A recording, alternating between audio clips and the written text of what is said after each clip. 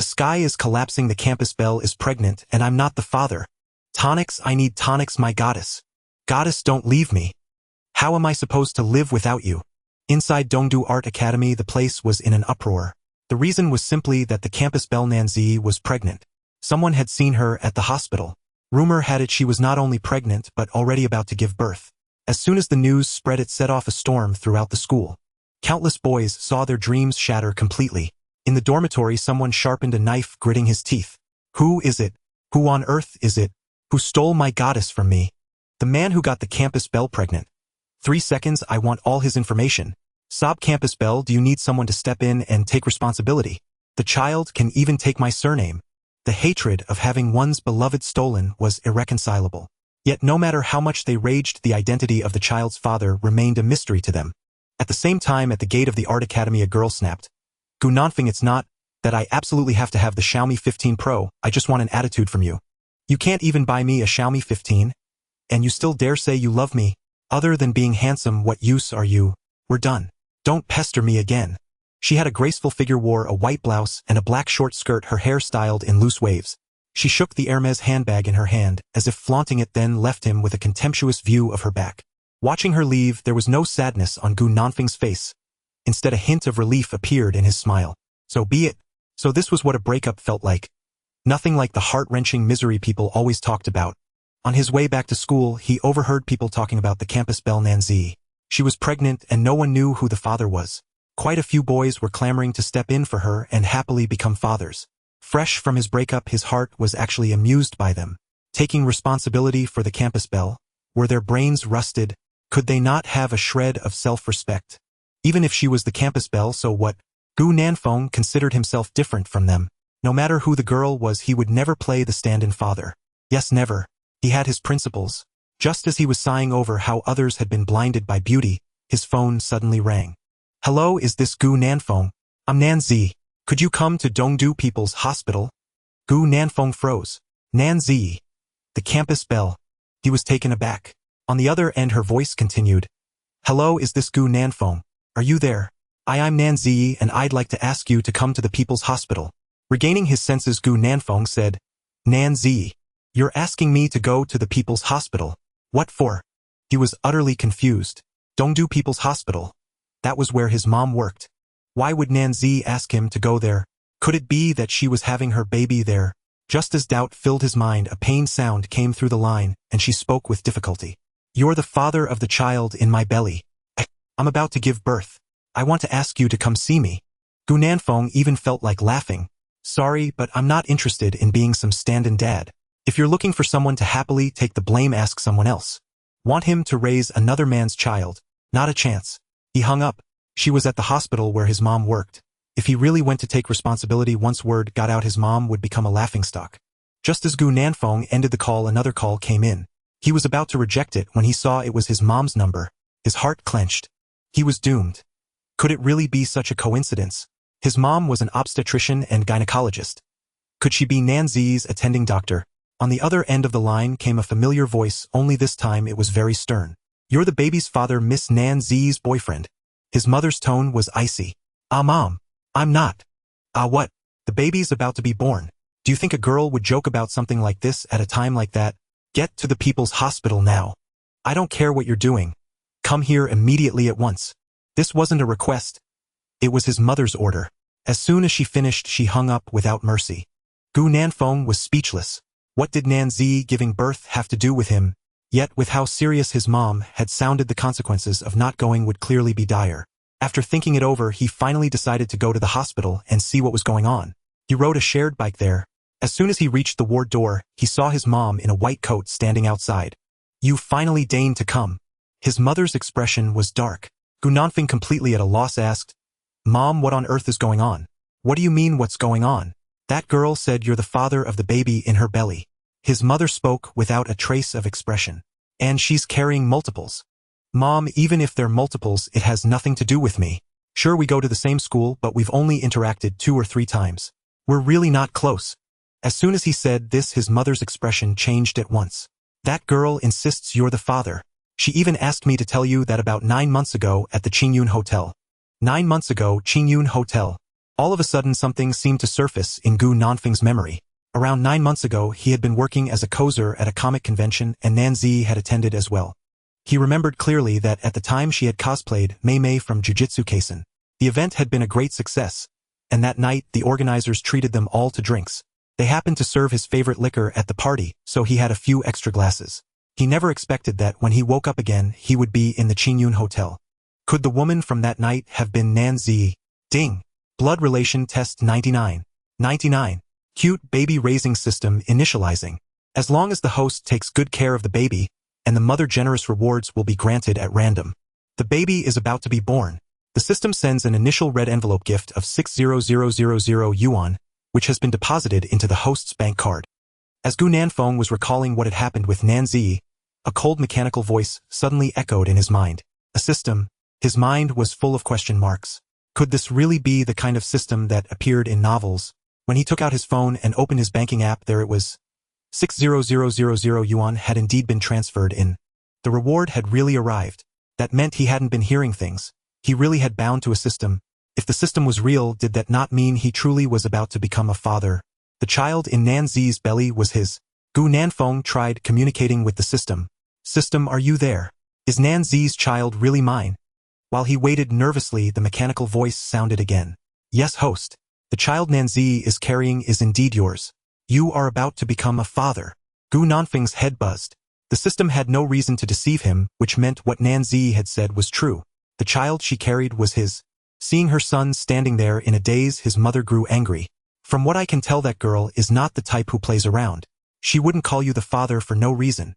Something must have happened between you at the Qingyun Hotel. You're already this old. How can you still be so muddle-headed about things like this? Gu Nanfeng finally came back to his senses and said awkwardly, Mom. Well, I just remembered. I'm actually Nanzi's child's father. Mother Gu's expression changed dramatically. You brat, are you or are you not? Think it through before you speak. Don't you dare end up raising someone else's child. Gu Nanfeng coughed lightly. Mom, it really is mine. Then why did you just say it wasn't? I didn't remember just now. When you mentioned the Qingyun Hotel, I immediately knew. Mom, I'm going to be a father and you're going to be a grandmother. Gu Nanfeng forced the words out, bracing himself. Mother Gu gave her son a suspicious look, but she quickly waved her hand. Forget it. Since you're sure the child is yours, hurry in and see her. She's about to give birth. Normally a woman coming to the hospital to deliver would have family at her side. Yet Nanzi was an exception. Ever since she was admitted, she had been alone. Word had spread through the entire department that she must have run into an irresponsible scumbag. They said the man had coaxed her into getting pregnant, then ran away too cowardly to take responsibility. He was still in college, probably too afraid to tell his family. So young and already suffering such a blow. She was truly pitiful. Because of this, ever since Nanzi's admission, Mother Gu had taken special care of her. Nanzi was carrying multiples and needed a section. With his heart in turmoil, Gu Nanfeng walked into the hospital. As soon as he entered, he heard Nanzi's anguished cries. Doctor, nurse, I can't take it anymore, it hurts so much, I think I'm going to give birth. Mother Gu hurriedly beckoned the nurses into the room and ordered, Get her to the delivery room now. Then she walked up to the bed, looked at the pale-faced Nanzi and said, Girl, focus on giving birth. Look, Gu Nanfeng is here. Following her gaze, Nanzi struggled to look over. Sure enough, she saw a familiar figure. Gu Nanfeng, he had come. With just that one look, she was swiftly wheeled away by the nurses. Gu Nanfeng hurried to follow, cheering her on from the side. Nanzi, I'm here. You must come through safely. I'll be outside waiting for you and our babies. Hearing his words, Nanzi bit back the pain and strained to turn her head, giving him a deep, lingering look. As the doors of the delivery room closed, Gu Nanfeng's heart pounded wildly. He was really going to be a father. He had just broken up with someone, and now, in the blink of an eye, he was about to have children. The seamless transition was almost too fast to be believed. Yet, regardless of how it had come to this, he would take good care of his children. He waited in nervous suspense, not knowing how much time had passed, until at last the doors of the delivery room opened once more. A nurse walked out. Nanfeng, Miss Nan has delivered. Congratulations, you're a father now. It's triplets. Because of Mother Gu, many nurses at Dongdu People's Hospital knew Gu Nanfeng. The nurse found him at a glance. Half the weight on Gu Nanfeng's heart instantly lifted. How is the mother? The nurse reassured him. Don't worry, both mother and babies are safe. Dr. Jiang is stitching Miss Nan's incision. She teased him lightly. Come on, handsome, let's go meet your children. After explaining Nanzi's condition, she led the way. He was about to see his own children. Gu Nanfeng's heart thudded in his chest. Following the nurse into the delivery area, he soon saw a small crib. 3 tiny bundles lay inside, wailing at the top of their lungs, their cries surprisingly strong. Overwhelmed, Gu Nanfeng asked, "They're all my babies?" The nurse smiled. "Yes, congratulations, triplets." So these were his children. Looking at the fragile little lives in the crib, he felt a sensation he could not put into words. Newborns were all red and wrinkled. It was nothing like the cute image he had imagined. This was his first time seeing a newborn up close. Red and crumpled like little monkeys. The nurse explained, "Babies are all like this when they're just born. Give them some time to grow and they'll be beautiful. With looks like yours and Miss Nan's, the babies are bound to be very good-looking in the future." Gu Nanfeng felt her words made perfect sense. The triplets seemed remarkably in sync, as if they knew their father had arrived. They began crying even harder. Hearing his own babies wail nearly broke Gu Nanfeng's heart. He wanted to pick them up and soothe them, but had no idea where to start, left standing there in anxious helplessness. Noticing his predicament, the nurse smiled and picked up one of the babies. "Come, I'll teach you how to hold a baby. First, use one hand to support the baby's head, neck, and shoulders. Then with the other arm cradle the body, your palm, supporting the little bottom, and finally hold the baby close to your chest." Terrified of hurting the child, Gu Nanfeng carefully followed her instructions and gently took the baby from her arms. The tiny body was soft and warm like a little glutinous rice dumpling carrying a faint milky scent. Gu Nanfeng softly soothed the whimpering little human in his arms.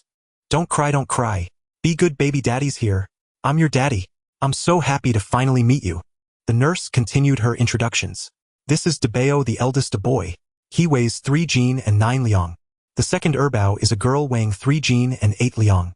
The youngest Xiaobao is a boy, and he weighs the same as Erbao, also 3 jin and 8 liang." Gu Nanfeng committed all the information to memory. Smiling down at the little one in his arms, he said, "Wow, so you're Debao the eldest. You'll be the big brother from now on. Good boy, don't cry. A newborn could not understand his words. They only knew how to express emotions by crying. Yet strangely, as if sensing their father's comfort, Debao's cries gradually subsided.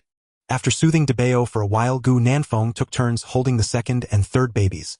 Like Debao, the little ones were all soft and warm. Cradled in his arms, fragrant and delicate, he could hardly bear to put them down. So this was what it felt like to be a father. How wondrous it was. He did not know how much time had passed before Mother Gu appeared before him again. She came over and looked at the 3 tiny bundles in the crib. Strictly speaking, they were her little grandchildren. Looking closely, they resembled her son when he was just born. Gu Nanfeng quickly asked, "Mom, Nan, Z, how is she?" Mother Gu answered calmly, "The incision has been stitched. She'll wake up once the anesthesia wears off. She's out of danger now. She'll be back in the ward in a few minutes." Trusting in his mother's medical skills, the half of Gu Nanfeng's heart that was still hanging finally settled. When Nan Zi awoke again, she was back in the ward. "The babies. Where are my babies?" Upon waking, her first instinctive reaction was to search for her children. Gu Nanfeng had been keeping vigil by her bed and hurriedly brought the babies over. "Here, Z, the babies are right here. All 3 of them are perfectly fine." Nan Zi quickly took the baby into her arms, clutching the little bundle, as if she could not wait another second. Gazing lovingly at the tiny life she had brought into the world through such hardship, tears slid down her cheeks before she realized it. Her heart overflowed with gratitude. Her children had arrived safely into this world. It seemed she knew that her mother was crying. Debao also began to wail. Gu Nanfeng hurriedly took out wet tissues to wipe the tears from the corners of their eyes. Upon seeing Gu Nanfeng, Nan Ji was momentarily lost in thought. The reason she called him before entering the delivery room was that she was unsure if she could get through this ordeal. After all, people said that giving birth was akin to having one foot in the gates of hell. She feared that if she did not return, the baby would be born without anyone to care for it. Fortunately, she had successfully pulled through. Now facing Gu Nanfeng, she did not know how to confront him. "You're here. Gu Nanfeng, thank you." Seeing her weak and haggard appearance, Gu Nanfeng felt a pang of sympathy. "Yes, I'm here. You've worked hard. Now you should rest well and I'll take care of the babies." Nanji shook her head. "No need, I can take care of the babies myself. Thank you for coming to see me, and the baby, you can go back now." She seemed to have made a certain resolution, speaking to him with a decisive tone. "Go back. I won't. The babies are my children. I want to stay and take care of you and them." If Gu Nanfeng left at this moment, his conscience would never be at peace. Would he let Nanji care for 3 children alone for the rest of her life? She had never thought that Gu Nanfeng would say such things to her. Her heart suddenly trembled. But after a brief internal struggle, she finally spoke up. I don't need you to take care of us, just go. From now on let's not contact each other. After I'm discharged I will take the babies away from Dongdu. Gu Nanfeng was immediately anxious. Ji, can you give me a chance to take care of you? I will definitely try my best to care for the babies and be a responsible father. Feeling Gu Nanfeng's sincerity, Nan Ji's heart was in turmoil. Fortunately, at that moment Gus' mother came over to speak for her son. Ji, just give Xiaofeng a chance. The babies can't be without a father. Can you bear to see them grow up without a dad while other kids have one? They will surely be very sad then. Even if you don't consider yourself, you should think of them. Just give Xiaofeng a chance. I believe he will take good care of you and give the babies a complete home. Since Nan Ji was admitted to the hospital, Gus' mother had come to see her often. The girl before her, Jiang Yue, had a very good impression of her. If the other party could become her daughter-in-law, her son would have struck gold. Hearing Gus' mother's words, Nan Ji fell into a dilemma. Dr. Jiang, I hadn't thought about it, but you don't understand my situation. Anyway, I will take good care of the babies. I can manage well on my own. Gus' mother, named Jiang Yue, was known as Dr. Jiang in the hospital. She could see that Nan Ji was being strong. No matter what your plans are for the future, at least give Gu Nanfeng a chance for now. You don't have any family around you now, just had a cesarean, and you have to take care of 3 little babies. Since you said Gu Nanfeng is the father of the child, let him stay temporarily to take care of you and the kids. As for your plans, we can talk about it later, when you are able to move after being discharged. Nurse also came out to speak for her. Miss Nan. Dr. Jiang is right. You are currently unable to move, and the babies have just been born, so let Nanfeng stay to take care of you. Moreover, if Nanfeng stays, Dr. Jiang can come to see her grandson often. Nan Ji understood the nurse's previous words, but what she didn't understand was the latter part. Grandson, what is going on with Dr. Jiang? The nurse smiled and explained to her. Miss Nan, you probably don't know yet. Dr. Jiang said that Nanfeng's mother, which means she is the grandmother of the triplets. Nan Ji's eyes widened in disbelief. The nurse also found it incredible, comparable to winning the lottery. We didn't expect it to be so coincidental, but it's true. Dr. Jiang is indeed Gu Nanfeng's mother, and everyone in the hospital knows it. The doctor who delivered her children is the baby's grandmother. Is this true? Is it really that coincidental? Jiang Yu smiled. Perhaps this is fate. Ji Xiaofeng is indeed my child. I am the grandmother of the triplets. For my sake, please give Xiaofeng a chance. Also give me a chance as well. Jiang Yu did not expect fate to be so marvelous. Earlier she felt it was unfair for Nan Ji to encounter a scoundrel in the office. To her surprise, the scoundrel she spoke of was her own child. Nan Ji was in a daze. Seeing that they did not seem to be joking, could it be that Dr. Jiang really is Gu Nanfeng's mother? Recalling that she had been all alone since being hospitalized, only Dr. Jiang frequently came to see her and chatted with her. The other party was a very good and warm person. She felt unable to refuse the other party's request. At the same time, she also thought that what the other party said had some truth to it. The children had just been born, and having their father by their side might give them more security. As for herself in the future, ultimately Nan Ji agreed, looking at the anxious Gu Nanfeng. Then I'll entrust this time to you. Thank you. Gu Nanfeng was overjoyed. No need to thank me, it's what I should do. Ji, thank you for letting me stay and accompany the babies. I will definitely take good care of you. Gu Nanfeng's gaze was more determined than ever. Jiang Yu let out a long sigh of relief, but her expression remained inscrutable. She coldly said to Gu Nanfeng, since Ji is willing to give you a chance, you better perform well. My little grandson just arrived and has nothing. You should hurry and go buy things. Gu Nanfeng was pulled back to reality by his mother's words, excitedly saying, Oh, I'll go do it right away. Go immediately. Jiang Yu stopped him. Do you know what to buy? Buy baby clothes, diapers, milk powder, and bottles. Jiang Yu listed many things, and Gu Nanfeng memorized them all. Worried about forgetting, he specifically opened the recording function on his phone. Only after ensuring everything was perfect did he leave. After Gu Nanfeng left, Nan Ji tentatively asked, Dr. Jiang, are you really Gu Nanfeng's mother? Jiang Yu smiled. Absolutely true. Ji, you've worked hard during this time. Xiaofeng has let you down. Just give him a chance to make amends and let him take care of you and the children. Nan Ji is a good person, and Jiang Yu hoped her son could always be with her. This could give the babies a complete family which would benefit their growth, and at the same time it made her happy. Although she had not interacted much after so many years in society, she could feel that Nan Ji was a very good girl. Jiang Yu's words moved Nan Ji, but she thought of Gu Nanfeng's girlfriend. Her eyes dimmed. Let's take it one step at a time for now. Nan Zi sighed, having just given birth via cesarean section. She had lost a significant amount of her vital energy. Although she tried to keep her spirits up, fatigue soon overwhelmed her. Seeing her exhaustion, Zhang Yu suggested she take a short nap without worrying about the babies. Once she confirmed that Zhang Yu was the children's grandmother, Nan Zi quickly fell into a deep sleep. Zhang Yu sat beside the crib, lovingly watching the three little ones while organizing her thoughts. She had become a grandmother. Triplets. They were her grandchildren. She was completely unprepared for this. Zhang Yu felt it was quite sudden, yet looking at the three peacefully sleeping little ones, and Nan Zi lying on the bed, she felt a strange sense of happiness and excitement. Meanwhile, the obstetrics and gynecology department of the Eastern Capital Hospital was in an uproar. Nurses were gossiping excitedly. Oh my God, that beautiful woman in room 306. The one without any family, her child's father has shown up. Ha! He appeared, that scumbag. One nurse asked in surprise. A woman as beautiful as Nan Zi coming to the hospital alone, without any family, easily became the subject of their gossip. Nan Zi was stunningly beautiful and a university student. The doctors and nurses had a very deep impression of her. What a shame such a wonderful woman had encountered a careless scumbag. Upon hearing that the baby inside Nan Zi's belly had appeared, the office was abuzz with discussion. What? The scumbag showed up? So is he handsome? Is he rich? Don't tell me it's that yellow-haired guy. The informed nurse chuckled, teasing them. Super handsome, actually. You all know him. You absolutely won't guess who it is. Everyone around looked puzzled, recognizing the scumbag. Who could it be? The knowledgeable nurse urged them to keep guessing. The handsomest person you know.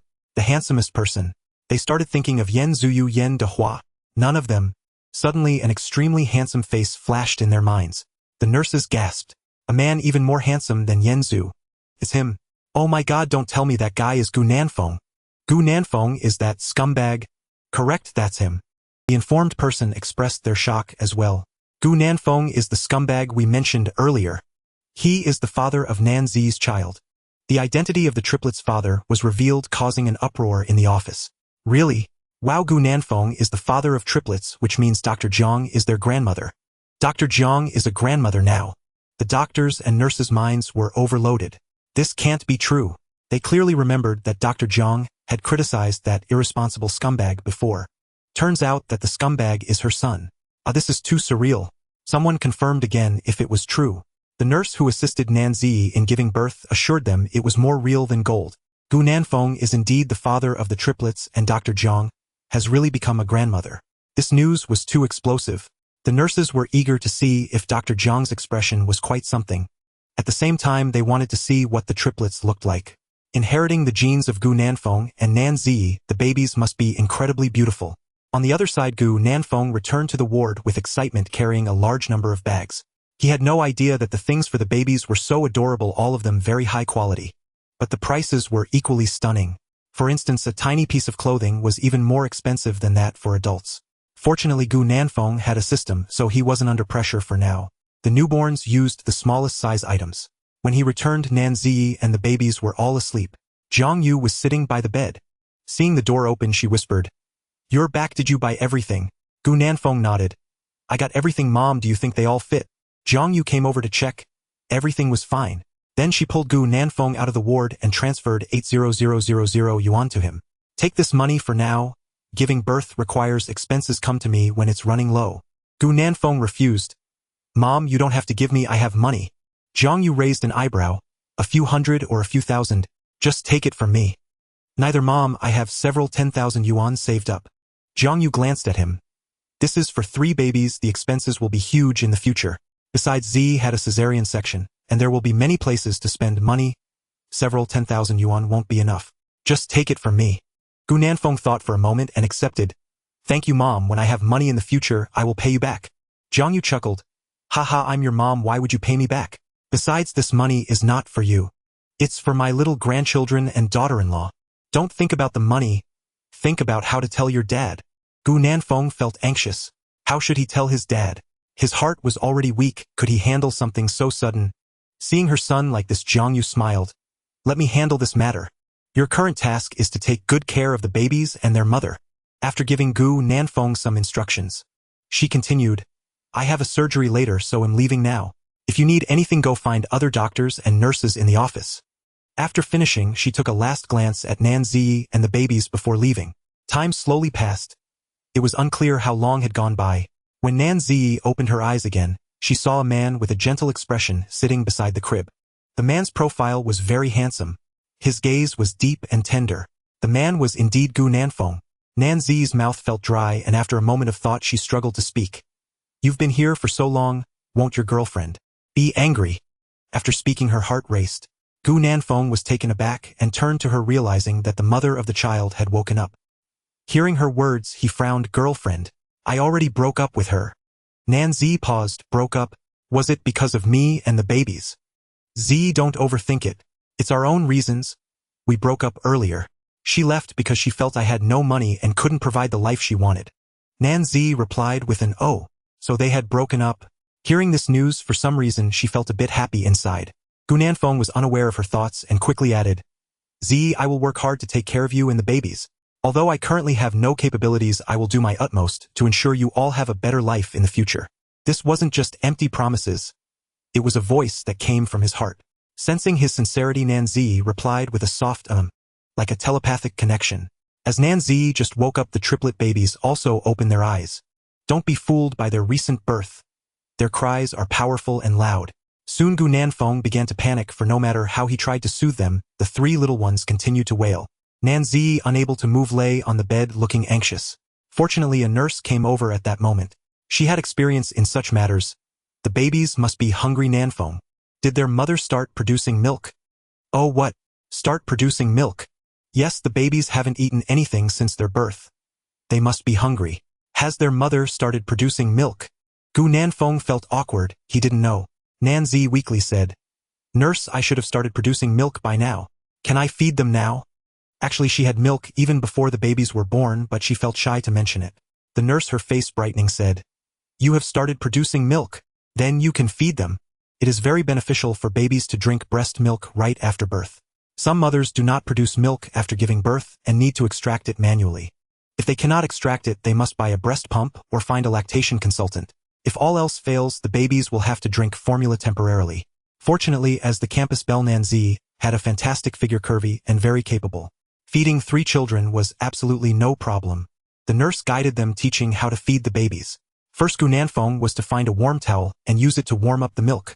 Nan Zi couldn't move well, so she had to ask Gu Nanfeng for help. But since that incident at the Qingyun Hotel, she hadn't had any intimate contact with him. Now, as Gu Nanfeng had to warm the milk with a hot towel, while looking at her, Nan Zi felt her face turn as red as a tomato.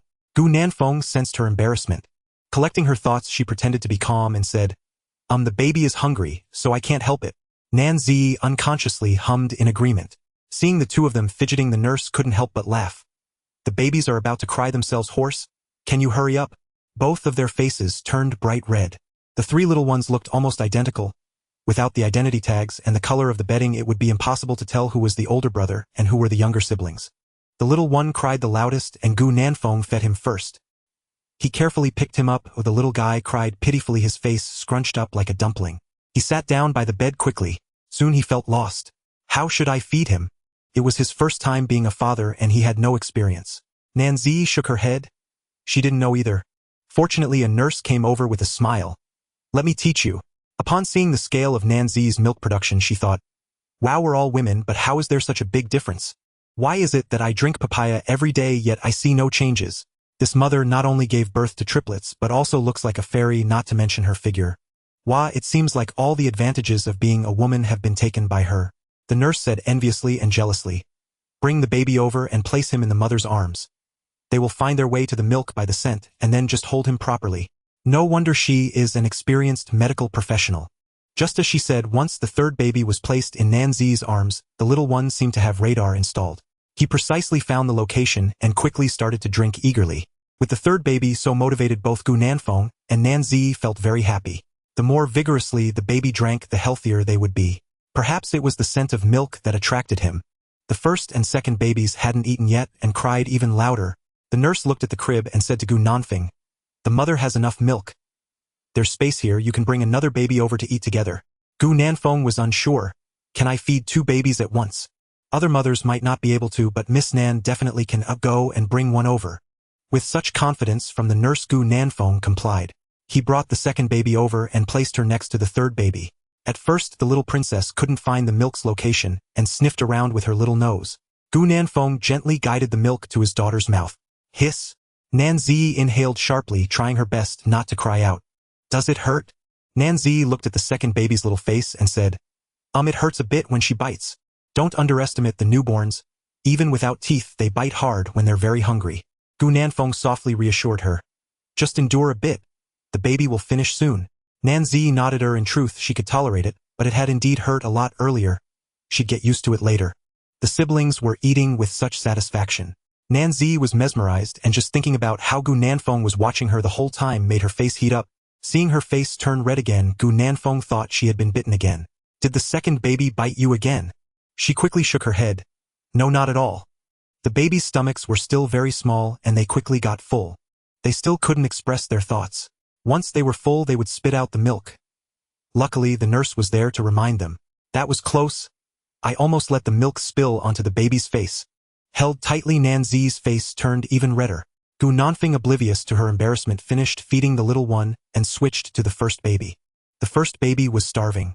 Unable to wait, he bit down eagerly, while Nanzi frowned and endured. They fed while the nurse picked up the third baby and taught them how to burp the baby. Generally, after babies finish eating, let them rest for 2 to 3 minutes before burping them. Nanfeng, remember my hand gestures for burping. First, lift the baby up, then support their bottom with the other hand. Next, raise them vertically, resting the baby's head on our shoulder. The baby's head should turn to one side and our palms should be cupped to create an open space. Then gently pat the baby's back. Newborns are small and their surface area is limited. When burping, do not pat from below upwards, as that is near the baby's kidneys. A gentle pat on the back will suffice. Once you hear the baby burp, continue to support the baby's head and neck with your right hand, while lowering them slowly with your left hand, supporting their bottom. After burping the third baby, the nurse placed him back in the crib, letting him lie on his side, and put a small blanket under his back. After finishing, she reminded Gu Nanfeng. The babies won't always burp after eating, so parents need to observe closely. Also, when holding them, you must lean down to get close, otherwise the baby might spit up. Gu Nanfeng and Nanzi listened attentively, not realizing that taking care of babies required so much attention. After Sanbao burped, he blinked his curious big eyes, looking around. Inheriting the genes of Gu Nanfeng and Nanzi, their eyes were stunningly beautiful, sparkling like precious gems. Currently, their vision had not yet developed properly, making everything appear blurry. Although they could not see Nanzi clearly, they could recognize their mother by her scent. Erbao and Debao finished eating one after another. Following the nurse's instructions, Gu Nanfeng carefully burped each little cutie. He was extremely cautious throughout the process, fearing that he might accidentally hurt their tiny arms and legs. The nurse was amused by his carefulness, saying, "The little babies are not as fragile as you think. Your gentle touch isn't effective at all. It's like you haven't burped them at all." Gu Nanfeng tentatively increased the force, and soon Erbao burped. He smiled in delight, saying, "Little princess burped so quickly, how wonderful." The little princess didn't understand her father's words and stared at him blankly. The last one was Debao. Debao did not burp. The nurse reminded him, "Debao is just like I described earlier. Not every baby burps. Since he hasn't burped, you can let him go back to rest." Gu Nanfeng acknowledged her, and when holding the child back, noticed that the back of his shirt was wet with sweat. It was due to nervousness. After teaching the couple how to feed the baby and burp him, the nurse continued her rounds in other wards. This was one of her daily tasks. After the nurse left, the 3 little ones played by themselves in the crib. Nanzi's gaze fell on Gu Nanfeng, saying, "Why don't you give the babies names?" "The babies don't have names yet." Gu Nanfeng's heart stirred. "Can I really name them?" Nanzi nodded, "Of course. You are their father." Gu Nanfeng was excited. "Great, thank you, Zi." He then fell into deep thought. His name is Nanfeng, and together with the triplet babies, they perfectly form the 4 cardinal directions. Could they be named Gu Dongfeng, Gu Shifeng, and Gu Beifeng? Thinking of this, he quickly shook his head and continued pondering. The babies are destined to carry the Ji character, and their mother's name also has a Ji in it. Suddenly his eyes lit up, and he proposed, "Ji Fan Ji Yue Jian. Zi, what do you think of these 3 names?" "Gu Ji Fan, Gu Ji Yue, Gu Jian." Nanzi silently repeated the names. They were so cute and pleasant. The children's names also contain Ji. Did Gu Nanfeng intentionally include his name? Nanzi's heart seemed to be softened all of a sudden. Then she smiled happily. "Good, I think they sound wonderful. Let's name them Ji Fan Ji Yue and Jian. Gu Ji Fan, Gu Ji Yue, Gu Ji, and do you hear that? Daddy named you." Gu Nanfeng couldn't be happier. The children now had names. Debao was named Gu Ji Fan, Erbao Gu Ji Yue, and Sanbao Gu Jian. The three little ones heard their parents but did not understand the meaning. Upon hearing their names, they paused for a moment and then continued to play with their toys. Gu Nanfeng looked at the babies and then at Nan Zi, saying, "The big names have been given. Nowadays many parents also give their babies nicknames. Zi, why don't you give them one too?" Nicknames. Upon hearing this, Nan Zi's heart stirred. Yang Yang Yu Yue Xing Xing, representing the sun, moon, and stars. But she wasn't sure if Gu Nanfeng would like them. Dabao is Yang Yang, Erbao is Yu Yue, and Sanbao is Xing Xing. Are these three nicknames okay? Gu Nanfeng's eyes sparkled. Very nice. The babies' nicknames will be Yang Yang, Yu Yue, and Xing Xing. I hope the babies will be as wonderful as the stars in the future. The babies now had both big and small names. Gu Nanfeng and Nan Zi were overflowing with joy. Ding! The babies have names. Congratulations, host, for achieving the hidden achievement of naming the babies.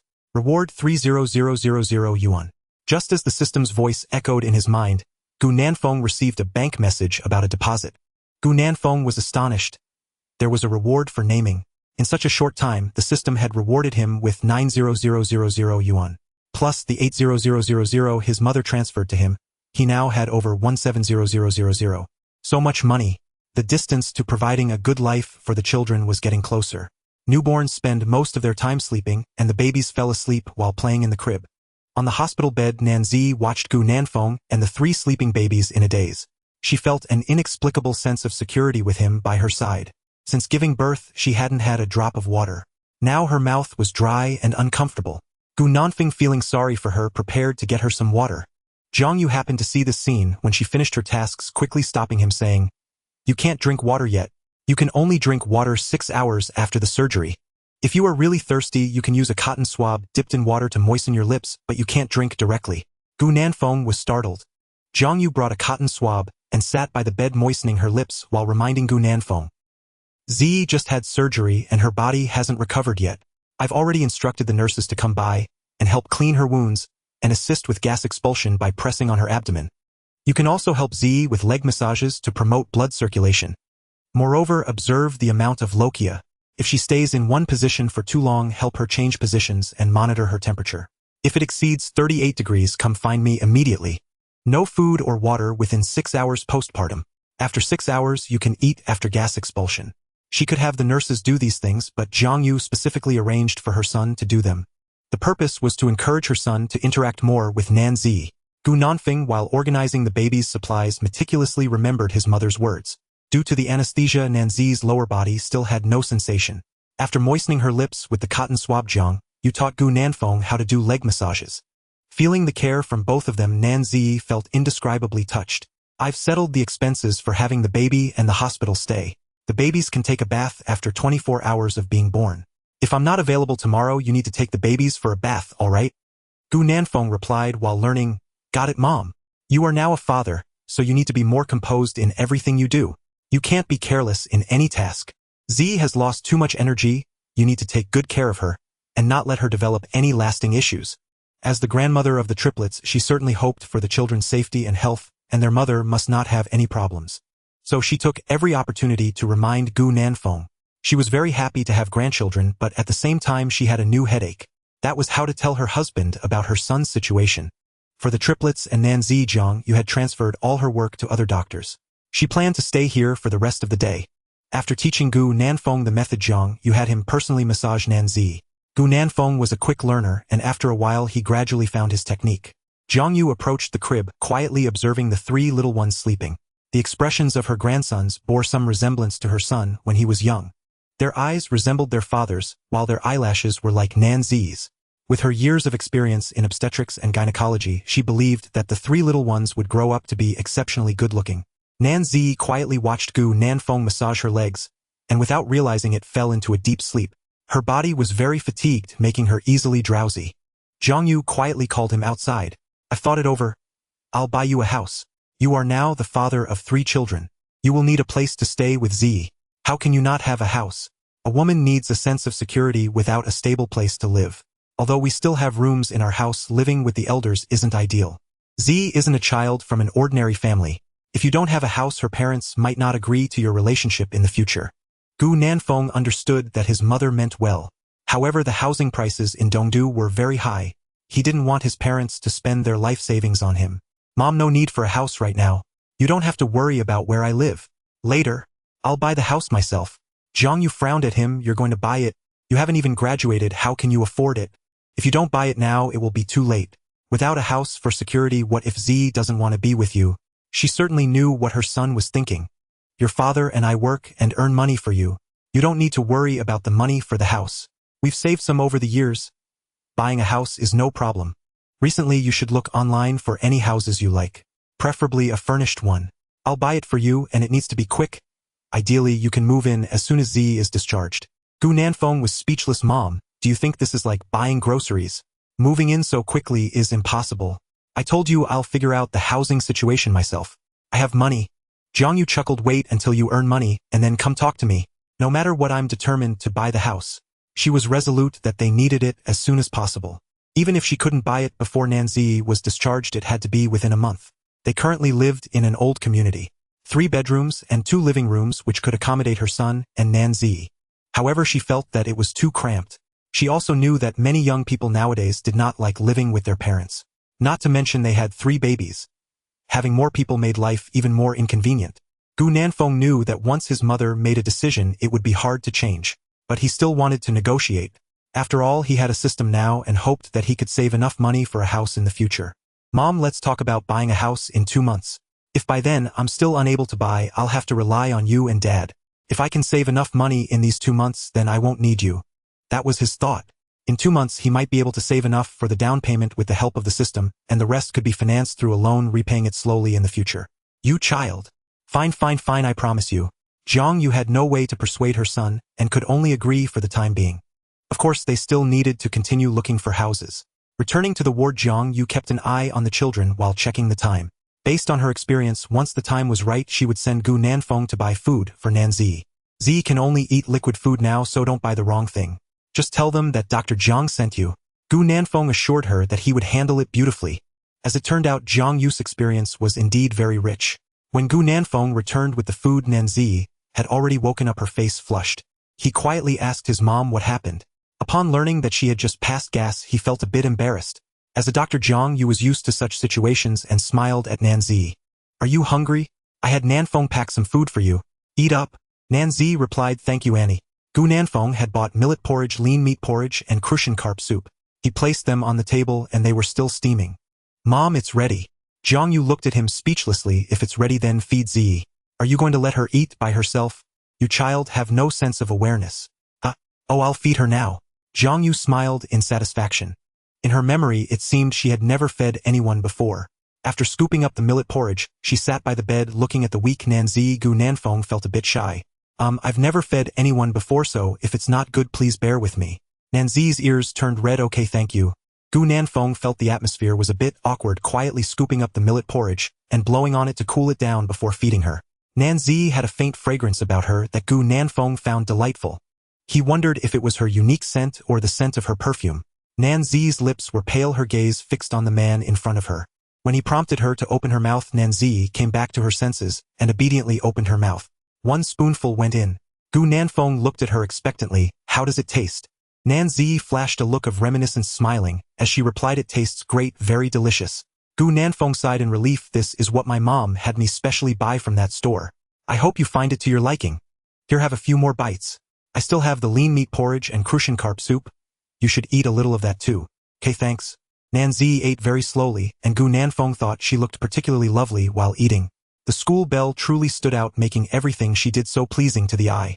The two sat very close, and Nanzi could feel Gu Nanfeng's breath. She secretly glanced at him. Wow, his profile was so handsome and charming. His hands and Adam's apple were also incredibly good-looking. After surgery, a new mother shouldn't eat too much, so Gu Nanfeng only let Nanzi eat until she was about 60 full before clearing the food away. Seeing a bit of porridge stuck at the corner of Nanzi's mouth, Gu Nanfeng gently wiped it away with a tissue. Nanzi stared at him blankly. Thank you. Gu Nanfeng smiled. No need, I told you I would take care of you. Feeling that their relationship had grown a little closer, he felt especially happy. The porridge outside is open 24 hours. Whenever you feel hungry, just tell me and I'll go buy it for you. Okay, great. As she watched Gu Nanfeng bustle around for her, Nanzi felt an unprecedented warmth. The back of this man in front of her felt so comforting. She had never dared to imagine such a scene while holding her babies. If it weren't for today's fear of not being able to come out of the delivery room, she wouldn't have sought Gu Nanfeng for help in the future, when there was no one to take care of her children. What surprised her even more was that the one performing the surgery on her was his mother, the grandmother of the babies. After experiencing all this, she couldn't help but marvel at the wonders of fate. Although their acquaintance was brief, she could feel that Gu Nanfeng and Jiang Yu genuinely cared for her. Yet thinking of her and the baby's future, her expression inevitably darkened. The hospital's soundproofing was excellent. Although she couldn't hear the sounds from the corridor outside the ward, she could see shadows passing by through the window.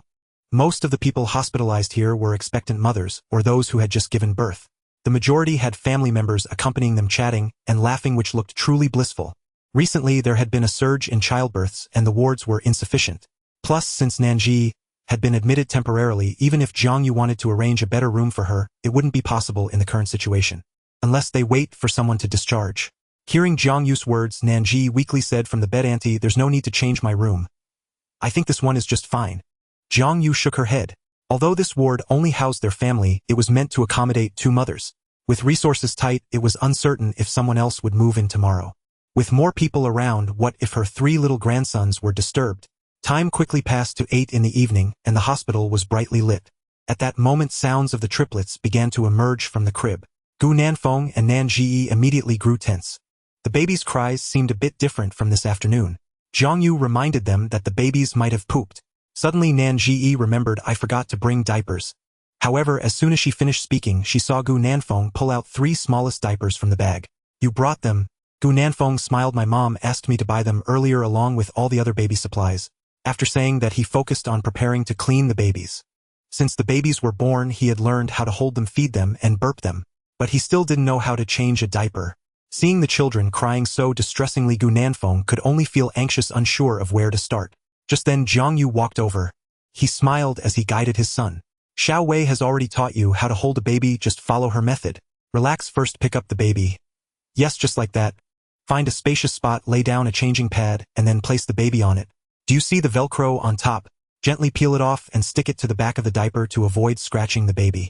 When removing the diaper, use it to gently wipe the poop on the baby's bottom. Be careful when lifting the legs, don't just pick them up directly or it might hurt the baby's spine.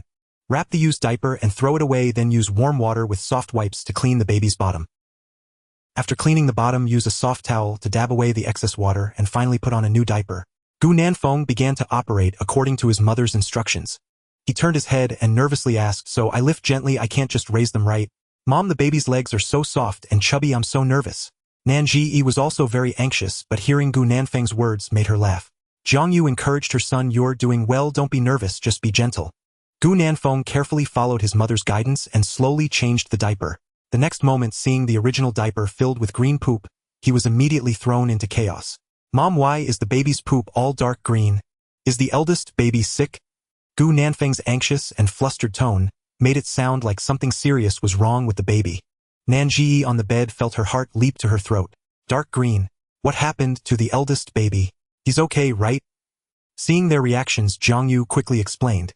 "Don't be nervous, the eldest baby is fine. This is the meconium, so the color is different. It will gradually turn to a normal color after feeding. This color is normal for newborns. The baby is fine and not sick." After hearing this, Gu Nanfeng and Nanji let out a long sigh of relief. Phew, this had scared the new parents to death. "You first wipe the baby's bottom, and I will go get you warm water," Jiang Yu instructed as she spoke. "Oh, okay, thank you, Mom." He almost forgot to ask for warm water without her reminder. Also, when cleaning the baby's bottoms, dry off the moisture before applying a little barrier cream to prevent any issues. After cleaning the eldest baby's bottom, the little one gradually stopped crying. When applying the barrier cream, the little guy kicked his legs in resistance. Gu Nanfeng could only move as gently and slowly as possible. Before using a new diaper, twisted a bit to open the leak-proof edges and also stretch the elastic at the back to increase comfort. When putting on the diaper, first turn the baby to the side so that it won't hurt their spine. Gu Nanfeng's heart was tense. After finishing, the eldest baby was clean and completely stopped crying. He wiped away the tears at the corners of the baby's eyes, and thus the first baby was done. After taking care of Yang Yang, the other 2 little cuties were still whimpering. With the experience of the eldest baby, Gu Nanfeng was much more skilled with the second and third babies. Another 10 minutes later, Yu Yu and Xing Xing also became fresh babies again. Gu Nanfeng lined them up in the crib, looking at them with satisfaction. Ding! For the baby's first poop in life, given the host's good performance reward of 500,000 cash talent culinary expert. Just after changing the baby's diapers, Gu Nanfeng once again heard the system's voice in his mind. Another 500,000 cash was deposited into his bank account, and Gu Nanfeng's heart raced at the bank notification. It seems that buying a house for Nanji and the babies is just around the corner. Oh, but what is this talent of culinary expert? Seemingly sensing Gu Nanfeng's confusion, the system communicated with him, returning to the host, this talent can instantly enhance your cooking skills. In simple terms, it allows you to make incredibly delicious meals. Once the talent is activated, it lasts permanently. The system explained, and Gu Nanfeng understood. Enhancing culinary skills to make meals tastier. This talent is incredible. It's exactly what he needs. With this talent, not only can he cook for the babies, but he might even start a catering business. With the boost of talent, business will surely thrive. Buying a house would be a piece of cake. After changing the baby's diaper, Zhang Yu's phone suddenly rang. It was a call from Gu Nanfeng's father. Hello Xiaoye, are you off work yet? Why are you coming home so late today? Are you working overtime? Or is there something going on? Zhang Yu glanced at Gu Nanfeng and stepped into the hallway to take the call. Still at the hospital dealing with some matters, preparing to head back. Have you finished work? Did you cook yet? I came back at 7 o'clock worried because you hadn't returned. Since there's an urgent matter at the hospital, you just focus on that, I'll cook for myself. Gu Honglang works as a security guard in a park, usually rotating shifts in the morning, afternoon, and evening. Zhang Yu replied, I'm preparing to head back. By the way, old Gu, I have some good news to tell you when I return. Her husband has a heart condition, so Zhang Yu planned to pick up some medicine before going home. In case he couldn't handle the news and fainted, she needed to be prepared for immediate assistance. It was impossible to keep the matter regarding their son hidden from him for long. Zhang Yu felt it was better to tell him sooner rather than later. After hanging up, she returned to the hospital room and spoke earnestly to Gu Nanfeng. Your dad doesn't know about the babies yet. I'll talk to him when I get back. I'll come over to take your place after dinner and bring you dinner as well. Gu Nanfeng's heart suddenly skipped a beat. Mom, please take it slow and choose your words carefully. Who do you look down upon?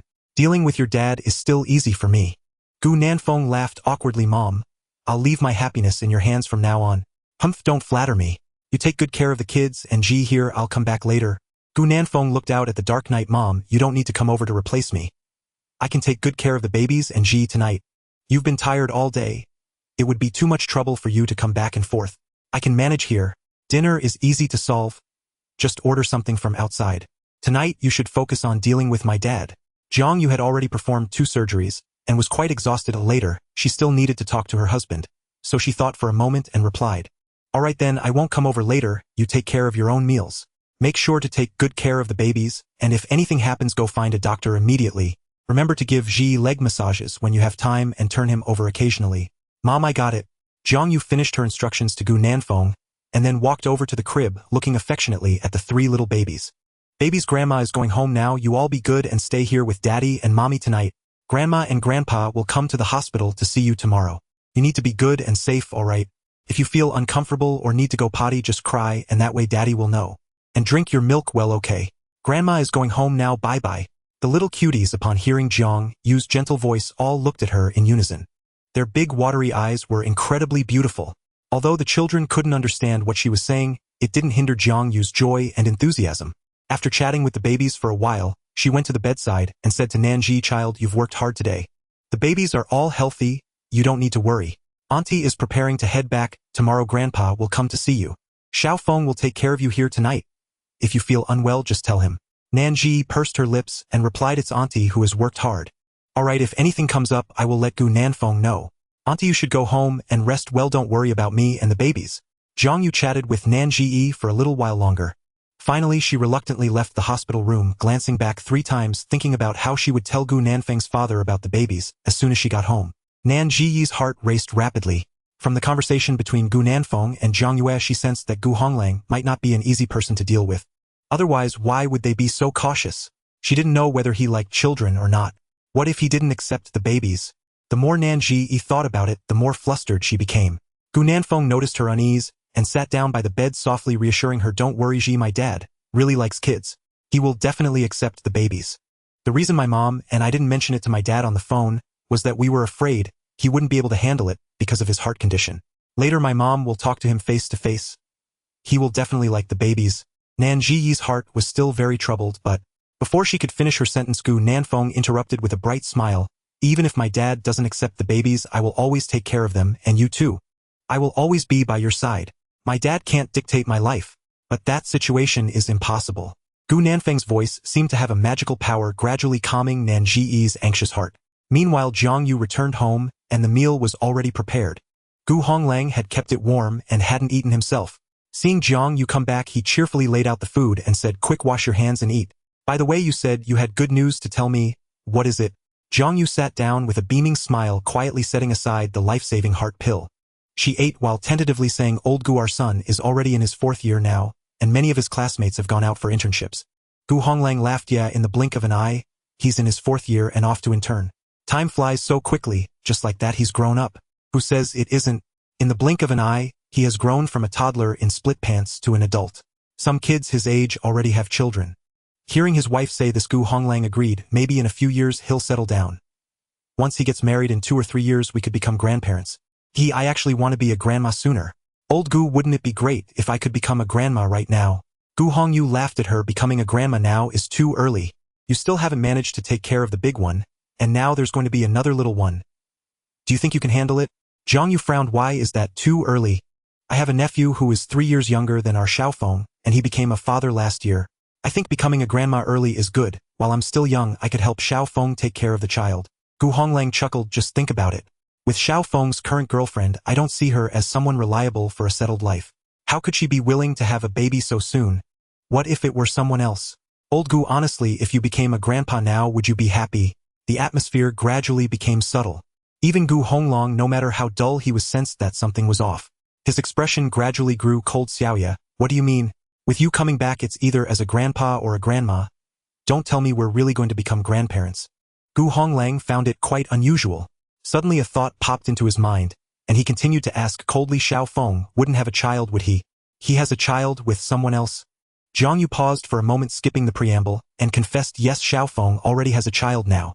Triplets. I personally helped deliver them today. I knew it. I knew it. Ever since my wife returned, things have been strange. She must be hiding something from me." Gu Honglang's breathing became rapid. "He really has a child. You're not lying to me. Do you think I would joke about something like this? The child was born in our hospital. 3 babies, 2 boys and 1 girl. Xiaofeng is taking care of them at the hospital tonight." Gu Honglang felt a tightening in his chest, struggling to maintain his composure. "He really has a child. Who is the mother? Don't tell me it's that Liao Yue." He knew his son had been dating Liao Yue, and that Gu Hongyu had met her twice. But the impression she left on him had not been good. Gu Hongyu felt that Liao Yue was not someone who could settle down and live a stable life, making her unsuitable for his son. But he hadn't shared these thoughts with Gu Nanfeng. He had only discussed this privately with Jiang Yu. If it really is a child with Liao Yue, family life would likely become difficult. Jiang Yu knew he didn't like Liao Yue, and signaled him not to get agitated, as it wouldn't be good for his health. "It's not Liao Yue," Xiaofeng said. "They've broken up. The mother of the child is from the same school, named Nanzi. This girl is very beautiful and has a great demeanor. I really like her. They broke up with Liao Yue. Yes, he usually doesn't tell us about his personal matters, and I just found out." "Then who is this Nanzi?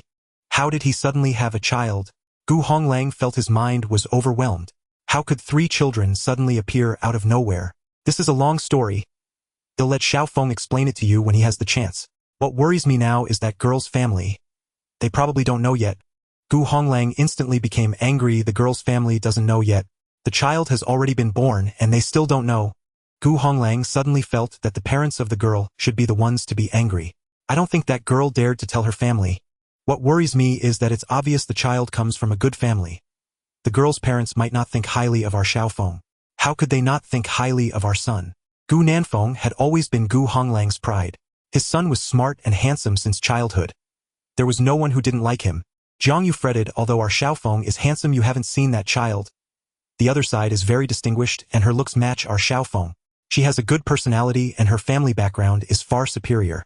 I'm really worried about how her parents will treat our Xiaofeng once they find out. Without a partner, parents worry. With a partner, if the other side is unreliable, they also worry. If the other side's conditions are too good, it can also be a cause for concern. What if the other parents don't think highly of their son?"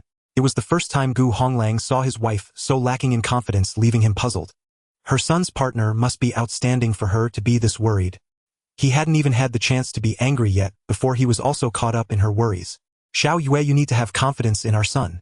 If the other parents find out, they will definitely like our Xiaofeng. Zhang Yu glanced at him. I have no confidence in us. You think their family is wealthy enough to look down on us? Would they let their daughter marry down?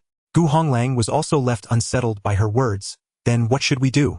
The child has already been born. We can't let them break up, can we? If that's the case, I definitely won't agree. Zhang Yu sighed. What can we do? We can only treat her well before her parents find out. Maybe in the future when Zi's parents know how well we treat her, they will agree. Gu Honglang felt his wife made sense. After dinner, Gu Honglang felt that something was off, but he couldn't put his finger on it. His child had suddenly concealed having a baby from him. Logically, he shouldn't be angry. Shouldn't he express some dissatisfaction? Why couldn't he feel anger now, but instead worried whether his son could be with the child's mother? He couldn't make sense of it. His heart was a mess. He was preparing to call his son to inquire about the specifics and see the child. Just as he took out his phone, Zhang Yu stopped him. Can you think before you act? It's already this late. The child and Zi must be asleep.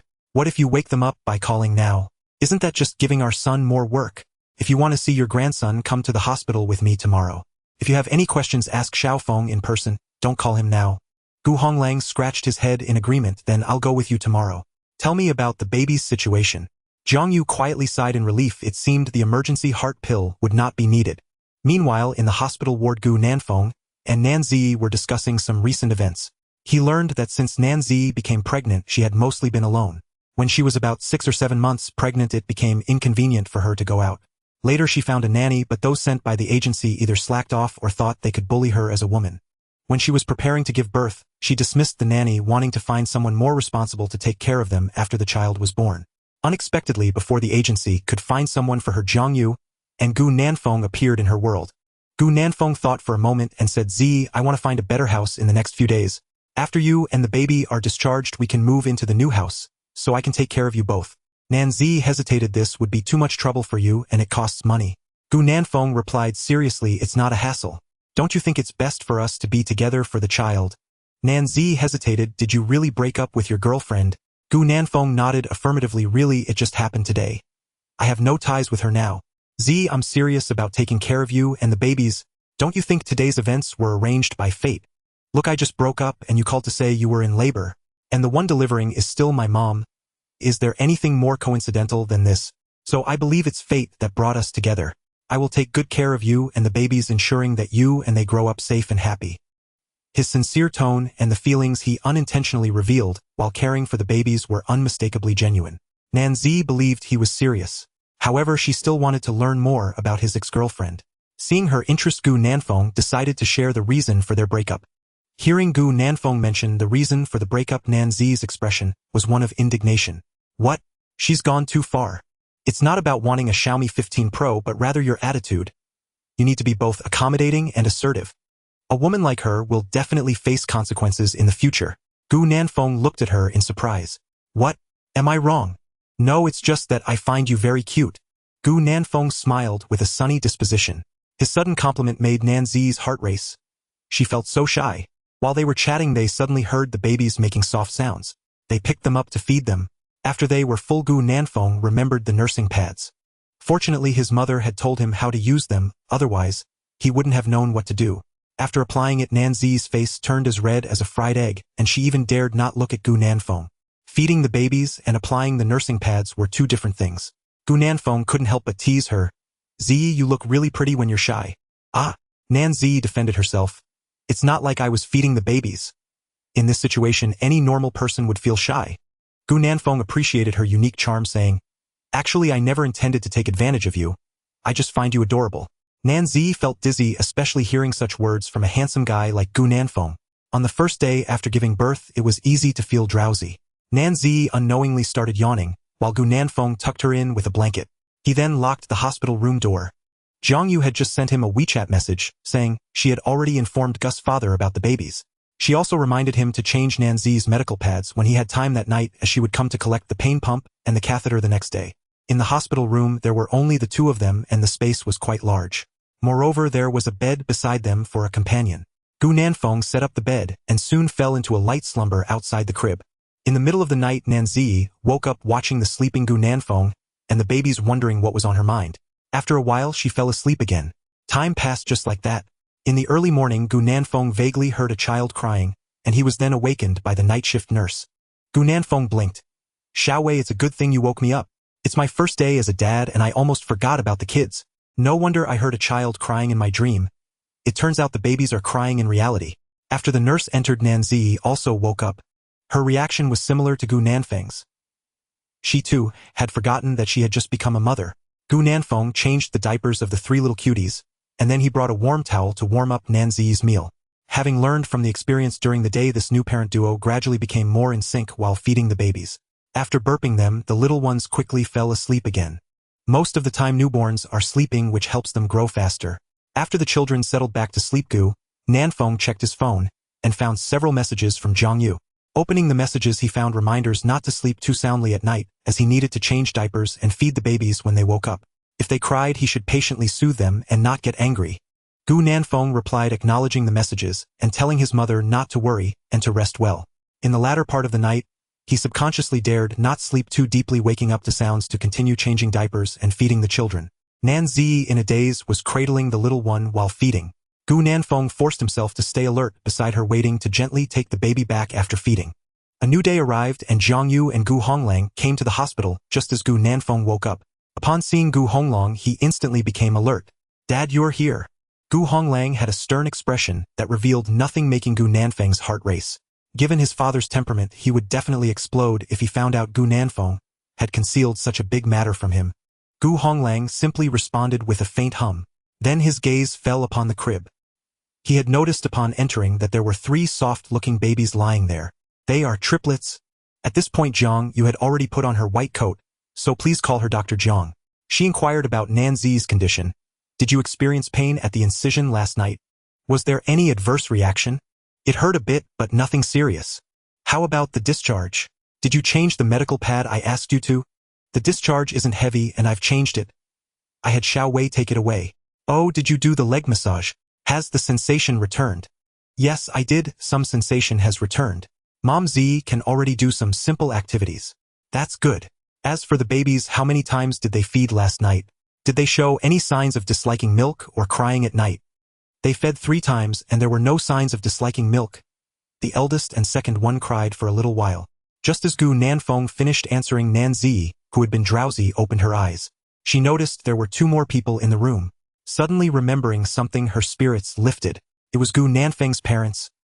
His mother was very concerned about the babies, so she must have already accepted them. But what about his father? Would he accept the children?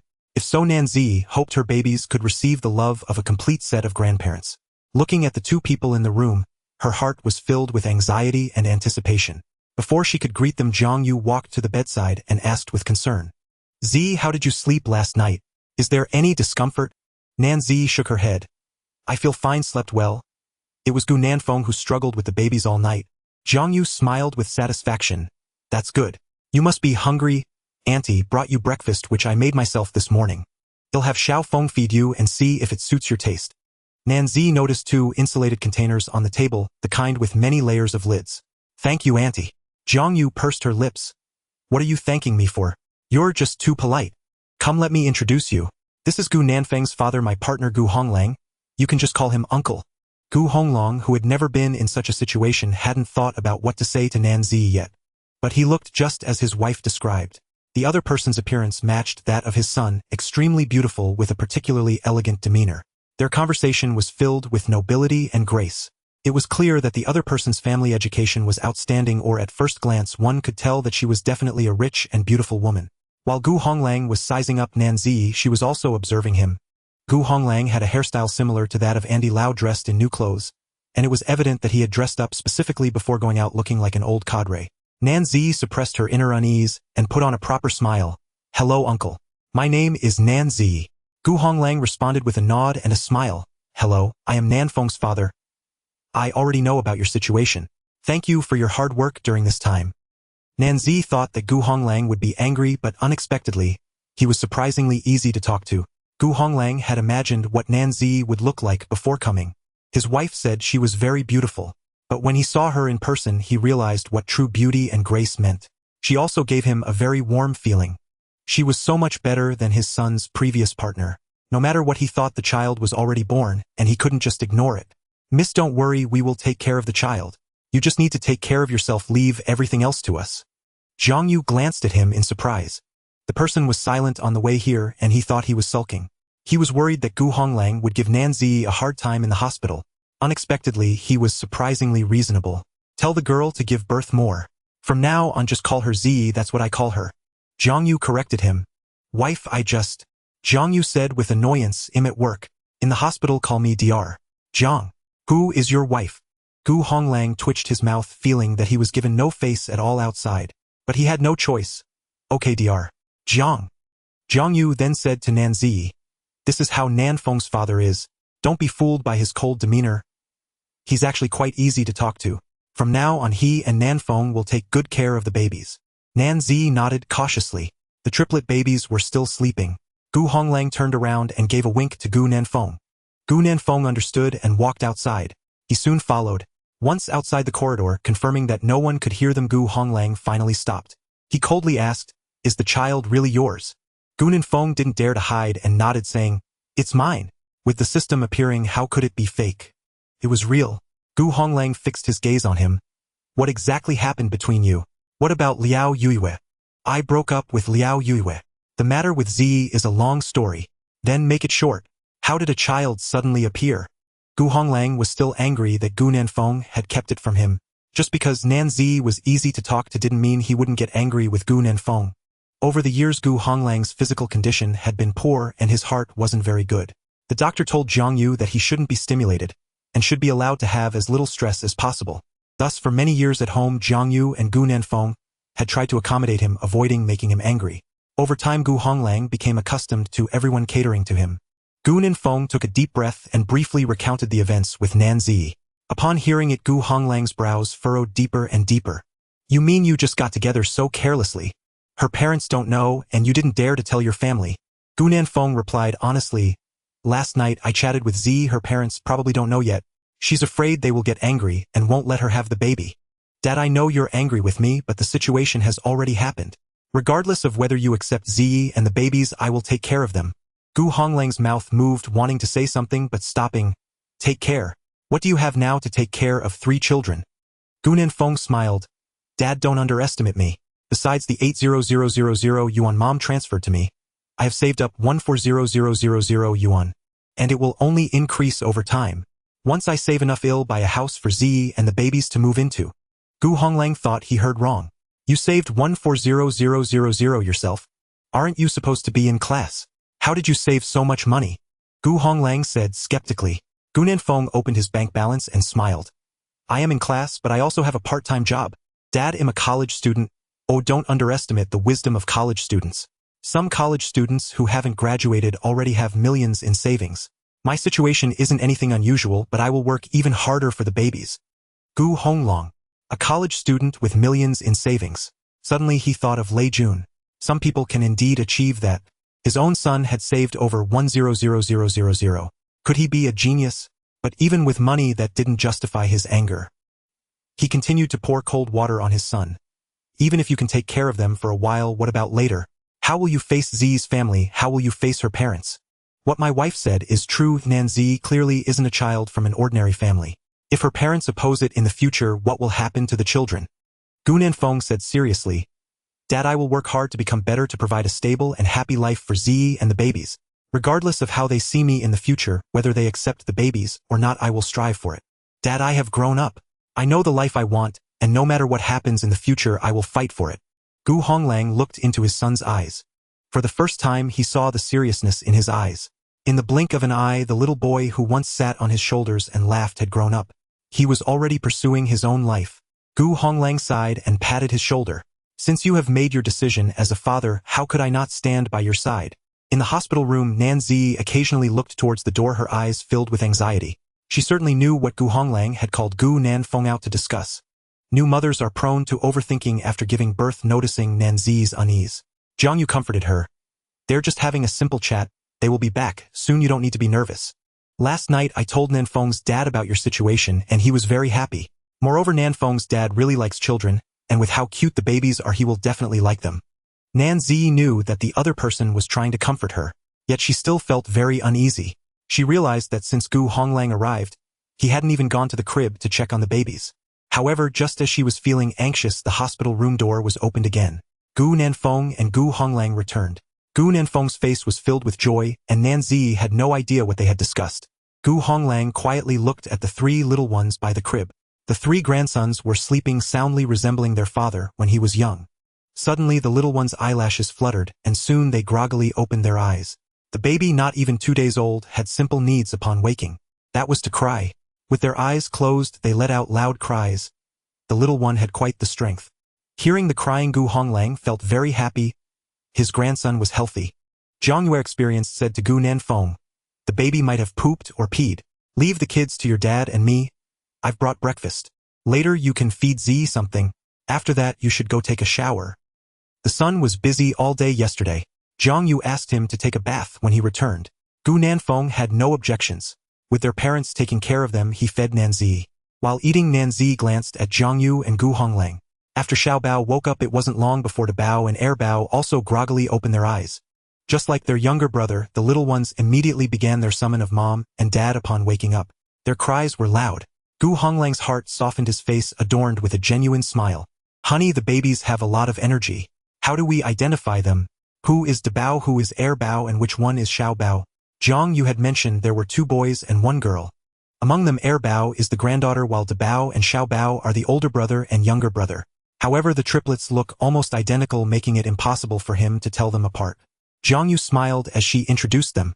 The first to wake was San Bao. The one in the pink outfit is Er Bao, and the one sleeping on the left is De Bao, the older brother. Gu Honglang nodded while smiling. "Have the children been named yet?"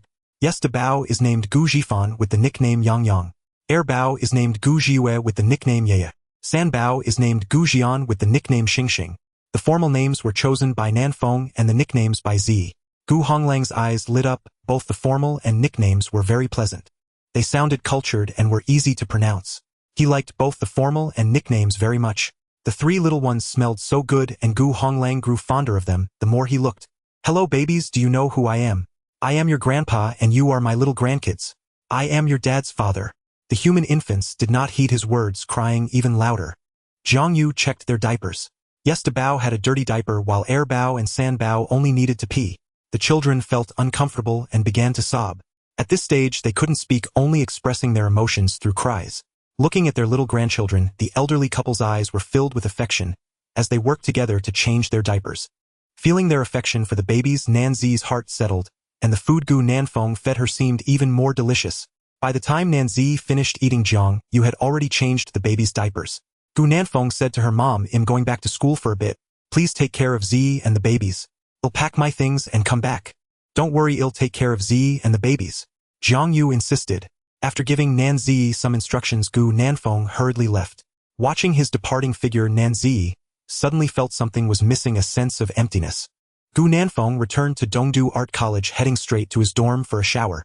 After showering, he began packing noisily, leaving his 3 roommates bewildered, not understanding why he was cleaning up so early. "Feng Gu, what are you doing? Although you broke up with Liao Yue, it's not like you're running away from home." "Yeah, right. That's not it. Just because you broke up doesn't mean you can't move on." Faced with his roommate's confusion, Gu Nanfeng smiled without replying. "Wow, Feng Gu, why are you so happy? You didn't return to the dorm last night. You wouldn't have seamlessly transitioned to a new girlfriend after breaking up with Liao Yue, would you? Planning to move out and live with her?" The more they talked, the more plausible it seemed. They were so envious. Someone just broke up and already has the next partner, while they... It's hard to explain. They also wanted to experience a sweet romantic relationship. The 3 of them decided to get to the bottom of it, surrounding him and not letting him go. "Feng Gu, quickly tell us, who is the sister-in-law? Is she from our school? Do we know her?" "Wow, Feng Ji's luck with the ladies is enviable. Let's absorb some of Feng Ji's luck." Gu Nanfeng in a good mood grinned. "You all want to know, huh?" "Yes." The 3 replied in unison. "Call me Dad and I'll tell you." "Dad," they exclaimed in admiration. "That's the feeling." Gu Nanfeng laughed and said, "She's from our school, and you know her, but her identity is temporarily a secret. I'll tell you when the opportunity arises." "Wow, Feng Gu, you're being sneaky, let's fight. Son is hitting Dad." As they spoke, they rushed at him, and Gu Nanfeng quickly assumed a defensive stance. On the way back to the hospital room, thinking of Nanzi and the triplets, Gu Nanfeng wore a smile on his face. Zhang Yu had already removed the pain relief pump and the catheter from Nanzi. Seeing Gu Nanfeng return, she reminded him, I've already removed the catheter. When you have time, help Z get out of bed and walk a bit. Simple movements are fine but no strenuous exercise. Gu Nanfeng nodded while unpacking. He walked to the crib where Gu Honglang had been sitting beside the three little ones. The adorable babies were very alert, looking this way and that. Sometimes they would look at Gu Honglang with curious eyes. Although the newborn's vision was not well developed, everything appeared blurry to them. However, the stage is when children are most curious about the world, interested in everything. Even with blurry vision, they would curiously look around. Gu Honglang's gaze never left them. Wow, what adorable little grandchildren. He truly wanted to dress them in cute clothes. Gu Honglang planned to buy beautiful clothes for the babies later as a meeting gift. The more he thought about it, the happier he became. Seeing Gu Honglang's affection for the babies, Nanzi felt genuinely happy for them. With blurry vision, the children would recognize their parents by their outlines and scents. Sensing their father's return, the little bundles turned to look at Gu Nanfeng, waving their chubby little hands in delight. Not long after Gu Nanfeng returned, a nurse came to find Zhang Yu. Dr. Zhang, it's time to bathe the babies. Zhang Yu smiled and replied, then said to Gu Nanfeng, you stay with Z, I'll take the babies for a bath.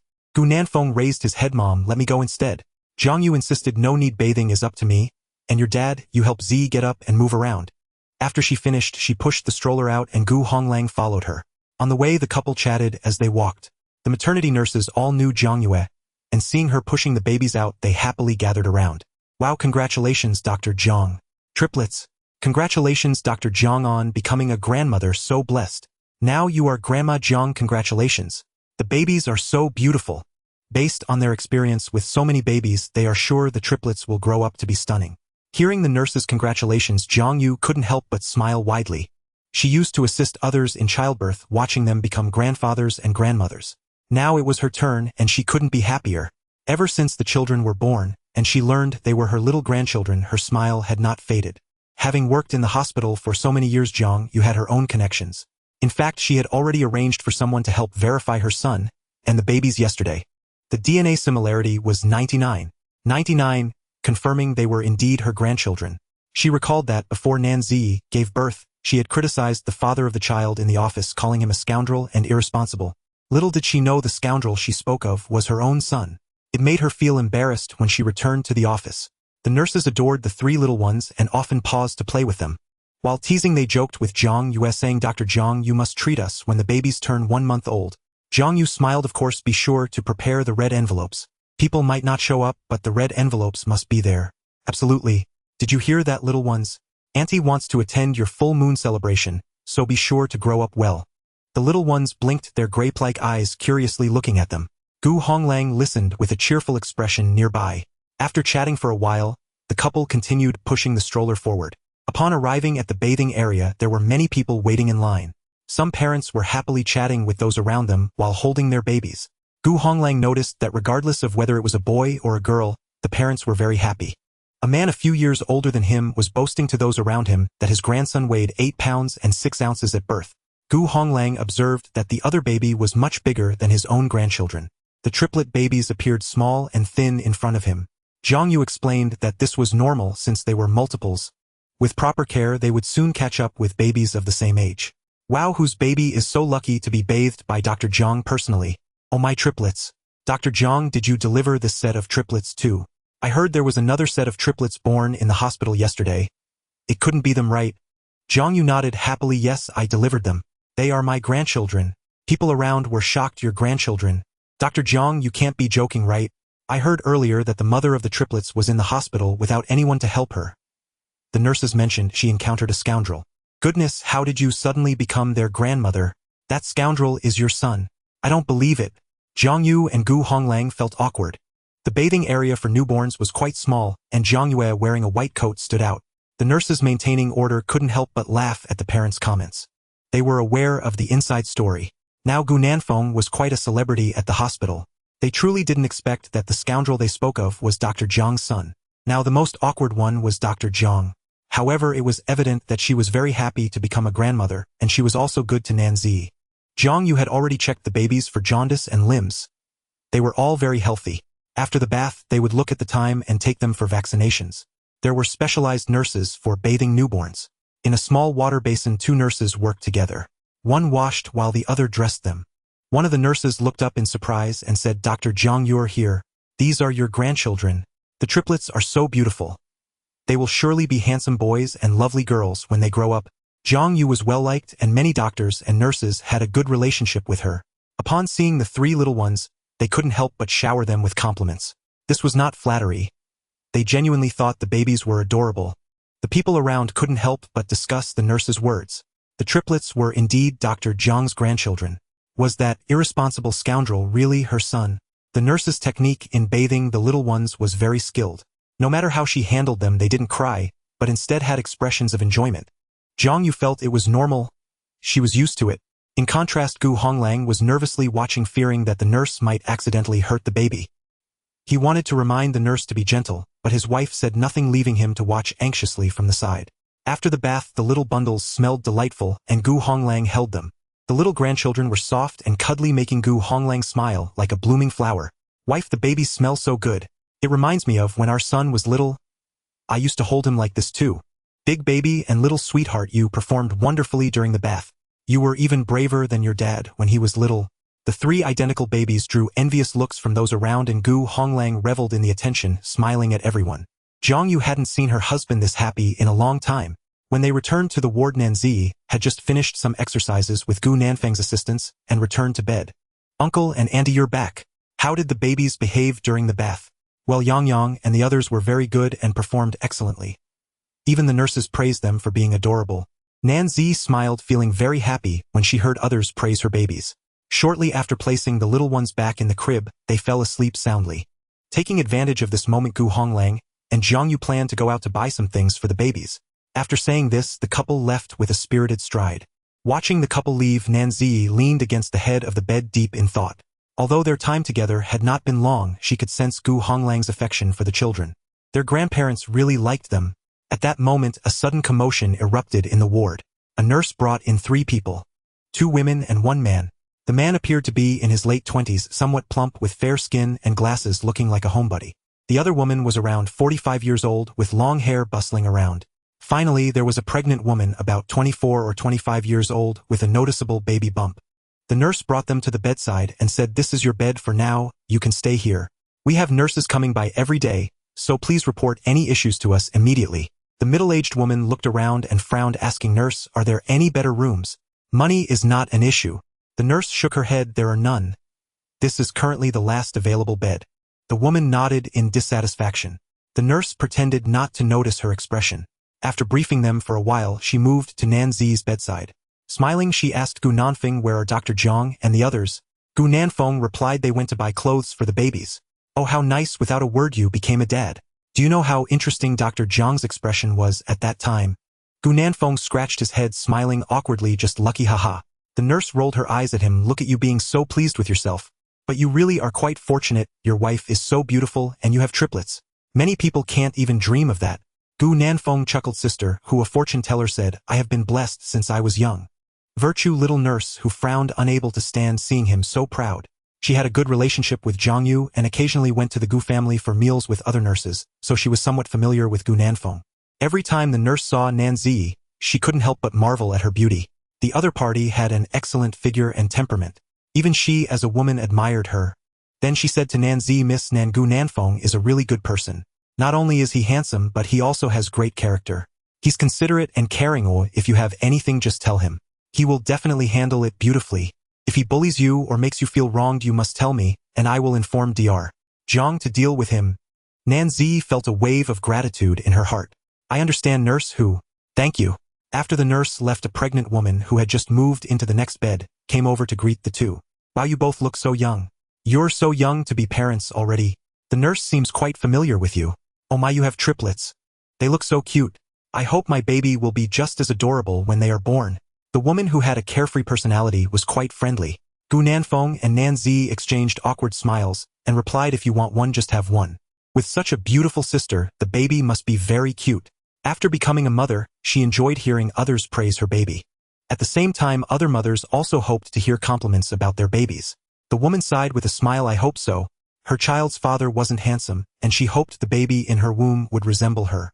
She approached the bassinet and found herself increasingly fond of the triplets inside. Upon arriving at the hospital, she was so noisy that her mother-in-law told her come back quickly.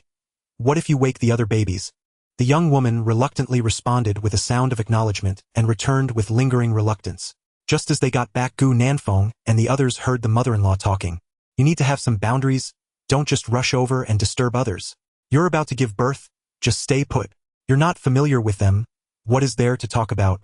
I heard that if pregnant women visit others' babies, their good fortune will be absorbed. Don't go out for no reason. The young woman was speechless. Mom, what era is this?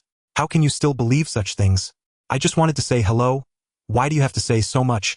Isn't it annoying? What do you mean by me talking too much? I just said a couple of things and they were all for your good. How can that be annoying? What's your attitude? Do you even see me as your mother-in-law? The voice of the woman from the adjacent bed was quiet, but Gu Nanfeng and the others still heard it. They exchanged glances, seemingly indicating that the relationship between this mother-in-law and daughter-in-law wasn't very harmonious. Nanzi looked at her husband, curious about how he would handle such a situation. In the end, he was looking at figures online and completely ignored the conversation between the two. Nanzi felt quite touched. In comparison, Gu Nanfeng was much more considerate, providing a sense of safety. Since someone moved into the adjacent bed, the atmosphere in the ward became much livelier. To avoid waking the babies, Gu Nanfeng pulled down the curtains. With the curtains blocking the view, the noise immediately decreased significantly. After an unknown period, Zhang Yu and Gu Honglang returned with large and small bags. Inside were items for the babies and Nanzi. Of course, Gu Nanfeng had nothing for himself. At this moment, in the eyes of the two, his status was low. Z, look, this is the sleepwear and hat that Annie bought for you. What do you think? Do you like the pattern? Zhang Yu took out a shopping bag to showcase the items inside, all of which were selected for Nanzi based on her temperament. Most of them were in solid colors. If an ordinary person wore them, the effect would not be obvious and might even have the opposite effect. But Nanzi was different. She was a natural model, exuding a cool demeanor with a faintly indifferent expression toward everyone. Paired with solid colors, she looked absolutely stunning. However, the only downside was that Nanzi had just undergone surgery and needed some time before she could wear them. Zhang Yu quickly took out a knitted hat. The pattern and color scheme matched the sleepwear, giving off a very high-end feeling. New mothers are weak and prone to catching cold, so the knitted hat provides warmth. In addition, she also bought quite a few pairs of socks. These were all heartfelt gifts from Zhang Yu. Nanzi looked up and saw that these were all styles she liked. I love them. Auntie, everything you bought is so beautiful. You have great taste. Zhang Yu was delighted. As long as you like them, I'll have Nanfeng wash them later, and once you recover a bit more, you can wear them. Come on, put on the hat first. Zhang Yu selected the hat she liked the most and put it on Nanzi.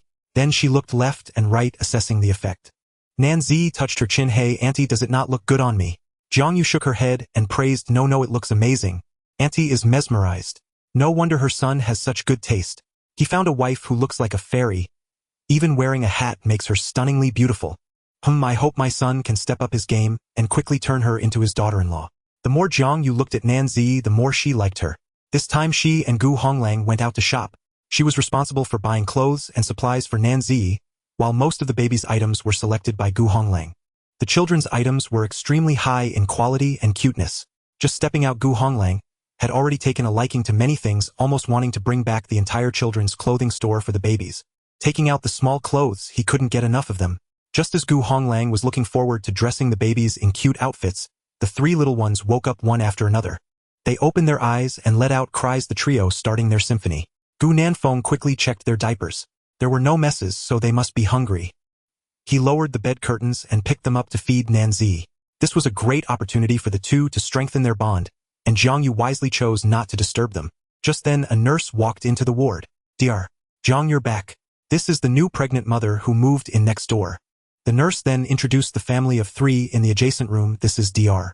Zhang from our obstetrics and gynecology department. She is in charge of the delivery of your baby. If the pregnant mother has any issues, she should report them to her immediately. The other party's mother-in-law looked surprised. You're the grandmother of the baby in the next bed, and also an obstetrician here. She had seen the interaction between Zhang Yu and Nanzi just now. She thought the other party was just an ordinary family member of a pregnant woman. She never expected her to be a doctor here. Zhang Yu nodded with a smile, and then began asking the young woman about her situation, having the nurse take notes. After understanding the situation, she said to Gu Nanfeng behind the bed curtain, once the babies finish feeding after about 40 minutes, you should take them for their vaccinations. Later, I will help you apply for their birth certificates. After giving instructions, she hurriedly led the nurse away. She still had a lot of work to do, and needed to finish quickly to come back and spend time with her grandchildren. Gu Honglang was skilled at burping the babies. After Gu Nanfeng and Nan Zi fed one, he burped the next. Watching the little one let out a burp, he felt happier than winning the lottery. The mother-in-law from the adjacent bed looked enviously at this scene. Jiang Yu's grandchildren were triplets, and she was also a doctor here. Did she have some secret to having multiple births? About 40 minutes later, Gu Nanfeng took the babies for their vaccinations. Jiang Yu informed him that newborns need to receive 2 types of vaccines, the hepatitis B vaccine and the BCG vaccine, both provided for free by the hospital. The 3 little ones were still unaware of what was about to happen. Occasionally glancing at their father and then at their grandfather from the stroller, they sat quietly, behaving very well. Seeing the babies observing him, Gu Nanfeng interacted with them. Yang Yang Yaya Xingxing, do you know what we are going to do next? We are going to get an injection, and once it's done the babies can grow up healthy and strong. Every little friend needs to get it done. The children blinked their curious big eyes. They still didn't understand what getting an injection meant, but they soon sensed something was amiss. Before they even reached the door of the injection room, the sound of crying echoed, and the babies instinctively felt uneasy. Gu Nanfeng gently comforted them while waiting in line. There were quite a few children coming for vaccinations, and they waited for quite a while before it was their turn. Jiang Yu had already prepared the necessary documents for them in advance. The nurse recorded Yang Yang's name and the others' names before preparing for the injections. Oh dear, the babies must be Dr. Zhang's grandchildren. Hello there. Now let the older brother show the younger siblings how it's done, shall we? Come, let Dad help you expose your arm. After greeting the nurse, Gu Nanfeng took the eldest child out and placed him on his lap. The little one moved slightly on his lap, looking curiously at the nurse. He still didn't know what terrifying thing was about to happen. The nurse took the vaccine needle with a fine syringe and pierced Yang Yang's chubby arm. The eldest child squirmed, his small face filled with a painful expression, and he cried out suddenly. Gu Nanfeng gently comforted him. Does it hurt? Don't cry, it will be over soon. The nurse said, that's right, Yang Yang is the bravest. Yang Yang is a little man, just one more injection and it's done. Gu Honglang watched nearby, feeling heartbroken.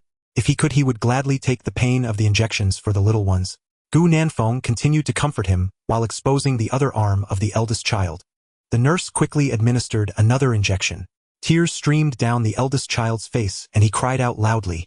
Gu Nanfeng patted his bottom, soothing him. All right, Yang Yang is done now. Without the needle it won't hurt anymore. Does it hurt, baby?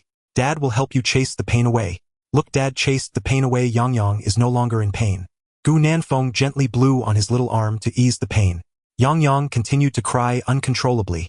Fortunately, as time passed, and with his soothing, the crying gradually diminished. Handing Yang Yang over to Gu Honglang, he then picked up the second child. Next in line is our little Yaya, who is about to experience the love of the needle. The second child's eyelashes were long, fluttering like little fans when she blinked. Like her brother, she didn't understand what she was about to face. The nurse skillfully administered 2 injections, and the little princess cried with utmost grievance. Oh my, such a tiny body and such a loud voice. Hearing her cry made Gu Nanfeng's heart break. It's done, it's done. Yaya, don't cry. When you grow up, Dad will buy you lots of delicious food. All the pain has passed. Gu Nanfeng comforted the second child for a long time before her crying finally stopped, leaving tear stains on him as she fell asleep in his arms. As the cries of the eldest and second children rang out one after another, the youngest appeared to sense something. Before even getting the injection, he started to cry. The nurse smiled, praising him. Little Bao is so smart. You cried even before the injection. But you cried too early. Come on, brave little man, it will be over quickly, it won't hurt. 2 more injections were given to Xingxing on his fair little arms. The youngest's features scrunched up and he cried louder than his brother and sister. Gu Nanfeng continued to comfort him. Watching his children cry, he couldn't help but feel heartbroken. To think that the newborns had to endure 2 injections. It was just too pitiful.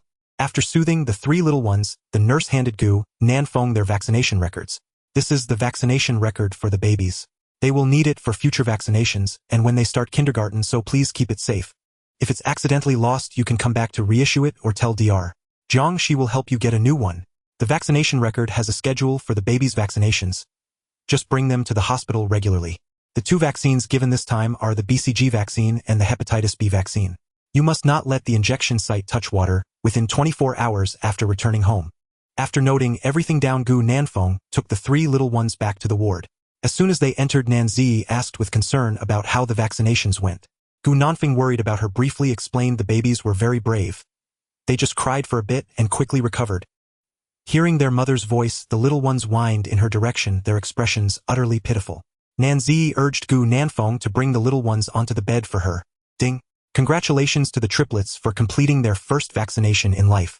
Reward: a furnished apartment in Swan Community and 300,000 yuan in cash. The relevant property documents and keys have already been placed in the host's luggage. Just as Gu Nanfeng was handing the children over to Nanzi, the system's voice echoed in his mind. Gu Nanfeng. A whole apartment as a reward. A furnished apartment. He took a deep breath, suppressing his excitement, and communicated with the system in his mind. System, I didn't mishear right.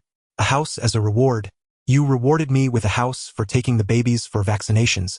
A furnished apartment in Swan Community. I didn't mishear, did I? The system replied, calm down, host, you did not mishear. You are rewarded with a furnished apartment in Swan Community, along with 300,000 yuan in cash.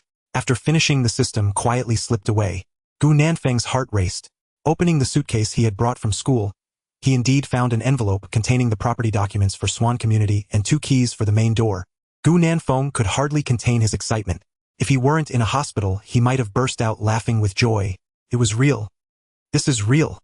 The system truly rewarded him with a house. Moreover, it was a furnished apartment ready to move in. How could he not be excited? He had originally planned to buy a house to move in with Nanzi and the babies in the future. However, the housing prices in Dongdu were too high, and without help from his family, he would likely need some time to save enough for a down payment. Now the system had given him a huge surprise. What you think is what you get. The system is so considerate. System 666. Long live the system. Gu Nanfeng cheered excitedly in his heart. Swan Community is one of the most famous developments in Dongdu, located in Taoyuan District. The Swan Community is one of the key residential areas developed in Dongdu over the past 2 years. Located on Lingjing Road in Taoyuan District, it has an average price of 250,000 per square meter, and it's said to be extremely sought after, with many wealthy individuals unable to purchase a unit. Gu Nanfeng had come across several videos shared by residents on Douyin showcasing the beautiful environment of the community.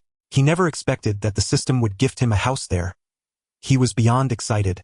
Originally, he planned to save up slowly to buy a place.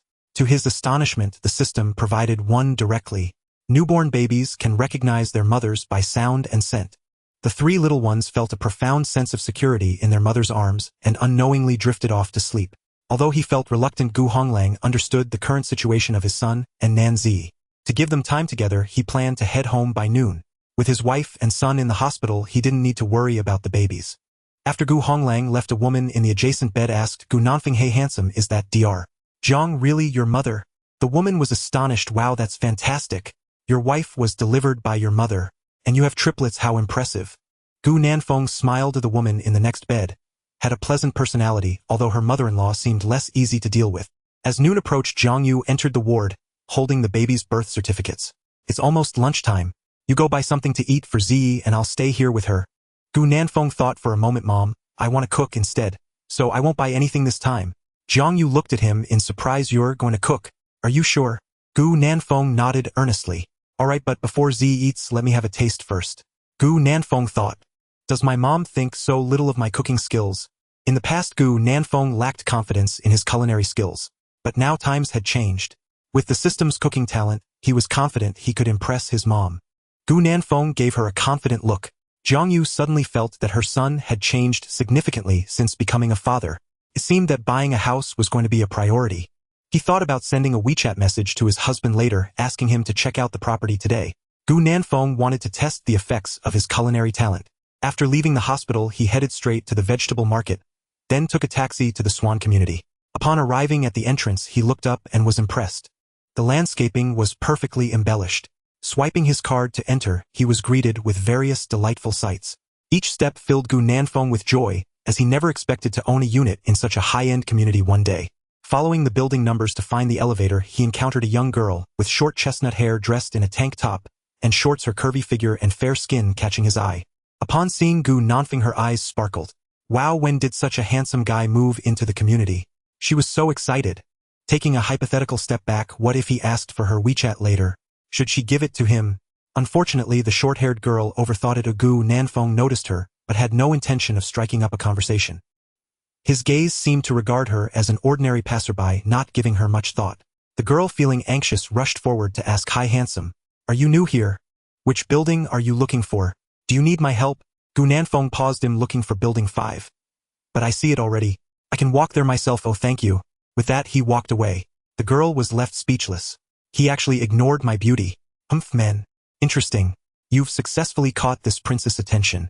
She caught up to him and asked, handsome, I've lived here for half a year and know the area well. After you move in I can help you get familiar with the surroundings. Let's add each other on WeChat and we can take walks together when we have time. With her confidence she believed no man could refuse her initiative. At least she had never failed before. However, this time she was overly confident. In response to her WeChat request, Gu Nanfeng smiled and said, I probably won't have time in the future because I need to take care of my kids. Take care of kids? Your younger siblings helping your family? No, they're my own children. I'm already a father of 3. The girl looked at him in disbelief. Was this a roundabout rejection? How could someone so young possibly have 3 kids? He must be lying. Gu Nanfeng flashed a brilliant smile and explained, my babies were just born yesterday, they're triplets, so I probably won't have time for walks. They'll get familiar with the environment once I move in. Thank you. With that he walked away without looking back. He had grown accustomed to girls asking for his WeChat. After all, his handsome face had drawn attention since childhood. And even if he wanted to keep a low profile, those around him wouldn't allow it. Watching Gu Nanfeng's departing figure, the girl felt a wave of regret. Damn it. It's the first time I've seen such a good-looking man and he has babies. Such a charming man not belonging to her made her furious. The happiness on his face while talking about his children was undeniably genuine. It seemed he wasn't lying, he truly had kids. The girl was going crazy, feeling super regretful. Gu Nanfeng was unaware of the woman's thoughts as he found building 5 and began to press the elevator button. The apartment was on the 7th floor. Filled with excitement, he located the unit number 701. High-end communities are indeed different. The entrance featured 2 unlocking methods, fingerprint recognition and key access. Gu Nanfeng eagerly tried both methods. Upon entering, he was astonished by the apartment's decor. The style was stunning. The first impression was incredibly warm. The modern minimalist decor and the color combinations throughout the house made him feel very comfortable. His favorite was still the living room. The aesthetics of the sofa, carpet, decorative paintings, and coffee table matched perfectly with his taste. This was truly his dream home. With excitement, Gu Nanfeng explored every corner of the apartment. 3 bedrooms, 2 living rooms, and 2 bathrooms along with 2 large balconies. He roughly estimated the area to be at least 150 square meters. The house awarded by the system was this large. Each room had plenty of space. The master and secondary bedrooms, plus a children's room. Both the master and children's rooms had walk-in closets, making it convenient for adults and kids to change clothes. The secondary bedroom could serve as a guest room for future visitors. The space was even larger than Gu Nanfeng had imagined. Remembering that Nanzi was still in the hospital, he reined in his excitement and headed for the kitchen with the groceries. The kitchen was equipped with high-end appliances, and he only activated the functions he knew how to use. He thought to himself, system, can I use my cooking talent now? Yes, activate. The host has activated the culinary genius talent. From now on you can enjoy any delicacy. Upon unlocking his culinary talent, Gu Nanfeng felt a peculiar sensation, as if he were born to cook. His body instinctively reacted and his mind was filled with numerous cooking techniques. With the support of the system's abilities, Gu Nanfeng instantly became a master chef. No matter what dish he prepared, it was as if he could do it effortlessly. It felt as if he had cooked countless times before, the movements and techniques ingrained in his DNA, and it came naturally. Gu Nanfeng exclaimed that this talent was astonishing. However, he enjoyed it. As a new mother, Nanzi had many restrictions on what she could eat. This time Gu Nanfeng prepared stir-fried shredded radish black fungus with yam and purple sweet potato porridge for her. These 3 simple dishes were quickly completed by Gu Nanfeng. Besides hers, he also made another serving for Zhang Yu and himself. The aroma was incredibly enticing. After tasting a bite, Gu Nanfeng's eyes widened. Wow, is this really food I made? I love you, system. Gu Nanfeng felt delighted this flavor should please Nanzi. He hurriedly packed everything up and rushed to the hospital. When he returned to the ward, the mother in the next room was having lunch. Smelling the delicious aroma, Nanzi was already starving. Upon seeing her son enter with a thermal container, Zhang Yu urged him to quickly bring her a taste. If the taste wasn't good, then she shouldn't let Nanzi eat it. But as soon as the lid was opened, an enticing fragrance wafted out, making her swallow hard. The young woman next door sniffed, "Oh my, it smells amazing." She immediately felt her own meal lacked appeal. Zhang Yu took a bite, her eyes widening in surprise. "Did you make this?" Gu Nanfeng shrugged. "What else could it be? Mom, it's been 3 days. I should be seen in a new light. Your son is no longer the same Wu Xia Aming. All my hard work in honing my culinary skills has finally paid off." Zhang Yu doubted, was this really made by her son? It It was incredibly delicious. Even she couldn't compete. Gu Nanfeng smiled. Mom, can we give this to Z? Oh sure, take it to Z. Your culinary skills have improved so much in such a short time. Is this for real? Zhang Yu murmured softly. On the bed, Nan Zi's stomach grumbled with hunger, but she maintained her composure and didn't show it. She could already smell the aroma. It's no exaggeration to say that even someone used to gourmet delicacies like her had never smelled such an enticing aroma. How could Gu Nanfeng cook so deliciously? Nan Zi was quite surprised. Gu Nanfeng placed the thermal container on the table and washed the dishes and spoons. Did you make all of this? Yes, I only made 3 dishes. I don't know if they suit your taste. The aroma was intoxicating. Once the thermal container was opened, she realized what it meant to have a feast for the senses. She was astounded the food could look this appealing. Nan Zi's appetite surged. I'm not picky. Gu Nanfeng, your dishes smell amazing. You're really impressive. Gu Nanfeng smirked. Just taste it. If you like, it'll make you more dishes later. Okay, then I won't hold back. Nan Zi nodded with a smile, unable to resist the enticing aroma, eager to taste it. She still needed someone to feed her. Gu Nanfeng scooped her a spoonful of purple sweet potato porridge. Have a sip to soothe your stomach. The fragrance and his handsome demeanor made Nan Zi's heart race like a deer. She opened her cherry-like mouth and took a bite. Nan Zi suddenly widened her eyes, staring blankly at Gu Nanfeng, who was feeding her. Gu Nanfeng felt a pang of anxiety. How does it taste? Is it to your liking? Nan Zi finally snapped back to reality. It tastes great. Gu Nanfeng, this is the best porridge I've ever had. It's so delicious. After saying that, she opened her mouth, indicating she wanted to keep eating. This porridge was so good she didn't want to stop. Gu Nanfeng smiled. All right, have another bite. Later, well, try the stir-fried radish and black fungus with yam. These are perfect for postpartum mothers. Nan Zi's eyes sparkled with delight. I can't wait. She sipped another spoonful of purple sweet potato porridge, feeling utterly satisfied with life. If only she could have Gu Nanfeng's cooking every day. If that were possible, she would surely be the happiest woman in the world. Zhang Yu watched this scene with contentment. The two were getting along quite well. All she could think about was the word compatible. Z, try this. It might be hot, let me blow on it for you. Thank you, it tastes amazing. Gu Nanfeng, this is the best dish I've ever had, far better than those made by 5-star hotel chefs. Really? I haven't tried 5-star hotel food yet, but as long as you like, it'll cook for you every day. Gu Nanfeng beamed with joy as he fed her, delighted by her praise. The system's talent is permanent, or in the future he can cook as much as he wants. Haha, Gu Nanfeng, you're so good to me. Thank you. Gu Nanfeng patted her head. Silly girl, don't be polite. I promise to take care of you. Seeing the harmony between them, Zhang Yu also took her portion and began to eat. Incredible, this was food made by her son. It was so much better than what she could make herself. Zhang Yu grew more suspicious. Was this really cooked by her son? Could it be that he hired someone to cook for him? She was increasingly unable to read her son. After some thought, she decided to confirm it in person when he was cooking again. Zhang Yu cared for Gu Nanfeng eating, while sending a message to Gu Honglang asking him to look at houses after his lunch break. Meanwhile, Gu Honglang pondered upon receiving Zhang Yu's message. I thought about buying a house this morning. Since they both have a baby now, buying a house is essential. However, dear, where do you think is suitable? Zhang Yu already had an idea in her mind. You should go look at the Taoyuan district this afternoon. It has developed well in recent years with good planning in all aspects. Although the housing prices are a bit high, it's comfortable to live there. I've looked online. The Shiguang Mansion, Rhine Lake Shangtian Mansion, and Swan Community in the Taoyuan district are all quite nice. You should go check them out first, and he'll go with you later. Alright, I'll go after I finish eating. Gu Honglang had heard of the neighborhoods Zhang Yu mentioned. The housing prices seemed quite high, but he didn't know the specifics. He thought to himself, since they planned to buy a house, should he buy a car for his son too?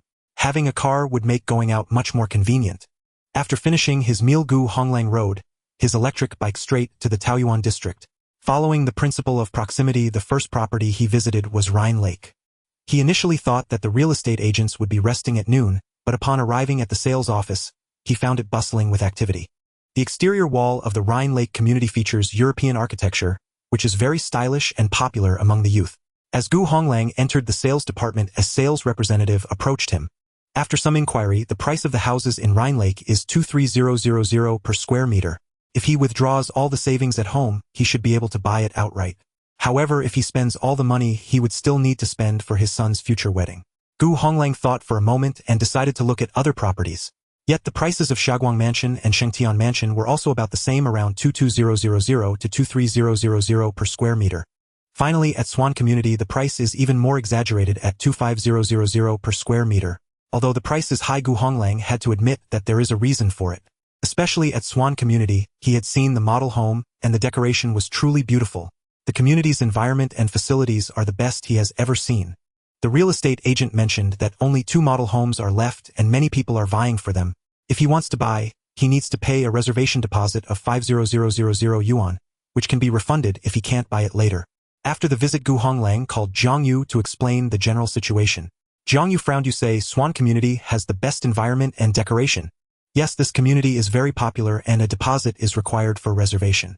If you can't buy it later, the money will be refunded. Unexpectedly, it's so hot. Zhang Yu asked again, what's the price there? 250,000 per square meter. Zhang Yu fell silent. Then she took out paper and pen to calculate something, and finally said, I'll come with you to Swan Community after I get off work this afternoon. Gu Honglang knew his wife wanted to buy a house in Swan Community for their son. He had no objections. Even if it meant some hardship, he wanted to give the best to his child. Okay, I'll pick you up from the hospital after you get off work. Let's keep this a secret from our son for now. We'll tell him after we buy it. After hanging up, Gu Honglang bought 2 packs of Zhonghua cigarettes to see his colleagues who were on duty. Arriving at the security booth in the park, Gu Honglang told everyone he had become a grandfather, and that his son had a set of triplets. His colleague on guard lit a cigarette and asked in surprise, is it true, Lao Gu? Such a big thing as having grandchildren, you didn't mention it at all before. Your son Nanfeng really has a child. Gu Honglang beamed with pride. Of course, my wife personally delivered them. How could it be fake? They were just born yesterday, and today is the 2nd day. So chubby and cute. Seeing him so happy, the surrounding colleagues believed it to be true. However, it was unlike Gu Honglang to wait until the child was born to tell them. An ant security guard asked, what does your daughter-in-law's family do? Is she beautiful? I've seen Gu Nanfeng. The young man is quite handsome and fit. I wonder what his partner is like. Gu Honglang chuckled, very beautiful. My little Feng has good taste. As for what she does, you will find out later. Now Gu Honglang didn't dare to say too much as his son and Nan Zi were only at the stage of knowing each other, and he laughed it off.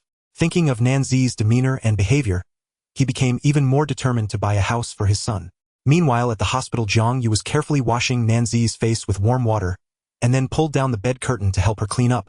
While busy, she marveled at her son's taste, noting that her daughter-in-law had really good skin, so fresh it could be pinched for water, and her figure was fantastic.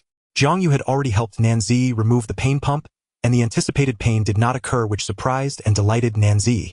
Gu Nanfeng brought over a dried nightgown and then fetched a new light blanket. The blanket provided by the hospital was unsuitable to continue using as it was stained with breast milk and sweat. Just as Gu Nanfeng was about to untie her clothes, Nan Zi clutched the blanket and turned her little face away. Can you let the ant change it for me? Gu Nanfeng scratched his head. Oh, sorry, I forgot my mom was here too. Nan Zi bit her lip and said nothing. Nearby, Zhang Yu saw this scene and thought to herself that she should have known better than to come.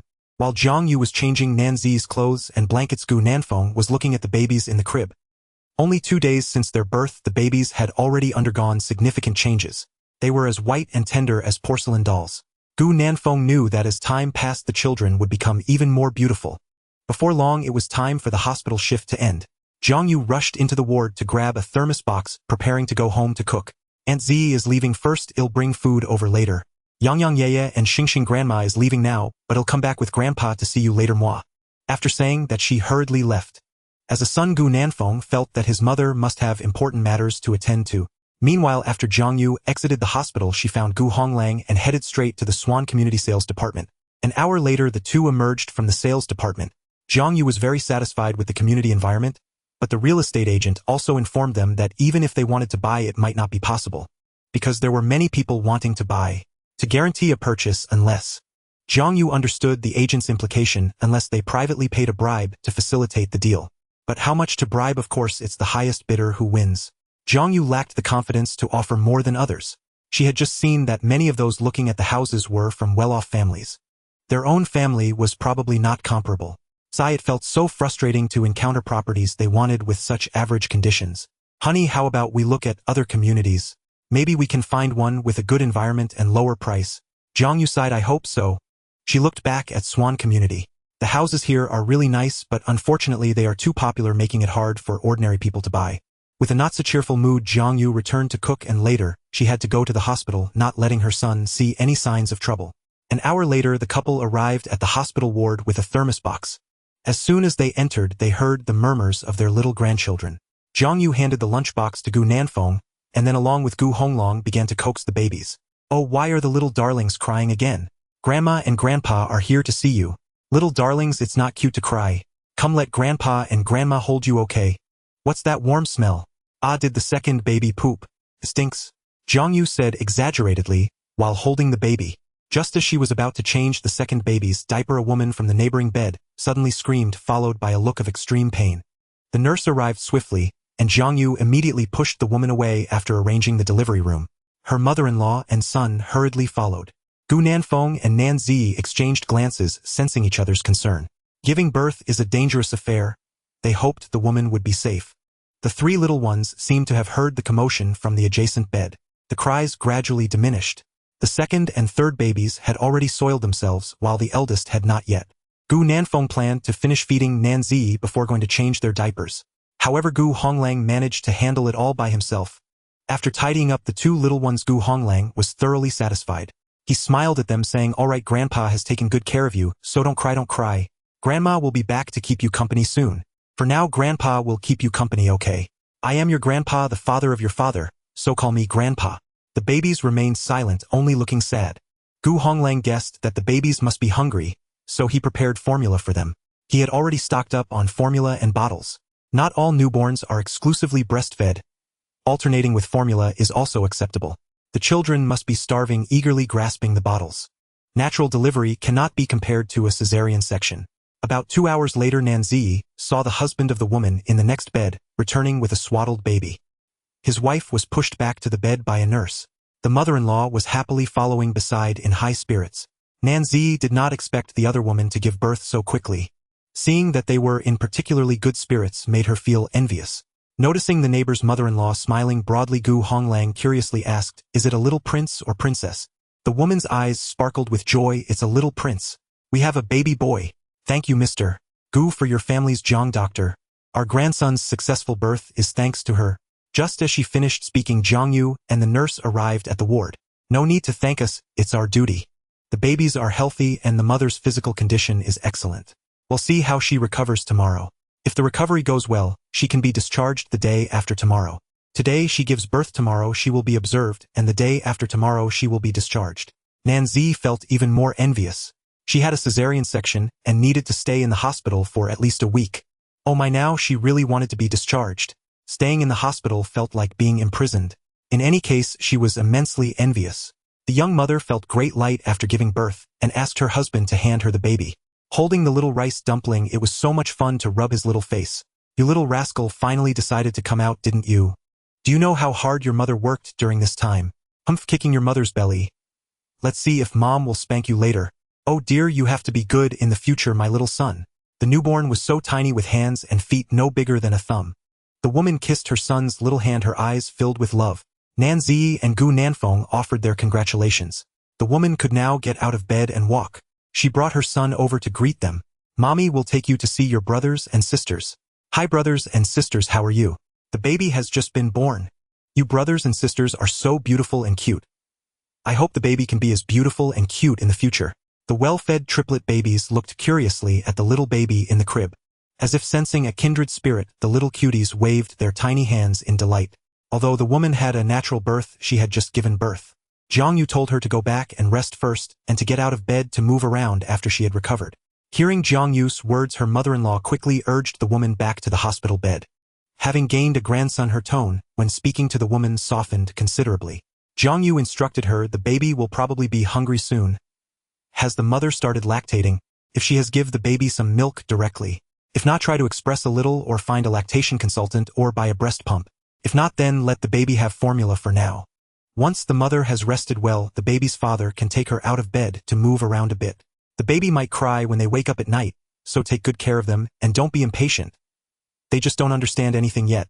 No matter what emergencies arise, remember to find the doctors and nurses in the office immediately." After Jiangyu finished speaking, she examined the baby before leaving with the nurse. Since the woman next door gave birth, the ward was filled with lively chatter. Not long after Jiangyu left, the woman's relatives arrived. To avoid disturbing the triplets, Gu Nanfeng pulled down all the curtains around the bed. Gu Honglang sat beside the crib watching over them, and by the time Jiangyu came to check on them again, the babies were already sound asleep. She called Gu Honglang to the corridor, telling him she would be on duty that night and asking him to go back first. After saying this, she whispered something to him. Gu Nanfeng and Nan Zi perked up their ears to listen, faintly hearing the words buying a house. Gu Nanfeng was puzzled. Could his parents be preparing to buy a house? When Zhang Yu came in, Gu Nanfeng inquired about the housing situation. Zhang Yu neither confirmed nor denied it, only asking him to take good care of Nan Zi and the child, leaving the rest to her and Gu Honglang. Seeing her expression, Gu Nanfeng knew he was right. He straightened his expression and said, Mom, you and Dad don't need to buy a house for me. I have already bought a house. Once Z is discharged, I'll take them directly to the new house in Swan Community. Zhang Yu's lips twitched. This brat is boasting without a script. Just yesterday he was telling her he was saving money to buy a house in the future. He bought a house today. Is he trying to fool his mom like this? You say you bought a house in Swan Community. Yes. Do you know how much it costs per square meter in Swan Community? How could I not know if I already bought it? It's 25000 per square meter. Keep deceiving, just keep deceiving. Nanzi was present and Zhang Yu did not want to expose him in person. Gu Nanfeng recalled what he had said to his mom yesterday and understood that she didn't believe him. After a pause, he said, Mom, I really bought it, a fully furnished apartment. I can't explain the specifics clearly, but once Z is discharged, I'll take you to see it, and you'll know I'm not lying. Oh, son, saying this puts me in a difficult position. Look at the expression on his face. He sounds so convincing. If she hadn't been to Swan Community today, she would have really believed him. How could this child speak so nonchalantly without a hint of guilt? Is this how Nan Zi got fooled by him? Zhang Yu firmly did not believe her son's claim of buying a house. Gu Nanfeng sighed, knowing that no matter what he said now his mom wouldn't believe him. He could only wait until Nan Zi and the babies were discharged to take them to Swan Community. Only then would they believe. However, in the coming days, he needed to come up with a reasonable explanation. Otherwise, with such a large sum of money involved in buying a house, his mom would have every reason to suspect he had robbed a bank. In the evening, Zhang Yu was on night duty, instructing Gu Nanfeng to come find her directly if he had any matters to discuss. Nan Zi was now able to perform some minor activities. Lying in bed, she could turn from side to side, as long as the movements weren't too large to avoid straining her wound. At this moment, the effects of the anesthetic had worn off. Nan Zi frowned, unable to sleep, and suddenly looked at Gu Nanfeng, saying, Gu Nanfeng turned to see her face flushed red and asked, What's wrong? Is something bothering you? Nan Zi had a shy expression, hesitating and unsure how to begin. Gu Nanfeng noticed her gaze drifting towards the bathroom and seemed to guess what she meant. Let me help you over there. The urination tube had already been removed and the new mother could only go to the bathroom. Nan Zi replied, Okay, you help me sit up first. I should be able to walk there by myself. As it turned out, Nan Zi found it impossible to walk on her own for the time being. Just as she was about to fall, Gu Nanfeng caught her. Instinctively, Nan Zi covered her wound on her abdomen with one hand, while holding onto Gu Nanfeng with the other, slowly making her way forward. Gu Nanfeng walked alongside her, asking with concern, Did your wound get pulled? Nan Zi nodded and shook her head, saying, A bit, but it doesn't hurt much. Gu Nanfeng acknowledged her response, realizing that since her mother had removed the urination tube, it meant that going to the bathroom was indeed fine. Seeing her struggling to walk, Gu Nanfeng wrapped his arms around her waist. Let me carry you instead. He carefully lifted her in his arms. Nan Zi's face instantly flushed with embarrassment. No need, I can walk there myself. There were others in the adjacent bed. How could she not feel shy about such an intimate gesture? But Gu Nanfeng insisted, Be good, don't move around too much, or you might strain your wound. Standing at 1.80 meters and being fit from regular exercise, he found it easy to carry Nan Zi. At that moment, Nan Zi was worried that he might think she was heavy or chubby. Women are always very conscious of their weight. Seeing Gu Nanfeng's relaxed expression, she finally breathed a sigh of relief. During her pregnancy, she had gained quite a bit of weight, and she couldn't be sure how much she weighed after giving birth. The bathroom was not far for Gu Nanfeng, and he arrived there in just a few steps. Carefully, he set Nan Zi down and opened the door for her, asking, Do you need my help? Like with your pants? Nan Zi shook her head vigorously. No, I can do it myself. Gu Nanfeng nodded and closed the bathroom door behind her. Nan Zi let out a long sigh. She was about to burst and finally could. But soon she found herself flustered because after the removal of the urination tube, she was still in pain. Now it hurt even more. Frowning, she sat down, accidentally straining her wound and inhaling sharply. Gu Nanfeng was standing outside the door, and upon hearing movement inside, he quickly asked, How is it? Do you really not need my help? You're still outside. With just a door separating them, whatever she was doing was probably audible to Gu Nanfeng. How embarrassing. Nan Zi's face was burning with shame, feeling utterly humiliated, yet she was unable to hold it in any longer. At this point, she thought maybe she should just forget about her pride. After what felt like an eternity, she finally said, I'm done. Gu Nanfeng opened the door and carried her back to the hospital bed asking, "Did you strain your wound?" Nanzi was too embarrassed to reply and could only nod her head randomly. Gu Nanfeng sent a WeChat message to Zhang Yu about the situation. Shortly after she arrived with a nurse and iodine solution, they checked and disinfected Nanzi's wound, saying, "It's nothing serious. Just take care when getting out of bed from now on." With that, Gu Nanfeng finally felt relieved. After applying the iodine solution, Zhang Yu continued her rounds. In the middle of the night, the three little ones woke up crying, causing Gu Nanfeng to wake up reflexively. The little baby in the adjacent bed was quite the crier, waking up and crying for milk for quite a while. Women praised the triplets, saying they were very well behaved, only whimpering a few times before quieting down. The other mother had a relatively low milk supply and was currently feeding with a combination of breast milk and formula. On the new day, Zhang Yu came to see Gu Nanfeng, who was sporting dark circles under his eyes. "How many times did the babies wake up last night?" Gu Nanfeng yawned and replied, 3 or 4 times, Mom. Don't worry, I made sure to lull them back to sleep each time before I went back to sleep myself. At this moment, Nanzi was still lying down, sleeping soundly. Zhang Yu glanced at him softly and said, "I'm not saying you're not taking care of the babies well. I just want you to rest well later. Taking care of children is very tiring, especially when caring for 3 at once. I hope the babies are doing well, and you must also take care of yourself. You are now the father of 3 children. You can't afford to have any mishap." Gu Nanfeng rubbed his eyes and said, "Okay, Mom, I understand. I'll go rest for a bit and come back later."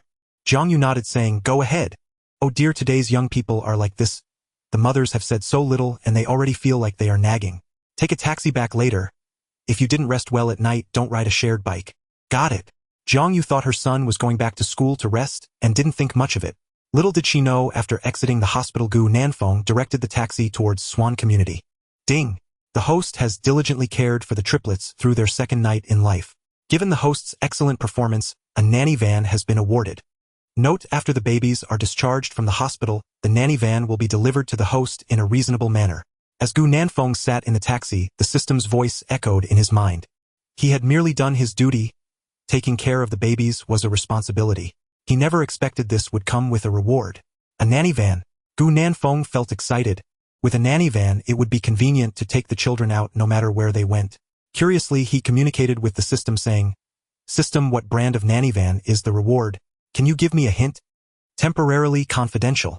You will know the specific brand when you pick up the babies to go home." Gu Nanfeng pouted, feeling let down. "System, you're such a buzzkill." Nevertheless, Gu Nanfeng still felt very happy. Strictly speaking, he could now be considered someone who owned both a house and a car. Wow, this is in Dongdu. A college student who hasn't graduated actually has a house and a car. Who would believe that if he told them? Feeling cheerful, Gu Nanfeng gave the driver an extra 50 yuan tip when he got out of the taxi. He returned home happily. There were still some groceries from yesterday, so Gu Nanfeng first organized the ingredients before going to sleep. After waking up, he could prepare lunch for Nanzi. Inside the hospital, Nanzi had not yet woken up, but the triplet babies had already awakened first. After they settled down a bit, Zhang Yu began to entertain them. Today marked the 3rd day since the little grandsons came into the world, and the little ones seemed to look even cuter than they did yesterday, according to Zhang Yu. Hearing the soft cries of the babies, Nanzi instinctively opened her eyes and said, "Auntie, you're here." Zhang Yu hummed in agreement. "I will come to see you after I finish checking the room." After speaking, she picked up the 3 little ones to feed them. The babies, sensing their mother's scent, behaved obediently and fell silent after they were fed.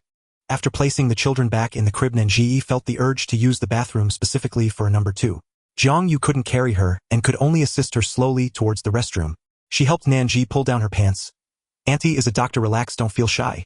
After using the bathroom, Zhang Yu continued to support her back to bed. There was sunlight in the hallway, and she pushed the stroller outside to let the children bask in the sun. Sunlight is beneficial for newborns as it helps reduce jaundice and promotes the absorption of vitamin D and calcium, thus aiding in bone development and enhancing immunity. The 3 little ones looked at Zhang Yu with puzzled expressions, not understanding where Grandma was taking them. Zhang Yu smiled at the 3 little candies. "Why are you looking at Grandma like that?" "Come on, Grandma is taking the babies to bask in the sun." "Oh, our eldest is also called Yang Yang, right?" "Yes, Yang Yang will bask in the sun with his younger siblings. It's best for babies not to let sunlight hit their eyes." Zhang Yu opened the cover of the crib to shield the babies' necks and gradually took off their clothes, leaving only their diapers on. The outside temperature was just right. Even without clothes, they wouldn't catch a cold. It's best for young children to bask in the sun from all directions. The newborns had soft pink skin, and Jiang Yu couldn't help but want to kiss them a few times. The little ones were uncomfortable with their tummies exposed and squirmed in the crib. The babies, only 2 or 3 days old, had little strength. When they got tired, Jiang Yu flipped them over to continue basking. The most suitable time for sunbathing is from 8 to 9 in the morning and from 4 to 5 in the afternoon. During these time frames, the ultraviolet rays are not too strong and won't burn the baby's skin. If the weather is sunny, they can bask in the sun once or twice a day, with each session lasting 15 to 20 minutes being the most appropriate. The triplet babies felt warm and cozy. Their little expressions were incredibly content. Jiang Yu took a moment to flip them over before walking into the ward, saying to the grandmother next door, "You can also take your children out to bask in the sun for about 15 to 20 minutes when you have the time." The woman nodded eagerly. "Okay, thank you, Dr. Jiang, for the reminder. After the kids finish their milk, I'll take them out to bask." Jiang Yu responded before going back to check on her little grandsons. The eldest was enjoying himself in the crib, kicking his little feet. Jiang Yu played with the little cuties while marveling at how amazing it was to actually be a grandmother. 15 minutes passed quickly, and Jiang Yu dressed them again. The little ones still wanted to bask in the sun, using their tiny strength to try to stop their grandmother. Jiang Yu's heart softened. All right, we will stop for now in the morning, and Grandma will bring the babies out to bask again in the afternoon, okay?" Grandma promises not to lie to the babies. She smiled while carefully dressing her little grandsons. Just as she returned to the ward, Gu Honglang rushed in. He had missed his little grandsons dearly after not seeing them for a whole night. Leaning in to take a look, he suddenly appeared as a huge figure in the children's view. The triplet babies were startled and began to cry pitifully. Gu Honglang scratched his head, puzzled about why they had suddenly started crying when everything had been fine just a moment ago. Jiang Yu pulled him away and gave him a roll of her eyes. Of course the babies would be scared by a big pancake face suddenly appearing in front of them. There, don't cry, Grandma is here. Did the stinky grandpa scare the babies? Grandpa is naughty. The babies won't play with him anymore. Grandma will protect the babies. Jiang Yu quickly hugged the little ones to comfort them. Gu Honglang suddenly realized that it was his sudden appearance that had scared the little grandsons. He felt terrible for scaring such adorable little treasures. He felt guilty. Thankfully, Jiang Yu had a knack for soothing children, and the little ones quickly stopped crying. Gu Honglang composed himself and continued to play with the 3 little cuties. "Where's Nanfeng?" he asked while interacting with the babies. "I sent him back to rest. He should have gone back to school for a nap." Jiang Yu yawned. She was indeed tired, but felt she could hold on a bit longer. "I'll wait for my son to come back before I leave." Gu Honglang was a bit clumsy in his actions, and she was worried he wouldn't take good care of the little grandsons alone. Moreover, with Nanji wanting to go to the bathroom, it was quite inconvenient for her not to be there, so she stayed a little longer. On the 3rd day after giving birth, Nanji was recovering better than the day before, and Jiang Yu helped her get out of bed to move about. Feeling the kindness of Gu Nanfeng's family towards her and the babies, Nanji felt quite distressed. She didn't know what to do in the future. Should she be with Gu Nanfeng? If not, what will happen to the children? If she were to be with him, how would she explain it to her parents? Sighing deeply, Nanji decided to take it one step at a time. Jiang Yu seemed to sense that Nanji had something on her mind, but said nothing, quietly supporting her as she moved. Finally, noon arrived and Gu Nanfeng appeared again in front of Nanji carrying a thermal container. "Ji, are you hungry? I made something delicious for you to try later." Gu Nanfeng's smile was very charming, as if it were filled with sunshine, radiantly bright, giving a feeling as if one were basking in spring. Seeing him made Nanji immensely happy. She nodded with crescent-shaped eyes. "Yes, I'm hungry." Gu Nanfeng cheerfully sat down beside the bed and opened the thermal cover. Jiang Yu teased from the side. "Now that you have a daughter-in-law, you don't care about your mother anymore. You cook and don't even ask if your mom is hungry. I'm so sad. What kind of son have I raised?" Gu Nanfeng said, drenched in sweat. "Mom, I've brought your food too. It's in the thermal container. If you're hungry, just eat it yourself." "Humph, such a perfunctory son." Nanji laughed at their interaction, feeling envious of their mother-son relationship. Unfortunately, her own family lacked such an atmosphere. Gu Nanfeng chuckled. "Gee, don't mind my mom. She can be like this sometimes. Come try the dishes I made today." Besides the stir-fried shredded radish, stir-fried black fungus with yam and purple sweet potato porridge I made yesterday, I just went to the market to buy fresh ingredients to make you purple sweet potato egg drop soup and shrimp and broccoli. Opening the lid released an enticing aroma. Gu Honglang's eyes widened. "Did my son cook this? How can it smell so good? Did he really make this?" Just like Jiang Yue, he was puzzled as to how his son's cooking skills had suddenly improved so much. "Wow, it smells so good." Upon smelling the tempting aroma again, the new mother next door was nearly brought to tears. "How could food be so fragrant? I really want to eat. Super want to." This time Gu Nanfeng made 2 extra dishes. Nanzi couldn't finish them, so she said to the new mother next door, I have 2 dishes left here that haven't been touched. Do you want to have some? She had just given birth, and her mother-in-law was superstitious, not wanting her daughter-in-law to eat food from other families. But before she could say anything, the woman happily said, Thank you, triplets, Mom. Nanzi smiled. No need to thank me, Nanfeng made too much for me, I can't finish it. After saying this, she glanced at Gu Nanfeng, wondering if he would get upset for her sharing the food without asking him. Gu Nanfeng gave her a glance indicating he wasn't that petty. The mother-in-law of the other party muttered to her daughter-in-law, All she knows is to eat, eat, eat. She doesn't do anything else. Jiang Yu spoke for the new mother. She just gave birth, so she should eat more for the nutrition to nourish the baby. There's no need to be so picky about food. As long as you can eat, that's a good thing. The next door mother-in-law quickly said, Yes, yes, what Dr. Jiang said is right, the child should eat more to supplement nutrition, otherwise the milk won't be enough. Looking at Dr. Jiang's daughter-in-law, who had enough milk for 3 children, how about her own? She struggled to feed even one.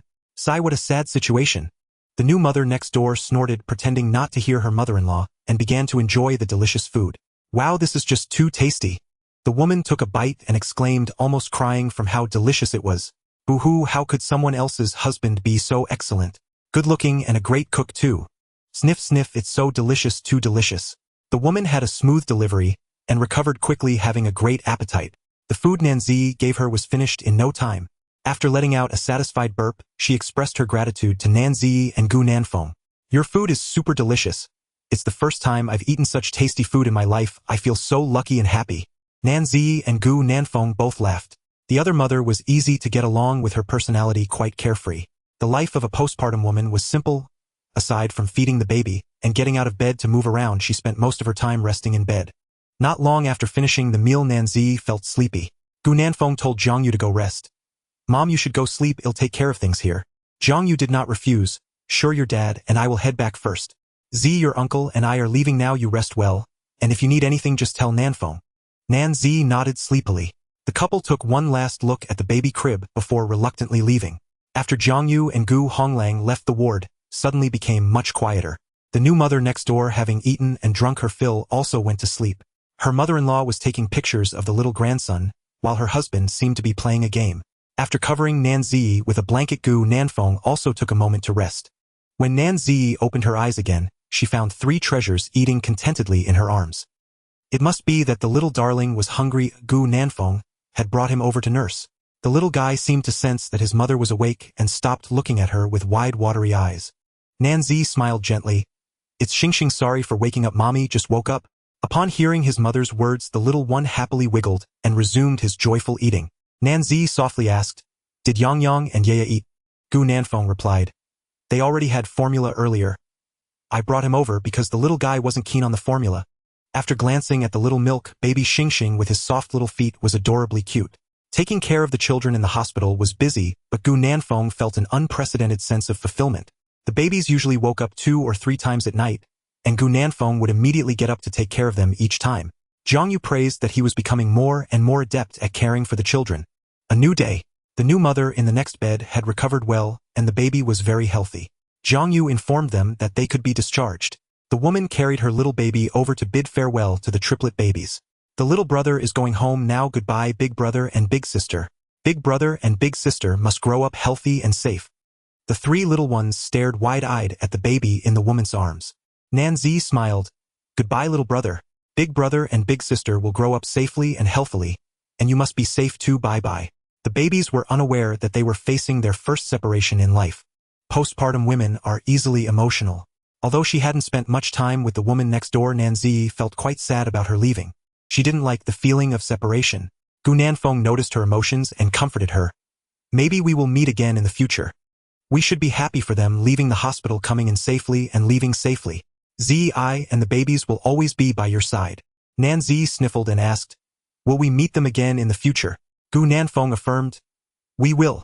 If there is fate. But what if there's not? If there's not, I'll help you make sure there is. Don't you remember that my mom delivered their baby?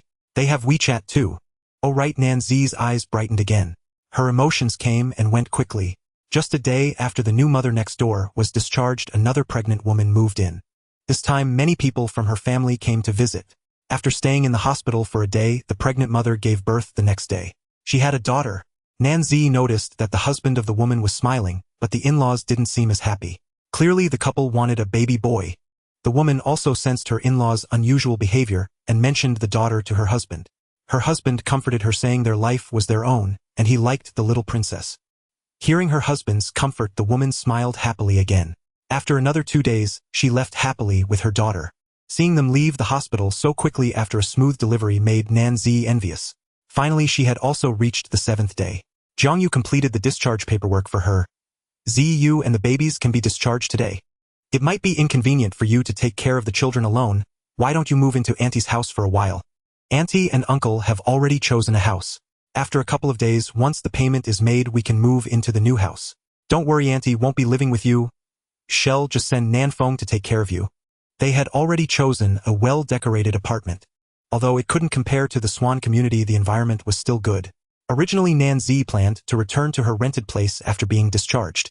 But after Zhang Yu's suggestion, she didn't know what to do, and looked at Gu Nanfeng for his opinion. Gu Nanfeng was taken aback. Mom, you found a house already? Good thing you didn't pay yet. I told you there's no need to buy a house. I already have one. No need to pick up Z to our home. I'll take her to the new house I bought, which is also well decorated and ready to move in. A well-furnished apartment ready to move in. Zhang Yu and Gu Honglang widened their eyes. Nanfeng, are you serious? Gu Nanfeng looked at them earnestly and said, Mom, I really bought it right in the Swan community. Not to mention Zhang Yu's disbelief, even Gu Honglang found it hard to believe. He had visited the Swan community no less than 3 times in recent days. There were only 2 units left, priced at 25000 yuan per square meter. Having money didn't guarantee one could snatch it up. How could their son possibly buy a house there? Could it be that he was renting? Did he deceive Nanzi and himself by claiming he bought it? The more Gu Honglang thought about it, the more plausible it seemed. But now that his son had said it, what could he do? Would confronting him directly embarrass him? They could only continue to cover for him. Zhang Yu and Gu Honglang were on the same wavelength. They hoped to buy the new house and move in before Nanzi saw through it. Seeing the expressions on his parents' faces, Gu Nanfeng knew they didn't believe him. He had no choice but to take them over. Once they reached the house, they would believe. Zhang Yu's daughter-in-law and grandson being discharged from the obstetrics and gynecology department was a big deal. Even the nurses who had finished their shifts came to see them off. Little cutie, be sure to listen to your parents when you get home. Grow up well. We'll meet again after a while. Auntie will wait for you to come for your injections. You'll need many more shots in the future. Auntie will miss you. Wow, just 1 week and the babies have become so beautiful. When you become star babies, remember to buy Auntie a big house. Miss Nan, please take good care of yourself after returning home. Postpartum recovery is very important for women. Wishing you a smooth journey. A group of people surrounded Nanzi and the babies, offering various blessings. Zhang Yu frowned in amusement. With all this chatter, isn't anyone going to work? Everyone should return to their posts. It wouldn't look good if the leaders saw you here. The nurses replied that if they were seen, so be it. They had finished their work, so shouldn't they be allowed to rest? With such enthusiastic colleagues, Zhang Yu had no choice but to let them be. Come babies, grandma will get you something. Say goodbye to your aunts. Thank you for taking care of us during this time. As Zhang Yu packed up, she spoke for the babies. The 3 little ones, influenced by the surrounding atmosphere, curiously looked around. Gu Honglang said while holding his phone, I'll call 2 cars. Nanfeng, you and Z can take one, and the babies will be with me and your mother in another. Zhang Yu had no objections. With so many people, they certainly couldn't all fit into one car. Calling a car with Didi for a minivan was fine, but there weren't many minivans that took Didi. Gu Nanfeng quickly interrupted, saying, Dad, there's no need to call a taxi. I have my own car. I can just sit in it as we leave the main gate. Oh, did you call ahead? That's fine. Gu Honglang replied. His son was quite considerate this time. Gu Nanfeng didn't explain. He knew that telling his dad he bought a car wouldn't earn him any belief. After packing their things, the nurses confidently escorted the family out. Gu Nanfeng had intended to carry Nanzi, but surrounded by so many people, she felt too shy and insisted on walking herself. The 3 little ones lay in the stroller, curiously looking around. This was the farthest they had traveled since their birth. Arriving at the hospital's main gate, Gu Honglang and Zhang Yu looked around but didn't see any taxis. Could it be that they hadn't arrived yet? They looked at Gu Nanfeng inquiringly. Gu Nanfeng was also scanning the area. The system had said that once the babies were discharged, the rewards would be delivered to him in a reasonable manner. Why hadn't they seen anything even after exiting the main gate? Was the system letting him down? Just as Gu Nanfeng was puzzled, a black minivan approached them and finally stopped in front of them. Zhang Yu and Gu Honglang blinked. Could this be the Didi that their son called? The vehicle before them was a Lexus LM officially priced at 1.19 million to 1.55 million. In this day and age, even minivans were coming out for DD. Moreover, this one looked like a top-spec new car. What on earth was going on? Or was it possible that this car wasn't there to pick them up, but just happened to stop in front of them? That was a possibility. After all, this was the Dongdu People's Hospital where many wealthy individuals came for treatment. It's no wonder that an old couple could be so in sync. But the next moment, the driver's words left them wide-eyed. A middle-aged man stepped out of the minivan, approached Gu Nanfeng respectfully, and asked, "Are you Mr. Gu Nanfeng?" Upon hearing this, Gu Nanfeng's heart leaped with joy, thinking that this must be the system sending a car to him. So he collected his emotions and calmly replied, "I am. Great. I finally found you. I am here to deliver the minivan you purchased to you from the dealership. All the related documents and procedures have been completed. You can sign to confirm and then you can drive it home. You can take a look at the car first, and once you confirm there are no issues, just sign. The car sent by the system shouldn't have any problems." He waved his hand and said, "I want check the car. Let's just sign." After saying that, he took the paper and pen and swiftly signed his name. The middle-aged man smiled and respectfully put away the signed documents. "Mr. Gu, I have delivered the car, so I won't disturb you any longer. Wishing you peace and happiness." With that, he gracefully walked into the crowd and quickly disappeared. The minivan with complete documents and procedures was signed for and purchased. A Lexus LM worth over $1 million. Such a niche term. Jiang Yu and Gu Honglang's pupils widened. "Nanfeng, what did that person just say? You bought a car. This car is yours. Was it not a Didi you called?"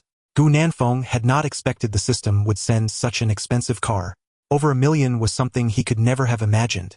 Facing his parents' incredulous looks, Gu Nanfeng gritted his teeth and nodded. "Yes, Mom and Dad, I recently bought a house, and since I didn't have a car, I bought one too." No way, no way. Son, you bought both a house and a car. How are you so capable?" Jiang Yu and Gu Honglang's hearts sank.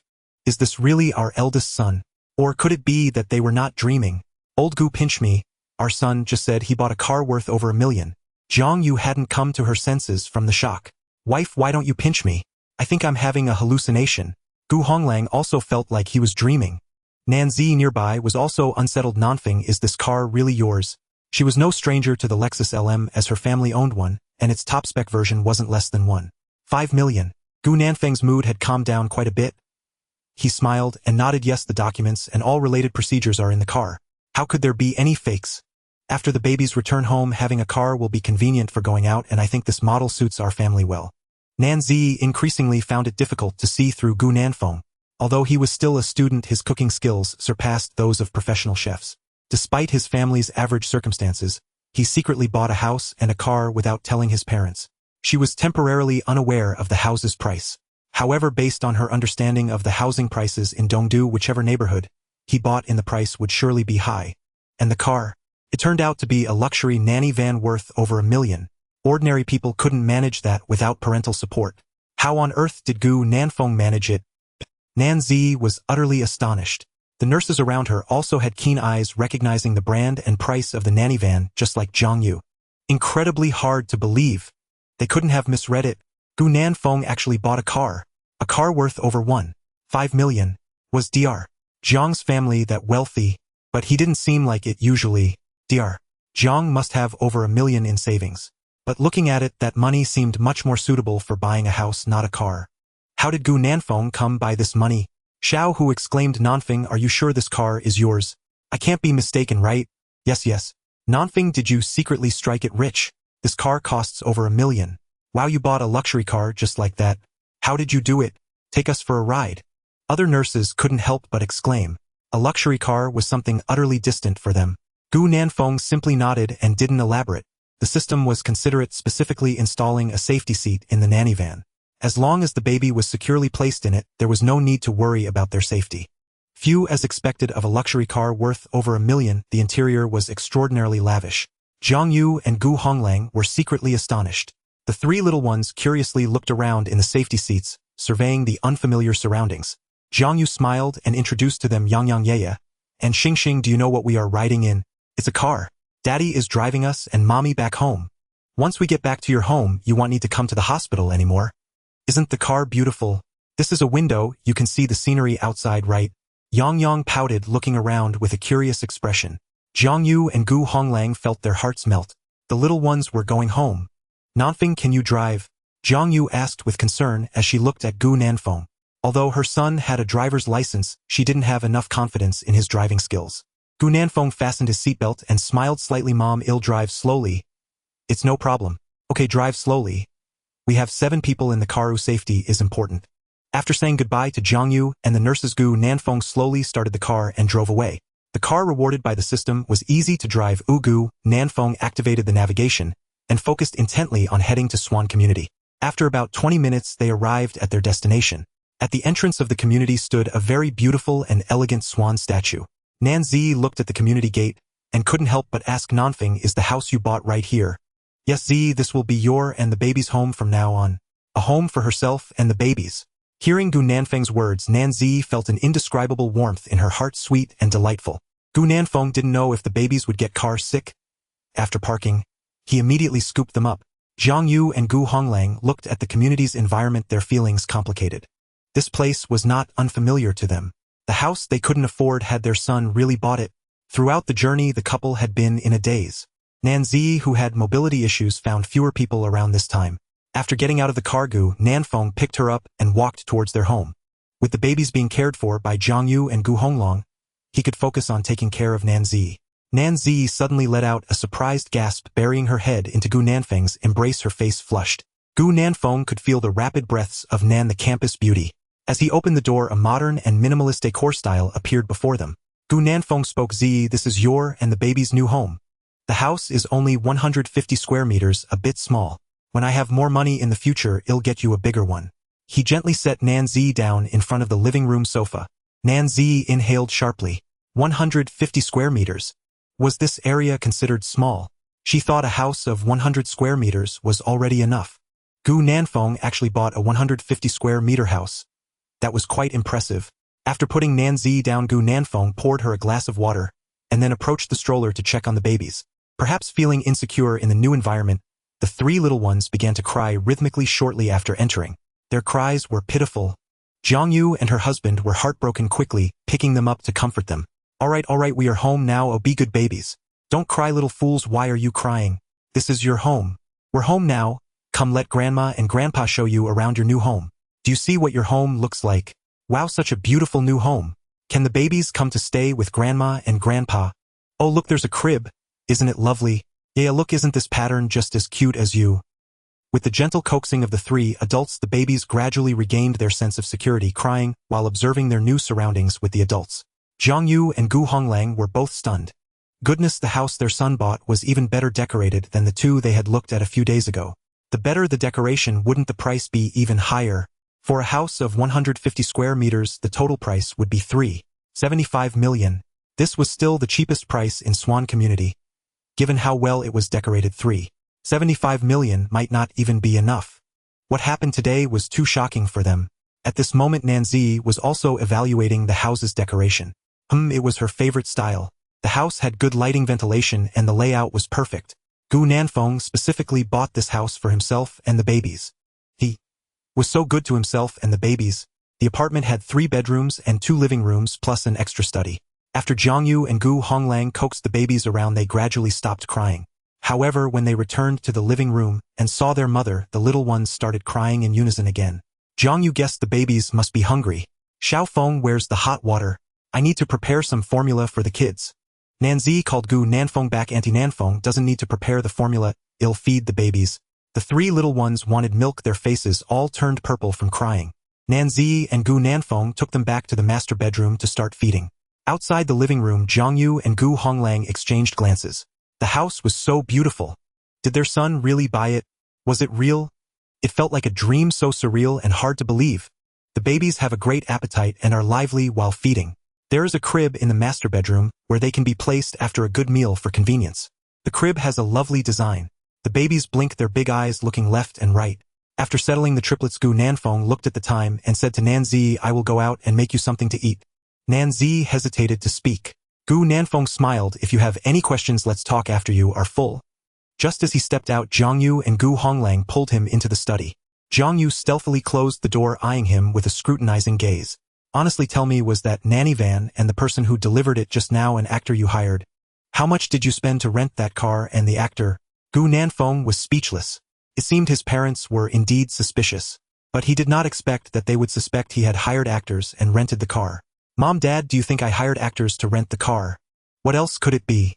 Zhang Yu and Gu Honglang grew more convinced of this possibility. Such an expensive car, and their son hadn't even graduated from college. How could he afford it? The only possibility left is that it was rented. And this house, you must have rented it just to fool Ziyi, right? You, this child, we don't even know how to say good things about you. The houses in Swan community are so expensive. Renting one must cost a lot of money, right? Come clean, how much did you spend in total on renting the car and the house? Your money can only last so long. Your dad and I are thinking of buying you a house and a car this morning. Gu Nanfeng was at a loss for words. What a huge misunderstanding. To them it seemed the house was rented too. Mom, it's not rented. I really bought it myself. It's not an actor, or the car is real, and so is the house. Zhang Yu stared at him intently. How can you still lie at this point?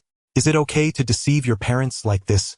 It's one thing to fool Nanzi, but why not tell the truth in front of your parents? Dad, you don't believe me either. Gu Honglang looked at him and said, what else could it be? Gu Nanfeng helplessly spread his hands. Wait for me a moment. He then exited the study, and when he returned he was holding a folder. Inside were documents related to the property and the nanny van. Mom and Dad, here are the property certificate, the car registration, and various insurance documents. You can take a look for yourselves. The house and the nanny van were all bought with cash. If you still don't believe me, you can take them for verification. Zhang Yu and Gu Honglang opened the folder. Sure enough, there was a property certificate similar to the one at home. It contained information about Gu Nanfeng and had a stamp on it. No matter how you looked at it, it seemed genuine. The car's registration and insurance documents also seemed legit. The couple exchanged glances. Gu Nanfeng smiled. Mom and Dad, you can keep these documents for now. Whenever you want to verify, you will see that everything I said is true. Your son has made it big now. Oh, so confident. Gu Nanfeng's actions left Zhang Yu and Gu Honglang utterly bewildered. Could it be that the brat was using a retreat as an advance? Zhang Yu snorted. Verification is a must. If we find out you rented everything just to bluff us, there will be consequences. Mom, even if my handsome face gets swollen, I'm still good looking. Feel free to take it for verification. Zhang Yu frowned. You said you bought everything outright, totaling 4 to 5 million. Where did you get so much money? Gu Honglang also wanted to ask. Looking at their son's demeanor, it seemed like he really did buy them. But if he really bought them, where did the money come from? Could it be Nanzi gave it to him? Nanzi clearly looked like she wasn't from an ordinary family.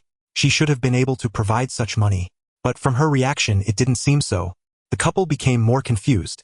Gu Nanfeng waved his hand. Mom and Dad, you can go ahead and verify the car and house are genuinely bought by me. Now I'll go cook for Z. With that, he left gracefully. Hey, you brat, come back, we still. Zhang Yu wanted to say something, but Gu Nanfeng had already gone to the kitchen. She exchanged glances with Gu Honglang. Do you think what our son said is true or false? Initially, Gu Honglang thought their son was renting the house and car to fool Nanzi. Now he wasn't so sure. Looking at his confident appearance, it seemed to be true. Whether it's true or not, we can find someone to confirm it. Zhang Yu had no objections. All right, this afternoon, you take the documents out to have someone verify them. He'll stay here with the babies to avoid Z noticing any flaws. But if what Gu Nanfeng said was true and the nanny van and house were all bought with cash, where did he get all that money? That brat has grown up and doesn't tell his mom anything anymore. He's not obedient at all. Zhang Yu muttered unhappily. She realized that her son left in such a hurry just now to avoid explaining where the money came from. The couple calmed down, deciding to first confirm the truth of their son's words, and they could slowly learn about the rest later.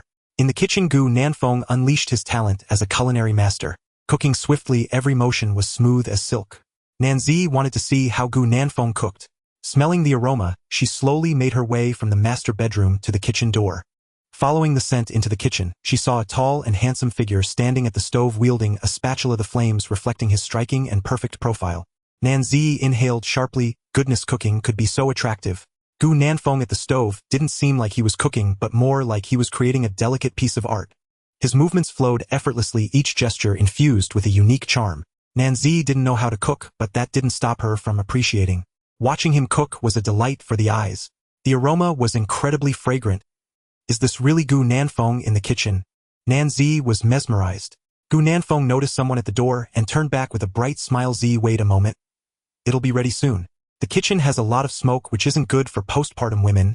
You should find a place to rest. I'll call you when it's done. My goodness, his smile is so charming. His smile seemed to carry sunshine. Suddenly Nanzi came back to her senses and smiled. I won't go in. I'm not afraid of the smoke. Thank you Gu Nanfeng for your hard work. Gu Nanfeng smiled and shook his head. It's not hard for you, and the babies it's worth doing anything. He smiled again, looking even more handsome. Nan Zi felt her cheeks heating up. What's wrong with me? I feel a bit like I'm infatuated. On the other side, Zhang Yu and Gu Honglang also came out of the study. They stood quietly at the kitchen door watching their son who was busy cooking. Smelling the aroma wafting out, the couple was exceptionally surprised. Their son's culinary skills have really improved. He wasn't lying to himself. The meals taken to the hospital were indeed made by him. In a short span of time, his culinary skills progressed remarkably. If they hadn't seen it with their own eyes, Zhang Yu and Gu Honglang would hardly believe it to be true. Gu Nanfeng's cooking was taught by himself. Goodness, though reluctant to admit it, Zhang Yu had come to realize the truth. Her son's culinary skills had already surpassed her own. She couldn't help but say that her son had given her too many surprises during this time. Just as they were lost in thought, Gu Nanfeng extinguished the fire in the kitchen. Gee, Mom and Dad, get ready to wash your hands. Dinner is ready. Wow, it smells so good. South Ji sniffed.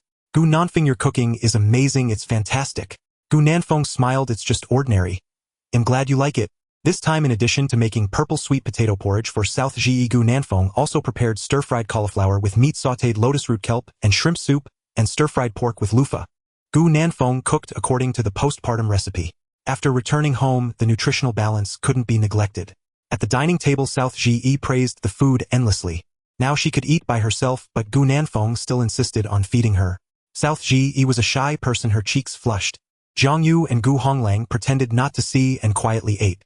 While in the hospital, South Ji only ate until she was about 7,080 full, but now she expressed that she wanted to be 90 full. Because the dishes Gu Nanfeng made were too delicious. Not eating more would be unfair to the suffering endured in the hospital. I'm so full. It's a pity I can't eat more, it smells so good. Putting down her chopsticks, South Ji regretfully rubbed her belly. If only she had given birth naturally, she wouldn't have to worry about her incision and could eat more. Zhang Yu laughed. If you stay in confinement a bit longer, you'll be able to eat more. Whenever you want something, just let Nanfeng make it for you. Confinement after giving birth is very important. One must be cautious during this period, otherwise it can easily lead to health issues. Nanfeng, you need to take better care of Ji. She reminded the two while eating. Gu Nanfeng and South Ji nodded, indicating they would pay attention. Most of Zhang Yu and Gu Honglang's attention was focused on the triplet babies. After finishing their meal, the couple happily went to the room to see them. Leaving the two in the living room, Gu Nanfeng looked at her gently and said, Ji, you and the babies can live here happily. I will take good care of you. I have already bought the house. You can settle down without worry and leave the rest to me. But you, South Ji wanted to say it would be tough for him to take care of himself and the babies alone. Moreover, he still had his studies at school. If he stayed here all the time, it would affect his future. Gu Nanfeng said, seriously, don't worry about my studies. My grades are quite good. Now there are fewer classes and the teachers won't say anything if I don't go back for class. I can return for exams. As long as I don't miss the exams, I will definitely graduate smoothly with my usual grades. I wasn't by your side when you were pregnant, and now that the babies are born, I don't want to miss their growth. Feeling the sincerity in Gu Nanfeng's eyes, South Ji's eyes turned red. The hardships she endured alone in the past now seemed worth it. Hey Ji, why are your eyes red? Come on. Don't cry, I told you I wouldn't leave you. You suffered alone before. I'm sorry, I only showed up now or am late. Looking at this fragile woman, Gu Nanfeng felt increasingly pained and gently held her in his arms to comfort her. The triplet babies fell asleep shortly after finishing their milk. Zhang Yu and Gu Honglang quietly sat nearby. The sleeping little grandchildren were so cute that the couple couldn't get enough of watching them. If South Ji hadn't wanted to go back to her room to rest, they wouldn't have been willing to leave. As Gu Nanfeng helped South Ji back to the room, the couple made space for them. Zhang Yu exchanged glances with Gu Honglang. After he understood, he said a word to Gu Nanfeng before leaving. Inside the room, South Ji yawned and quickly fell into a deep sleep. Having taken care of the children for a while, Gu Nanfeng felt drowsy and wanted to sleep as he suddenly had free time. There was a lazy sofa in the room. Gu Nanfeng lay down, planning to take a nap. Outside, the birds sang and the flowers were fragrant, a gentle breeze swaying the curtains as shadows flickered. It was the first day the babies were home and the quality of sleep was quite good. In the meantime, Zhang Yu quietly entered to check on the triplets. Seeing them sleeping soundly, she gently covered her son with a thin blanket on the lazy sofa before quietly retreating out. 2 hours passed in the blink of an eye. The front door opened and Gu Honglang rushed in excitedly. He raised the document bag in his hand with joy. Honey, the appraisal results are out. I found a professional to take a look, and they even helped me check with connections at the housing and vehicle management offices. It's all real. The documents for the house and car are both authentic, or our son really bought a house and a car all in cash. It's not rented or anything. Jiang Yu stood up in disbelief. You mean the property deed and the documents for the nanny car that Nanfeng gave you are genuine? The house and the car aren't rented. He bought them all. Gu Honglang nodded vigorously. He bought them all. Jiang Yu's face was full of disbelief. You can't be mistaken. Gu Honglang assured, I didn't believe it at first either, but someone working there has no need to deceive me.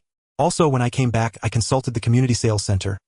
The girl selling the property helped me check, and our son is indeed a homeowner in the community, having bought it in cash.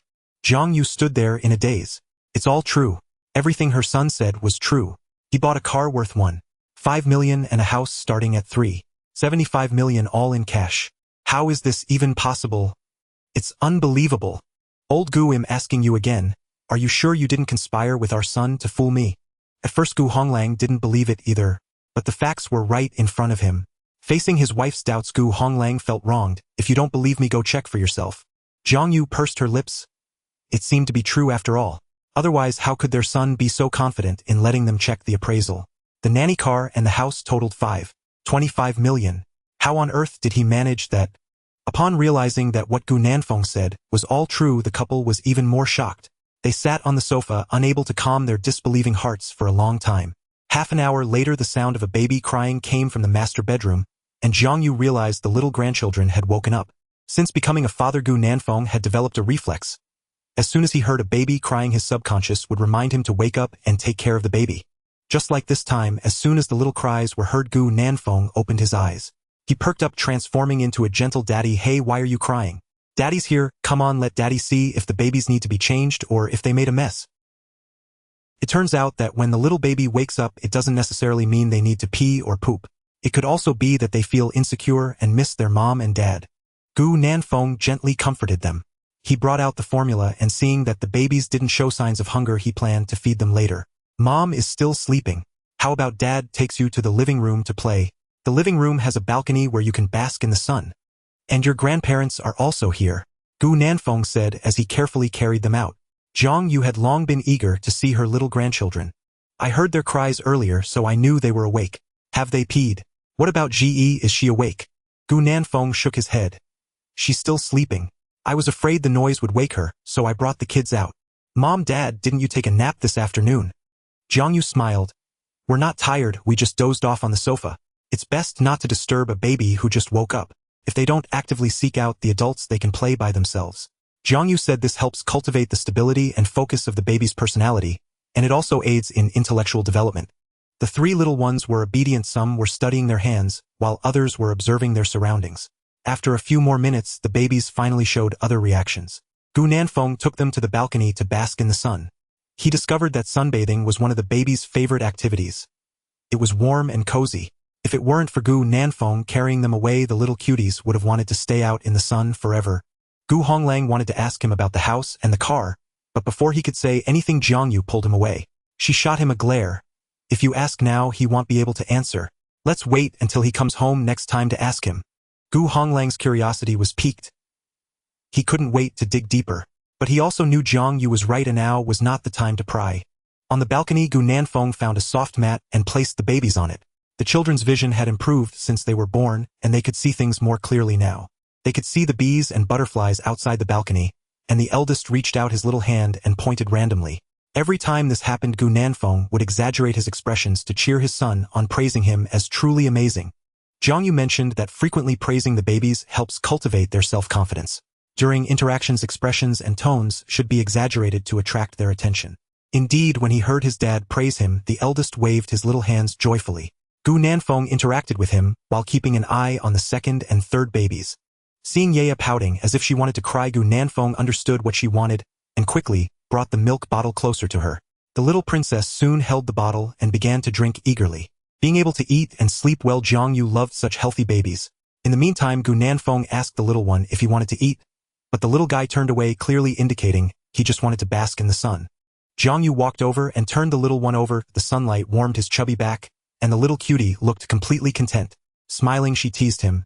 You with that expression love sunbathing so much at such a young age. You might turn into a little old man in the future. Grandma continued talking to herself. Papa, our obedient Xingxing is definitely not a little old man. I take that back. Xingxing will surely grow up to be a quiet and handsome gentleman, a super handsome guy. A handsome guy. Xingxing, do you think what Grandma said is true? Zhang Yu felt so happy after all these years of helping others deliver babies to finally have her own little grandson.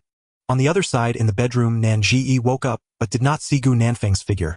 She looked at the crib and found the babies were also missing. She was startled. The babies can't be missing, right? With a nervous heart, she walked out of the room and into the living room. When she saw the figures on the balcony, her anxious heart finally settled. Ji, you're awake. I took the babies out to bask in the sun. The moment the door opened, Gu Nanfeng noticed Nan Ji. However, at that moment, he was busy feeding the second baby and couldn't go help her. Nan Ji smiled sweetly. I just woke up and couldn't help but come out to see you and the babies. The triplets seemed to have a tacit understanding. Upon hearing their mother's voice, they all turned to look at Nan Ji, their eyes sparkling with excitement. The little one was especially excited, babbling away. Zhang Yu quickly stepped forward to support Nan Ji. The little babies need sunlight, and the new mother also needs a bit of sunlight for some photosynthesis.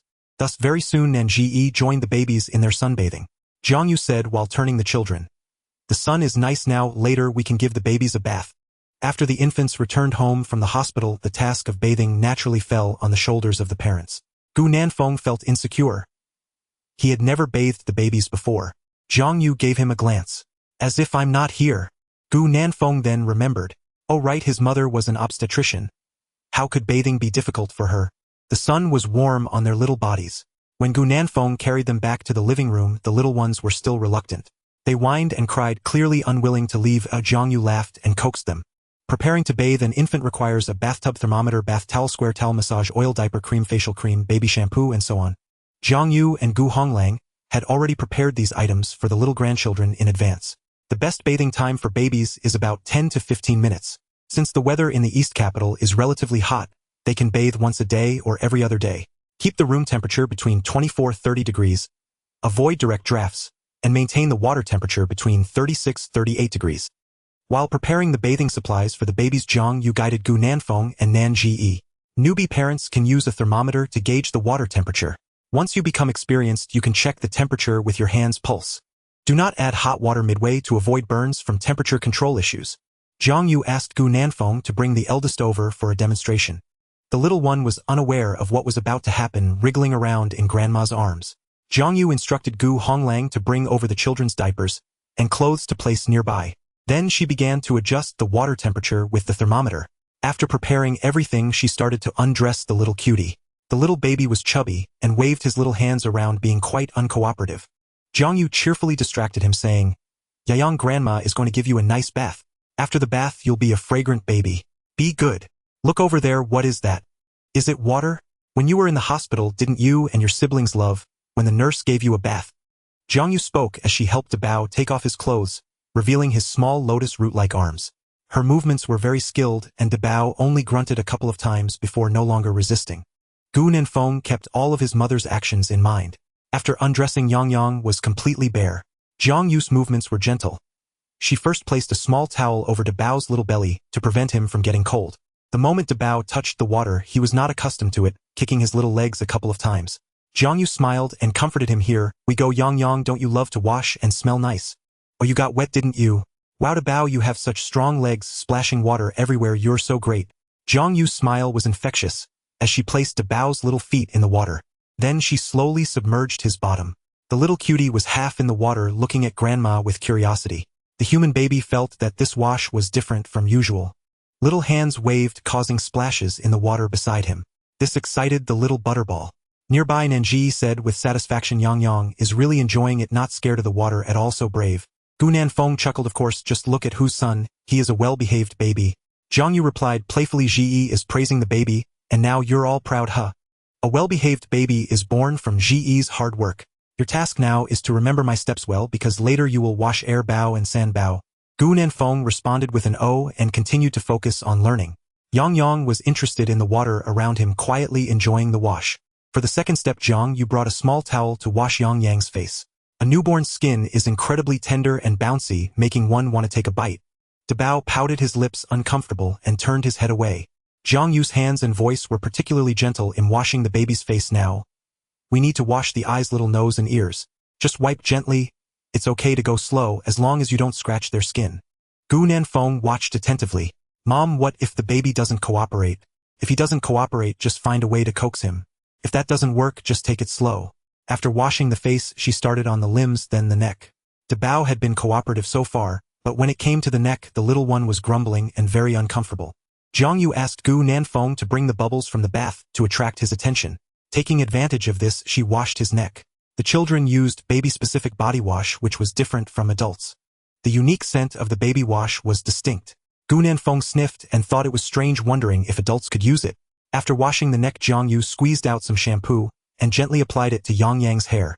The baby's fontanelle hasn't developed well, so, when washing their hair, be very careful not to use too much force. If parents are too forceful, they might end up pulling off the baby's scalp, which startled Gu Nanfeng, who kept this critical point in mind. The babies were only 7 days old, and their hair was sparse, so the washing was quick. Jiang Yu flipped her little grandson over and poured water over his back with a small towel while washing his bottom. After finishing these steps, Jiang Yu continued, now we're done washing. The baby can come out of the bath. Wrap him in a towel just like when he was born. Gently dry the baby with the bath towel. Gu Nanfeng thought that drying the baby was the end of it, but he was thinking too simply. After drying off the moisture, Jiang Yu began applying massage oil for the baby. Massage oil helps adults better massage the baby. Jiang Yu's hands rubbed back and forth on the baby's skin. Newborns have thin stratum corneum and require lubrication from the massage oil to reduce friction. Generally, plant oils have high moisture retention, moisturizing and sealing in water, alleviating dryness and peeling of the baby's skin. Gu Nanfeng was quite curious. He did not understand the effects of giving the baby a massage. Jiang Yu smiled and explained the benefits of massage. It can relieve the baby's gastrointestinal discomfort and bloating. It improves the baby's sleep quality, promotes behavioral development and coordination. Not only that, but it also enhances blood circulation and boosts immunity. Many parents give their babies massage exercises. Gu Nanfeng finally realized that there were so many benefits to baby massages. Dabao was very well behaved during the massage, nothing like those babies online who seemed impossible to calm down.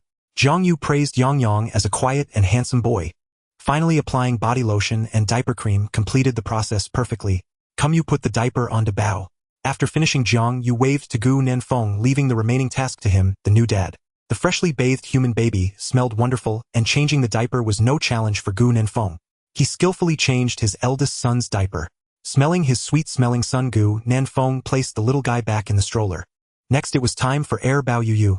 Although he had watched the entire process just now, Gu Nanfeng's heart couldn't help but feel anxious as it was now his turn. He emptied the water in the basin and disinfected it with boiling water. Then he refilled it with hot water, adjusting the temperature. Gu Nanfeng cautiously began to undress Bao. Little Cotton Jacket didn't disappoint. Before he could finish undressing, Yu started crying. Gu Nanfeng's heart raced, forcing himself to relax. Yu, don't cry, Daddy is gonna wash you nice and clean. Your brother just finished his wash and he was well behaved, so can you be a good girl and get a nice wash too? Nearby, Nanji couldn't help but want to laugh. Although it was a bit cheesy, this man was so gentle. From what she had seen during this time, Gu Nanfeng was a good dad. Bao expressed her unwillingness to become a fragrant princess, flailing her little arms in resistance. Gu Nanfeng smiled brightly. Baby, are you sure you don't want to smell nice? If you don't wash, you'll become a stinky baby, smelling bad, and oh, such a strong smell. Being smelly won't be cute at all. He coaxed her while carefully undressing his daughter. After much effort, he finally could hold her and put her in the water. Like her brother, Gu Nanfeng tentatively placed her little feet in the water to observe her reaction. To his and Nanji's surprise, Bao actually found it fun. Her little feet splashed in the water as if she were playing. Gu Nanfeng breathed a sigh of relief. Next, he took a small towel and placed it over Bao's belly to prevent her from getting cold. Yue, do you want to swim? Oh no, the splash got on Daddy. Daddy's clothes are wet and Daddy has no clothes to wear now. That was a joke. How could a baby born just 7 days ago splash water? Gu Nanfeng was just teasing Yu. He lifted his hand, gently pouring water over the little towel on Bao's belly, causing the little princess to get excited, moving her little arms and legs in the water. Gu Nanfeng began to wash the second baby's face, following Jiang Yu's instructions. The little princess was thoroughly enjoying it. As Gu Nanfeng teased her while washing, he gradually gained confidence. He paid extra attention while washing her hair. The newborn's hair was soft, and Yaya felt her father continuously touching her head. She stretched out her tiny hand to feel what her father was doing. Unfortunately, she still couldn't reach the top of her head. After a few attempts without success, she gave up. Gu Nanfeng laughed. Are you giving up so easily, little one? Aren't you going to try a bit harder? The second baby expressed that her head wasn't that hard. Why should she trouble herself with something she already knew was impossible? While giving the baby a massage, Gu Nanfeng felt it was somewhat like a massage. However, the pressure had to be much lighter than for an adult. The baby's delicate skin had some elasticity and Gu Nanfeng's movements were unprecedentedly gentle. Finally, after applying body lotion and diaper cream to Yaya, the task was completed. Another fragrant baby was freshly bathed. Just after the bath, the second baby started crying. Jiang Yu hurriedly brought the bottle over to feed her. The little cutie indicated that after such an extensive workout, she needed to nurse to replenish her energy. Now it was time for the last baby. What was Xingxing doing? Oh dear, the little rice dumpling was sucking on her fingers. After redisinfecting and changing the water, Gu Nanfeng picked up the little one. Suddenly lifted by her father, the little one was a bit confused. Then being stripped completely naked, she was even more bewildered. Gu Nanfeng was completely charmed by his son's expression. With a smiling face, he leaned in to speak, but a stream of water sprayed onto his face. Oh my, the little one just urinated. It splashed all over his face. Now it was Gu Nanfeng's turn to be baffled. What a clever boy, giving his father a big surprise before even getting washed. Nanzi gasped, utterly shocked. Would Gu Nanfeng be angry at Xingxing's actions? Yet Gu Nanfeng wore a cheerful expression, saying, "It's fine, children's urine is nutritious. This is the little one's love for me." Gu Nanfeng chuckled, his smile radiant, as he handed the little one to Jiang Yue. "Xingxing daddy will wash his face, and then wash you be good now." This time the third baby did not urinate again. Perhaps he didn't even realize what he had done. Perhaps it was a matter of being more skilled. The third baby enjoyed bathing while in the hospital, but when Gu Nanfeng washed him, the little one resisted with every cell in his body. No matter how Gu Nanfeng coaxed, the little one cried loudly, his face turning purple, unable to stop. Gu Nanfeng felt heartbroken and hurriedly finished washing him. Only then did the crying gradually lessen. "Xingxing, don't cry, it's all done. I'm sorry, daddy isn't as skilled as the nurse yet, still not very proficient." Xingxing was sobbing as he leaned against his embrace. Gu Nanfeng dried him off, then quickly performed a massage and applied diaper cream, finally putting on a diaper and clothes. He handed the little one to Nanzi. After finishing, he let out a long breath. During his first time giving the baby a bath, Gu Nanfeng was tense, unwilling to make even the slightest mistake. He touched his back and realized his shirt was already wet. Jiang Yu praised him. "You did well, starting to look like a father. It's fine if the baby isn't accustomed to it. Just wash a few more times in the future." Gu Nanfeng replied affirmatively, feeling quite happy about bathing the babies. Back in Nanzi's arms, the third baby had stopped crying, looking up with watery big eyes, dumbly staring at his mother. The human cubs smelled delightful after their baths. Perhaps it was the exhaustion from bathing, but shortly after, the three little ones fell asleep. Gu Nanfeng carried them back to the crib, gently keeping watch beside them. The first bath after the babies returned home is a complete success. Given the host's dedicated performance, a reward of 300,000 yuan has been granted, along with 1 tube of lip balm for mothers. Just as Gu Nanfeng tenderly gazed at the sleeping babies, the system's voice echoed in his mind. A cash reward of 300,000 yuan.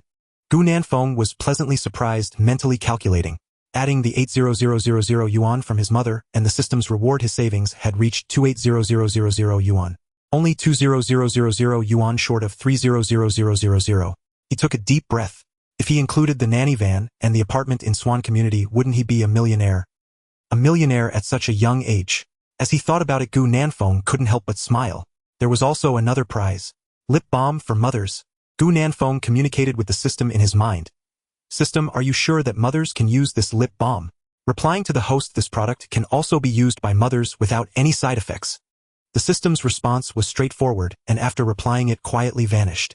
Ever since giving birth, Nanzi's lips had been pale and even somewhat chapped. Gu Nanfeng felt that this lip balm would be perfect for her. Meanwhile, Nanzi was lying on the bed, her eyes occasionally glancing toward the crib.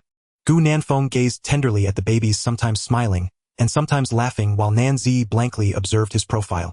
The children's father was very gentle and warm. With him by their side, the babies would surely be very happy in the future. As Nanzi thought this, Gu Nanfeng turned around and saw that she was still awake, surprising her. "Z, you're still awake. Great. I have something to give you." Gu Nanfeng took out the lip balm rewarded by the system. A gift for herself? Nanzi paused, looking at the item. He handed over lip balm. Was it purchased specifically for her? But can she use these things right after giving birth? Gu Nanfeng smiled and explained. "This is for mothers. New moms can also use it during the confinement period. I noticed your lips were getting a bit cracked recently, so I specifically bought this. Lip balm for mothers. He noticed her lips. Nanzi felt a subtle warmth in her heart. Come, let me apply it for you. Gu Nanfeng sat down at the edge of the bed looking tenderly at Nanzi. Thank you. Nanzi's lips were very dry and pale yet still incredibly sultry. Her haggard appearance made Gu Nanfeng unable to resist wanting to cherish her. Nanzi obediently cooperated, her starry eyes gazing at him with a gentle curve. This was Gu Nanfeng's first time applying lip balm on a girl, and he was extra serious about it. Only after he finished did he realize how close he was to Nanzi. Gu Nanfeng came back to his senses just in time to meet Nanzi's eyes. Their gazes locked. Gu Nanfeng discovered that her eyes seemed to hide brilliance and beauty. The eyes are the windows to the soul. What a beautiful pair of eyes, dazzling and captivating. Well, it's done. Apply it a few more times when you have time and they won't crack. Oh, thank you. Gu Nanfeng's words pulled Nanzi's thoughts back to reality, and she mumbled a response. Oh my, the side profile of the father of her child is so charming. There was light in his eyes, as if hiding a galaxy mysterious and affectionate, drawing people in without them even realizing it. As night fell, Jiang Yue, feeling uneasy about them, decided to stay over. It was time to sleep. She saw Gu Nanfeng walking into the guest room, and furrowed her brows, asking, what are you doing out here? I'm going to sleep, Mom. I'm a bit tired. If you're tired, go back to the master bedroom to sleep. If you're not in the master bedroom with Ji and the babies who will take care of them at night. Gu Nanfeng paused. His mother had a point. Are you feeling shy? There's no reason to be shy. It's the same at the hospital and at home. Ji will understand. For the sake of the children's future, you should spend more time with her. Jiang Yu smiled as she pushed him into the master bedroom. Without giving Gu Nanfeng a chance to speak, she slammed the door shut. Gu Nanfeng twitched his lips and steeled himself to look at the sleeping Ji. She had overheard the conversation between the mother and son just now. Like Gu Nanfeng thought the hospital and home were different. The idea of sleeping together made Ji's heart race. Gu Nanfeng coughed and said, I'll sleep on the sofa tonight. Fortunately, the system had thoughtfully provided a lazy sofa in the master bedroom. Ji said, sleeping on the sofa. What if Auntie sees it tomorrow? Will she think I'm treating you poorly? It's fine, I slept here during the day too. My mom won't say anything.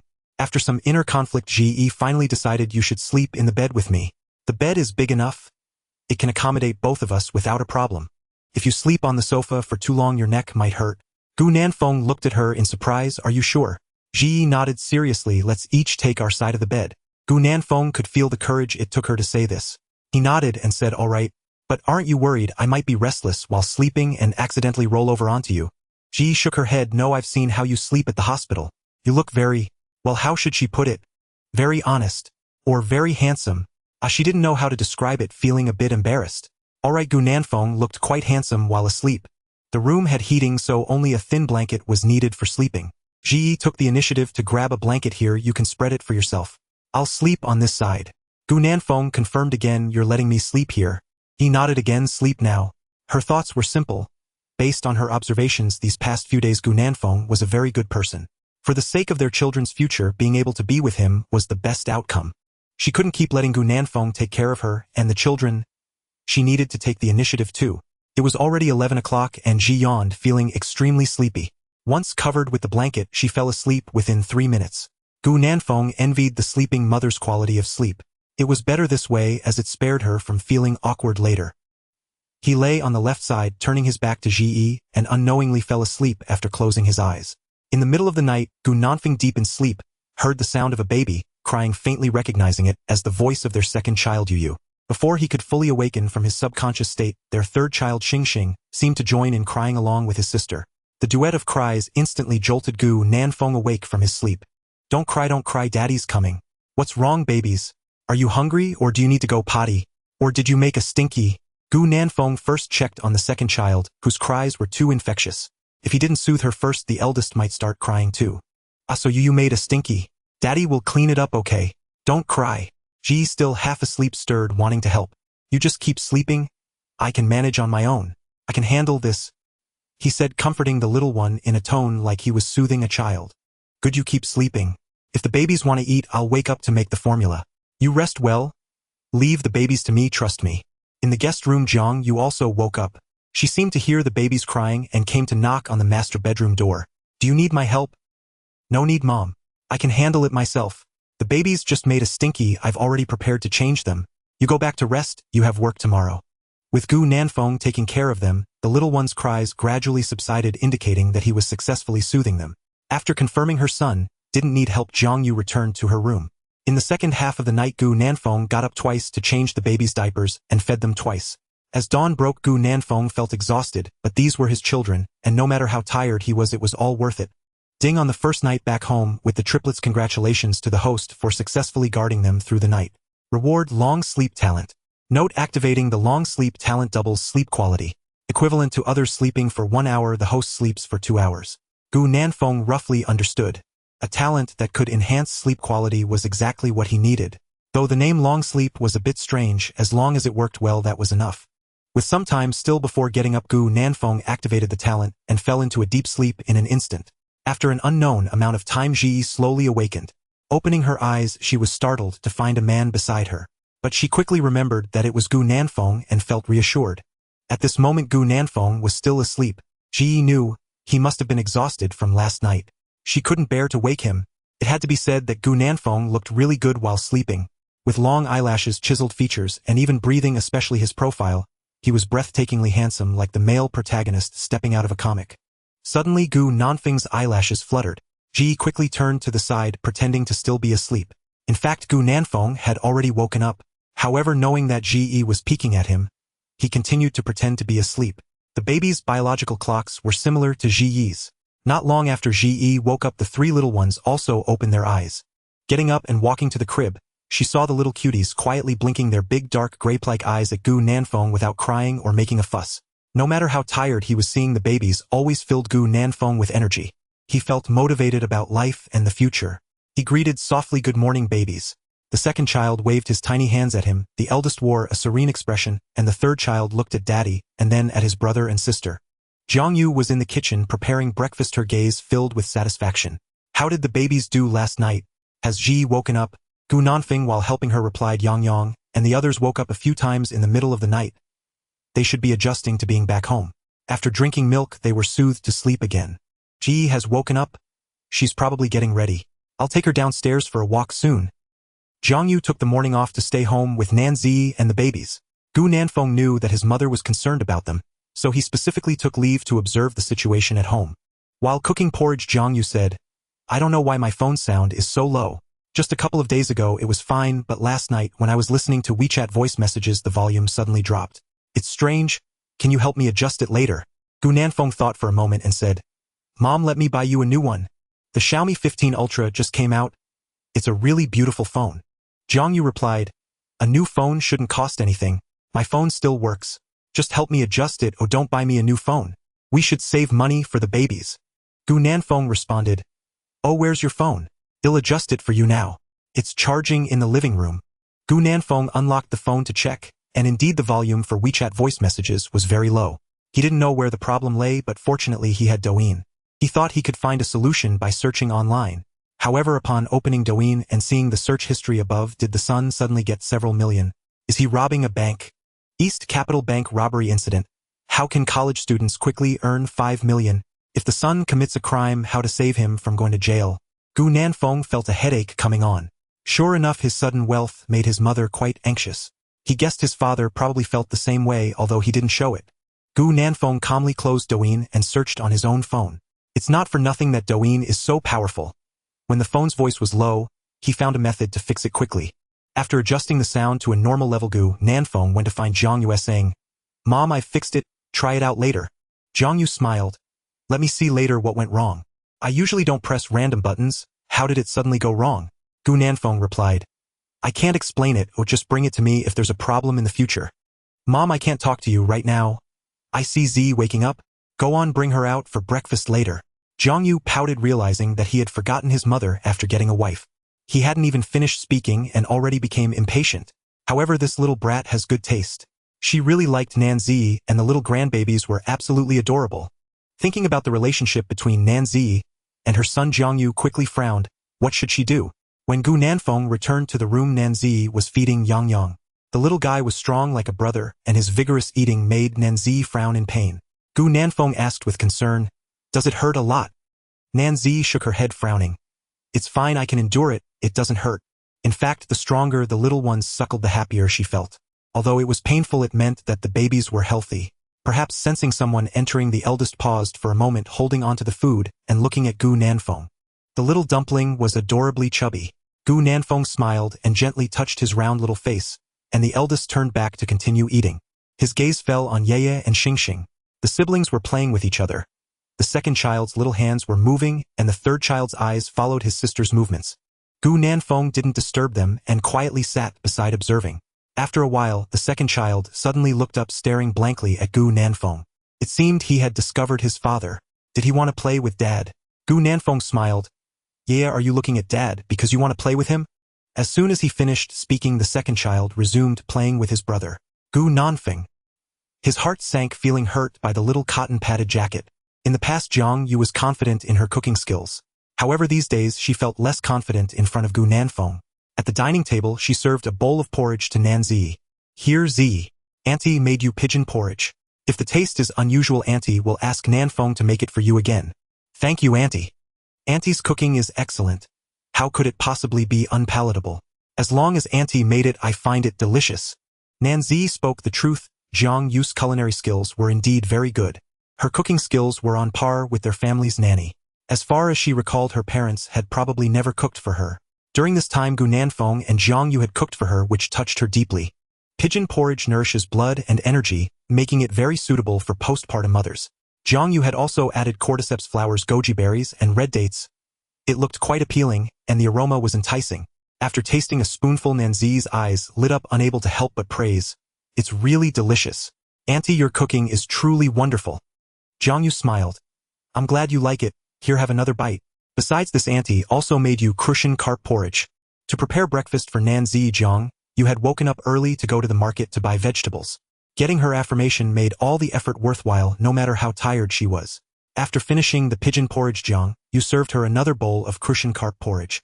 Seeing that his mother treated Nan Zi better than she treated him, Gu Nanfeng couldn't help but sigh. Mom, I've never seen you treat me this well before. Why don't you serve me a bowl of porridge too to balance things out? I also want to have pigeon porridge. Jiang Yu lazily lifted her eyelids, saying with annoyance, Don't you have hands? You're a grown man, how can you compare to Zi? Gu Nanfeng. What should he do? It seemed his family status had dropped by one, but he only felt a sense of appreciation. Seeing his mother get along well with Nan Zi made him happier than anyone else. The morning air was fresh. After finishing breakfast, Gu Nanfeng helped Nan Zi downstairs for a walk in the community. They had just officially moved in yesterday, and many people did not recognize them. At this time, several people were returning from grocery shopping and exercising. Seeing Gu Nanfeng and Nan Zi, they were quite surprised. Hey there, young man and young lady. You must have just moved in, right? Young lady, judging by your outfit, did you just give birth? Is it a boy or a girl? Why didn't you bring the baby down? Oh my, this couple is so good looking. With parents as handsome and beautiful as they were, their child must surely be adorable. The community members were very warm and friendly, and Gu Nanfeng and Nan Zi vaguely responded a few times before moving to a less crowded area. If they were surrounded, who knows when they could escape. Nan Zi was wearing loose confinement clothes, and Gu Nanfeng recalled that after being discharged from the hospital, she had moved here to Swan Community with him. Her original clothes and luggage were still left at the previous place. Now that she was inconvenient, Gu Nanfeng decided to help her move her luggage over. Nan Zi frowned slightly. I have a lot of things. Should we call a moving company? Gu Nanfeng replied that it wasn't necessary. He could just drive to pick them up. Nan Zi rented a cozy 2-bedroom apartment. Initially, she thought that living alone wouldn't require much space.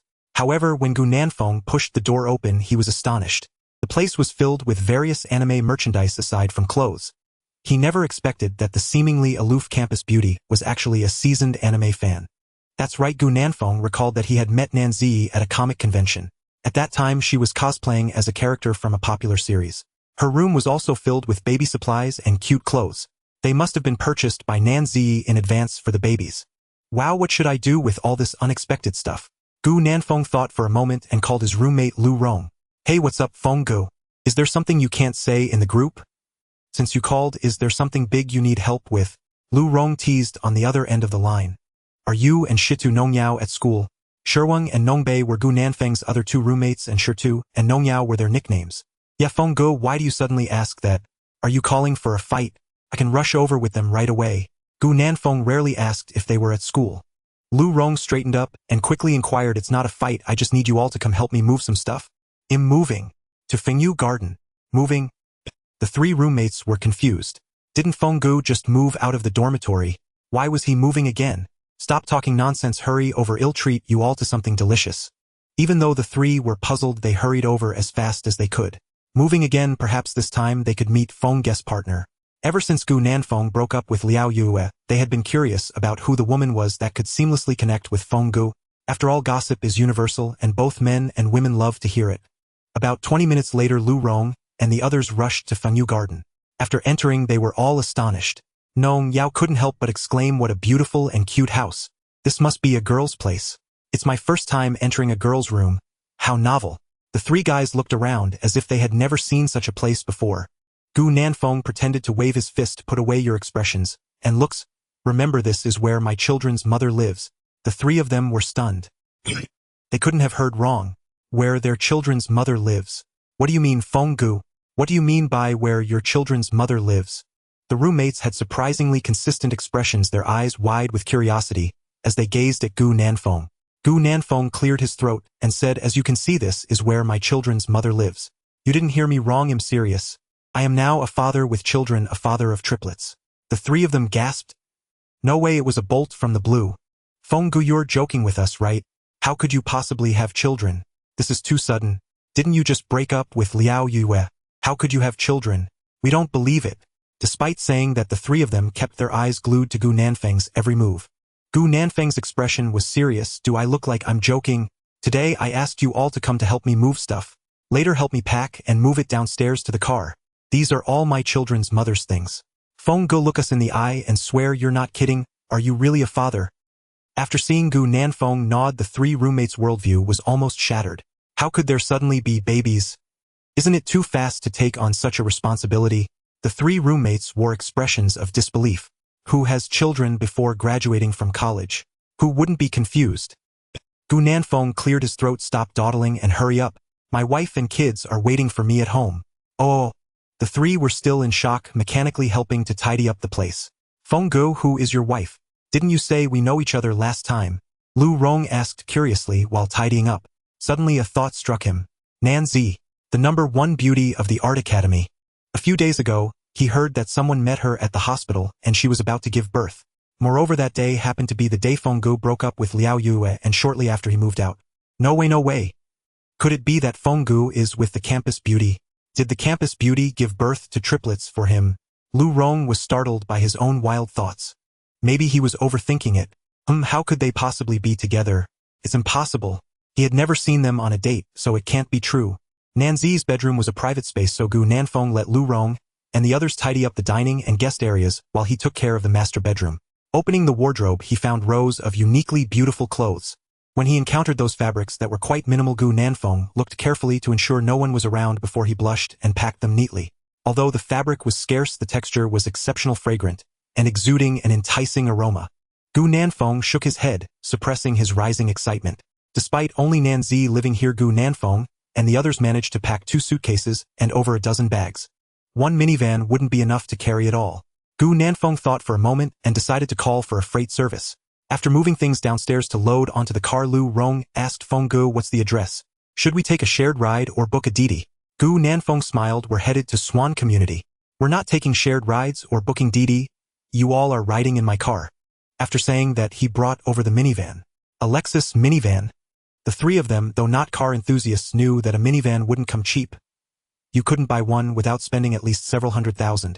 Feng Gu actually drove over in a minivan. Where did he get it? Did he rent it? Or did he borrow it? Shirtu couldn't help but ask curiously, wow, what a beautiful minivan. Feng Gu, where did you borrow this from? Such a nice car must cost a lot, right?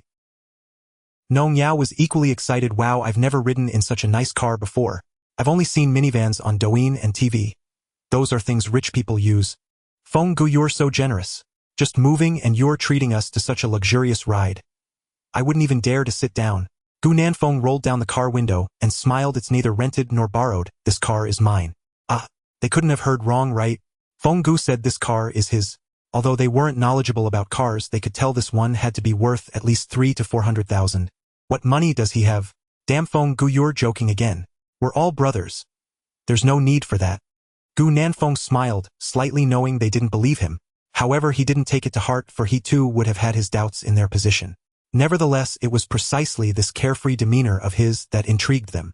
Lu Rong's eyes widened. What the hell, Bro Feng, are you serious? Did you really buy this car? Bro Feng, did you secretly win the lottery? We agreed to be poor together, didn't we? How did you suddenly become rich? I feel so bad. Lu Rong pretended to cry, his expression one of heartfelt sorrow. Shirtu and Nong Yao were also taken aback. Bro Feng's carefree attitude truly indicated something significant. Did he really buy the car? Damn it, my heart aches. If this is true, my heart suddenly feels empty. Gu Nanfeng pursed his lips. Get in the car, let's experience Dad's new vehicle.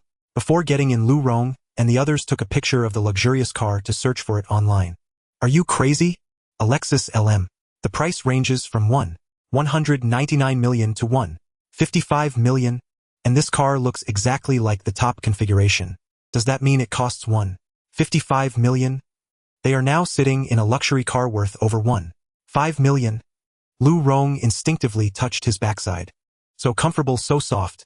A luxury car in the $1 million range feels different, like sitting on a cloud, utterly comfortable. Shirtu gasped, looking incredulously at the passenger seat. Bro Feng, this car costs 155 million. I guess so, Gu Nanfeng replied casually while driving. Hiss? The eyes of the three widened in disbelief. Bro Feng, tell us honestly, have you been hiding your identity all these years? You must be a young master from some wealthy family, right? Just low-key pretending to be poor to mingle with us. The more they thought about it, the more plausible it seemed. In dramas, there are often young masters who pretend to be poor to experience life. They tend to be low-profile and extremely handsome. Both low-profile and handsome, it all fits. Young master of a wealthy family, please accept us. Three sons, Dad. Gu Nanfeng shot back a get lost. These three must have watched too many novels and idol dramas. Is there really a low-key wealthy young master in reality? Even if there is, could they possibly be 1/10th as handsome as Bro Feng? Shirtu and the others flattered. No way, how could they be even 1/10th as handsome as Bro Feng? Not even 1 in a billion. Compared to Bro Feng, they'd just be dust. Gu Nanfeng. With an excited heart, he led them to the Swan community. The three roommates stared wide-eyed at the entrance of the community. What a beautiful community. What an impressive entrance. Is it really possible for them to enter such a luxurious place? Bro Feng, should we change our shoes before going in? What if we dirty the floor? Do we have to pay to breathe inside? Gu Nanfeng said nothing, simply leading the way. After parking, the delivery service had arrived, and Gu Nanfeng asked his three roommates to help carry things upstairs. Although Shirtu and the others weren't always reliable, they certainly didn't slack off when it came to work. In the elevator, Lu Rong looked around. Bro Feng, I saw this community online. They say it's a high-end neighborhood. How much does it cost to live here for a month? Yeah, Bro Feng, with such a great view, renting it must cost at least 7,000 or 8,000 a month. Nong Yao and the others were also curious. It doesn't cost anything here. I've already bought it, so I live here for free. Lu Rong and the others couldn't believe their ears. They exchanged glances, their astonishment impossible to conceal. What the hell? Bro Feng, you still say you're not a wealthy young master? The three roommates were completely stunned. They were sure they hadn't misheard. Bro Feng said he bought a house here. Before they could say anything, the elevator doors suddenly opened. Gu Nanfeng spoke. We've arrived on the 7th floor, 701. As the door opened and they saw the interior decoration, Lu Rong and the others felt their hearts pounding. Heaven, I'm crying. What a beautiful house. How could there be a place so profoundly decorated? The modern minimalist style, every element designed to strike a chord in their hearts. This is simply the house of their dreams. Just as they were marveling at the beautiful decoration, a familiar figure appeared before them. Nanzi walked out of the room wearing loose postpartum clothing. Nanfeng, you're back. How about it? Don't I have a lot of stuff?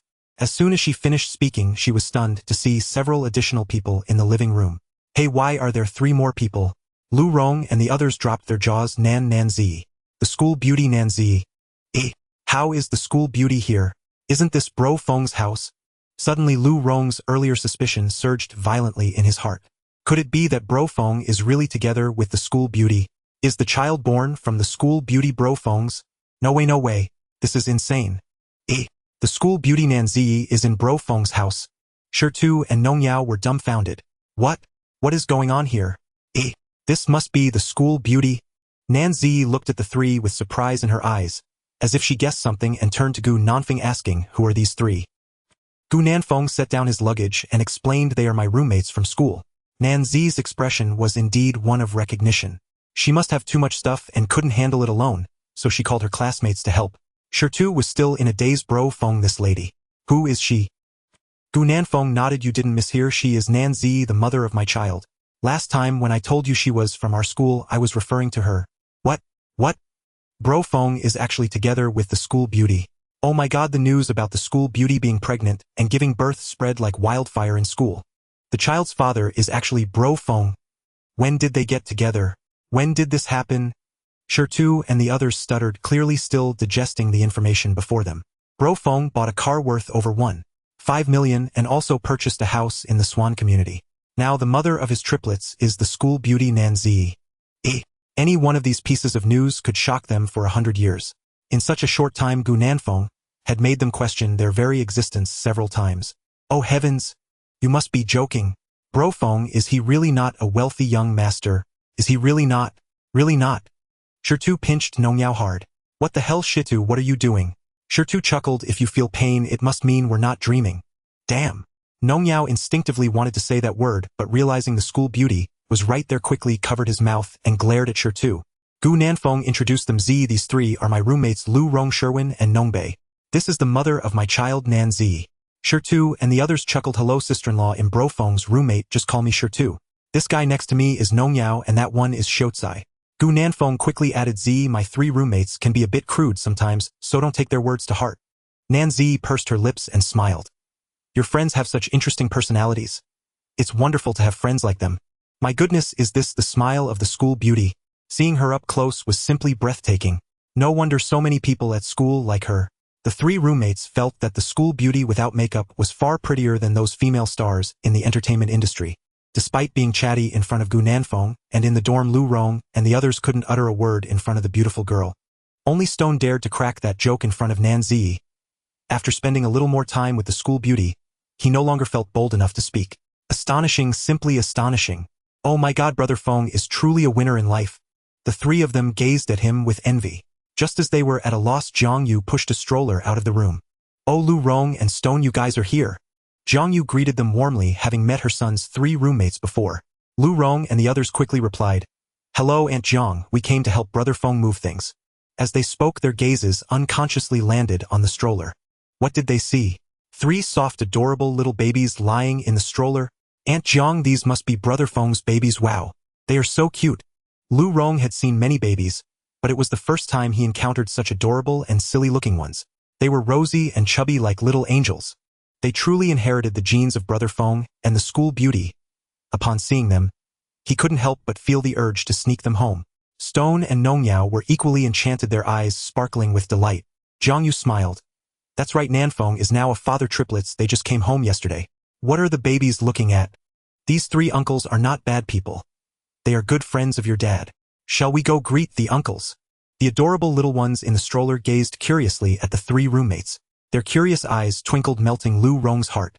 These are the children of Brother Feng and the school beauty.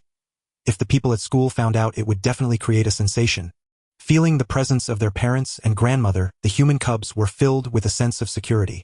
The eldest was bold, staring intently at Stone. The second child seemed a bit timid, glancing shyly at his brother. The youngest was more interested in his mother, giving a quick look at the three and eventually focusing on Nan Zi. The little one could already accurately identify his mother among the crowd. Stone waved softly at them. Hi babies. How are you? I am Uncle Stone. You are so cute and so beautiful. Can you tell Uncle what your names are? The babies listened intently while the adults spoke. Although they couldn't understand yet, they showed thoughtful expressions. Zhang Yu smiled as she replied for them. This is Uncle Stone, and this is the eldest, known as Yang, the big brother. The second is our little princess named Yeye, and the youngest is our little star Xingxing. Stone exclaimed. The names of the sun, moon, and stars are so beautiful. Young Master Yang and Little Master Xingxing and Princess Yeye. Who came up with such beautiful names? Stone spoke in a teasing tone. The babies were indeed captivated, their grape-like eyes watching her. Zhang Yu replied that it was their mother's choice.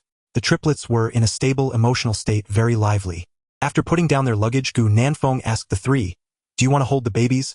Lu Rong and the others' eyes lit up, but they quickly took 2 steps back in fright. Brother Feng, maybe not, we dare not hold them. The babies are so soft and delicate, and we three are all big and rough. What if we accidentally hurt them? Lu Rong and the others waved their hands repeatedly. The cuter the babies were, the less they dared to hold them. Gu Nanfeng found their flustered expressions amusing. He looked at them disdainfully. You can't even hold a child, you're nothing. Stone and Nongyao scratched their heads and fled in embarrassment. The babies were so delicate, they truly didn't dare. Gu Nanfeng chuckled, indicating that they didn't understand the joy of having children. The three roommates were incredibly fascinated by the babies. Taking advantage of Gu Nanfeng's inattention, Lu Rong secretly filmed a few videos of the babies. While Gu Nanfeng invited them for water, he led them on a tour of the house. Jiang Yu invited them to stay for lunch. The three guys shook their heads, repeatedly seeing that Brother Feng's house was busy today. They didn't want to cause trouble. Gu Nanfeng escorted them down the elevator. I've been quite busy recently and haven't had time to entertain you. I'll treat you to a meal sometime in the future. Oh, thanks for today. Lu Rong patted his chest. We're brothers. There's no need to say that. Let's gather again another day, Brother Feng. We're leaving now. They reached the entrance of the community. The three of them unconsciously stopped in their tracks, turning back to look at the luxurious and grand Swan community with eyes full of wonder. This isn't a dream. Brother Feng might really be the young master of a financial conglomerate. All these years he has been pretending to be poor and lurking among us. Damn, Brother Feng hit it too well. I didn't see any flaws at all. Lu Rong snorted. Young master of a financial conglomerate. If he were, would Aunt Zhang still be working in the hospital? Would Uncle Gu be a security guard in the park? Stone frowned. Then how do you explain Brother Feng suddenly buying a luxury car worth millions? And the houses in Swan community here? I just checked online, and it says the minimum price is 25000 per square meter, and many people are fighting to buy them. Lu Rong revealed a wise expression. I suspect the issue lies with Brother Feng. Brother Feng must have suddenly struck it rich. When I first entered the dormitory in my freshman year, I knew at first glance that Brother Feng was no ordinary person. Looking back now, my judgment was indeed not wrong. Nong Yao gave him a disdainful look. Dude, anyone can say that after the fact. Besides, with Brother Feng's breathtakingly handsome face, who would think he's an ordinary guy? The handsome guy shines brightly, okay. However, to be honest, they did have some understanding of Gu Nanfeng's family background. His mom works at the hospital and his dad is a security guard. They have a house in Dongdu, and the family isn't wealthy about the same conditions as theirs. Originally their conditions were similar and they often played together. But suddenly the other party bought a house and a car. This comparison created a stark contrast. It's a complex feeling when a good friend suddenly becomes successful while you remain an ordinary person. It's quite normal for the three of them, who are all ordinary people, to feel a bit uncomfortable. Fortunately, they are all optimistic types. Lu Rong adjusted his mindset and chuckled. Great, Brother Feng has made it big. We are in the same boat as him. It would be hard not to take off.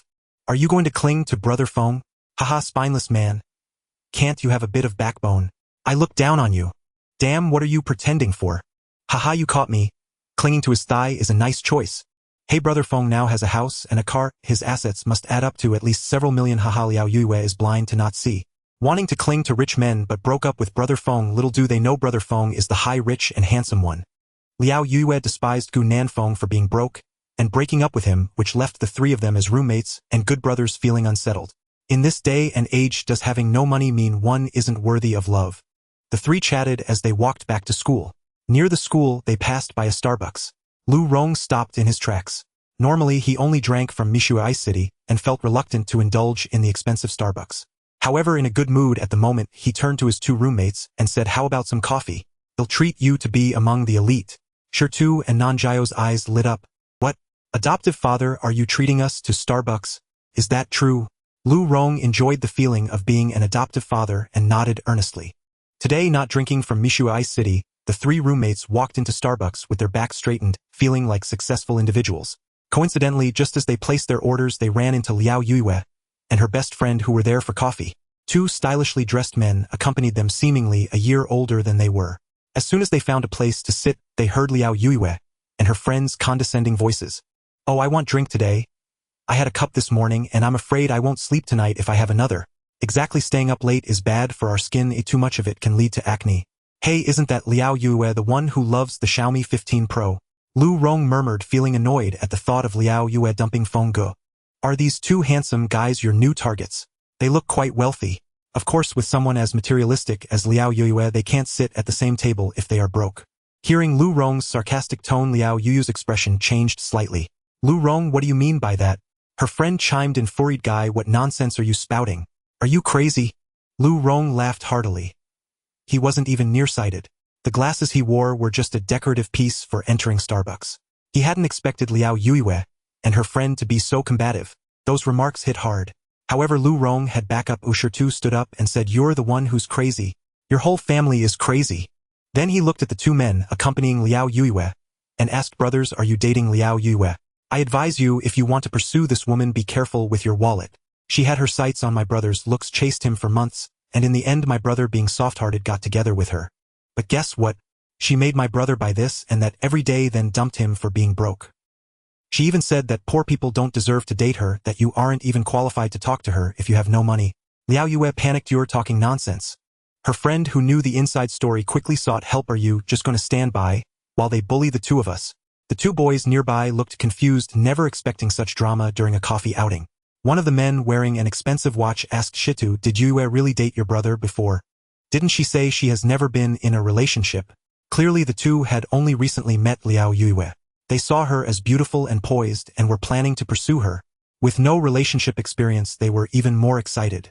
"Never been in a relationship?" Lu Rong chuckled coldly. "Haha, that cracks me up. Liao Yue, how dare you say you've never been in a relationship? When you were chasing after Feng Gu, you were so eager and proactive. Indeed, women like you only play with emotions." From the conversations between Shitu and Lu Rong, the two men grasped the truth that Liao Yue was not as perfect as she portrayed herself. She had clearly been in relationships but lied about being single and having zero dating experience. The contrast between her elegant demeanor in conversation and her true nature was striking. So this is the real her. Some girls' love for money is understandable. It's normal to pursue a better material life, but they absolutely cannot tolerate deceit. Their fondness for Liao Yue instantly vanished. Still drinking coffee? Forget that. Liao Yue is too dishonest and too dangerous. They had no intention of being played for fools. The two stood up and turned to leave.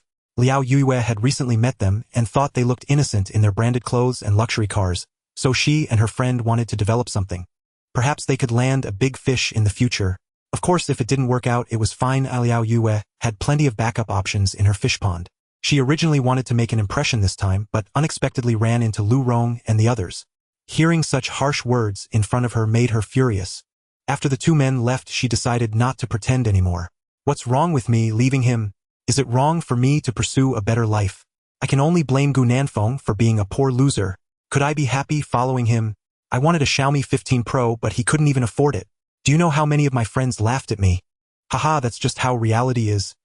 Without money, what love can you talk about? Lu Rong said with disdain, "It's people like you who put a price on love that have ruined it. Do you know why so many pursued Feng Gu back then, but he chose to agree to be your boyfriend? He felt sorry for you. You kept pestering him like a puppy, afraid you'd jump off a building if he didn't give in. Otherwise, with your face that's been through plastic surgery, how could you ever catch Feng Gu's attention? Haha. As expected, ugly people always cause trouble." Lu Rong was a master of wit in the game, unable to win but never lost in insulting others. He unleashed a barrage of words at Liao Yue. Liao Yue found it impossible to counterattack, which made her extremely furious. Her friend beside her was equally enraged. Finally catching Lu Rong off guard, Liao Yue started to fight back. "You guys are Gu Nanfeng's roommates, so of course you're speaking up for him. Trying to slander me. Haha, a bunch of pathetic losers. No wonder you have no girlfriends. You probably haven't even touched a woman's hand in your life. Haha, so what if Gu Nanfeng is handsome? So what? Is being handsome useful? Can it put food on the table? Can he buy me a Hermes bag? He can't provide me with anything, just a pathetic loser." Nong Yao stood up in anger. "Are you calling me a loser? Our Feng Gu is a winner in life, alright. Our Feng Gu just bought a car worth over 1.5 million and a house in Swan Community for nearly 4 million. That adds up to over 5 million. Can you come up with over 5 million? Oh, by the way, Feng Gu's wife is Nan Zi. Do you know who Nan Zi is?" Lu Rong acted as if he were presenting a trophy. "Do you know who she is? Compared to her, you're just an ugly duckling." Shitu boasted. "Nan Zi is the school beauty. The school beauty Nan Zi is now our Feng Gu's wife. Who in the Dongdu Art College does not know the campus belle Nan Zi?" Liao Yue couldn't possibly be unaware. LV Rong and the others huffed. "The campus belle is now Wind Gu's wife, 1,000 times more beautiful than you with your plastic surgery." Liao Yu's face turned into a palette of emotions. Yes, she had undergone some minor enhancement, just a little chin adjustment. Not a major operation. Besides, which girl doesn't wear foundation? It's just these three single broke losers who are ignorant. Liao Yue sneered. "When I was dating Gu Nanfeng, Nan Zi didn't even show up once. How could they possibly be together? Haha, you're killing me with laughter. Come on, if you want to defend him, at least come up with a decent reason, pig brains. Her friend chimed in, exactly. Pig brains, you all are just pig brains. It was clear her friend's supporting act was as awkward as a rock. Sure too was animated, his emotions palpable, capable of blowing up the atmosphere. Her little friend could only awkwardly flail her arms about. LV Rong chuckled. Because at that time the campus belle was carrying Wind Guess baby. If you want to see her go eat dirt. The campus belle has now given birth to a set of triplets. Triplets, 3 babies at once, both boys and girls. How many people could ever be envious of that? LV Rong's expression was one of, the campus belle endured hardships to give Wind Gu babies. She must be incredibly in love with him. Sure too looked enviously. Of course, if it weren't love, who would risk their life to give birth to 3 babies? No wonder she's the campus belle. She has more babies than others and they're cuter. Nanzi is with Gu Nanfeng. She even had a set of triplets. Liao Yue laughed, getting more and more outrageous. She didn't believe it. Her friend beside her mocked. Ha ha ha, Nanzi had kids with Gu Nanfeng, ha ha ha, you're killing me. Could you at least come up with a higher level lie? This really makes you look foolish. Liao Yue gave her friend an approving glance. Exactly what could Nanzi possibly want from being with Gu Nanfeng? A car? A house? Does he even have those? The previously silent Nong Yao pulled out his phone. Look, is this Wind Guess car? Look closely. This is the Topophthalene Lexus LM. This is a house in Swan Community, fully renovated. This is a video of Wind Gu and the babies. The videos and photos on the phone were taken during Nong Yao's moving assistance. The houses and cars in the videos were real.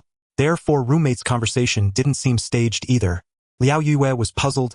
How could Gu Nanfeng afford a house and a car? This was too strange.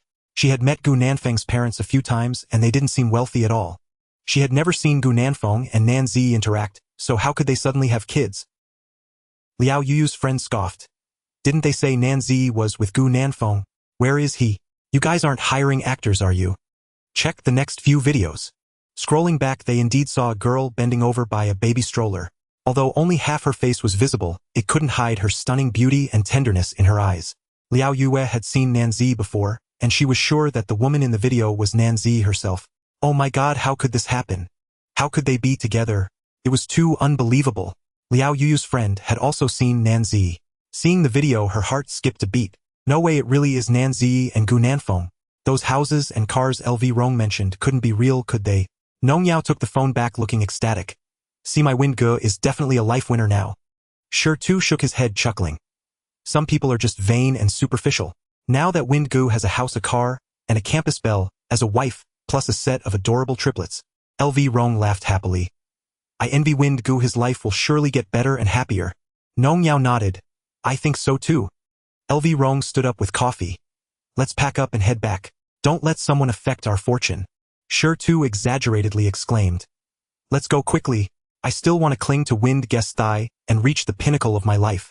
Nong Yao agreed. Hurry up. A fortune teller said that being around such people will bring bad luck and make everything go wrong. Liao Yu's face darkened. After the 3 left, her friend comforted her. Yue, don't listen to what they say. They are Gu Nanfeng's friends and will surely defend him. So what if there are videos and photos? They could have been edited. You know Gu Nanfeng's family situation. How could they afford $1 million luxury car, let alone a house in Swan Community? Maybe they rented all this just to fool Nanzi.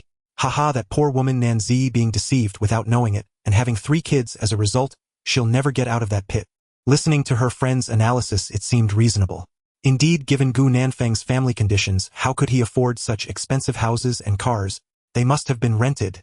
Damn it, she was just led on by LV Rong and the others and got really angry. Now she wanted to call them back and trample them face to face. Liao Yue was fuming.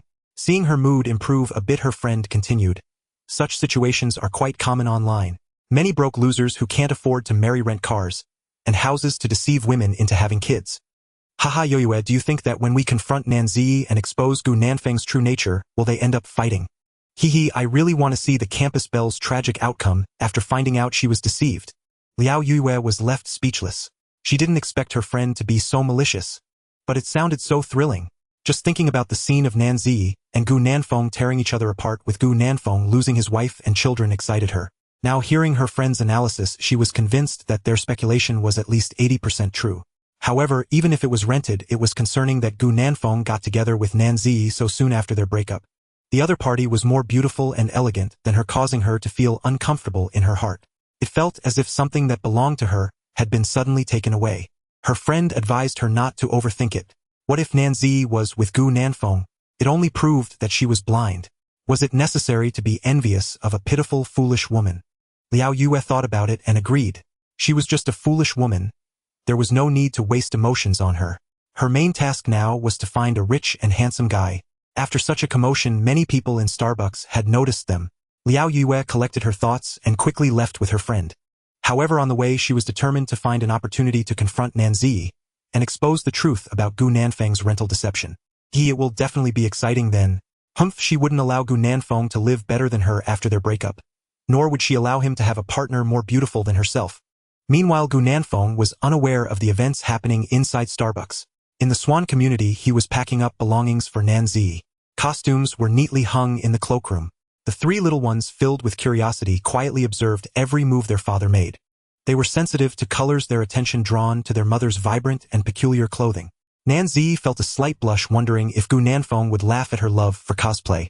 Gu Nanfeng caught a glimpse of the flush on the children's mother's face, causing him to slow his movements. She was adorable.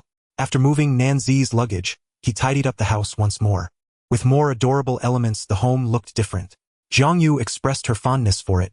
The more belongings Nanzi had, the less likely she would leave her son and the babies in the future. A new day. Jiang Yu went to work at the hospital while Gu Nanfeng stayed home to care for Nanzi and the children. The babies were hungry as soon as they woke up. The two had clearly defined roles. One fed the babies while the other changed diapers. After a flurry of activity, Nanzi, just waking up, yawned again. Gu Nanfeng settled the babies and began preparing breakfast in the kitchen.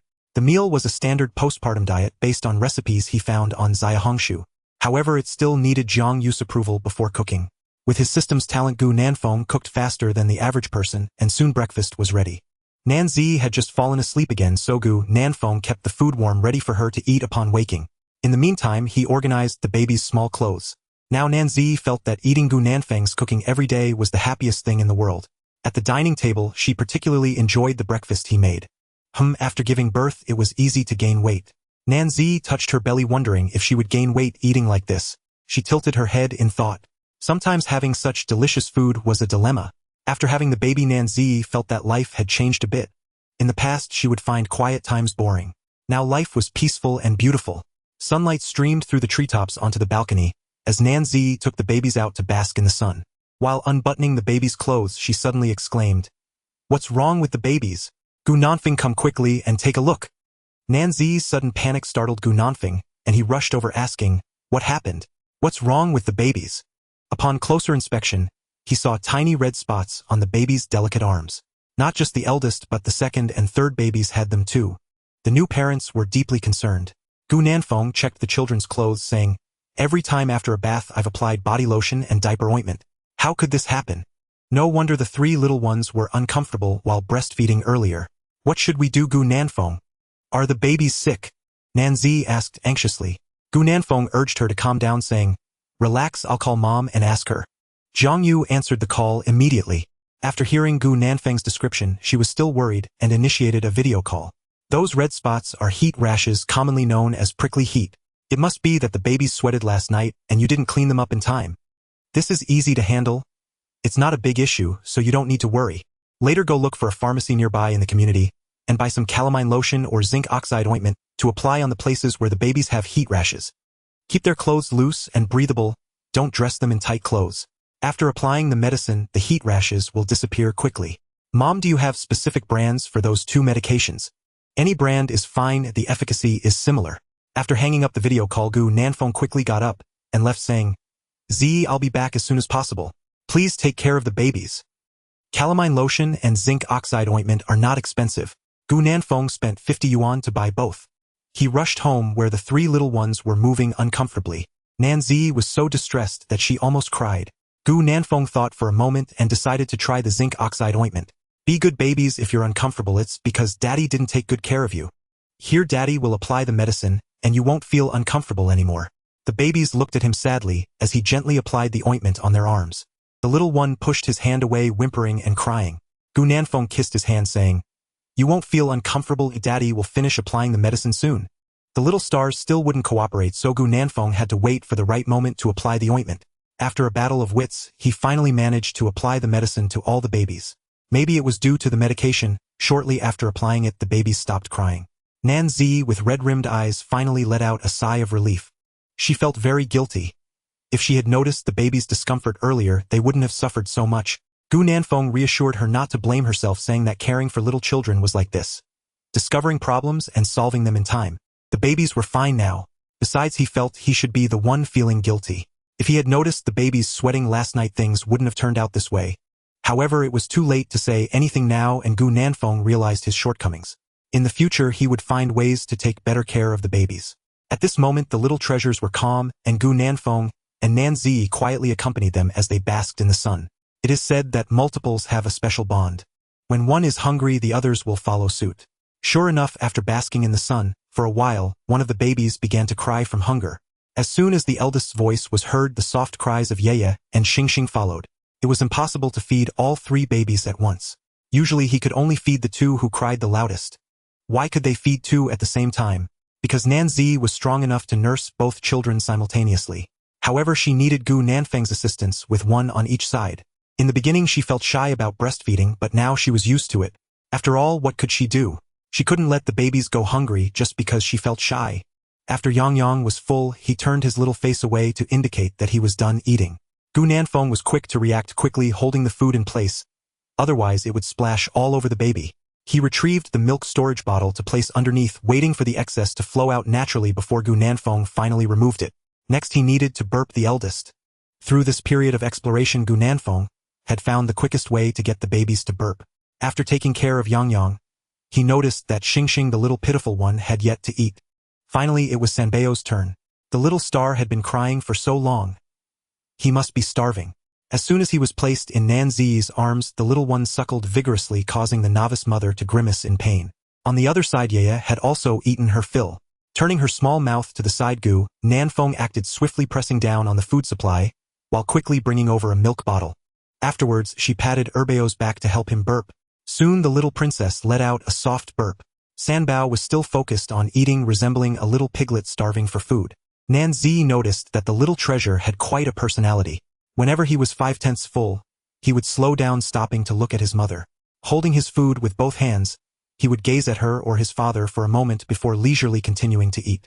After Xingxing was full, Nanzi patted his back to help him burp. Now her wound had healed well enough for her to do some simple movements. Naturally, helping the baby burp was no problem.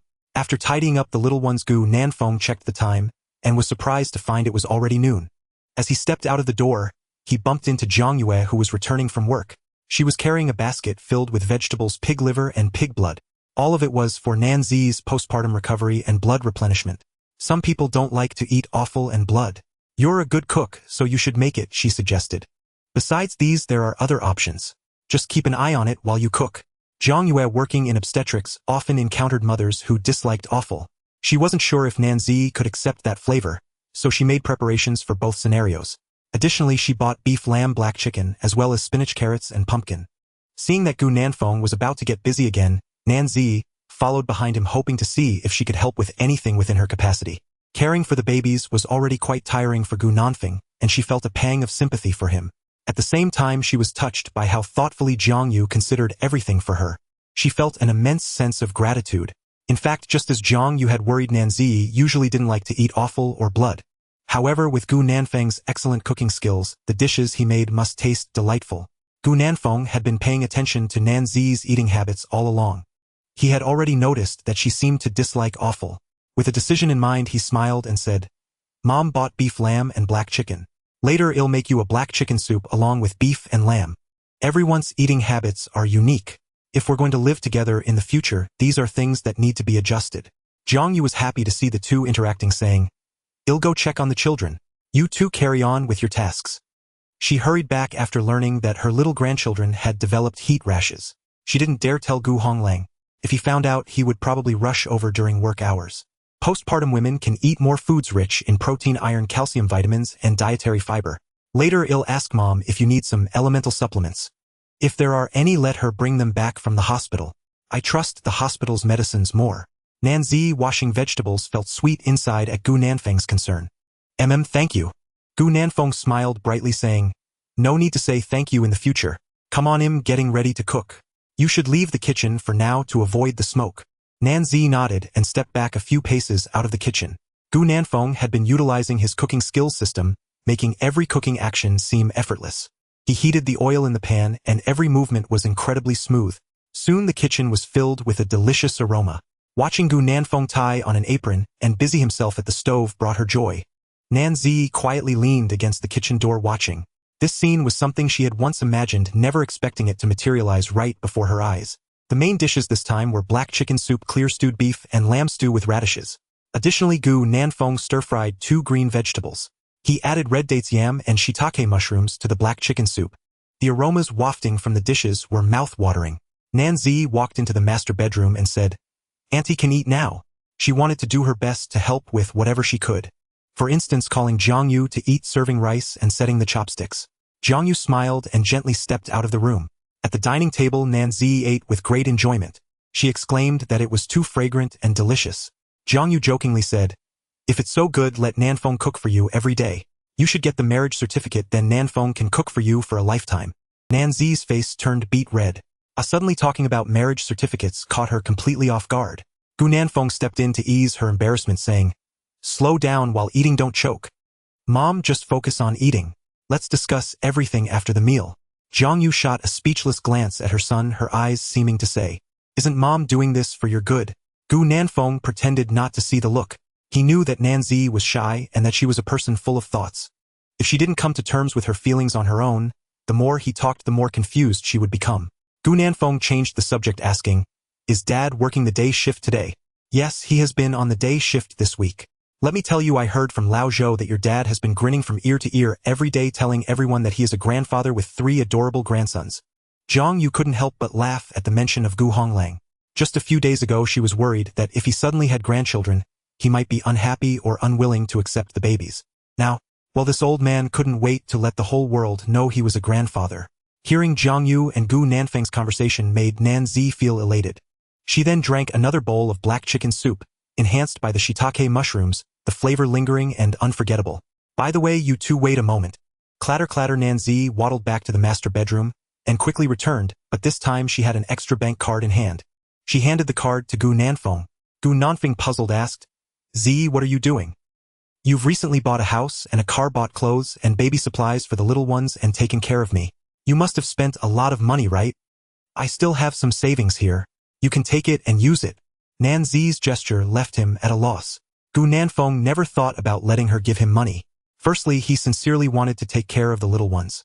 Secondly, as their father, he naturally had to look after her too. Now that he was linked to the system, there was no need to spend Nanzi's money. Gu Nanfeng pushed the bank card back, saying, "I still have money right now, so it's not necessary. You keep it." "But..." Nanzi frowned, hesitating to continue. She feared Gu Nanfeng was refusing to accept her money due to his pride as a man. However, before she could finish her sentence, Gu Nanfeng interrupted her, and then showed her the balance of the bank card. Gu Nanfeng currently has quite a bit of money. When he checked his bank balance, Zhang and Nanzi were astonished. After buying a house and a car, he still had 280000 yuan in savings. How did Gu Nanfeng manage that? Zhang was shocked by her son's savings. I mean, he spent over 5 million on the house and car. How could he still have so much money left? Gu Nanfeng handed the bank card back to Nanzi, saying, "You should keep your money for now. I have enough here and I can earn more. If I really run out of money in the future, it'll come to you." "Don't worry, I won't be polite then," Nanzi acknowledged with a hum. Originally she thought Gu Nanfeng was being modest due to a man's pride, but it turned out he really had money. Just after they finished eating, Gu Honglang called Zhang. "Have you had lunch? Are the little ones behaving today?" "They are behaving. Just eating and sleeping well. I bought a few clothes for the babies. I'll bring them after work.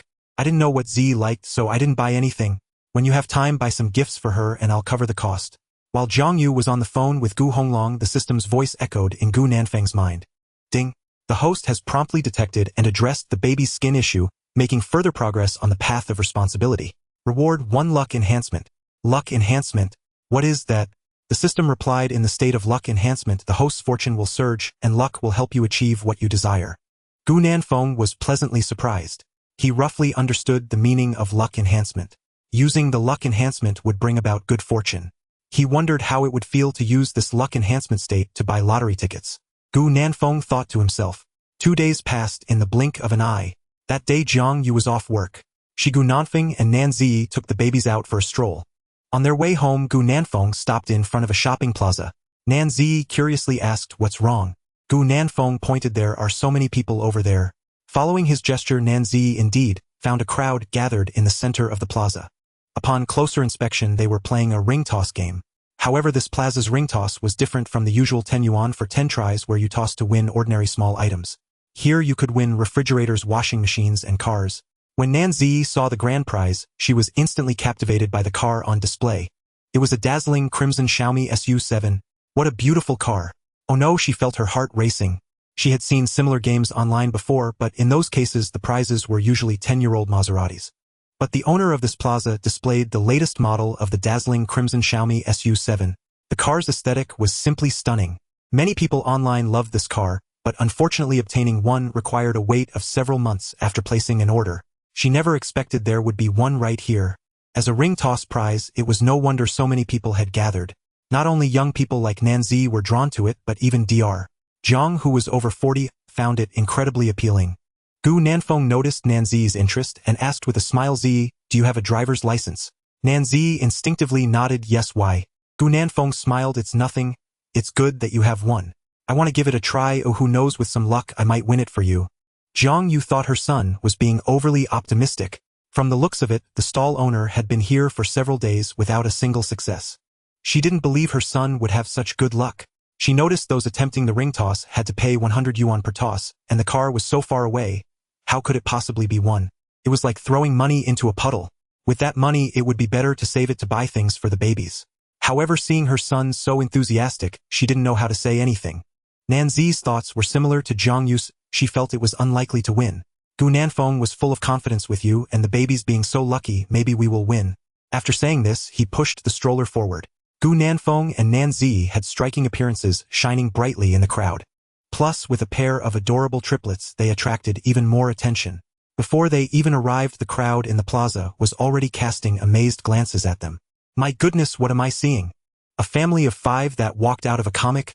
Are they characters from a comic? Is that the dad? So young, so handsome. The mom is super beautiful too. Her figure and demeanor are extraordinary. I'm in love. Such a perfect couple, much better than celebrity couples. Wow, are those their babies? 1, 2, 3. They are triplets. They look almost identical. Such adorable little humans. Whoa, these are the most beautiful little humans I've ever seen. I wonder what color they like for their little bags. I want to steal them home. As Gu Nanfeng and Nan Zi approached with the babies, the crowd around them eagerly discussed. Wow, they are coming over. Do they want to play the ring toss too? The dazzling crimson is so difficult. I wonder how their luck is. Nan Zi was already used to being praised since childhood. However, hearing others compliment her, and Gu Nanfeng as a pair, and their babies as cute, made her extremely happy. Jiang Yu followed closely with a smile. Hearing others compliment her son, and Nan Zi, as a match, the smile on her face never faded. Gu Nanfeng handed the stroller to his mother, before going to consult the stall owner. Boss, if I win the Xiaomi SU7, can I really take it home? The stall owner chuckled, of course. As long as you succeed, you can drive it away immediately. I'll arrange for someone to help you with the paperwork. But young man, I must tell you in advance, winning the dazzling crimson is not that easy. Here it's 100 yuan per toss, and once you buy you cannot back out. Gu Nanfeng smiled. As long as you don't back out, that's fine. Seeing Gu Nanfeng so confident, the stall owner chuckled. He had seen many blindly confident people since he put out the dazzling crimson. However, it was precisely these people that allowed him to make a fortune every day. He hadn't expected the dazzling crimson Xiaomi SU7 to be so popular. Many people spent thousands of yuan on tosses here, but in the end, not a single one succeeded. Instead, the money earned from the ring toss could buy 2 dazzling crimson cars. Gu Nanfeng quietly thought that just because others couldn't win didn't mean he couldn't. It was a perfect time to test the system's luck enhancement. Even if he didn't win, he would only lose 100 yuan, which he could afford. The 100 yuan ring toss is slightly larger than the 10 yuan version. The stall owner secures a bottle resembling a large bottle of fresh orange juice on top of a dazzling magenta car. As long as you ring the bottle on top, you can immediately drive the car away. Nan Zi saw someone buy 30 rings and throw them up, but none of the rings even touched the bottle. A total of 3,000 yuan just went down the drain. Are you really going to play? Nan Zi looked at Gu Nanfeng with uncertainty. Fortunately, seeing that he only bought 1 ring, she quietly breathed a sigh of relief. Even if he doesn't win, it won't be a huge loss. Gu Nanfeng smiled with you, and the little ones by my side. I feel my luck has never been better. Z, watch me win this car back for you. He then approached the stroller smiling at the three little ones' babies. Isn't that car up there beautiful? Daddy will help mommy bring it home, okay? The little ones still didn't understand what a car was.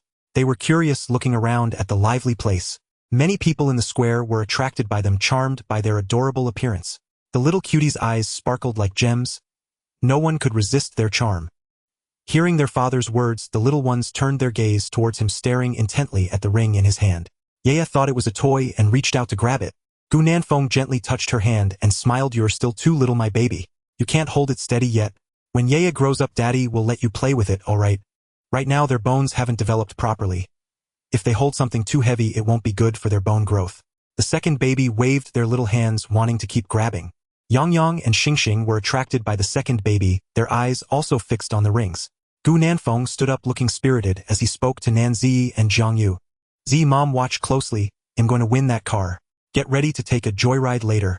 Surrounding people whispered. Many thought he was overconfident. Here comes another one. Who does he think he is? Buying a ring and trying to take home the dazzling magenta. Hasn't he had breakfast yet? Wow, that car is worth over 300,000 yuan. He thinks he can take it home with just 100 yuan. Is he crazy? Most of the skeptics were boys. Of course, there were also those who had faith in Gu Nanfeng. I wouldn't say so. Just because others failed doesn't mean this handsome guy will. What if he's lucky because he's good-looking? And he's so confident, he might just be an expert at this. Most of those who believed in Gu Nanfeng were girls. It's hard not to support such a handsome guy. Even though the other party is already married, it doesn't stop them from admiring him. Nan Zi noticed many girls gazing at Gu Nanfeng with starry eyes, which displeased her. Who are they looking at? Don't they see whose man this is? On the other side, Jiang Yu had always been unsure about her son. If it were that easy, ring tossers would have gone bankrupt long ago. Gu Nanfeng thought to himself, with the system's luck enhancement, the probability should be much higher, right? Mom, if I fail, you can't laugh at me. Jiang Yue, where did that confidence go? Trying to back down before even throwing. Guji, Nan Zi found Gu Nanfeng's change of mood amusing. Gu Nanfeng, go for it. I believe you can do it. And the babies believe in you too. Although hopes were low, she still cheered for Gu Nanfeng. Right, and the babies' belief too. Receiving Nan Zi's encouragement, Gu Nanfeng's confidence soared.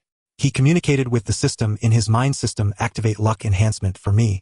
Replying to the host, luck enhancement has been activated. As the system's voice faded, Gu Nanfeng noticed no change at all. He was a bit curious about the enhancement's effect. System, honestly, can I win this car under luck enhancement? Replying to the host, whether you can win will be known soon. Go for it, new dad, be brave and try. Gu Nanfeng. Damn it, the system is being coy. The ring toss game for cars was extremely popular. After organizing his feelings, Gu Nanfeng began to line up. Once the guys in front finished tossing their rings, finally it was his turn. Gu Nanfeng, go for it? Outside, Nan Zi offered another encouraging smile. Gu Nanfeng grinned broadly, and then threw the ring in his hand. Under the gaze of everyone present, the ring he tossed landed perfectly on the bottle atop the car. Perfectly ringed. Everyone gasped. He actually succeeded. The dazzling magenta was about to be taken away. The crowd was stunned, and then the square erupted in waves of incredulous screams. I can't believe it, he really got it. What kind of luck is this? Why him? I'm in so much pain. I threw over 3,000 yuan and not even a splash, and that guy just took it for 100 yuan. This handsome guy really did it. He's so accurate. I said he would definitely win and my judgment was spot on. Come on, that's not judgment. That's just being dazzled by his looks. Gu Nanfeng's good fortune drove those around him to jealousy. They all wondered why it wasn't them who won the dazzling magenta. Watching their dream car being driven away by someone else was heartbreaking. In the crowd, the stall owner was also stunned. He never expected Gu Nanfeng to actually pull it off. He used 100 yuan to win a car worth over 300,000 yuan. It wasn't that he couldn't play. It was just too unbelievable. Clearly the difficulty was immense. How did he succeed on the first try? Could he be an expert? While he pondered, Gu Nanfeng approached him with a smile and asked, boss, since I won, does the car belong to me now? As his voice fell, all eyes turned to the stall owner. He had been running the stall for several days, and this was the first time someone had successfully won the dazzling magenta. He wondered if the boss would go back on his word. If the other party played tricks, they would definitely demand their money back. The stall owner obviously knew the stakes and forced a smile. Of course it counts, handsome. Since you've won, this dazzling magenta now belongs to you. Look, I even brought the green book. I can take you to the vehicle management office to handle the paperwork anytime. Gu Nanfeng nodded in satisfaction. As long as it counts, can I take it today? Yes, yes. The stall owner could no longer smile. Although he was unwilling, he forced a generous nod for the sake of future business. He had already earned back the cost of the dazzling magenta, but having it taken away so quickly felt like a painful cut. On the other side, Nanzi and Jiang Yu were visibly excited. Heavens! The dazzling magenta was really taken by Gu Nanfeng. What kind of divine luck is this? Nanzi and Jiang Yu couldn't believe their eyes. Gu Nanfeng really won the dazzling crimson car. So many people had tried, yet no one succeeded. Yet he managed it with just 100 yuan, accomplishing it in one round. Gu Nanfeng, you're truly amazing. That's fantastic, you're so lucky. Nanzi's excited little face turned red. Gu Nanfeng pursed his lips. It's because you and the babies bring me good luck. Just now I had a very strong feeling and I didn't expect to actually win. Z, thank you and the babies. Nanzi's face flushed slightly. Why was she thanking herself and the babies? It was clearly his good luck. This model is currently priced over 300,000 online. It's hard to imagine that Gu Nanfeng got it so easily. Yang Yaya Xing, did you see? Daddy really won the car back. Isn't Daddy super impressive? The triplets in the stroller didn't understand what was happening, but they were influenced by their mother's joy, waving their little hands and babbling happily at Nanzi. Gu Nanfeng smiled. Z, once I finish the paperwork, you can drive this car from now on. He could tell that Nanzi really liked the car. Nanzi felt touched. Oh, Gu Nanfeng had done so much for her. She genuinely liked the Xiaomi SU7 car, especially the dazzling crimson color. But in the end, she still shook her head. I won't drive it. I haven't driven since I got my license. You can let Auntie drive this dazzling crimson one. Many girls really liked this dazzling crimson car. She could also tell that Jiang Yu was very fond of this car. Hearing Nanzi's words, Jiang Yu became anxious. I can't drive. I usually ride an electric bike when going out. I can't get used to such a small car. Z, this is Nanfeng's intention, so please don't decline. Keep it for convenience. It's fine if I haven't driven in a while. You'll get used to it again with a few practice outings. Gu Nanfeng thought the same. Nanzi felt rusty. Once she finished her confinement, she would practice driving for a few days. This car was to be used for her, and after a while he would buy another one for his mom.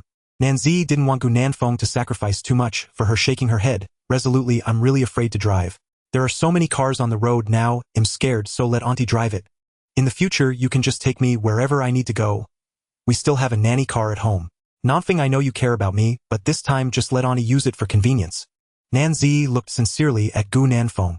Gu Nanfeng felt her firm attitude and decided to take a step back. Let the dazzling crimson be for his mom to drive. Jiang Yu exclaimed. Could things develop like this? Although she liked the car, she hoped even more that Nanzi would drive it. Before she could say anything, Gu Nanfeng interrupted. Mom, just listen to Z. She can drive it to work and for grocery shopping. In the future, I can take Z when she goes out. Didn't you hear her say, we still have a nanny car at home, so please don't decline. Stop using that electric bike. Gu Nanfeng emphasized the words our family. Jiang Yu regained her composure and felt overjoyed. The way Nanzi said it implied that she subconsciously considered them a family. If she continued to decline, it would seem ungracious. Fine, I'll drive this car for now, just tell me when you want to use it. Nanzi finally smiled, her eyes crescent-shaped, as she said, congratulations, Auntie, on your new car. While taking the babies out for a walk, she unexpectedly received a car. Moreover, this car was the latest hot model online, valued at over 300,000. A car that countless girls dream of owning, and now she had it. Jiang Yu felt as if she was dreaming. Her son's maneuvering. This is possible. At the same time, she deeply felt Nanzi's kindness. If it were any other woman, she would be eager to have it transferred to her name.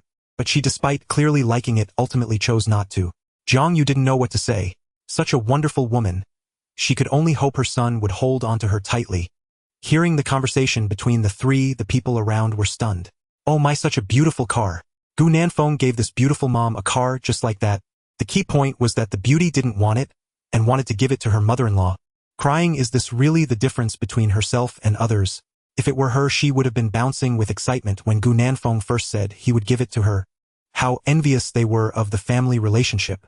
Not only are they good-looking, but their relationship is so great. Whoa, where can one find such a handsome man like Gu Nanfeng who loves his wife? The girls around were enviously crying over Nanzi. Apart from the girls present, the boys around looked at Gu Nanfeng filled with envy and jealousy. Damn it. Even if the person has good luck, the key point is that he has such a good-natured goddess wife. With such a fairy-like wife, how could the family not prosper? They were asking where to find a wife like that. Damn, the more they looked at Gu Nanfeng, the more jealous they became. It seemed like all the good things were taken by him alone. Dazzling crimson goddess wife, adorable triplets. After deciding the car's ownership, Gu Nanfeng didn't pay attention to the discussions around him. He found the stall owner and asked him to have the staff process the transfer paperwork. Since Zhang Yu would be driving it in the future, Gu Nanfeng asked the stall owner to transfer it directly to his mom's name. The stall owner nodded and immediately arranged for the staff to do it. It was still early. If they went early, perhaps they could complete the paperwork today. As they were leaving, the stall owner asked a question. He had always wanted to know, did you often play on the street before? Gu Nanfeng replied, no, this is my first time. The stall owner was speechless. Damn, the other party won a new car worth over 300,000 on their first try.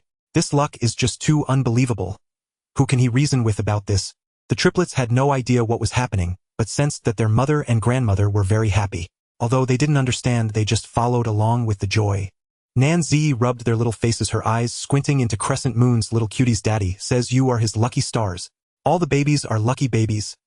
Our family has an extra car, now you all are amazing. The little glutinous rice balls wiggled their little bottoms, happily interacting with their mother. Since the babies were still small, it wasn't suitable for them to be out for too long. So they decided not to go to the vehicle management office, letting Zhang Yu accompany the staff to handle the paperwork. On the way back, Gu Nanfeng kept saying how reliable the system was. He loved this luck boost. Meanwhile, Zhang Yu still felt a bit unreal. Is it really this easy to own a car? She increasingly couldn't understand her son. Originally, her son's house and nanny car were still a mystery, and now suddenly there was an additional car worth over 300,000. This came too easily. Could it be that her son is the chosen one? Is he the type of person with unbelievable luck? Zhang Yu carried her wallet and ID card, heading directly to the vehicle management office with the staff. Her heart raced along the way. The procedures went smoothly. Before long, it was afternoon and Gu Honglang was preparing to go home while at the security booth in People's Park. As he went to get his electric bike, he saw a magenta sports car driving towards him. He thought to himself how beautiful the car was, the color incredibly flashy. The owner must be a young person in their 20s. Out of professional habit, Gu Honglang stepped forward and made a stopping gesture. No outside vehicles are allowed in the park.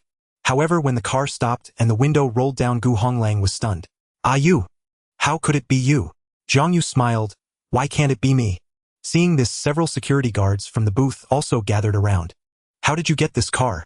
Are you borrowing someone else's car? Gu Honglang asked in surprise. Zhang Yu shook her head again. Neither. Guess whose it is. If it's not borrowed, is it rented? Gu Honglang frowned. Could it be that his wife rented it? But she was a doctor. Why would she need to rent a car? Seeing his expression, Zhang Yu knew what he was thinking. Who rented it? This car is ours. Nanfeng gave it to me, saying it would be mine from now on. Gu Honglang was left speechless. What was going on? Had he misheard? Was it him who misunderstood, or had his wife misspoken? Are you sure? The surrounding security colleagues were also stunned. They recognized that this car was a Xiaomi SU7 in brilliant magenta worth over 300,000. Did Dr. Zhang buy a car? As everyone was curious, Zhang Yu nodded seriously. Absolutely. The car is under my name. No way, no way. Gu Honglang questioned his life. What had happened during this time? First their son had triplets. Then he bought a house and a car, and now his wife had suddenly acquired another vehicle. Was this a simulated life game? Who was controlling his life? Was everything that was happening not just a dream? Zhang Yu tossed him the car's registration. Gu Honglang widened his eyes, the owner's name clearly written as his wife's. His pupils shrank suddenly in disbelief. The car really is yours. Wife, what on earth is going on? You said Nanfeng gave it to you. Didn't he just buy a house and a car? How could he have money left to buy you a car? Recently the Xiaomi SU7 had been very popular. How could he not know? He liked its appearance very much, but the price was too high. How had their son suddenly acquired another car? Gu Honglang's colleagues also stared wide-eyed, all exclaiming and asking, Dr. Zhang, did your Nanfeng buy another car? Heavens, this car costs over 300,000. It's extravagantly luxurious. Didn't your son just buy a full-price apartment in Swan Community and a 1.5 million nanny car? How did he suddenly buy another car? The key point was that a car worth over 300,000 was bought for the elderly. Gu Nanfeng's filial piety was impressive. Everyone looked on enviously. Zhang Yu smiled proudly. It wasn't bought. It was won by Nanfeng. Won. Gu Honglang and the others dropped their jaws in shock. How could it be won? That sounded too magical. Jiang Yu had a flower-like expression, briefly recounting what had happened with the ring toss. After hearing it, everyone's mouths gaped wider. You mean your Nanfeng won this brilliant magenta car with 100 yuan? No way this is possible. That car must be the one displayed at Tianyu Plaza, where people were tossing rings. A few days ago I passed by, and saw many people trying spending lots of money, but no one got close. Nanfeng is incredibly lucky. Dr. Jiang, I envy you so much. Gu Honglang found it hard to believe. His son had so effortlessly acquired a car, and it only took 100 yuan. He couldn't even dream of such a thing. Could it be true, as he said, that Nan Ziyi and the babies were bringing him good luck? When he heard that Nan Ziyi had let Jiang Yu drive the car, the people around couldn't help but shed tears of envy. What a filial daughter-in-law. Dr. Jiang, your Nanfeng found a great wife. Even such an expensive car can just be given away. This kind of filial heart is rare. Ah, if only I had such a daughter-in-law. One of the female security guards said enviously. Compared to her, her own daughter-in-law seemed only good at ordering takeout and playing games. She didn't work, only knew how to stay home playing games and chatting with online friends, often giving her sour looks. She was really nothing. Why were other people's daughters-in-law so wonderful? Jiang Yu also felt that her son had good taste. When she first met Nan Ziyi at the hospital, she had a very good impression of her. She hadn't expected the babies she was carrying to be her sons. For the past few nights, she had been so happy that she couldn't sleep. Understanding the cause and effect of the situation, Gu Honglang gradually accepted the reality. So it turned out that their son was so lucky. The brilliant magenta car was right in front of them, and everyone couldn't wait to experience it. Jiang Yu generously satisfied their expectations. Oh my, this is the most popular car online recently, what a beautiful design. As everyone experienced it, they couldn't help but exclaim about Gu Nanfeng's incredible luck. The Gu family was also doing well. Their son not only had a house and a car, but also a beautiful and filial wife along with a pair of adorable triplets. How did Dr. Gu and Jiang raise such a successful son? On the other side, inside Swan community, after returning home from Tianyu Plaza, the little cuties were very spirited. Curiously looking around in the stroller, Nan Ziyi pushed the stroller around the house to keep them entertained. Finally, after getting tired from the stroll, the three little ones fell asleep. Gu Nanfeng noticed her frowning and looking pained and quickly helped her to lie down on the sofa. What's wrong? Is your wound hurting? Nan Ziyi nodded slightly. I accidentally bumped into the stroller handle earlier, but it doesn't hurt much. It'll be fine in a bit. It was hard not to hurt, her face had turned pale. Gu Nanfeng hurriedly checked her abdominal wound. Due to the surgery, Nan Ziyi's wound was still wrapped in bandages. Gu Nanfeng unwrapped the bandage, revealing her fair skin. There was a prominent red line that marred the beauty of her skin. That red line was the scar from the cesarean section, which would leave a mark in the future. Nan Ziyi frowned and asked, "Is it very ugly?" Gu Nanfeng gently shook his head. "Not ugly, it's beautiful. Ziyi, if it weren't for you enduring so much, the babies wouldn't have come to us so smoothly. To me, it's not a wound or a scar, it's your love for the babies." Feeling Gu Nanfeng's sincere and affectionate gaze, Nan Ziyi suddenly felt a sense of relief. In Gu Nanfeng's eyes, this was not a scar but a badge of honor for Nan Ziyi. As he gently wiped the wound with iodine, he kept a close watch on her expression. "Does it hurt?" Nan Ziyi frowned, her expression grave. "Just a little, but it's not very painful." Gu Nanfeng breathed a sigh of relief. "Good, just bear with it. Mom says it will be better in a few days." After finishing with the iodine, Gu Nanfeng carefully lowered the clothes to avoid touching the wound. "It's done. It'll help you back to your room to rest for a bit, and we'll make dinner later." "Thank you." The man before her was as warm as the sun, filling Nan Ziyi's heart with warmth and sweetness. The dinner was a nutritious meal suitable for postpartum women. With a systems talent at play, Gu Nanfeng was adept at cooking. Creak. The door opened. It was Jiang Yu and Gu Honglang returning, carrying numerous bags filled with items.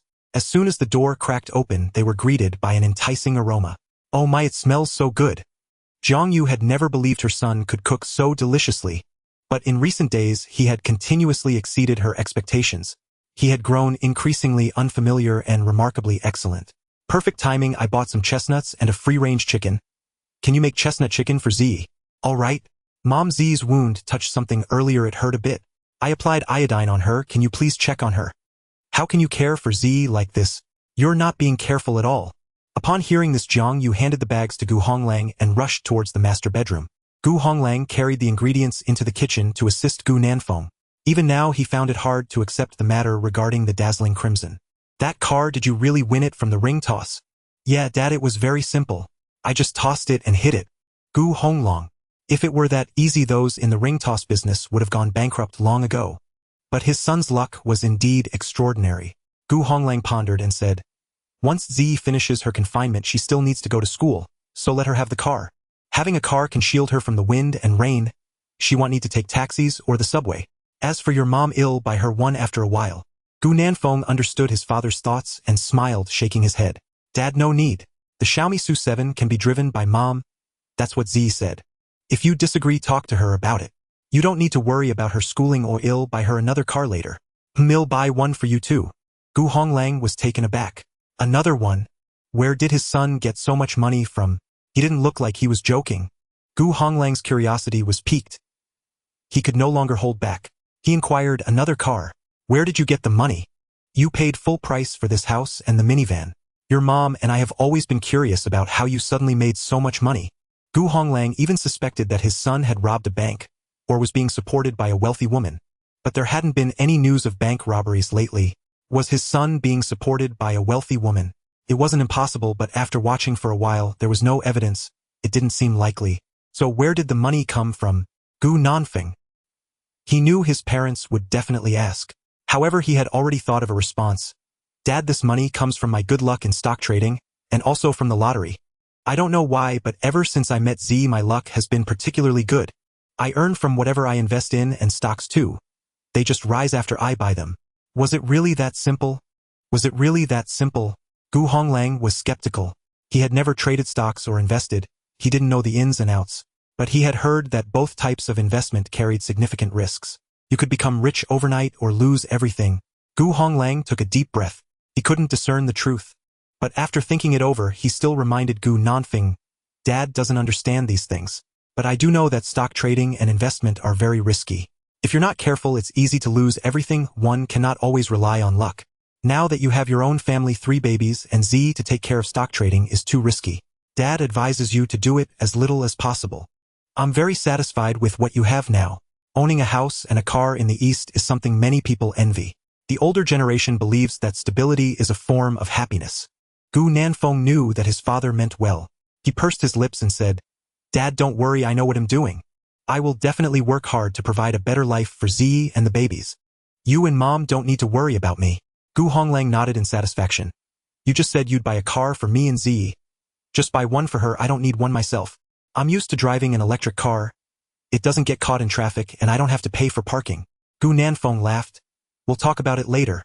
With the system in place, buying cars for Nanzi and Dad shouldn't be difficult. He hoped that not only would he live well, but everyone in the family would also lead happy lives. The father and son chatted while cooking. Soon the meal was ready. Gu Nanfeng returned to the room to find his mom and Nanzi.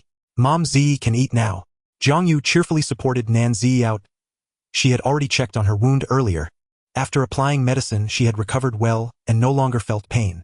He initially thought they could have a smooth meal. However, just as they sat down, they heard the babies making little noises.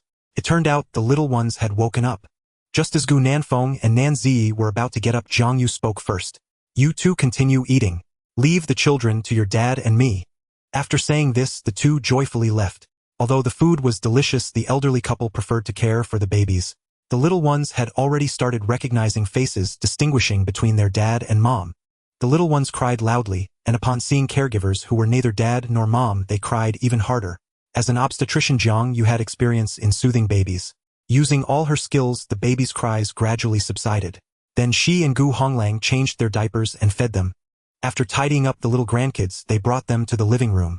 They placed them beside the dining table eating, while keeping an eye on them, savoring the warm atmosphere of the family. Gu Honglang suddenly said to the two, Nanfeng, when Z finishes her confinement, you should take her to get the marriage certificate. Gu Nanfeng. Nan Z. Get the certificate. This was too unexpected, and Gu Nanfeng stared wide-eyed at his father. Gu Honglang frowned. Why don't you want to marry Z, and give her a definite status? Gu Nanfeng quickly shook his head. No, I want to. Dad, I want to, but I'm afraid Z might find it too sudden. How could Gu Nanfeng possibly be unwilling? From the time they spent together, he had come to like Nan Z. Whether it was for the babies or himself, he was 100% willing to get the marriage certificate. However, he didn't know what Nan Z was thinking. Would it scare her? After all, her parents were still unaware of their situation. Nan Z's heart suddenly leaped to her throat. Getting the marriage certificate, this was too sudden. She had no mental preparation at all. Gu Honglang looked at her. Z, what do you think of our Nanfeng? Are you willing to get the certificate with him? If you two get the certificate once your confinement is over, you can take the babies to register their household. Nan Zi's heart raced as she looked at Gu Nanfeng gazing at him. She thought Gu Nanfeng was fantastic. He was considerate, gentle, caring, incredibly handsome, and especially good with babies. She had thought about it during this time. For the sake of the babies and her own future, she was willing to marry Gu Nanfeng. Hearing his words just now made her heart feel sweet and joyful. However, she wasn't mentally prepared for something as big as getting a marriage certificate. Gu Honglang noticed her hesitation and continued, when you finish your confinement it will be over a month since the babies were born, and it will be time to register their household. If you two keep delaying, even if now a single mother can register her child, you wouldn't want your child to grow up in a single-parent household, would you? Gu Honglang wasn't sure about the truth of the claim that babies could be registered without both parents being married. But he still voiced his concerns. Oh right, the babies needed to be registered. Nanzi suddenly thought of this issue. What if in the future the children's household registration indicated a single-parent family? Nanzi couldn't accept that her children wouldn't have a complete family. Since she had come this far with Gu Nanfeng, how could she delay their household registration because of her own hesitation for the babies to have a complete family? Nanzi looked at Gu Nanfeng and resolutely said, I'm willing to get the marriage certificate with Nanfeng. Once we get the certificate we will register the babies. Gu Nanfeng was overjoyed, excitedly saying, Z, are you serious? You really want to get the certificate with me and marry me? Nanzi's gaze was piercing. I'm willing. Will you treat me and the babies well for a lifetime?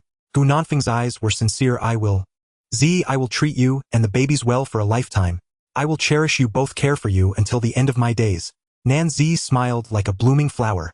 Hearing their conversation, Gu Honglang beamed with joy. The problem that had troubled him for a long time was finally solved. As long as Nanzi agreed to get the certificate with his son, she would not leave with the babies in the future. Jiang Yu's heart was racing, giving Gu Honglang an approving look, as if to say, well done old Gu, great job. Gu Honglang subtly replied with his eyes, of course. The exchange of glances between the couple was noted by Gu Nanfeng. He silently gave his dad a thumbs up in his heart. The stroller seemed to sense that good things were happening. The three little ones in the crib were happily cooing. Gu Nanfeng excitedly shared, babies, did you hear that? Mom agreed to get the marriage certificate with Dad. Dad is going to marry a beautiful and lovely wife. Have you seen a stunning beauty? Dad will carry you to see Mom, okay? Ha ha ha, aren't you mesmerized by Mom's beauty? Gu Nanfeng was as happy as a child, and seeing this scene made Nanzi smile. Nanzi had been hesitating and conflicted, but once she voiced her answer she felt much lighter. Seeing Gu Nanfeng happily holding the child, her heart was no longer hesitant or conflicted. The confusion and worry about the future disappeared in the exchanges between Gu Nanfeng and the babies, replaced by warmth and happiness. Is this what a family feels like? Once she gets the marriage certificate with Gu Nanfeng, the babies will have a complete family. Returning to the room, Gu Nanfeng asked seriously, Z, are you sure you want to marry me and get the certificate? If you don't want to, don't mind what my dad said just now. Nanzi smiled and nodded. You said you would always treat me well, is that true? Gu Nanfeng's gaze was sincere. Of course, I swear I will treat you well for a lifetime, only love you. As long as I, Gu Nanfeng, have anything, I will give the best to you and the babies. Nanzi continued, will you cheat in the future? Women fear nothing more than a man cheating. Nanzi often saw this on Douyin. Both men and women cheat. If one party cheats, it becomes very difficult to maintain the family. Gu Nanfeng shook his head firmly. I won't, I will forever only love you. Cheating? That's impossible. Since he had taken on the responsibility of family, he must be responsible for his wife and children. Nanzi smiled in satisfaction. At this moment she was so happy. Meanwhile, in the guest bedroom, Jiang Yu was chatting with Gu Honglang. At this moment Jiang Yu was happier than winning a prize, continuously flattering Gu Honglang. Well done old Gu, you solved my biggest worry. Getting the certificate is great. After getting it I won't worry about Z leaving with the kids. Although Z's parents don't know yet, our actions are somewhat selfish. I'm sorry to her family. But if her parents have any complaints in the future, I'll bear it for Nanfeng. For their children, parents know that some behaviors are selfish but still choose to do so, just for their children to have a better life. Gu Honglang enjoyed and basked in Jiang Yu's flattery for a while. He thought for a moment and asked, the little ones are so small with our 3 babies, I'm afraid Nanfeng can't take care of them alone. Should we hire a nanny for them? Or you could take some time off to help take care of them. Jiang Yu was an obstetrician, so caring for mothers and small babies was naturally not a problem. With her taking care of them, Gu Honglang felt more at ease. Jiang Yu had also thought about this issue. In Dongdu, hiring a good nanny would cost at least 15,000 to 20,000 a month. If the nanny lives in it, might be a little cheaper. Of course there are cheaper options, but Jiang Yu wasn't reassured. It would be best if she could take a leave of absence and stay home to take care of them. But she didn't know if she could get enough vacation time. Jiang Yu had made a decision in her heart, but she quickly frowned again. Given the situation of Nanfeng and Ziyi, shouldn't we leave them more personal space to enhance their relationship? If their relationship is good, their future will be easier. It was Gu Honglong's turn to frown. What do you mean by giving them personal space? Are we not going to take care of the little ones? Let them handle it themselves. Jiang Yu explained, no, I mean I can take time off during the day to help and come back to our home at night. How about that? This way they can rest well during the day and I won't interfere with them at night. If I take care of the children during the day and go back home at night, it won't affect them. In order not to make Nanzi feel uncomfortable, she decided to come during the day to take care of the children and go home at night. Just as the two were about to make a decision, Gu Nanfeng pushed the door and walked in. Mom and Dad, you don't need to worry about the babies. You don't need to take leave to take care of them, and you don't need to hire a nanny for me. I can manage on my own. And I want to take care of them myself to accompany their growth. Jiang Yu spoke up first. What about your studies? Don't you need to go back to study? Gu Nanfeng reassured her. There aren't many classes at school now and my grades have been fine, and I just need to return for the exam. I still have my annual leave. I'll take some time off. Gu Nanfeng insisted it wasn't necessary, saying, if I really can't manage, I will let you know. I would never joke about the safety of Ziyi and the babies. Mom and Dad, you have to trust me. Can you really do it alone? Since the babies were born, haven't I been taking care of them quite well? Jiang Yu was taken aback. Indeed, her son had been doing quite well during this time. Gu Honglang still wanted to negotiate. Are you really not hiring a nanny? I can handle everything myself, even taking care of the children. Dad, you really don't need to worry. The children will be fine with me. You just need to work and rest well. Gu Honglang wanted to say something else, but was finally pulled away by Jiang Yu. After leaving, Jiang Yu said heavily, let Nanfeng try it himself. I guess he decided to take care of them personally now to compensate for not being around when Ziyi was pregnant. Our son knows how to handle things. If he truly can't manage, he will let us know. Since he has confidence in himself, let him try for a while. Come on, I'll drive you home. After the old couple left, Gu Nanfeng found Nan Ziyi to explain. Mom and Dad said they wanted to hire a nanny to take care of the babies, or my mom could come and help us. But I declined. I want to take care of the children myself. Are you planning to take care of them all the time? Yes, I want to be home with the kids, to be a stay-at-home dad, accompanying their growth through every little moment. But regarding finances, don't worry about money. Even if I stay home to take care of the children, I can still earn a living for you. Nan Ziyi felt that Gu Nanfeng was sacrificing too much for her and the babies. Gu Nanfeng shook his head, saying he was more than willing to take care of the children. He loves the babies and enjoys taking care of them. Gu Nanfeng gently touched her face and said, you just focus on your recovery. I'll handle everything else. His hand was very warm and Nan Ziyi felt her ears heating up from his touch. Oh no, this man is so affectionate. I really like the way he looks at me. Originally Nan Ziyi was still worried about his studies, but seeing those eyes, she found herself gradually getting lost in them. Midnight. As usual, the three little ones woke up intermittently several times. Fortunately, Gu Nanfeng had the deep sleep talent, allowing him to sleep 1 hour like others would too. Otherwise, being disturbed by the little crybabies every night would soon give him dark circles under his eyes. Compared to Gu Nanfeng, Nan Ziyi had it much easier. Most of the time, she was only responsible for feeding. Gu Nanfeng handled burping, changing diapers, and soothing them to sleep.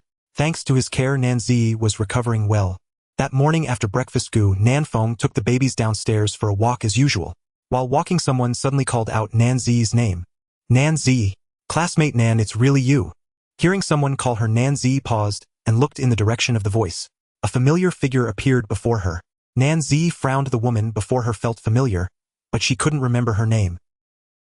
The woman seemed to guess something and quickly said, Classmate Nan, I'm Huang Yu. We were in the same class during our freshman year, but I changed my major later. Huang Yu. Nan Ziyi remembered, but in her impression the other person had short hair and a rather tomboyish personality. The long hair and refined makeup before her looked completely different. Huang Yu, observing her reaction, excitedly exclaimed, Classmate Nan, I heard you took a leave of absence from school. Recently everyone at school has been saying you had a baby. Wow, it's actually true. Is this your baby? Wow, 1, 2, 3 identical babies. Are they triplets? Triplets, that's amazing. Huang Ye's gaze fell on the stroller. At this moment, the three little dumplings blinked their grape-like eyes, curiously observing her. Oh my god. Such adorable babies. The cute and silly expressions of the babies melted Huang Ye's heart. In response to Huang Ye's enthusiasm, Nan Ziyi only gave a simple ahem. They are all my children. Huang Ye's eyes sparkled and her gossiping curiosity ignited. Her gaze then shifted to Gu Nanfeng. Is this your husband? Wow, he's so handsome. No wonder the babies are so cute. Their dad is a super handsome guy. If the people at school knew you had a husband and kids, haha, I can't imagine their expressions. Huang Yu felt that Gu Nanfeng looked familiar, but during their school days he had been very low-key. She only felt he looked familiar but couldn't recall his name at the moment. The gossip written all over her face made Nan Ziyi quite uncomfortable. She simply replied, yes. Then she gestured for Gu Nanfeng to take her and the babies to another place. Gu Nanfeng noticed that Nan Ziyi didn't want to interact with her, so after briefly greeting her, he led her and the babies away. What they didn't know was that Huang Yu, taking advantage of their unawareness, secretly took out her phone and snapped a few photos of their backs. Then she excitedly posted it in the school's group chat, tagging everyone. Family, the campus belle. The campus belle. I ran into the campus belle who disappeared for a year. Shocking, the campus belle Nan Ziyi had a baby. The campus belle had triplets and their dad is a super handsome guy. With the pictures sent, the group chat of Dongdu Art College instantly exploded. Upon seeing the messages in the group chat, everyone at the Dongdu Art Academy went wild. Countless boys had their dreams shattered. Is it true what you said? Is it really the campus beauty Nan Ziyi? Has the campus beauty really had a child? Is that her husband beside her? Huang Yu was fixated on the group messages and upon seeing someone mention her eagerly replied, I swear if this isn't true, I curse that all my future boyfriends will be losers. I was visiting relatives and ran into them in the Swan community. How dare they send out such a malicious curse? It seems Huang Ye's words are true. The boys in the group cried upon seeing the replies. Boo-hoo, my goddess has had a child. Damn it, the goddess having a child isn't with me. Goddess, goddess, my goddess, do you remember what you said to me in my dreams? You said you would marry me. Crying, the previous rumors were true, the campus beauty really had a child. Damn, I waited 3 years and someone else got there first. Which bastard cut in on my turf? Come out and see if I don't stab you. Someone shouted angrily in the group. Huang Yu had shared photos in the group chat, probably viewed countless times. One photo captured Gu Nanfeng's profile. A Sharpied classmate recognized his identity. Whoa, I recognized that guy. He's from our school. You recognized the campus bowtie's husband. You better not be joking. A classmate expressed anger. Who's joking with you, you psycho? Hurry up and tell me. 3 seconds, I want all the information on that man. The Sharpied classmate replied earnestly. That person seems to be Gu Nanfeng from our school. He's in the class next to mine and usually keeps a low profile. But I have his photo. I'll send it to the group, so you can compare and see if it's really him. Soon a dozen photos were sent to the group chat. Everyone focused intently on comparing. Unbelievable, it's a perfect match. Heartache, so much heartache. The campus bowtie's husband is indeed Gu Nanfeng. In the group chat, besides the heartbroken boys, there was a large group of girls watching the drama unfold. Upon seeing Gu Nanfeng's photo, they were all shocked. Ah, we have such a handsome guy in our school. Why didn't I know? Is he really Gu Nanfeng? He's even more handsome than Yen Zhu. Why isn't he on the campus prince list? Damn, is the campus prince list just for those who pay to get on it? Compared to Gu Nanfeng, the others are simply inferior. Who's responsible for that list? They made me lose such a handsome husband. Damn it, he got ahead of me and is with Nan Ziyi. Seeing Gu Nanfeng's handsome photo, how many girls were heartbroken. Good men are indeed scarce. The other party actually had triplets with Nan Ziyi. So jealous, why wasn't it me having children with the handsome guy? Meanwhile, Gu Nanfeng's classmates also saw the news and they all mentioned him in the class group chat. Bro Feng, are you there? Is it true what they're saying in the group about you and the campus beauty having a child? Come out and say something. When are you and the campus beauty having a wedding? Please treat us with some wedding candies. Damn, there's proof. Bro Feng, come out and explain. Seeing Gu Nanfeng hadn't responded. They also tagged Gu Nanfeng's roommates Lu Rong and Shi Tu. They realized the matter couldn't be hidden any longer. Lu Rong and his friends shared several videos of Gu Nanfeng and Nan Ziyi with their babies in the class group. With the photos and videos leaking from the class group, a huge uproar was stirred once again in Dongdu Art Academy. The videos shared by Lu Rong and his friends further confirmed the fact that Gu Nanfeng and Nan Ziyi were together. On the other side, in the girls' dormitory, Liao Yuiwei and her bestie hadn't gotten up yet when her roommate rushed over, waking her up. She was about to curse. The roommate came over brimming with excitement, showing her the group messages. Sister Yue, look at this big news. Big news. Your ex-boyfriend actually got together with Nan Ziyi. Gu Nanfeng and Nan Ziyi have had a set of triplets. How adorable. I heard they even bought a house and a car. What beautiful babies. Gu Nanfeng actually had children so quickly. Wait, Sister Yue, didn't you just break up with Gu Nanfeng not long ago? How did he suddenly have a baby? Could it be? Could it be that Gu Nanfeng was already with the campus beauty before breaking up with Liao Yue? Liao Yue said she broke up with Gu Nanfeng because she dumped him. But the real situation was that Gu Nanfeng chose to break up with Liao Yue for the campus beauty and the baby.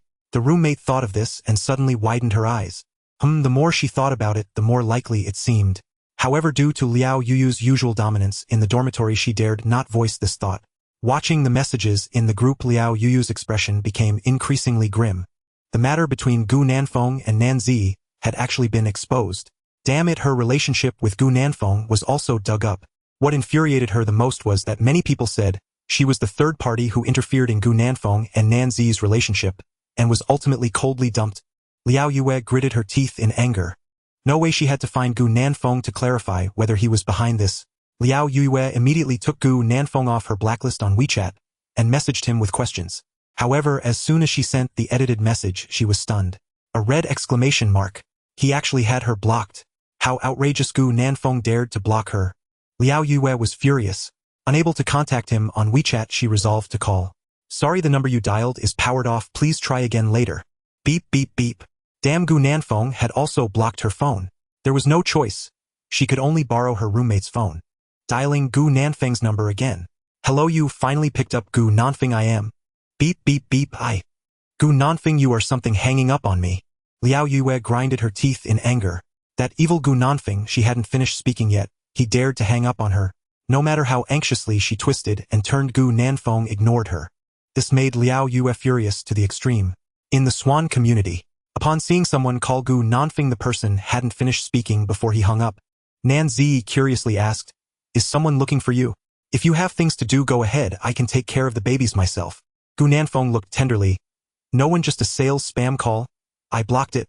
Nanzi responded with an O and didn't think much of it. After returning home from their walk, Gu Nanfeng noticed many people mentioning him in the class group. Upon checking, it turned out Huang Yu had secretly taken and posted photos of him with Nanzi and the babies in the school group. No wonder Liao Yue would call him. Regarding Liao Yue, Gu Nanfeng felt nothing at all. Since they were no longer on the same path, they should just move on with their lives. However, if she dared to disrupt his relationship with Nanzi, he would not go easy on her. The matter between the two has spread throughout the East Capital Academy of Arts, confirmed by the roommate involved. Nanzi was unaware of the events happening at school. At this moment, she was at home changing clothes for the babies. Suddenly, she noticed a small bump at the vaccination site on the baby's arms. She hurriedly asked Gu Nanfeng to call Zhang Yu to inquire about the situation. On the other end of the line, Zhang Yu laughed and said, "This is a normal reaction after the little ones receive the BCG vaccine, nothing to worry about. In a few weeks, it will rupture and scab over, leaving a small scar on their arms in the future." Gu Nanfeng rolled up his sleeves and indeed found one on his own arm. It was tiny, almost imperceptible if not looked at closely. Nanzi had a moment of realization. She said softly, "There will be scabbing and shedding in the future. We need to be careful about that." As the babies grew day by day, the three little cuties became cuter with each passing day. Gu Nanfeng became more adept at taking care of them. Life passed by peacefully and warmly. In the blink of an eye, 42 days had gone by. Looking back, the babies were already more than a month old. Meanwhile, it was also the day Nanzi completed her confinement. She was all smiles and decided to take a nice hot bath. Gu Nanfeng, feeling uneasy, stood guard outside the bathroom, ready to help her if she slipped. Ding, the host has successfully protected Nanzi and the babies for over a month, performing well. Reward 100,000 yuan cash, and a shop in Chaoyang Commercial Street. Gu Nanfeng had just finished drying Nanzi's hair after her bath, when the system's voice echoed in his mind. The cash reward of 100,000 yuan made his heart race. And there was even a shop. Chaoyang Commercial Street. No way, this is unbelievable. One of the most prosperous commercial districts in the East Capital. In such a precious location, I actually have a shop there. System, I love you. System, you are amazing. Gu Nanfeng couldn't help but sing praises for the system in his heart. Although he still didn't know how big it was, he would be happy with even a square meter of the shop he got for free. Gu Nanfeng decided to find a time to check out the shop's environment. Today was Nanzi's confinement completion, and the system had presented another reward. What a double joy! Zhang Yue, off work, hurried over from the hospital, holding the second baby, while cheerfully handing Gu Nanfeng a bank card. "Here, this is what your dad and I prepared for you. Now that Z has completed her confinement, I checked the calendar and tomorrow is a suitable day to get the certificate. Before getting the certificate, you should take Z to buy a ring. There is 200,000 yuan in the card, and if it's not enough, I can transfer more tomorrow. Saving up 200,000 yuan takes a long time for an ordinary family, and Gu Nanfeng felt the weight of the bank card in his hand. They had already given him money before, and now they were giving him more. Gu Nanfeng felt complicated. His parents had spent their lives for him. Once he saved up more money, he wanted his parents to live for themselves. Hearing Zhang Yu's words, Nan Zi blushed. Auntie, I don't want a ring. We can just go get the certificate tomorrow. Zhang Yu said to her, you can't skip the ring. We must have the sense of ceremony. Listen to Auntie, tomorrow let Nanfeng take you to buy a ring. We need to prepare everything for your wedding, the dowry, and the essentials for our Gu family. Zhang Yu insisted, saying, how could such a beautiful daughter-in-law not have a ring? Do you want gold or diamond? You can decide for yourselves. After speaking, she happily took the babies for a walk. Now the triplet babies recognized Zhang Yu and interacted with her very joyfully. Nan Zi had previously thought of wanting the shiniest and brightest ring. But now she didn't want anything. Simplicity was best. A new day. The new parents prepared their identity cards and household register in advance. The children need not worry. Zhang Yu took leave to help watch over them. The three little ones looked at their parents with sparkling eyes. They did not understand what their parents were busy with. Zhang Yu smiled while holding them and explained, Mommy and Daddy are getting their marriage certificate. Do you know what that is? The cute babies looked at their grandmother with curiosity. Zhang Yu kindly explained, getting the certificate means getting married. Marriage means being a couple. The babies still didn't understand, their eyes full of curiosity like grapes. Zhang Yu kissed them, saying, oh, when you babies grow up, you will also need to get married. But my little darlings, no need to rush. Don't grow up too fast, spend more time with Mommy, Daddy, and Grandma and Grandpa. She looked up at Gu Nanfeng. Zhang Yu reflected, unaware that the little baby in swaddling clothes had now established a family. He had his own family and little babies. Zhang Yu suppressed the moisture in her eyes, forcing a smile to continue playing with her little grandchildren. On the other side, Gu Nanfeng and Nan Zi quietly slipped out the door, while the little ones were distracted. On the way, Nan Zi's heart raced continuously. Even though she had prepared herself mentally beforehand, when the moment of getting the certificate arrived, she couldn't help but feel nervous. She stole a glance at Gu Nanfeng, who was driving, wondering if his feelings mirrored hers, and whether he felt nervous. Unbeknownst to her, Gu Nanfeng was also quite excited and nervous, but he hid these emotions well.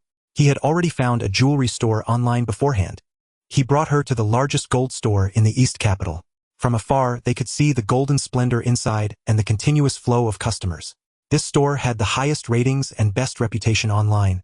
Nan Zi felt uneasy, and Gu Nanfeng held her hand with a smile, saying, Z, let's go in. Once we buy the ring, you'll be my wife after we get the certificate. If you are unwilling, you can still change your mind now. Nan Zi quickly shook her head, saying, no regrets, I have decided. We are getting the certificate today. After taking a deep breath, she said, let's go buy the ring. Gu Nanfeng smiled radiantly, and hand in hand they walked together. They were both exceptionally good-looking, walking together on the street. Goodness, they were the most eye-catching couple on the whole street. As soon as they stepped into the gold store, everyone's gaze couldn't help but fall on this pair of new parents. Oh my! This is the legendary golden boy and jade girl, a match made in heaven. They look so perfect together. Surrounding people couldn't help but exclaim in admiration. Why is their partner so handsome and beautiful? Oh, I envy them. Just as everyone was lost in their looks, a jewelry salesperson was the first to snap back to reality. With a smile, they walked up and asked, excuse me, sir, ma'am, what are you planning to buy? A necklace or a ring? Is it a gift for each other? Buying a wedding ring. The salesperson smiled, sweetly congratulating. Sir, ma'am, you two are preparing to get married. Congratulations. We have wedding rings, both individual styles for men and women, as well as couple rings matching for both genders. Nan Zi looked at Gu Nanfeng. Without a moment's hesitation, Gu Nanfeng said, take us to see the couple rings, please. All right. Sir, we have gold and diamond rings here. Which one would you like? I suggest you take a look at both. Gu Nanfeng looked at Nan Zi, questioning with his gaze. Nan Zi had already made up her mind. Let's look at the gold ones, we can skip the diamonds. She knew that diamonds were just heavily hyped online and had a low value retention rate far inferior to gold. Buying gold might even appreciate in value in the future. The salesperson cast a surprised glance at Nan Zi. Most young women nowadays generally preferred diamonds, and it was unexpected that the other party did not choose them. Gu Nanfeng made a sound of agreement. Let's look at the gold ones then. The ring display stand. Diamonds on the left, gold on the right. A dazzling array of designs and patterns overwhelming the viewers. Gu Nanfeng was inexperienced in such places, whispering to Nan Zi, Which pair do you like? Nanzi scanned the surroundings and nodded discreetly. The styles of couple rings were dizzying, with the more delicate and beautiful ones commanding higher prices, ranging from several thousand to tens of thousands. Nanzi had a clear target. After browsing around, she finally stopped in front of a display stand. She pointed and asked the salesperson to take it out for her. Gu Nanfeng came to take a look. The price was 48.88. It was a standard style with a conventional design that did not stand out. Gu Nanfeng's gaze fell on another display case. He said to the salesperson, "Please bring that pair over for me." The salesperson quickly walked over holding a pair. The price was 188888. Nanzi's eyes widened quickly, saying, "Nanfeng, this is too expensive. Let's look at the pair I chose instead." Gu Nanfeng's selected pair was very eye-catching. Women love beautiful things, and she was no exception. However, the price was also quite stunning, and Nanzi felt it was not worth it. A ring is merely a formality. A symbol is sufficient. There's no need to buy something so expensive. Gu Nanfeng shook his head. "I think this pair looks better. Z, you would definitely look stunning wearing this. Come, let me try if it fits." Nanzi hid her hand behind her back. "No, this is too expensive. I want to buy the pair I chose." Gu Nanfeng smiled. "No way, have you forgotten? I said I would give you my best. Right now my capabilities are limited, but in the future when I save enough money I'll get you a more beautiful and sparkling one." Although she didn't want Gu Nanfeng to waste money, hearing his deep affection made Nanzi feel as if her heart was smeared with honey, sweet and warm. Gu Nanfeng domineeringly took her hand and took out the women's ring for her to wear. Fit perfectly. Nanzi was beautiful, her slender hands captivating. Upon wearing the ring, she could not help but admire its sparkling under the lights. So beautiful, beautiful to an extraordinary degree, beautiful enough to take one's breath away. The salesperson, having been in the jewelry industry for so many years, had never seen such a beautiful hand, such a gorgeous woman. How envious. The only flaw in that face was that it didn't have her own features. Gu Nanfeng smiled. "It looks really good, Z, you are truly beautiful. Can you help me put it on? Perhaps this is fate." The men's size also fit perfectly. Nanzi's cheeks flushed as she placed the ring on Gu Nanfeng. His fingers were long and his every gesture captivated the heart. Gu Nanfeng was already extremely handsome, and with the ring as an accent he became even more striking. He was very satisfied with the effect. He told the salesperson, "Well, take this pair." The salesperson smiled brightly. "Alright sir, I'll wrap it up for you right away. This young lady, your fiancé, dotes on you a lot. Wishing you both a long-lasting relationship." My goodness, Gu Nanfeng's words are so sweet. Buying a ring worth 188888 just like that. In the future they could save up to replace it with a larger and more dazzling one. Who wouldn't love such a pampering man? Nanzi still wanted to negotiate, but Gu Nanfeng was resolute. "Wife, we are only buying this pair. Look, don't we fit perfectly? This is fate. However, the price is so high." Zhang Yu gave Gu Nanfeng 200,000. Goodness, they just spent nearly 19,000. Buying something so expensive, would she think of herself as materialistic? Nanzi was worried about Zhang Yu's impression of her. Gu Nanfeng planned to buy other accessories for Nanzi, but she insisted on not wanting anything. After putting on the ring, she kept pulling Gu Nanfeng towards the door to prevent him from spending more. However, they did not know. Just as the two left the jewelry store, they had barely stepped out when Liao Yue walked in with her girlfriend from another door. The girlfriend had sharp eyes and spotted Gu Nanfeng and Nanzi's figures at once. "Holy crap, what a coincidence. Yue, I saw Gu Nanfeng and Nanzi. They seem to be here to buy jewelry. Damn it, what right do they have to be here? Does he have money?" Liao Yue also saw them, although it was just from behind. The girlfriend could recognize Gu Nanfeng. How could she not recognize him? When they were together, he had never brought her to such places. What right did he have to bring Nanzi here? Liao Yue stomped her foot in anger. The girlfriend noticed her displeasure and huffed, saying, "Buying jewelry isn't a big deal. He must know there's a sale today at the jewelry store with everything at 30 off, bringing Nanzi here to show off. He definitely can't buy anything expensive, at most a few $100 worth of cheap stuff, Yue. You don't have to be jealous of her. But didn't that old man give you a 10,000 yuan red envelope? Let's buy something expensive to make her mad." "Oh right, that guy Gu Nanfeng must have known about the sale today, which is why he brought that silly woman here. Hey, it's bad to have such habits. It's Nanzi who should be envious of me. Gu Nanfeng, that poor loser, even if he comes to the jewelry store, what expensive jewelry could he buy? 100 or 2, a few hundred, at most 1,000. Unlike her, she held 10,000 yuan, able to buy whatever she wanted." The salesperson noticed the two whispering, seemingly discussing the recently departed Gu Nanfeng and Nanzi. Curiously, she approached and asked, Ladies, do you know the gentleman and lady who just left? Liao Yue instinctively wanted to shake her head, but her girlfriend spoke up first. We know them, we are from the same school. Excuse me, we would like to ask what jewelry did Gu Nanfeng just buy? Do you have 500 yuan? So they are still students? The salesperson shook her head enviously saying, 500? No.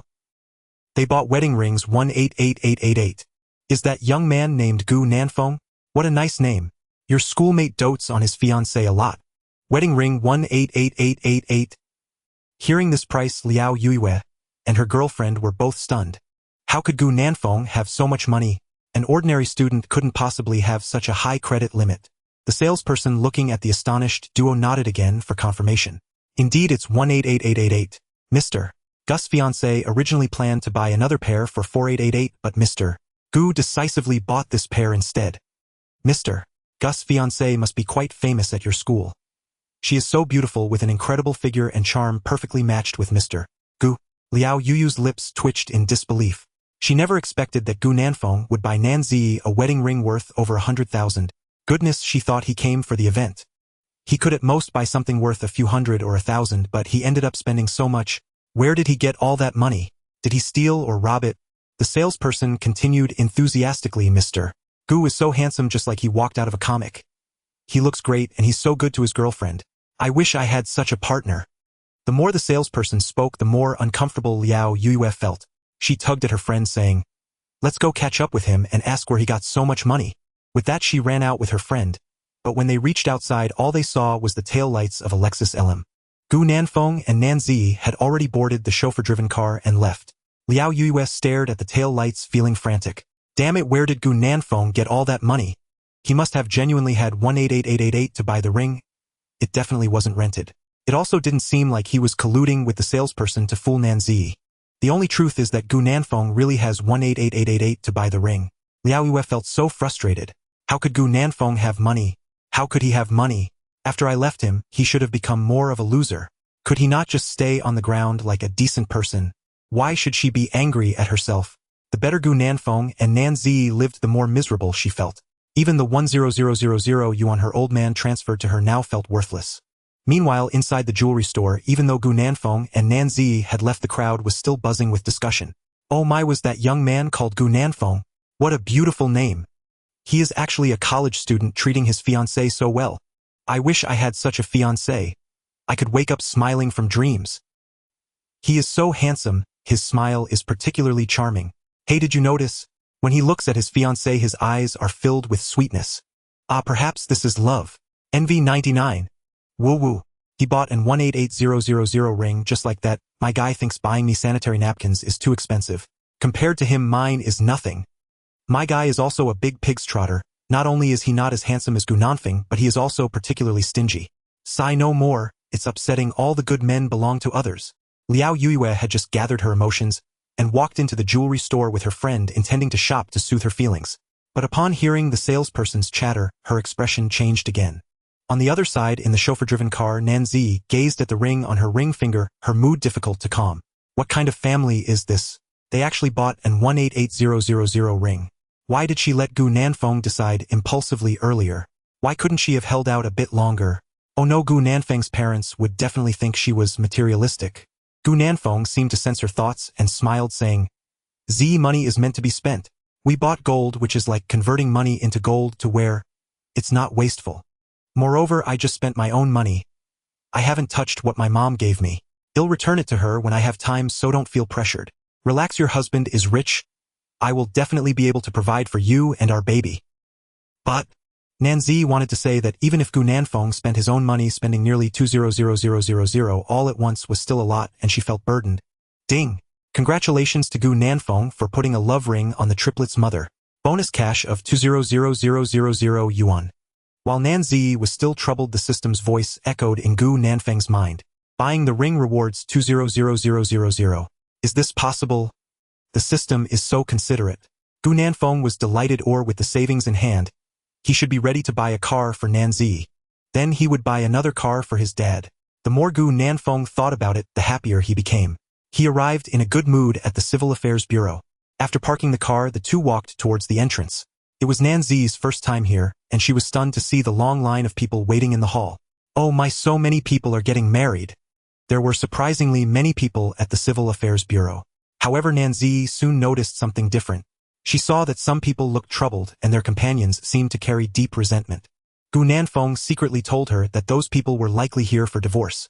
Nanzi's heart tightened as she looked at the side profile of the man beside her, instinctively tightening her grip on his hand. Would she and he ever reach that point? No, Nanzi believed they wouldn't. Gu Nanfeng was different from other men. Sensing Nanzi's unease, Gu Nanfeng's expression softened. What's wrong? Are you scared?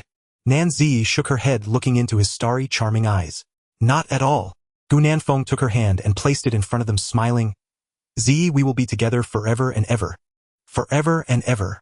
Nanzi murmured, soon setting aside all her unease, her eyes curving in a smile as she nodded. Yes, we will be together forever. Seeing that the two were newcomers and knew nothing, a staff member approached to guide them.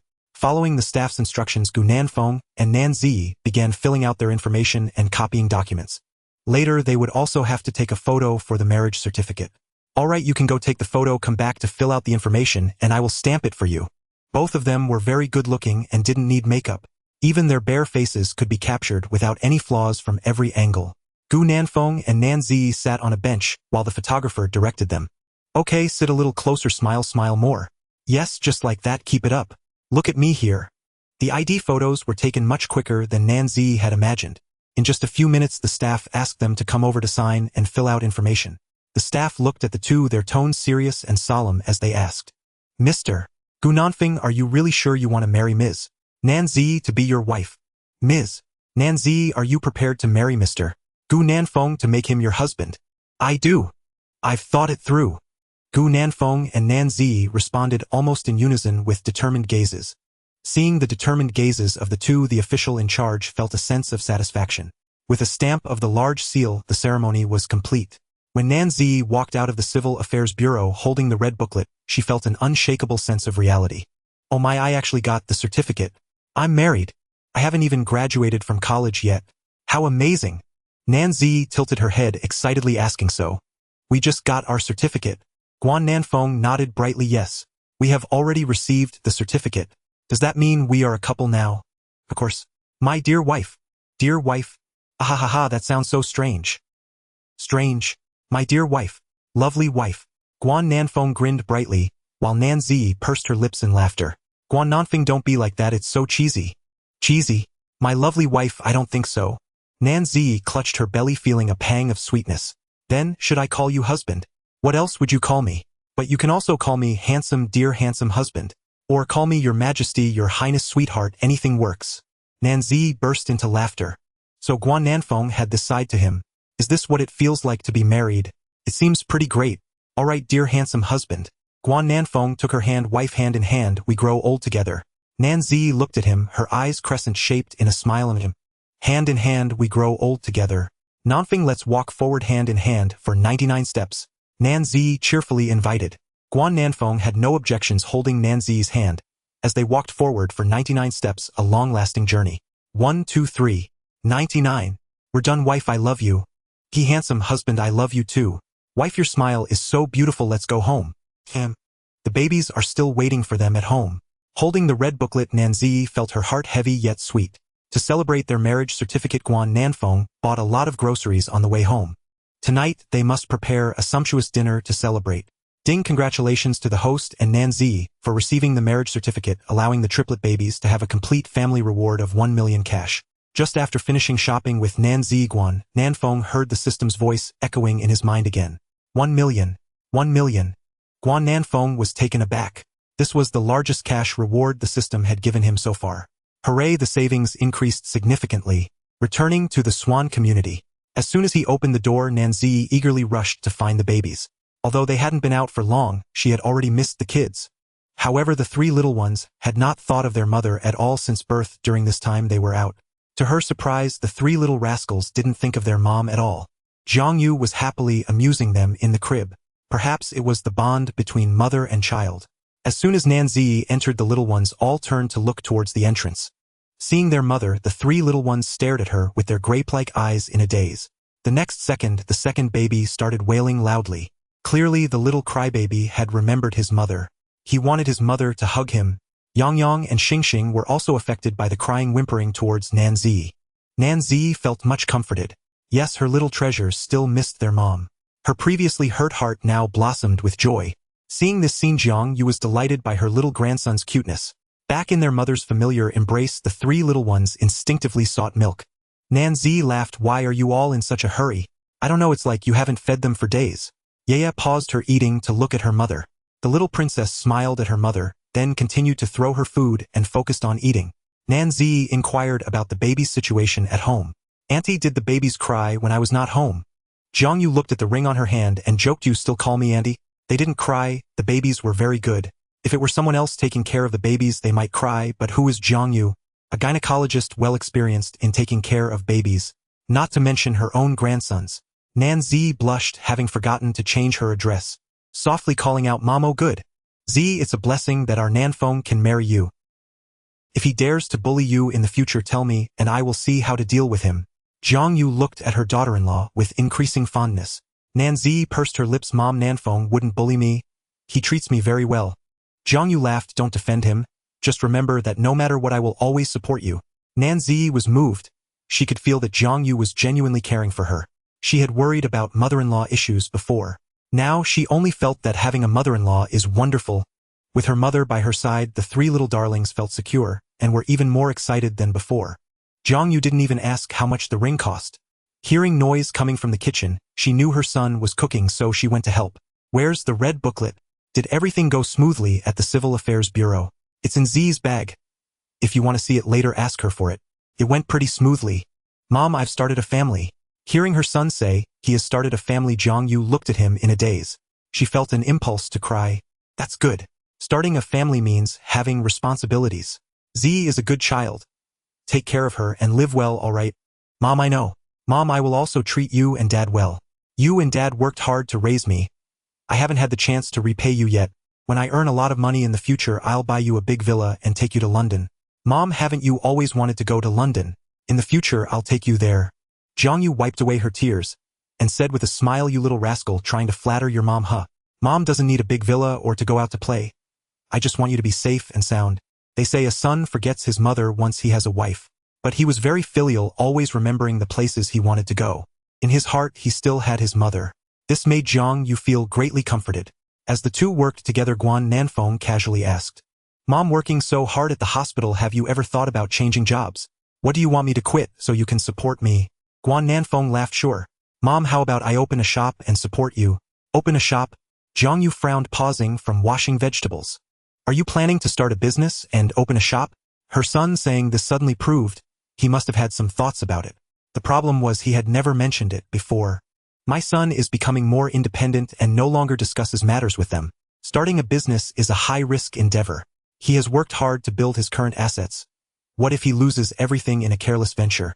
Jiang Yu's heart raced. She was already quite satisfied with her son's current life. To be honest, she did not support the idea of starting a business. However, since her son had this idea, Jiang Yu wouldn't directly dampen his spirits. What kind of store do you plan to open? Didn't you say you would take care of the babies? How can you find time to start a business? Gu Nanfeng could sense his mother's concerns as he picked vegetables and explained, Mom, I will still take care of the babies, but I can find time to open a store. At that time, you and Dad can help me manage it. I need to be there every day. You and your dad? Jiang Yu asked with suspicion. But they wouldn't know how to manage. Gu Nanfeng smiled and said, Mom, it's easy. As long as one of you is in the store to handle purchasing and cash register, the rest I will hire someone for. Jiang Yu frowned deeper. What do you want to do? Given her son's cooking skills, she assumed he wanted to open a restaurant. But she was mistaken. Gu Nanfeng revealed his thoughts. Mom, I plan to open a children's clothing store. What do you think? A children's clothing store?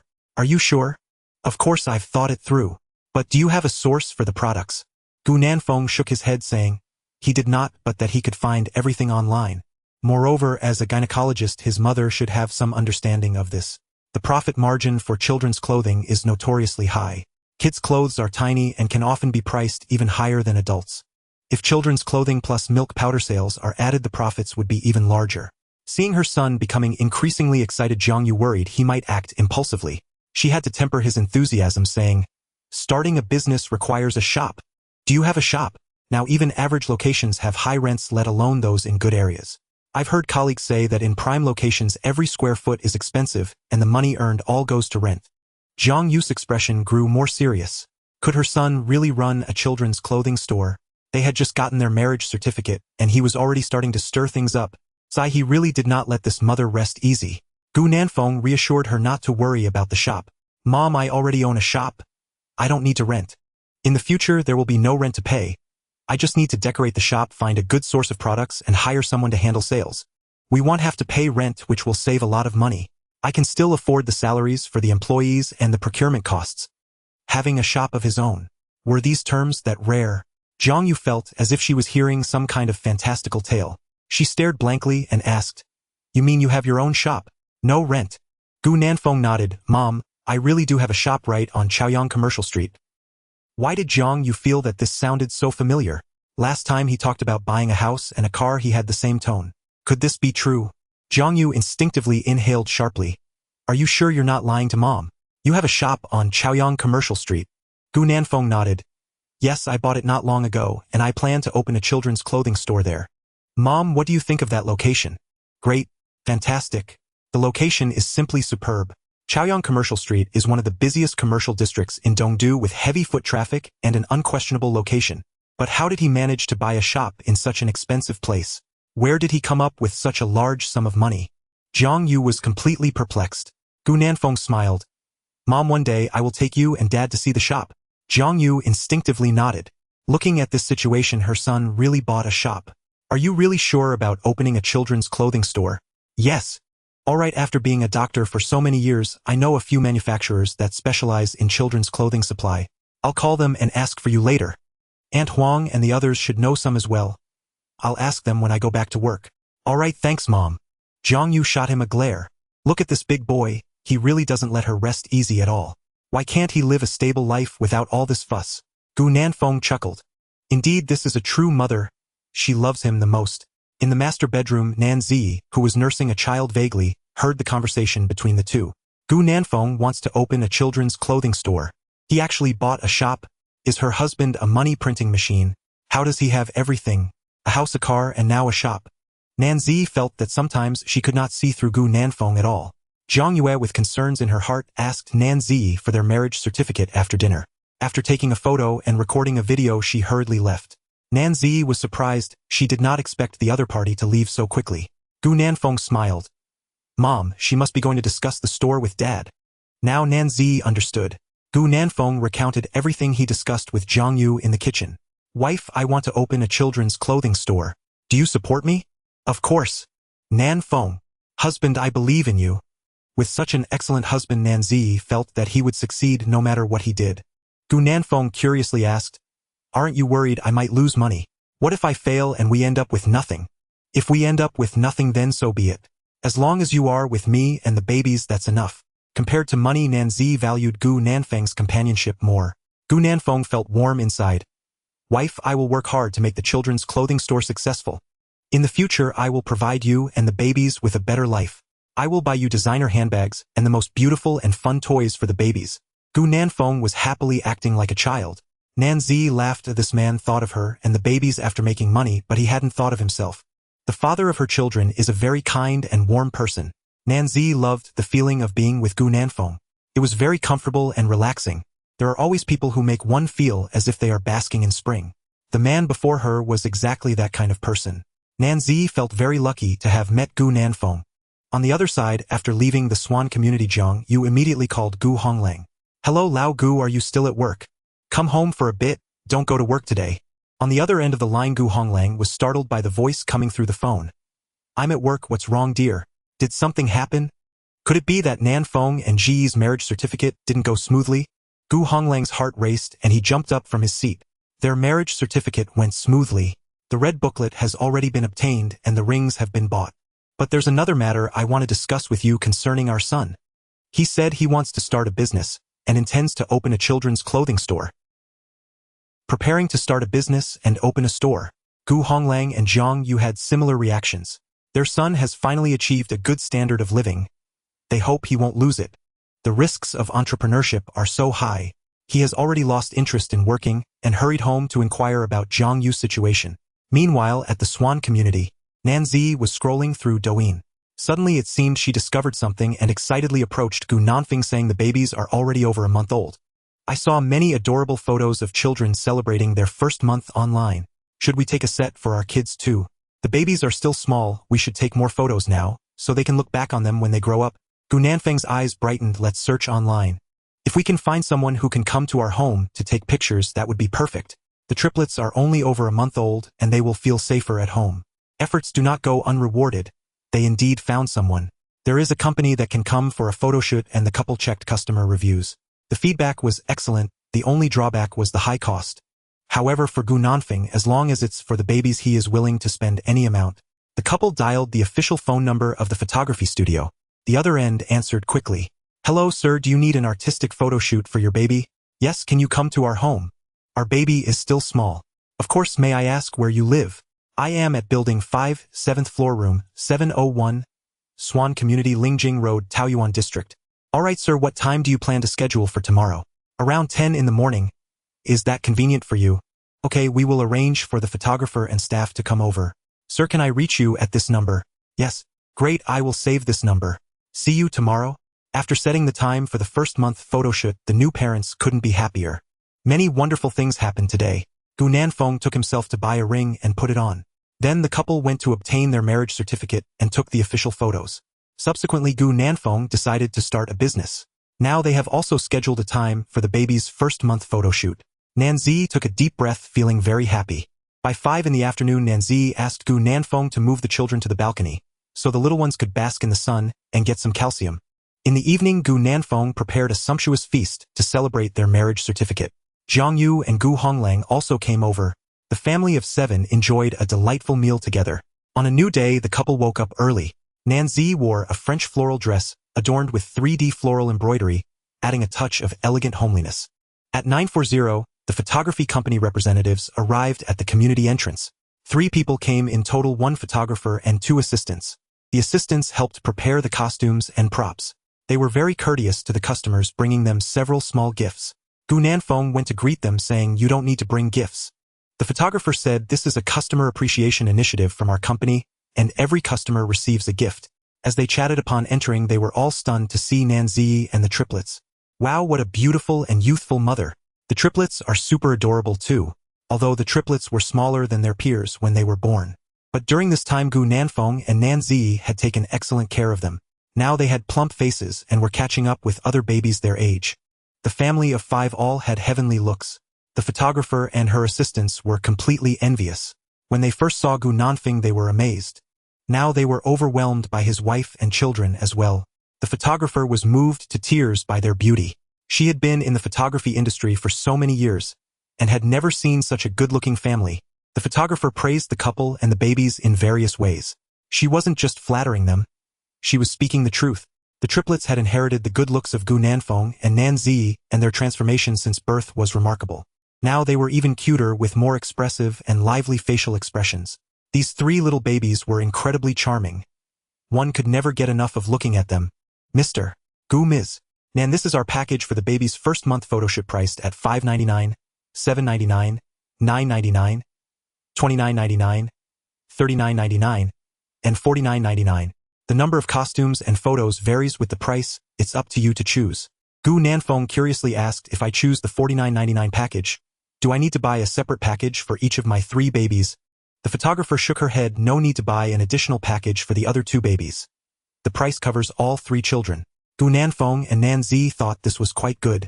They had thought each baby would need to purchase a separate package. They opened the promotional album given by the photographer. Wow, those babies on the cover are so adorable. So many angelic babies. Seeing them made their mood inevitably better. What could this be? Is this the power of cuteness? The new parents could hardly wait to have the triplets photographed. Yang Yang Yeye and Xing Xing would definitely look even cuter in the photos. Even cuter. Finally, Gu Nanfeng and Nanzi unanimously decided to choose the $49.99 package for their children. The $49.99 price also included a family portrait. The photographer suggested they could take a set of family outfits. Gu Nanfeng asked, when can we start shooting? The photographer replied, we can start now, but our costumes and props are still in the car. The security wouldn't let us drive in earlier. Once the scenery and costumes are brought up, we can start shooting. Mr. Gu, could you please talk to the security? Gu Nanfeng nodded naturally, no problem. As strangers arrived at their home, the little ones curiously observed. The grape-like puzzled expressions were utterly adorable, and Nanzi gently patted their little faces. While interacting with them playfully, they waited for Gu Nanfeng to bring the photography team upstairs again. The photographer's team worked very efficiently. Once the car entered the community, the props and costumes were quickly prepared. Gu Nanfeng and Nanzi were attentive to the outfits for the babies, reaching out to feel the fabric. What if the fabric quality was poor and hurt the baby's delicate skin? Their concerns were quite reasonable. The photographer smiled. Our company uses big brands, and we have long-term cooperation with them using only the best materials. Every piece of clothing is thoroughly disinfected. The babies won't have allergies. You can feel the fabric here, isn't it soft and perfectly suited for the baby's delicate skin? The couple felt relieved after checking it out. Once the assistants set up the location, they brought the little ones over. The task of dressing the babies was left to Gu Nanfeng and Nanzi. The triplet baby's first outfit is a white rabbit costume. The little white rabbit outfit lies on a mat with grooves. Next to it are two adorable toy carrots. The little one, over a month old, still has soft bones, so the photographer first takes individual shots of the three little ones. Their curious expressions show that they still have no idea what is happening. Wow, do they even know how cute they are? The photographer's heart melts at the sound of the shutter. After the individual shots, they let Nanzi hold them together. The three little rabbits are playing together. The eldest is interested in the second's carrot and reaches out to grab it. The adorable moments are captured one by the photographer. Soon the first outfit shoot is complete. The photographer then instructs the assistant to quickly change the background and prepare the new clothes. This time the background transforms into a forest with a river and flowers, placing the little cuties in a lying down position with floral crowns on their heads. Thus the forest child's look is complete. The three little angels snuggled together look incredibly cute. Yang and the siblings cooperate very well. The photographer praises them as the most well-behaved babies she has ever seen, not making a fuss at all. Moreover, they have a strong sense of the camera.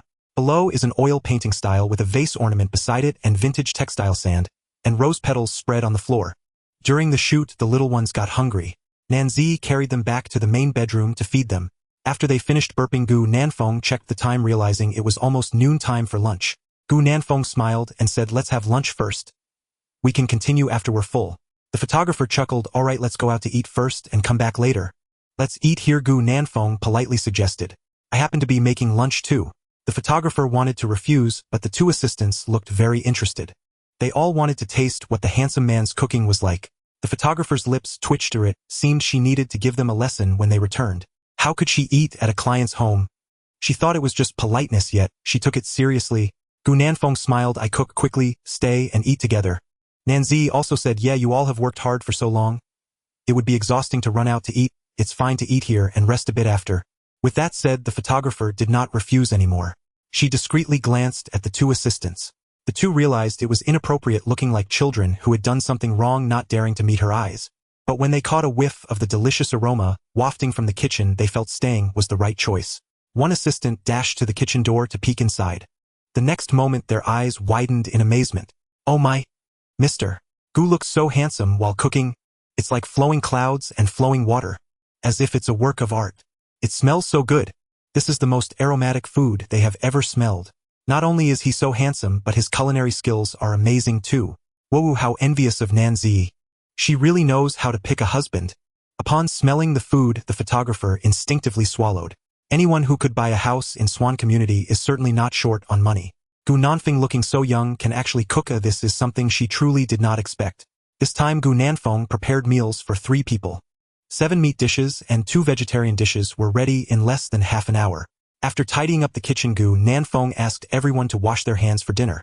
The 3 photographers could hardly wait. What a surprise! On a business trip, they actually got to eat gourmet food. They were moved to tears. The aroma was incredibly tempting. When the food reached their mouths, the 3 photographers were so excited that they slapped their chins. Oh my, it was so delicious that their jaws felt like they could drop. "Mr. Gu, your dishes are super special and incredibly delicious. I always thought that the chefs in 5-star hotels had the best skills, but now I realize I was shallow. Mr. Gu, if your culinary skills were to open a restaurant, people would line up to eat all the way to Paris." They had never eaten such delicious food before. They were teary-eyed. They expressed that if Gu Nanfeng opened a restaurant in the future, they would go there to eat every day. Their envy for Nanzi grew even stronger. Gu Nanfeng smiled. "If you find it to your liking, eat more." The 3 nodded vigorously. They indicated that as long as Gu Nanfeng did not stop them, they could finish all the dishes on the table. Nanzi ate elegantly, smiling the whole time. Seeing others praise her husband made her feel indescribably happy. After finishing their meal, the three photographers instinctively touched their bellies. Oh no, why did the pants suddenly feel tighter? What should she do? The triplet babies already had their own biological clocks by this time. Not long after they finished taking burping photos, they all fell asleep. Gu Nanfeng asked the three photographers to rest in the living room and wait until the babies woke up to continue shooting. The three photographers felt embarrassed, saying they would go downstairs to rest in the car and come back up when the babies woke up. By the time the three little ones opened their eyes again, it was already 2:30. After receiving the message, the three photographers came back. They started shooting at 3 o'clock sharp. This time Gu Nanfeng and Nanzi also participated. The family's appearance is exceptionally high, or every frame is filled with stunning beauty. The little ones after their nap are more lively than in the morning. Their big watery eyes look curiously around, although their vision hasn't fully developed yet, making everything appear blurry. But that doesn't hinder their curiosity. Their puzzled blinking and pouting expressions are captured by the photographer, who frantically clicks the shutter. Finally, it's time for the family photo. The couple places the little babies in the middle, sitting on either side. After the shoot, they feed them water and milk. After a busy time, Nanzi eagerly looked at the photos in the photographer's camera. Seeing the adorable little ones in the camera, Nanzi felt overwhelmed with cuteness. Ha ha ha, what is the eldest doing here? Is he yawning or pouting? He looks so adorably confused. Nanfeng, come look at this. Yaya's smile is so healing. Xingxing's arm is resting on his sister's hand. How did he learn this? Wow, what should they do with every photo in the camera? But the number of photos in the package is limited. Nanzi asked, we would like the other photos too. How do you calculate the price? The babies are so cute. We don't even need to retouch them. How about this? I'll charge you 10 yuan per photo. Can you accept that? Only 10 yuan per photo. Nanzi's eyes lit up. She looked at Gu Nanfeng to ask for his opinion. Gu Nanfeng also wanted to keep them all, so he naturally had no objections. Sure, help us print all the photos. We want them all. The photographer nodded, indicating she would produce the final prints as soon as possible. In fact, charging 10 yuan for each additional photo wasn't profitable for the studio, but today they had enjoyed such delicious meals. Plus, with the triplet babies being so adorable, the photographer decided to offer them this discount. Lastly, she thought for a moment and said, Mr. Gu Ms. Nan, when the babies turn 100 days old, if you want to take photos for that occasion, you can contact us. I'll give you a 30% discount. Gu Nanfeng understood that this was a way for the photography studio to maintain its clients. However, he planned to wait until he received the full moon photos of the babies before making a decision. Although the photos turned out well, it was best to see the final products before deciding. Gu Nanfeng did not agree on the spot, only saying they would contact each other via WeChat later. After the staff from the photography studio left, the little ones started to doze off again. After returning the babies to their crib, Nanzi couldn't help but yawn as well. Nanfeng, how about you take a nap too? Originally Gu Nanfeng did not intend to sleep, but seeing Nanzi looking at him with anticipation changed his mind. So he decided to lie down and accompany her for a while. Now when Nanzi slept and smelled Gu Nanfeng's scent, she slept more soundly and peacefully. Shortly after covering herself with the blanket, she drifted into a hazy sleep. Ding! The host has taken full moon photos for the babies to record their growth. Reward 30000 yuan cash. Scar removal ointment X1. Just as Gu Nanfeng closed his eyes, a voice from the system suddenly echoed in his mind. 30000 yuan cash. Checking his bank card information, the money was transferred instantly. However, he was puzzled about what the scar removal ointment was. To answer the system, as the name suggests, the scar removal ointment can eliminate any scars and restore damaged skin to its original state. The system explained, as if sensing Gu Nanfeng's confusion. An ointment that can remove any scar. Isn't this exactly what Nanzi needs? Although she didn't mind the scar left by the cesarean section, which woman doesn't love beauty? System, I love you. Hearing Gu Nanfeng praise itself, the system silently slipped away. Gu Nanfeng got out of bed quietly and opened the nightstand, finding a bottle of inconspicuous ointment. He felt delighted inside. He planned to find an opportunity to let Nanzi try it. That evening, Jiang Yu called to inform him that Nanzi had finished her confinement. She asked Gu Nanfeng to take her to the hospital for a checkup the next day. Gu Nanfeng told Nanzi about it. They would go together with the babies after waking up in the morning. A new day had dawned. Nanzi left the house on an empty stomach with Gu Nanfeng. Before leaving, Gu Nanfeng installed 3 child safety seats in the nanny car. Once the babies were placed in the safety seats, he no longer needed to hold them. Jiang Yu sent a WeChat message instructing them to go directly to her office upon arrival. Gu Nanfeng thought it would be best to follow the proper procedures first and make an appointment to get a number. Thanks to Zhang Yue, everyone at East Capital People's Hospital knew Gu Nanfeng's family. Not long after entering the hospital, a nurse greeted them. "Oh, Nanfeng brought Miss Nan for a checkup. Wow, after more than a month, the little cuties have become so adorable. Would you like to go home with Auntie? Auntie will be your mom. Do you remember Auntie? She held you when you were born. Have you been listening to your mommy and daddy at home? Were you good?" The little ones, being over a month old, had little memory. Apart from recognizing their parents and familiar faces around them, they had almost no other impressions. The three little cuties looked at the nurse with confusion. The nurse feigned a sorrowful expression. "Ooh, the little cuties don't recognize their auntie anymore. Auntie is so sad."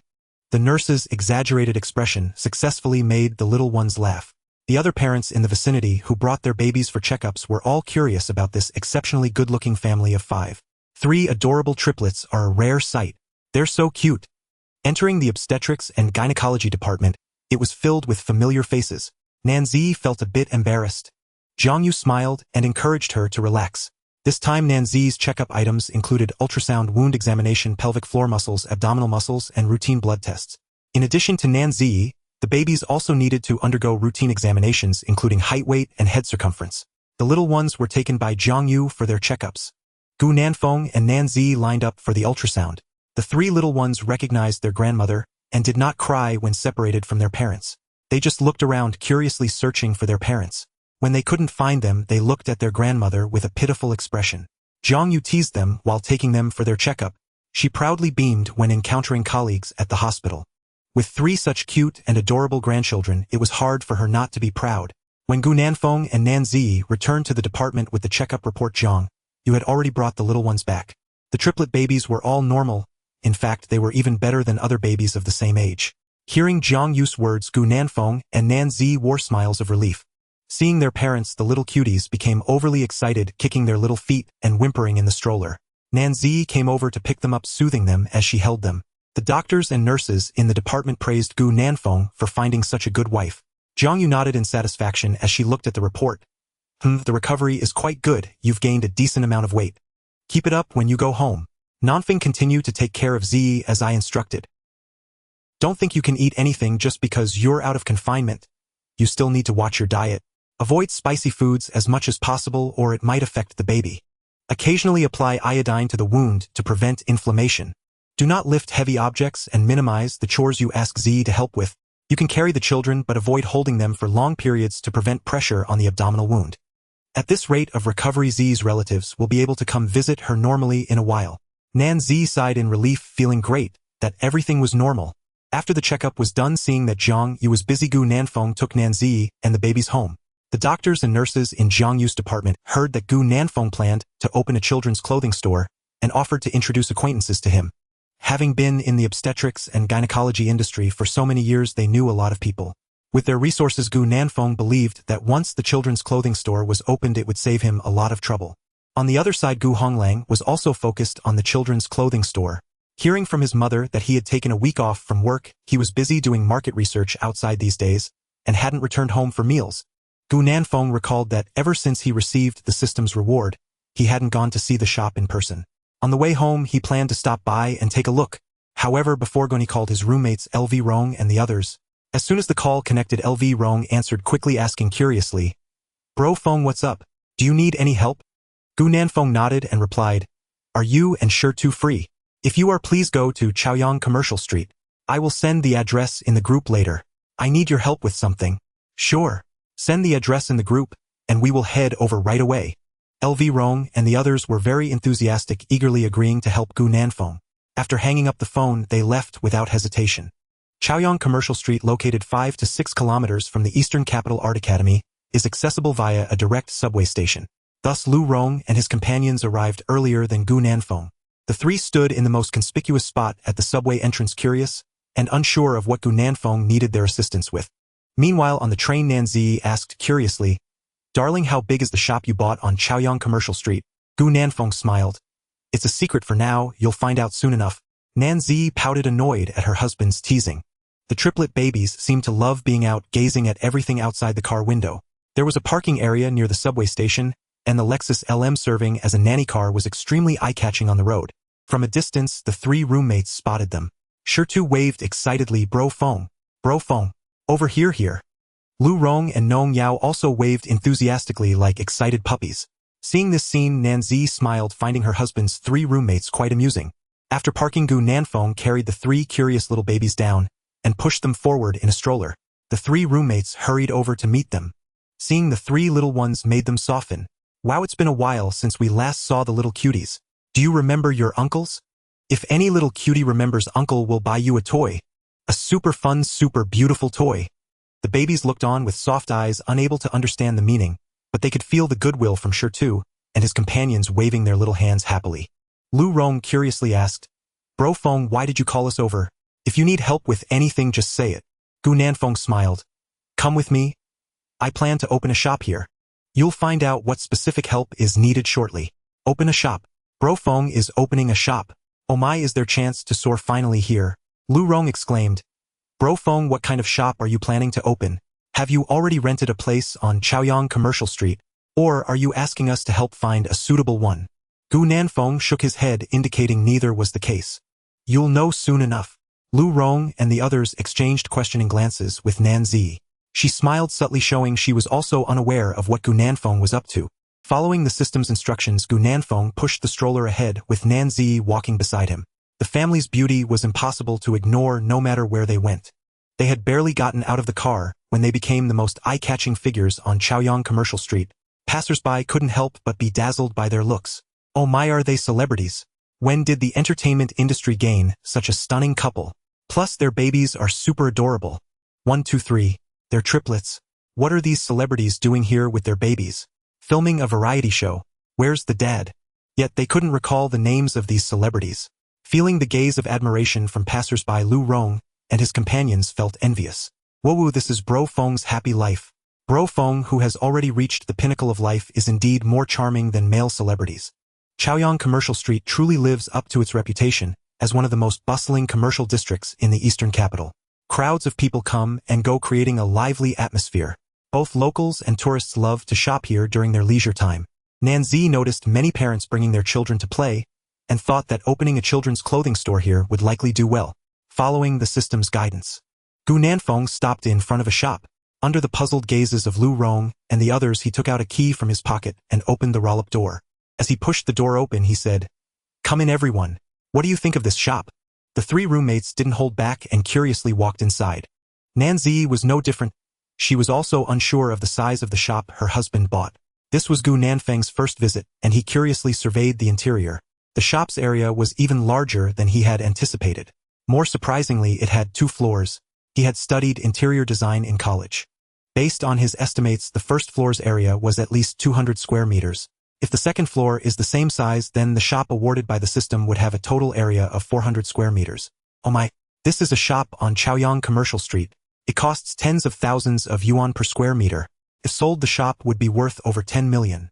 He actually owns a shop worth over 10 million. Gu Nanfeng was jumping with excitement. This was exhilarating and blissful. His 3 roommates were also stunned. As they were all studying interior design, they could roughly estimate the area at a glance. Generally, the second floor's area is larger than that of the first floor. So if Bro Feng brought them to see this shop, its area must be no less than 400 square meters. This is a location where every inch of land is gold. How much would it cost to rent such a large shop each month? They didn't even dare to calculate this astronomical figure. Nanzi was equally astonished. She had prepared herself psychologically, but she never expected the area to be this large. Ever since she learned that Gu Nanfeng bought a shop here, she had been particularly concerned about the property prices on Chaoyang Commercial Street. She had specifically checked online. In such a core area, the price is no less than 400,000 yuan per square meter. This shop should be over 400 square meters. 404160. 16 million. Nanzi gasped. She looked at Gu Nanfeng's profile in disbelief. Where did such a large sum of money come from? Oh my, does his mother know that her son is this wealthy? However, she knew Gu Nanfeng's character, so he wouldn't do anything illegal. Since he didn't speak, Nanzi decided not to ask. All she needed to know was that Gu Nanfeng was genuinely good to her and the babies. The 3 roommates examined the shop inside and out, top to bottom.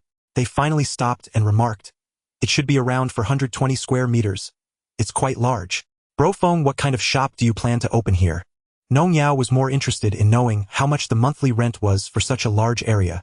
Bro Feng, for such a large area on Chaoyang Commercial Street, the monthly rent should be around 300,000 to 400,000, right? Gu Nanfeng smiled and shook his head. Nanzi also smiled brightly, saying, "There's no rent because Nanfeng has already bought this shop." "What?" Nong Yao and the other's eyes widened in shock. "The shop has been purchased." "School beauty, are you kidding?" Although they weren't clear on the exact price of the shop here, they had a vague idea. A shop of over 400 square meters, how could it not be worth over 10 million? Goodness, he bought a shop worth over 10 million just like that. Nanzi found it hard to believe, just like them. But the fact was right in front of them. Gu Nanfeng took out the property certificate and nodded. "It's already been purchased. I plan to open a children's clothing store here, and would like your help with a design plan." Upon seeing the name on the property certificate, the three of them were stunned. When they heard Gu Nanfeng asking them to help with the design, their eyes widened like copper bells. Nong Yao found it hard to believe.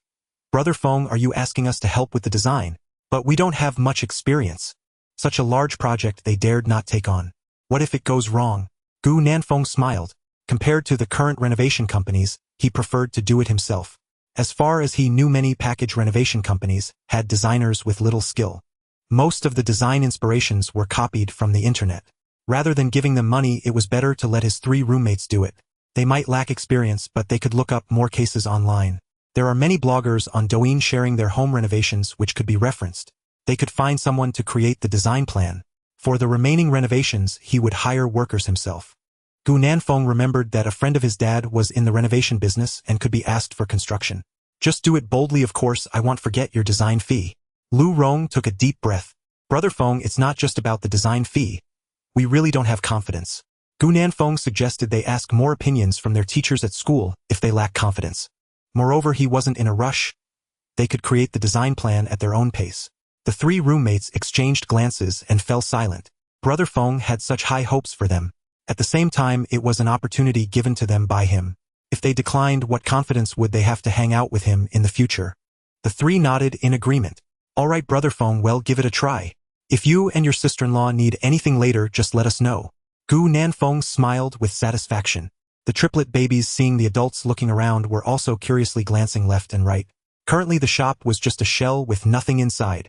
Yang Yang and the younger siblings looked around a few times and quickly lost interest. When they stepped away, the hearts of Lu Rong and the others were shaken profoundly. Heavens! A shop of over 400 square meters on Chaoyang Commercial Street. Brother Feng actually bought it. He even asked them to come up with a design plan. Immediately the three felt an immense weight on their shoulders. Was this Brother Feng looking after them, preparing them for takeoff? They could hardly wait to return to the dormitory, open their computers, and start creating plans. Before parting, Gu Nanfeng gave them a spare key to measure the space. Then he sent a location to Gu Honglang and Jiang Yu. Back at their familiar home, a sense of security filled them. The little ones yawned and dozed off. Nanzi was surprisingly energetic. Thinking about Gu Nanfeng preparing to start a business made her excited. Gu Nanfeng sat down beside the bed with a mysterious look, holding a tube of ointment. I have something good to show you." "What is this?" "An ointment." Gu Nanfeng nodded. "It's specifically for removing scars. If you apply it to the incision on your belly, it will quickly erase the scar above it." "Really?" Nanzi found it hard to believe. Is there such a miraculous ointment? Why hadn't she seen it online? In fact, Nanzi had already mentally prepared herself for the scar on her incision to follow her for life. Although she knew it probably wouldn't work, her heart felt sweet, because Gu Nanfeng had made it for her. Gu Nanfeng could tell from her expression that she didn't believe it. "Come on, whether it's a mule or a horse, the answer will be revealed soon." Gu Nanfeng lifted Nanzi's shirt, squeezed out a bit of ointment, and gently applied it to the scar on her incision. Nanzi felt a cool and comfortable sensation. The ointment was applied for 5 minutes. There was no change at all. Nanzi wore an expression of as expected. Her husband must have seen some advertisement about scar removal and was probably deceived. Rarely did she see Gu Nanfeng suffer a setback, and Nanzi smiled with crescent-shaped eyes, feeling very happy. Gu Nanfeng was puzzled, thinking that the system shouldn't be deceiving him. Wife, I'll come back to check later. After thinking for a moment, he decided to let Nanzi sleep for a while and check again when she woke up. Nanzi responded with an Even after her confinement, Jiang Yu still urged her to rest. 2 hours later, a scream came from the master bedroom, and Gu Nanfeng quickly ran back to the room from the living room. "What happened to my wife? What's wrong with the babies?" Nanzi shook her head repeatedly, pulling up her shirt in utter surprise. "No! Brother Feng, look. The ointment you bought actually worked. There is not a single scar on my belly. The scar from the incision has completely vanished. Nan Zi's eyes were filled with shock. Gu Nanfeng had not been deceived by a small advertisement. That ointment truly had scar-removing effects. Wow, such a long scar had disappeared without a trace after just one sleep. Where did her husband find this miraculous medicine? It was too incredible. Gu Nanfeng's gaze fell upon Nan Zi's snow-white belly. There were no flaws at all. Her skin was as white as snow, smooth as fat, and her bones were like jade with an icy heart. No trace of the cesarean section could be found. It seemed the system's medicine was effective. Gu Nanfeng smiled brightly, feeling happy for Nan Zi. Nan Zi excitedly held his hand. Thank you, Nanfeng. The scar is gone. How magical. Is there any more of that ointment? Let me see. Nan Zi insisted that such a miraculous ointment must be preserved well. What if she got hurt in the future and didn't want to leave a scar? She could just take it out and apply it. Seeing her excited like a child, Gu Nanfeng smiled as he handed the ointment to her. Nan Zi cradled it in her hands like a treasure. Hee, such a magical ointment, I want to lock it up. My goodness, if such a miraculous medicine could be mass-produced, wouldn't that mean they could get rich? Curious, Nan Zi asked. Husband, where did you buy such a magical medicine? Is there any more? Let's buy 100 or 80 tons and store it up. Gu Nanfeng.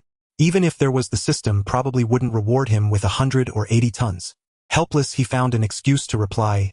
There isn't any at the moment. I had to go through a lot of trouble to get this ointment. It's already out of stock. Oh, okay, that's really a pity. Nan Zi thought about it too. If the scar-removing ointment were so abundant, it would have already gone viral on Douyin. After the scar on her belly disappeared, Nan Zi was as happy as could be. She lifted her shirt to look again. Then she took out her phone and opened the photos she had taken earlier. The contrast was striking. Every time she looked, she found it hard to believe. Such a long scar had vanished. If her mother-in-law knew, she would surely be shocked. Meanwhile, Gu Honglong, who was conducting market research, received a message from Gu Nanfeng. Following the location, he arrived outside the shop on Chaoyang Commercial Street. This time he came with a colleague. Standing outside the shop, the colleague curiously asked, Old Gu, is this the place your son mentioned? He paid in full for this shop. Gu Honglang nodded uncertainly. It should be here. That brat never tells the family about anything. As a result, he was only half aware of Gu Nanfeng's matters. Some roommates along with Gu Honglong are helping. The initial renovations of the children's clothing store do not require Gu Nanfeng to worry. He only needs to take good care of Nan Zi and the babies. In the blink of an eye, a week has passed. Nan Zi is unaware that an unexpected person has arrived in Dongdu, and that this person has gone to the Academy of Arts. Originally, Chang Liusu wanted to give Nan Zi a surprise. However, just as she took out her phone to send a message, Nan Zi gave her a big surprise instead. At the school gate, a small group of people has gathered, excitedly gossiping. Did you hear? The school beauty Nan Zi gave birth to triplets. Her husband is Gu Nanfeng from our school, who is incredibly handsome. His ex-girlfriend is Liao Yue. Liao Yue was only interested in Gu Nanfeng's looks at first, but later broke up with him because she found him poor and without money. Goodness, Gu Nanfeng became a father on the day they broke up. Do you think Gu Nanfeng and Nan Zi were together for a long time, and Liao Yue was the third party? Some onlookers nodded vigorously. Definitely. Otherwise, how could Nan Zi have gotten pregnant first? That Liao Yue is ruthless, actually stealing the school bowtie's boyfriend, but fortunately she was eventually dumped by Gu Nanfeng. Ah, if that's the case, then Gu Nanfeng is such a scumbag. How could such a scummy man be worthy of my perfect goddess? Some passers-by are speculating without knowing the truth, but they cannot resist the gossip. Chang Liusu stands at the school gate. Her childhood friend actually has a baby. How is that possible? This can't be true. Listening to the tone of the gossipers, that man seems quite scummy. Could her childhood friend fall for a scumbag? That's even less likely. Chang Liusu, carrying her bag, curiously approached and asked, Hello, classmates. I just heard you say that Nan Zi has a baby. She gave birth to triplets, is that true? The gossipers looked at her in surprise. Yes, everyone at our school knows about Nan Zi and Gu Nanfeng having a baby. Classmate, you must not be from our Academy of Arts, right? Chang Liusu took a breath and nodded. Then she took out her phone and opened a photo of herself with Nan Zi. Pointing to the photo, she asked, Is this Nan Zi you are talking about? In the picture, Nan Zi and Chang Liusu are making cute expressions. It is evident that they are very close. The gossipers seem to have discovered a new continent, nodding repeatedly. Yes, that's her. Classmate, are you best friends with the school beauty? At that moment, Chang Liusu felt her world shatter. Best friends, childhood friends, Nan Zi. She actually has a baby? Chang Liusu felt as if the sky had fallen. How could this be? How is this possible? The gossipers noticed her shock and eagerly continued. The school bowties baby should be about 2 months old now. You are her good friend and she didn't tell you. Yes, she probably kept it a secret. We only found out recently. If it weren't for a classmate running into her at the hospital during childbirth, we probably wouldn't have known. Hey, are you going to find the school beauty? Find her? How could I not find her? I must dig up this despicable woman, whip her, trample on her. Only then will my heart feel at ease. Chang Liusu was so furious she felt like she might faint. The voices of the gossipers rang out again. If you want to find the school beauty, you definitely want to find her at school. I heard she is living with Gu Nanfeng at Swan Community. You need to go there to find her. Chang Liusu felt a tightness in her chest, forcing herself to calm down. But such a huge matter, how can she stay calm? How can she be calm? Inside Swan Community, while basking in the sun, Nanzi's phone suddenly lit up. Someone is calling her with a voice message. Seeing the caller ID, she was startled. After some hesitation, she finally chose to answer. Hello Nanzi, where are you? I'm right outside Swan Community. Are you inside? Hurry up and come out to meet me. The voice on the other end was that of her childhood friend Furious. Nanzi's heart raced. How did Liusu know she lived here? Did she go to the school? Nanzi is not stupid. As soon as the other party spoke, she guessed the situation. I'm inside, what do you want? Chang Liusu gritted her teeth in anger. Hey, what do I want? Nanzi, what do you think I want? Why didn't you tell me such a big thing as having a baby? Are we still best friends? Are we still sisters? Do you know how dangerous childbirth is? Nanzi fell silent. Since you already know, then I'll tell you I became a mother and I now have 3 children. Are you here to congratulate me? Congratulate? Yes, I'll definitely congratulate you properly later. I came to Dongdu today intending to surprise you, but it turns out I'm the one who got surprised. If I hadn't come, I wouldn't have known that the girl is already almost 2 months along. If I had been any later, would you have waited until the baby was already walking before telling me? Chang Lius's tone was filled with anger. Nanzi did not take the bait. If you're here to congratulate me, then I welcome you. If it's with that tone, you might as well stay outside. Nan, G, E. Chang Liusu enunciated each word, wishing she could crawl through the phone and punch Nanzi's head. What is it, Chang Liusu? Watch your tone. You wanted to come find me? It's not me looking for you. So frustrating. Chang Liusu took a deep breath and forced out a false smile. My relatives came recently, and my tone isn't good. Please don't take it to heart, please could you come out and pick me up? I came all the way here to find you because I missed you. I traveled a long way and you can bear to let me stand outside without even a drop of water.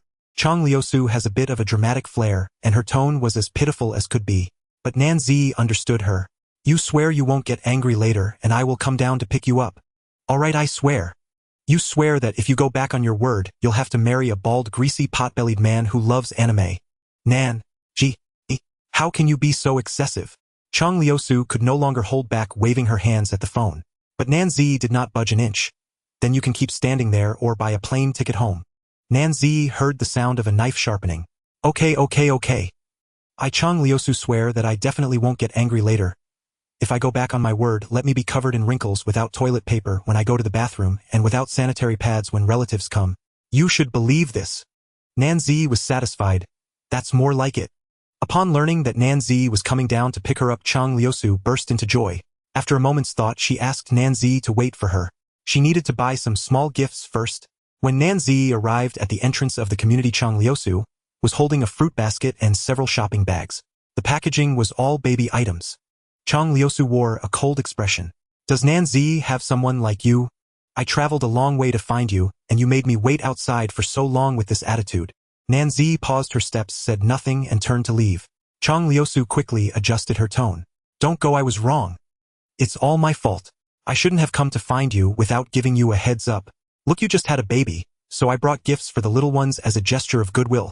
The little ones are almost 2 months old. Don't you want them to meet their godmother? Nanzi snorted coldly. Who needs a godmother like you? Despite her words, Nanzi still opened the door for her. Chang Liusu wore a flattering expression. Come on, follow me. But I can't help you carry those things, okay? Chang Liusu replied with an understanding nod. She knew better and realized her childhood friend probably still hadn't fully recovered after giving birth and couldn't lift heavy items. As they walked, she observed that her best friend seemed a little heavier than the last time they met. She looked healthy and spirited. Seeing that Nanzi was doing well, Chang Liusu let out a quiet sigh of relief. Now she was becoming increasingly curious about Gu Nanfeng. She had heard from people at the art college that he was a scoundrel. During her time with Nanzi, he had gotten involved with that so-called Liao Yue. Thinking of this, Chang Liusu was filled with anger. When she met him later, if he treated Zi poorly, she would not hesitate to confront him. Chang Liusu's impression of Gu Nanfeng was extremely negative. As they walked, she noticed that the community environment was quite nice. It must be a high-end residential area. Chang Liusu curiously asked, "Did you buy this place yourself? Or is it rented?" Nanzi shook her head. Neither. This apartment was bought by Nanfeng. Nanfeng? What a close name. Chang Liusu thought to herself. Nanzi raised an eyebrow. Nanfeng is my husband. If I'm not close to him, who else should I be close to? Chang Liusu, watch your words. Chang Liusu humphed, feeling unconvinced despite her outward compliance. Nanzi shot her a warning glance. Wait, did you just say that this apartment was bought by that man? Chang Liusu snapped back to reality, surprised. Nanzi affirmed with a sound. Chang Liusu knew a thing or two about property prices. In a high-end development like Swan Community, you couldn't buy an apartment for less than several million. It seemed that the man's family background was quite decent. Nanzi didn't elaborate, planning to clarify everything with her friend at a later time. Upon pushing open the door, a warm aura greeted them. Chang Liusu looked around, filled with the aroma of home. The modern minimalist decor was very beautiful. Where is that man? Chang Liusu looked around, searching for Gu Nanfeng. Nanzi told her to put down her things. Watch your language, Chang Liusu. You can call him brother-in-law or Mr. Gu. Chang Liusu's lips twitched. What kind of nonsense did Gu Nanfeng feed Nanzi? Why was she defending him so much? Nanfeng went to the Chaoyang Commercial Street to check on the renovations. He'll be back later. Chaoyang Commercial Street. Renovations. Chang Liusu spoke up.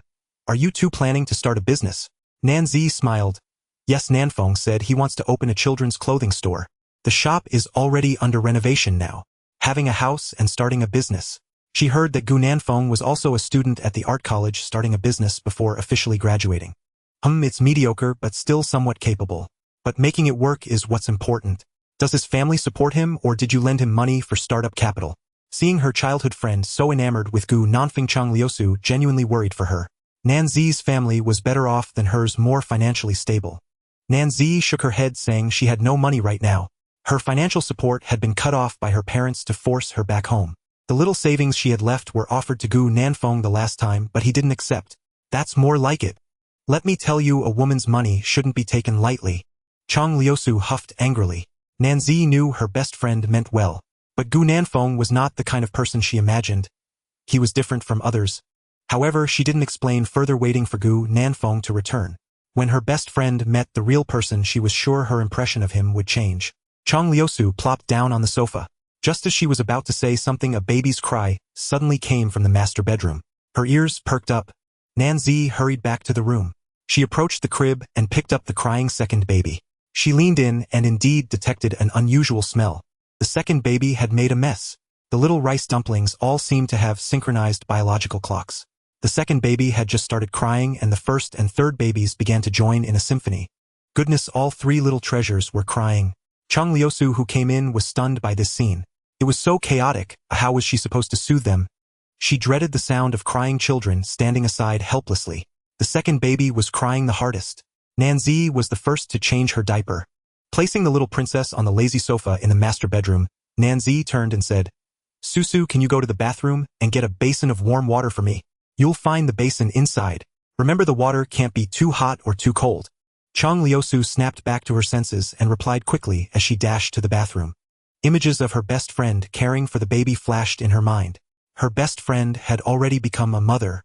Taking care of 3 babies at once must be very challenging for her. Was her previous attitude too excessive? Chang Liusu shook her head. Now wasn't the time for sentimentality. She couldn't get distracted while fetching water. Tap tap tap. Chang Liusu quickly ran out, carrying the cute basin of water. Nanzi felt the temperature with her hand, and then changed the little cotton jacket's diaper, gently cleaning her with a wet wipe dipped in warm water. Yaya kicked her little feet, crying distressingly. While busy, Nanzi comforted. Yaya, don't cry, good baby, don't cry. I'm sorry mommy isn't very skilled and makes you suffer. Daddy will be back soon. From now on, let daddy take care of the babies, okay? But until daddy returns, let mommy change you, Yaya, just hold on a bit. The second baby squirmed and was uncooperative. while comforting Nanzi worked quickly. Finally, after changing to a new diaper, the second baby's cries gradually subsided. Chang Liusu thought this was the end. However, Nanzi indicated that she was thinking too simply. There were still 2 little crybabies that needed changing. De Bao and Xiao Bao were crying loudly, their little feet kicking. The distressed expression on their faces made Nanzi's heart ache. Both little ones were feeling unwell. As a mother, she could only tend to one baby at a time. Let's start with De Bao first. Xing Xing, wait a moment for mommy, okay? Mommy will take care of your brother first, then I will attend to you. It seemed the little one understood, crying even louder. Xiao Bao's face had turned purple from crying, which tugged at Chang Lias's heartstrings. Although Nanzi wasn't as skilled as Nanfeng in changing diapers, she managed to complete the task methodically. The once little crybabies were now quiet and obedient. Chang Liusu looked on in amazement. Wow, the triplets were so chubby and adorable. They were far more beautiful than the celebrity babies on television. With their big watery eyes and long eyelashes, they bore a slight resemblance to Nanzi. Like little angels, Chang Liusu found herself liking them more and more. After feeding the children, Nanzi pushed them to the living room, soothing them while chatting with Chang Liusu about the bits and pieces of the past year. Chang Liusu listened quietly from the side. You mentioned that the hospital where you gave birth was the place where that scumbag. No, I mean Gu Nanfeng's mother works. His mother is an obstetrician, and she was the one who delivered you.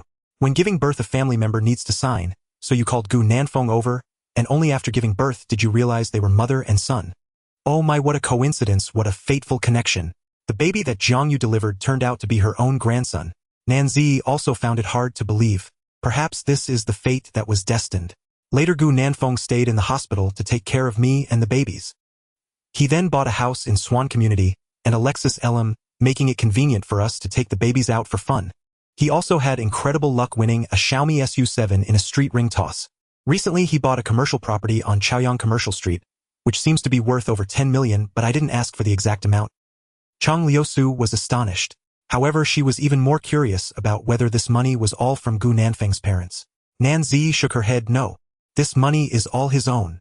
My in-laws don't have much money. The Gu family is considered an ordinary family. Jiang Yu works as an obstetrician in the hospital, while Gu Honglang is a security guard in the park. Combined, their income might be slightly more than what people in the village earn. They are neither rich nor poor, which in Nanzi's eyes makes them an ordinary family. Ordinary family. Chang Liusu was even more puzzled. She had always thought the Gu family was quite well off. Even if they couldn't compare to her and Nanzi's families, they should still be considered an elite family. But now Nanzi was telling her that although Gu Nanfeng's parents had some savings, all these houses, cars, and commercial properties were paid for solely by Gu Nanfeng. How could this be possible? Nanzi smiled. Perhaps these things would be impossible for others. But everything is possible with Gu Nanfeng, because he is incredibly lucky. He now wants to earn money while taking care of me and the babies. Nanfeng is very good to me and the babies. Susu, I'm quite happy now, very happy. Now that you're here to see me, I feel even happier. After listening to her best friend say so much, Chang Liusu fell silent. It seemed that Gu Nanfeng was quite a good guy. However, as Nanzi's close friend, she couldn't just hand over her most cherished friend to anyone. Time passed like this. Chang Liusu grew impatient and kept glancing towards the front door. When will that Gu guy come back? By the way, what does he look like? Show me a photo. Just now I heard someone at your school gate say, he looks very handsome. I want to see if he's more handsome than my husband. The husband Chang Liusu referred to was Hu Gu. For her, who was an avid fan, she believed that Hu Gu was the most handsome in the entertainment industry. Nanzi's eyes curved with a smile. She teased like Gu Nanfeng. You'll know exactly what he looks like when you see him in person later. Photos and videos can't capture even half of his handsomeness. Seeing the infatuation on Nanzi's face, Chang Liusu scoffed. Hee, I want to see if this guy has 3 heads and 6 arms to win over Miss Nan. If he turns out to be just average looking, you can expect me to laugh at you for a lifetime. Nanzi snorted. If I faint from his handsomeness, it's not my fault. Chang Liusu huffed. Her best friend was too self-absorbed. After traveling over 2,000 kilometers to visit, she was now a bit hungry. Rubbing her stomach, she asked, I'm so hungry, do you have anything to eat at home? Nanzi shook her head and nodded. There's some leftover food, you can heat it up yourself. Chang Liusu pouted. How could you treat a good friend who came all the way here to visit with leftovers? Chang Liusu confirmed that the current Nanzi was heartless. She waved her hand generously. Forget it, I will cook for myself. Nanfeng sent me a message saying he's on his way back. You don't need to cook. Let him do it later. Chang Liusu stopped in her tracks. Does that Gu guy know how to cook? Nanzi didn't mind her friend's way of referring to Gu Nanfeng proudly, saying, "His culinary skills are superb, even better than a five-star hotel chef." Chang Liusu frowned. Is that for real? This friend of hers hadn't seen him for a year and had already picked up the habit of boasting. What five-star chef isn't professionally trained and has years of experience in the culinary industry? How could an ordinary person's cooking skills possibly compare to theirs? Damn it, what does Gu Nanfeng really look like? Is he really that handsome? Otherwise, why is this girl so deluded? And to claim his cooking surpasses five-star chefs. Why not say it's heavenly delicious? Nanzi chuckled. When he comes back you can taste it and you'll know. Chang Liusu narrowed her eyes. I'll be watching closely. Just as she finished speaking there was a loud click. The front door opened. Nanzi walked to the door like a joyful butterfly, her cheerful smile radiating happiness. Seeing the joy and smile that Nanzi unwittingly displayed, Chang Liusu couldn't help but smile as well. At the same time she thought to herself. Now she could finally see Gu Nanfeng's true appearance. What exactly does he look like? In Chang Liusu's curious gaze, a tall figure of 1.8 meters with an extremely handsome face came into view. Elegant and beautiful, sun-kissed and robust. His unparalleled and indescribable handsomeness and charisma left Chang Liusu in awe. Is this Gu Nanfeng? This is too handsome. Unparalleled. So handsome that it makes one question life. Chang Liusu was hit hard by this. So this is Gu Nanfeng. No wonder my best friend is so infatuated. Chang Liusu admitted that he is indeed handsome. Gu Nanfeng already knew through WeChat that guests had arrived at home, his wife's best friend. And he sensed that the other party seemed to harbor animosity towards him. But the other person was a childhood friend of Nanzi. Now she realized that Nanzi had a baby, so it was normal for her to be hostile. Gu Nanfeng didn't take it to heart. While Chang Liusu was sizing herself up, Gu Nanfeng was equally curious about Chang Liusu. He saw that his wife's childhood friend had a short layered hairstyle and was about 1.58 meters tall. She wore a cute Korean-style top with short sleeves. The square neckline accentuated her beautiful collarbones and shoulder lines, adding a sweet and lovely aura, while the loose fit made it comfortable and flattering. Her pants were paired with official Fila women's sports shorts. Her shoes were white high-top canvas sneakers. It gave off a youthful and vibrant feeling. My wife's best friend is also a great beauty with a lovely face that captivates everyone. Gu Nanfeng smiled warmly. Hello, I am Gu Nanfeng, welcome to our home. Chang Liusu chuckled. Hello, I am Chang Liusu, a good friend who grew up with Z. The animosity from the other party was quite obvious and Gu Nanfeng forced a smile. I'm sorry I didn't inform you about Z and the baby in advance, that was all my fault. Chang Liusu replied irritably, it's definitely your fault. By the way, let me ask you, what's the deal with Liao Yue? People from your school say you cheated on Z while being together with her. Gu Nanfeng's mouth twitched. As expected, the visitor came with bad intentions. He had no choice but to explain the situation with Nanzi from start to finish. Chang Liusu of course understood the sequence of events. After all, Nanzi had just told her, but she intentionally asked this. The purpose was to make Gu Nanfeng say it to her face once to admonish him to treat her sister well in the future. After Gu Nanfeng finished explaining, Chang Liusu still maintained a blank expression. Nanzi tugged at Chang Liusu's arm, signaling her to stop. Seeing Chang Liusu's grim face, she finally ceased her harassment. At that moment, as if sensing their father had returned, the three little cuties in the crib made soft cooing sounds. Gu Nanfeng and Nanzi, who were familiar with them, knew.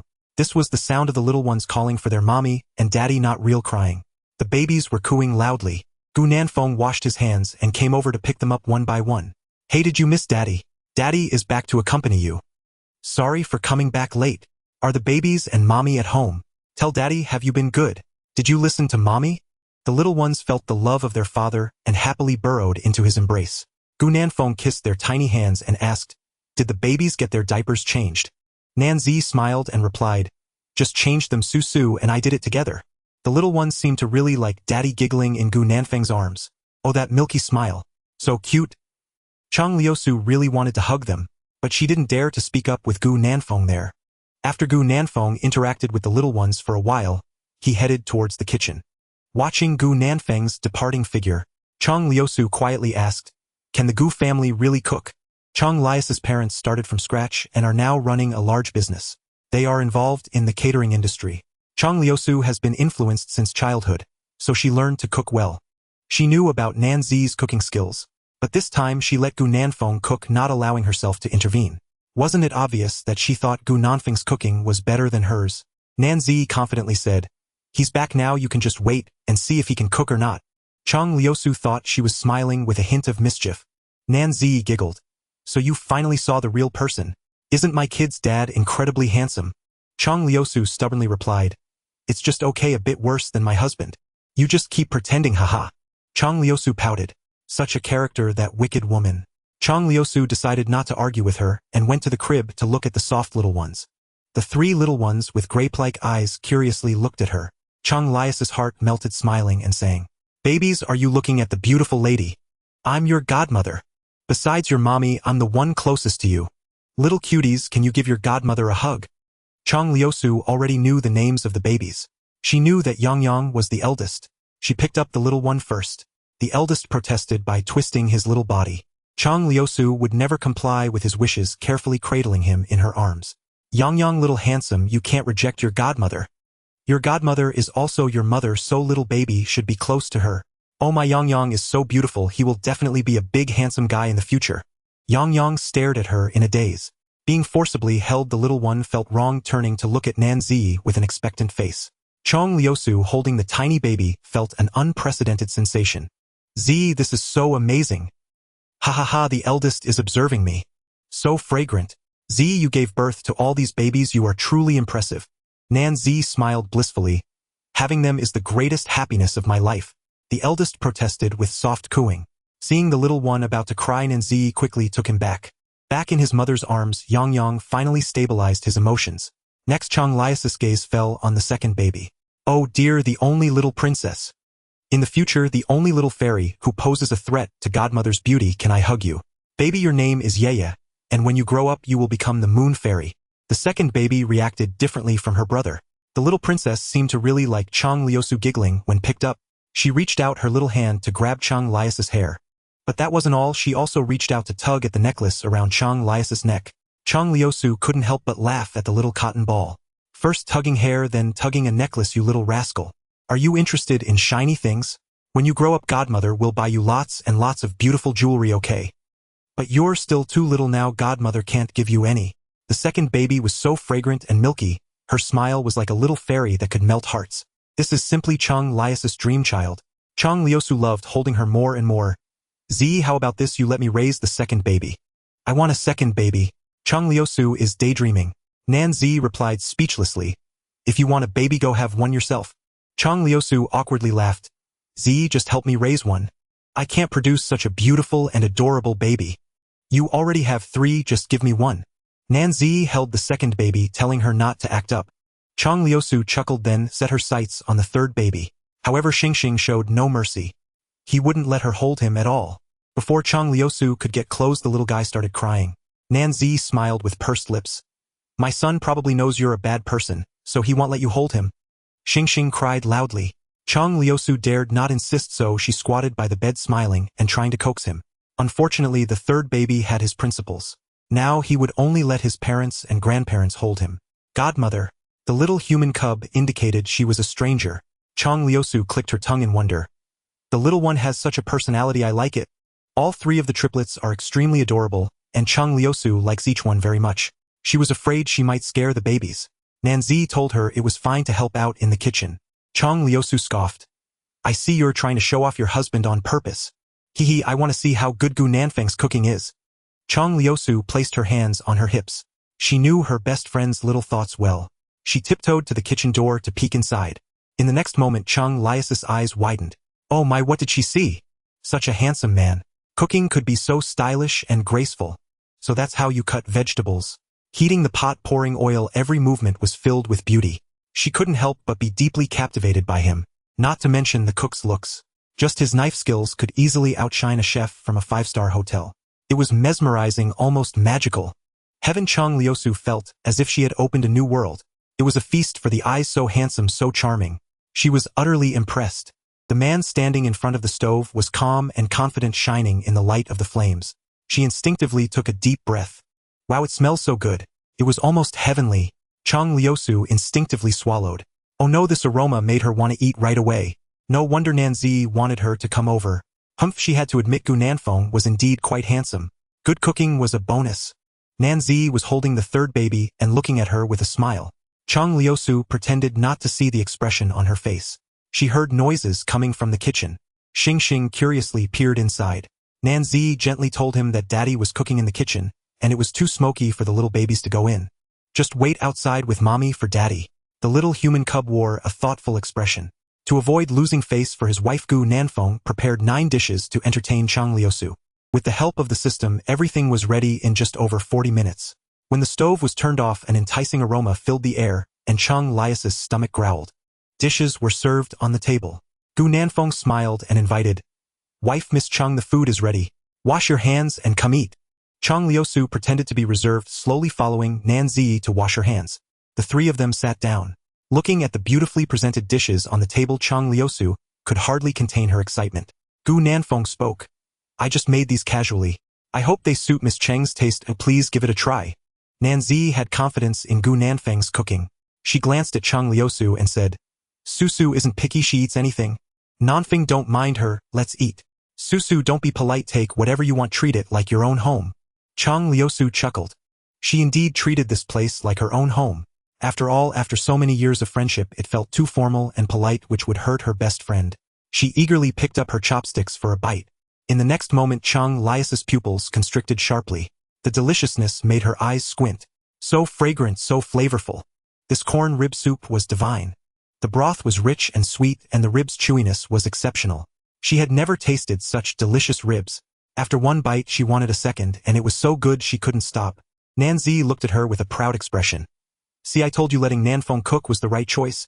With your cooking skills, it's fine for one person, but for a group." Hee hee. Chang Liusu gritted her teeth. Who was it back then that urged her to cook every day? She had fed him for so many years for nothing. Indeed, once a woman gets married, she's like water poured out. Her best friend had no love left for her. Chang Liusu was saddened. If she was hurt, she should comfort herself with more delicious food. Chang Liusu eagerly ate. Gu Nanfeng smiled inwardly, feeling that after Chang Liusu arrived, his wife was very happy. This time he not only made corn rib soup, but also braised pork, cola chicken wings, braised duck pieces, steamed fish, and more. Chang Liusu tried each dish. They were so flavorful she couldn't get enough. What to do? She suddenly felt a bit envious of her childhood friend. If she could eat such delicious dishes every day, even if her partner was a scumbag, she would be willing. By the end of the meal, Chang Liusu had eaten the most. 3 whole bowls of rice and the 9 dishes on the table were almost finished. If it weren't for Nanzi being afraid Chang Liusu would burst from eating too much, she would have forcibly pulled her away. Chang Liusu insisted she could keep eating. After finishing, she heavily lay back on the sofa, comfortably rubbing her belly. Oh God, why can't her belly hold more of such delicious food? Her belly was too uncooperative. Chang Liusu cried out in sorrow. Nanzi laughed. "You've already eaten enough. Later your stomach might be upset. I'll get you some digestive tablets. As for the food cooked by Nanfeng, as long as you're in Dongdu, you can eat as much as you want." Chang Lius's eyes sparkled. "Really? Then can I come to your house for meals every day?" Nanzi nodded. "Sure, but you have to pay for the groceries." Chang Liusu pouted, pretending to be angry. "Is this what they call a plastic sisterhood? I can't believe I ran into one. Nanzi, you've hurt my feelings again. No way, you have to let Gu Nanfeng make me 100 meals to heal my injured heart." Nanzi thought Chang Liusu was being unreasonable. However, she was smiling happily at the moment. It had been a long time since they had such a joyful gathering to chat. Gu Nanfeng didn't disturb them, and after washing the dishes and tidying up the kitchen, he silently pushed the baby stroller to the balcony to entertain them. Gu Nanfeng quietly told the babies, "The new auntie at home is Mommy's good friend, a very, very good friend." The little cuties listened quietly, occasionally reaching out their small hands to interact with their dad. How could such little ones understand so much? Mommy and Daddy were their whole world. As long as Mommy and Daddy were around, they were happy. Nanzi and Chang Liusu seemed to have endless topics to discuss. Gu Nanfeng took care of the child by himself. He took a moment to message Zhang Yue, informing her that Chang Liusu was visiting their home. Upon hearing that Nanzi's best friend had come over, Zhang Yue incessantly inquired about how well they got along and whether there were any disagreements. This was the first time someone from her future daughter-in-law's side had appeared. "Make sure to take good care of her." Gu Nanfeng nodded, promising to behave well. About an hour later, Nanzi yawned, and at the same time, the 3 little ones on the balcony enjoying the view had also fallen sound asleep. Gu Nanfeng brought the child back while preparing the bed for her. After Nanzi fell asleep, Chang Liusu called Gu Nanfeng to the living room, as she had something to discuss with him. As soon as Gu Nanfeng sat down, Chang Liusu got straight to the point. "How much do you know about Zi's family?" Gu Nanfeng shook his head. Chang Lias's expression confirmed this Zi's parents are very strict with her. That might not be the most appropriate way to put it. It should be said that they are strict in certain aspects like marriage. They hope Z can find someone who matches her family background. You must have noticed that Z's family is quite well off. Gu Nanfeng nodded. He had realized this when he first met them. Her parents run a very large business, even expanding overseas. To put it simply, their family is wealthier than mine. Z is their only daughter and many of the Nan family's business partners wish to form a union with them. But I never expected she would run away from home over a year ago and give birth to triplets. Her parents probably still don't know. If they find out in the future and try to force Z back, what will you do? Chang Liusu spoke rapidly. Gu Nanfeng remained silent for a moment before replying, I will first ask Z about her wishes. If she does not want to go back, I will do everything in my power to ensure she is not taken away. Chang Liusu observed his expression, her tone icy. You two have such a large gap between you. Even if you sacrifice your life, what can you really do? Gu Nanfeng was not discouraged. He straightened his expression. I know there is a gap between us, but I will work hard. I will prove that marrying Z will not be a regret for her. Perhaps you think I have nothing now and am unqualified to talk to the Nan family. However fortunes change, do not underestimate the young and poor. Chang Liusu stared blankly at the man before her, his confidence shining bright. Who gave him such confidence? But she had to admit he was quite charming. No wonder her friend had such high standards to choose him. Gu Nanfeng was not just good-looking. He also possessed a confident fighting spirit, not to mention he had excellent culinary skills. Since Z has decided to be with you as her best friend, I won't say much. However, Gu Nanfeng, I warn you, if you ever do anything to hurt her or the babies, I will not spare you. It was clear she was referring to Liao Yue. If he dared to rekindle old flames with Liao Yue behind Nanzi's back, she would definitely retaliate fiercely against both of them. People from wealthy families can be terrifyingly ruthless when they set their hearts on something. Gu Nanfeng looked at her sincerely. You can rest assured about this matter. Z is my wife and the person I will grow old with in this life. If I ever do anything to betray her or the babies, let me be hit by a car when I go out or struck by lightning. Feeling Gu Nanfeng's sincerity, Chang Lias's hostility toward him diminished significantly. From their interactions thus far, he had left a rather good impression on her. Whether it was his character or his way of speaking, he was nothing like the scum described by people from the art academy. Perhaps she had been misled by those onlookers forming a prejudiced opinion. Chang Liusu hurried to Dongdu. With her emotions fluctuating, having eaten well and chatted with Nanzi for an hour, she was already exhausted. After finishing her conversation with Gu Nanfeng, she yawned. Gu Nanfeng suggested she rest in the guest room, which had already been tidied up. Once the guest room door closed, Gu Nanfeng gently pushed the door open and sat beside the crib, quietly watching the three little ones swaddled inside. Don't worry, babies. Daddy won't let mommy leave you. Daddy and mommy will always be there as you grow up, always by your side. No matter what happens in the future, even if grandparents disagree with mommy staying with us, daddy will work hard so babies just grow up well. Gu Nanfeng spoke softly, while the babies slept soundly. Chang Lias's words did indeed put pressure on Gu Nanfeng. However, he maintained a positive mindset, believing he could transform pressure into motivation. On the bed, Nanzi sleepily called out for her husband. Gu Nanfeng climbed into bed and held her as they slept together. Feeling Gu Nanfeng's familiar warmth, Nanzi quickly fell back into a drowsy sleep. In the evening after work, Zhang Yu and Gu Honglang arrived at Swan Community. The moment the gate opened, they saw Chang Liusu playing with the three little ones. The triplets were attracted by the sound of the door opening, turning their curious little faces to look. Now they could recognize their parents and grandparents. Upon seeing the two arrive, Yang and Yeye became extremely excited, waving their tiny hands joyfully. Chang Liusu felt quite envious. After all, she was their godmother. Why didn't she receive the same treatment? Zhang Yu and Gu Honglang brought many things. Upon seeing Chang Lias's warm smile, she greeted, hello, are you Miss Chang? You're so beautiful.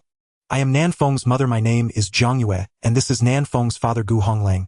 Zhang Yu interacted with patients daily at the hospital. Having dealt with numerous patients and their families, she naturally was not at a loss for words. Upon meeting, she offered an enthusiastic and generous self-introduction. Chang Liusu was a well-bred young lady.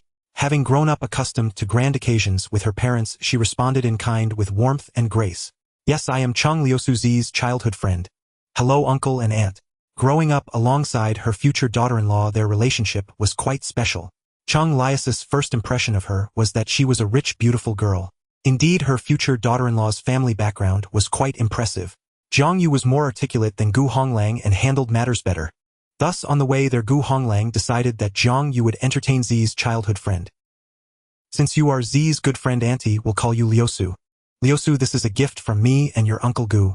Zhang Yu and Gu Honglang were unsure of what type of jewelry Chang Liusu would like, so they asked the sales assistant to recommend a necklace. In order to leave a good impression in front of her daughter-in-law's friend, Zhang Yu and Gu Honglang specially went to the jewelry store and spent a hefty sum to buy a necklace worth 18000. To be honest, she had never bought such an expensive piece of jewelry herself. She truly went all out to make a good impression on Chang Liusu. Chang Liusu had a plethora of luxury goods. She naturally recognized the price of the necklace. Hearing from Nanzi that the Gu family was just an ordinary household, she couldn't help but wonder why they would spend over 10000 on a gift for themselves. Chang Liusu thought the couple was quite nice. At least it showed they valued their daughter's friend. After all, they wouldn't spend so much money to curry favor otherwise. Chang Liusu didn't decline and happily accepted it. Uncle and auntie, I came here in a rush this time, but in the spirit of reciprocity, I will send you a gift later as well. Chang Liusu had only bought gifts for Nanzi and the children when she came. Since Gu Nanfeng's parents were so sincere, she planned to go out later and buy 2 gifts in return. Zhang Yu quickly waved her hand. No, Miss Chang, please don't be polite. My husband and I truly want to give you a gift. Just accept it. We are older and don't need gifts. Chang Liusu smiled and did not argue. What she decided in her heart, she would certainly do. Taking advantage of the moment when Zhang Yu and Gu Honglang were playing with the children, Chang Liusu found Nanzi. Your in-laws are quite nice, aren't they? They seem like good people, and this necklace must be worth no less than 10000 yuan. If it were another ordinary family, they probably wouldn't be willing to give such an extravagant gift. Chang Liusu took the necklace out of the jewelry box and showed it to Nanzi. Nanzi smiled happily. Nanfeng's parents treat me well, and they also care for the children. Although they aren't as wealthy as my parents, I really feel happy and warm being with them. Su, since my mother-in-law gave this to you, just accept it. Chang Liusu smiled. Of course, I'll accept the gift they gave me. By the way, what kind of gift should I give them in return? Nanzi shook her head. She wasn't very knowledgeable about gift-giving. Seeing how well Gu Nanfeng's parents treated her, she thought of her own family matters and felt a wave of sorrow. Chang Liusu noticed her concern. Smirking, she said, the kids are almost 2 months old and you can't hide it any longer. So when are you going to tell your in-laws? Nanzi sighed and lay back on the bed feeling hopeless. I don't know. If they find out, they will definitely be angry, right? Chang Liusu huffed. Of course they will. If it were my daughter who secretly had a child with another man, and the baby is almost 2 months old while I remain completely unaware, just wait until I find out. I'll deal with her. Nanzi looked even more troubled. Can you say something nice for once? Chang Liusu pinched her chin. If I say something nice, will you believe me? Alright, I won't believe it. But sometimes self-deceit can help temporarily forget worries. In the evening, it was still Gu Nanfeng cooking. At the dining table, Zhang Yu subtly asked Chang Liusu if Nanzi's parents knew about their situation. Chang Liusu shook her head while eating. Auntie, they don't know yet. Zhang Yu and Gu Honglang felt complex emotions. They hoped they would find out, yet also wished they remained in the dark. Chang Liusu certainly knew what they were worried about. However, some things were beyond her ability to resolve. Watching the elderly couple fret, Chang Liusu lowered her head, enjoying the delicious food made by Gu Nanfeng. That evening in the guest room, it was time to sleep. Chang Liusu tossed and turned. After thinking for a while, she opened WeChat and clicked on Nanzi's mother's chat. Then she selected a photo and clicked send. The photo showed a pair of adorable triplets. Li Panzi replied with a cute emoji and a questioning expression. She curiously asked, such adorable triplets, Su, where did you take this picture? Didn't you go to the eastern capital to find Z? So did you find her? How is she doing now? Are these triplets the ones you encountered on the way? They are so cute. Chang Liusu took a deep breath. Auntie, is uncle beside you? No, why? Do you need to talk to him? Chang Liusu put on a mysterious demeanor. Li Panzi frowned, sensing that something was on the other end. She wanted to discuss but didn't want Nanzi's father to know. Chang Liusu let out a sigh of relief. It's good that he's not around. Auntie, you also find the triplets very cute, right? If I tell you that these triplets are Z's and you're going to be a grandmother, would you be happy? Li Panzi. What did Su just say?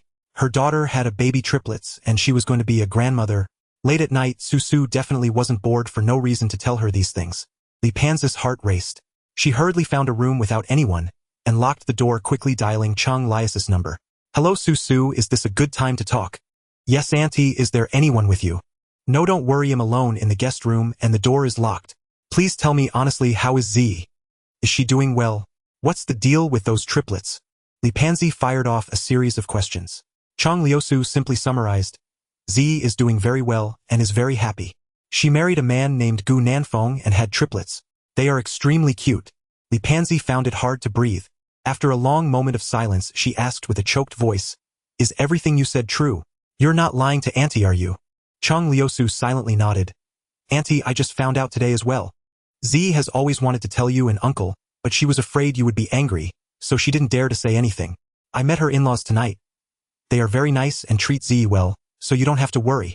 By the way, Auntie, I told you this in secret without Z knowing, so please don't let her know I told you or that girl will come after me." Li Panzi's mind was buzzing. Chang Liusu's words were simple, but put together they left her feeling suffocated. Her daughter had secretly gotten married and had children. Moreover, she had kept it a secret from her. The children were already this big, and she hadn't even hinted anything to her parents. Did she even care about her mother's feelings? Li Panzi's eyes were moist, and it took her a long time to adjust her emotions. What kind of person is this Gu Nanfeng? What does he do? Chang Liusu replied honestly, Gu Nanfeng, like Z, is a student at the Eastern Capital Art Institute currently in his 4th year. As for work, Z said he used to deliver takeout part-time, and now he plans to start a children's clothing store. The more she heard, the more unreliable it sounded. Still in her senior year and working part-time as a delivery person. It seems the family conditions are lacking. As expected, Li Panzi's intuition was correct. What kind of man did her daughter marry? It's like jumping into a fire pit. Li Panzi was almost in tears. I'll call Z later and ask her face-to-face. Susu, send me the number Z is using right now. Chang Liusu was startled. Don't. Auntie, if you call her now, won't I be exposed? Considering how stiff things were between you two before, if you call her to question her like this, she'll definitely want to avoid you even more. Just hold on a little longer. I'll find a way to talk to her in the next few days, so she'll contact you and talk to you in person. But Auntie, you have to promise me not to tell Uncle Nan about Z and the babies for now. Chang Liusu understood the nature of Nan Z's father. If the other party knew, they might immediately arrange for someone to forcibly bring her childhood friend back home. For the sake of her best friend and the babies, Chang Liusu couldn't let him know at any cost. Li Panzi clearly understood her husband's character. She nodded. Don't worry, I won't mention this to him for now. Now tell me what on earth is going on between Z and that man. Explain everything to me clearly. Chang Liusu recounted everything she knew. After listening, Li Panzi's brows furrowed deeper. This child, it turns out, can't do without her when she's not around. She got married and had babies in such a muddled way. Infuriating. This is driving her as a mother crazy. Chang Liusu hesitated for a moment and said, Auntie, the situation has already happened, try not to be too angry. From what I've observed, Z is doing quite well and is happy every day. You have no idea, I haven't been here for even a day and I've already seen her smile so many times. Li Panzi wiped her tears from the corners of her eyes. I know. Susu, do you have any pictures of the children? Yes, I've taken a lot. And videos. Chang Liusu quickly sent all the photos and videos of the babies from her album to Li Panzi. 3 little rice dumplings are adorably cute, chubby and smelling of milk. They bear some resemblance to Nanzi when she was young. Watching their innocent and lovely appearance, Li Panzi's mood gradually improved. Super healing little humans. Chang Liusu explained to her, the eldest is a brother named Gu Jifan with the nickname Yang Yang. The second child is a little princess named Gu Jiyue with the nickname Yeye. The youngest is a brother Gu Jian with the nickname Xingxing. Jifan Jiyue Jian. Yang Yang Yeye Xingxing. These are the full names and nicknames of the little grandchildren. They are simple and easy to pronounce, quite nice to hear. Under the lens, the 3 little cuties looked curiously at the camera. Li Panzi's heart was melting. She just wanted to hug them. These are the little ones her daughter gave birth to. Watching the babies in the video, Li Panzi couldn't help but shed tears again. Finally, she composed herself and asked, what about that man? Susu, do you have a picture of Gu Nanfeng? Chang Liusu kept her suspense. I do. But I can't send it to you for now, Auntie. I want to leave a surprise for you. If you want to know what Gu Nanfeng looks like, you can just come and see for yourself later.